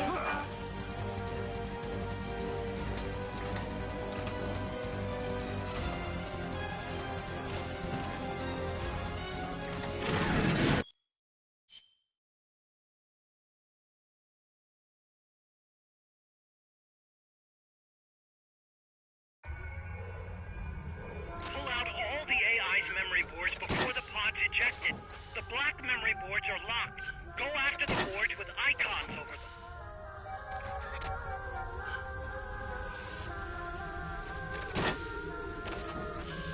You can unlock memory boards by destroying the mechanical components that they control. Any boards you remove can be used to build our own AI weapon. Memory boards have different functions according to the icons displayed over them. Go ahead and take whichever ones you want.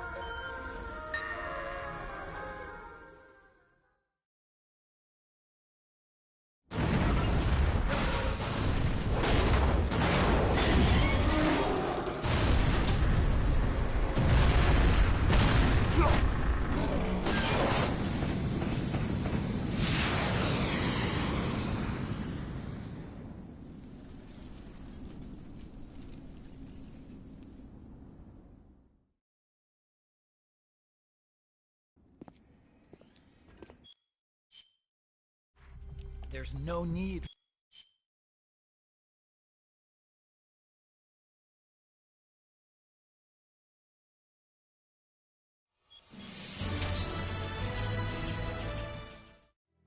Snake.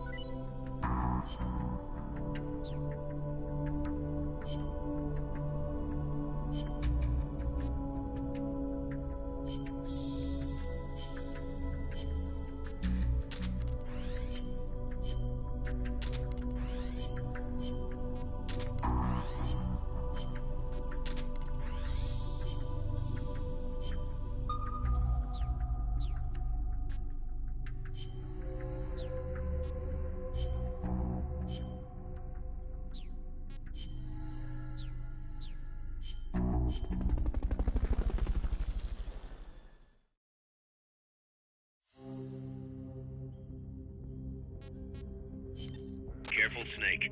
I've never seen anything like it.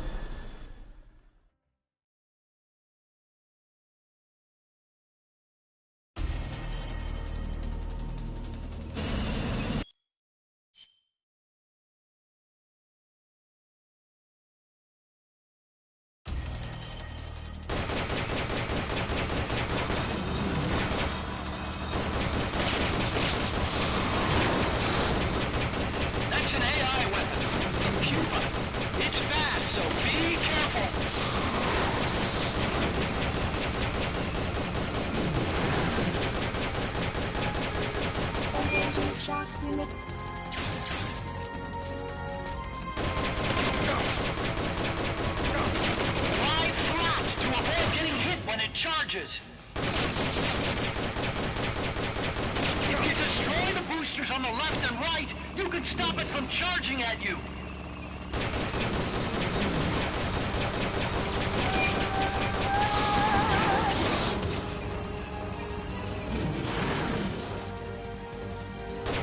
Engaging shock units.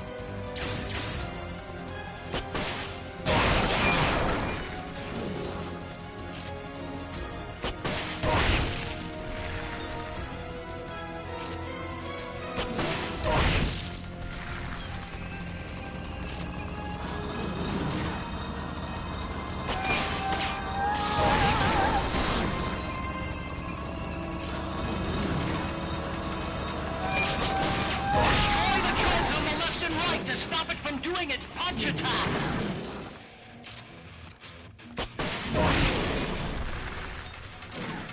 Take those lightning rods out! They direct its electroshock attack!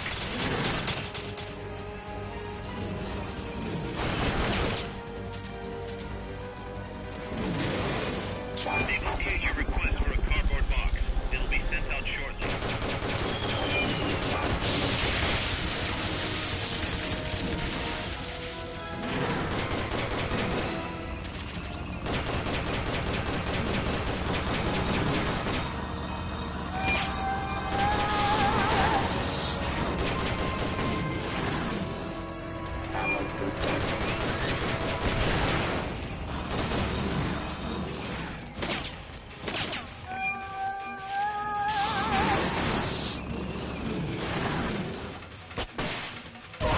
High voltage incoming!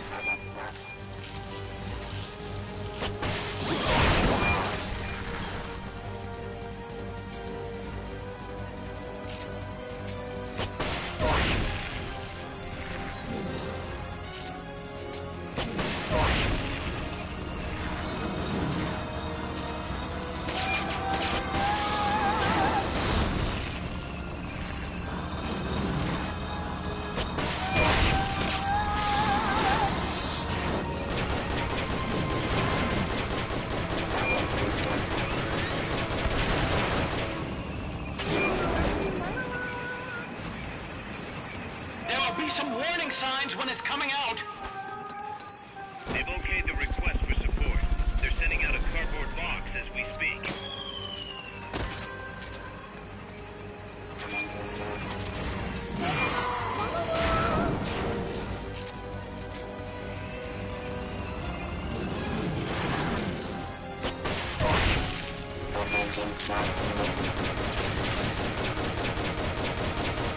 Blow the hatch and climb into the AI pod! You should be able to get in the AI pod! You destroyed the...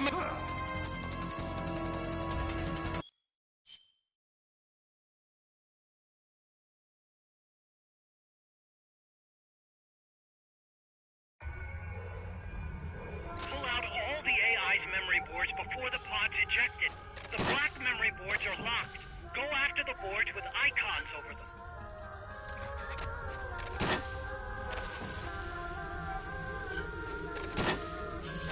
You can unlock memory boards by destroying the mechanical components that they control. Any boards you remove can be used to build our own AI weapon. Memory boards have different functions according to the icons displayed over them. Go ahead and take whichever ones you want.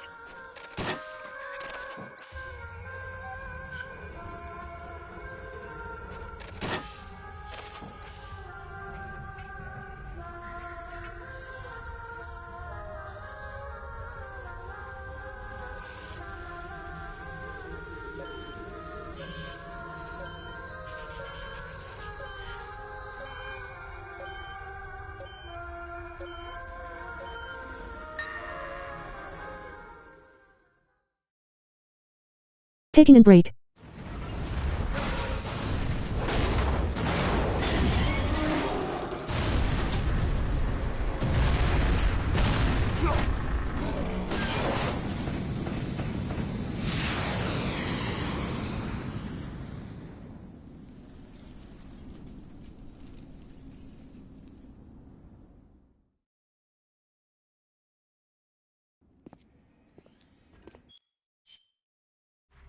There's no need.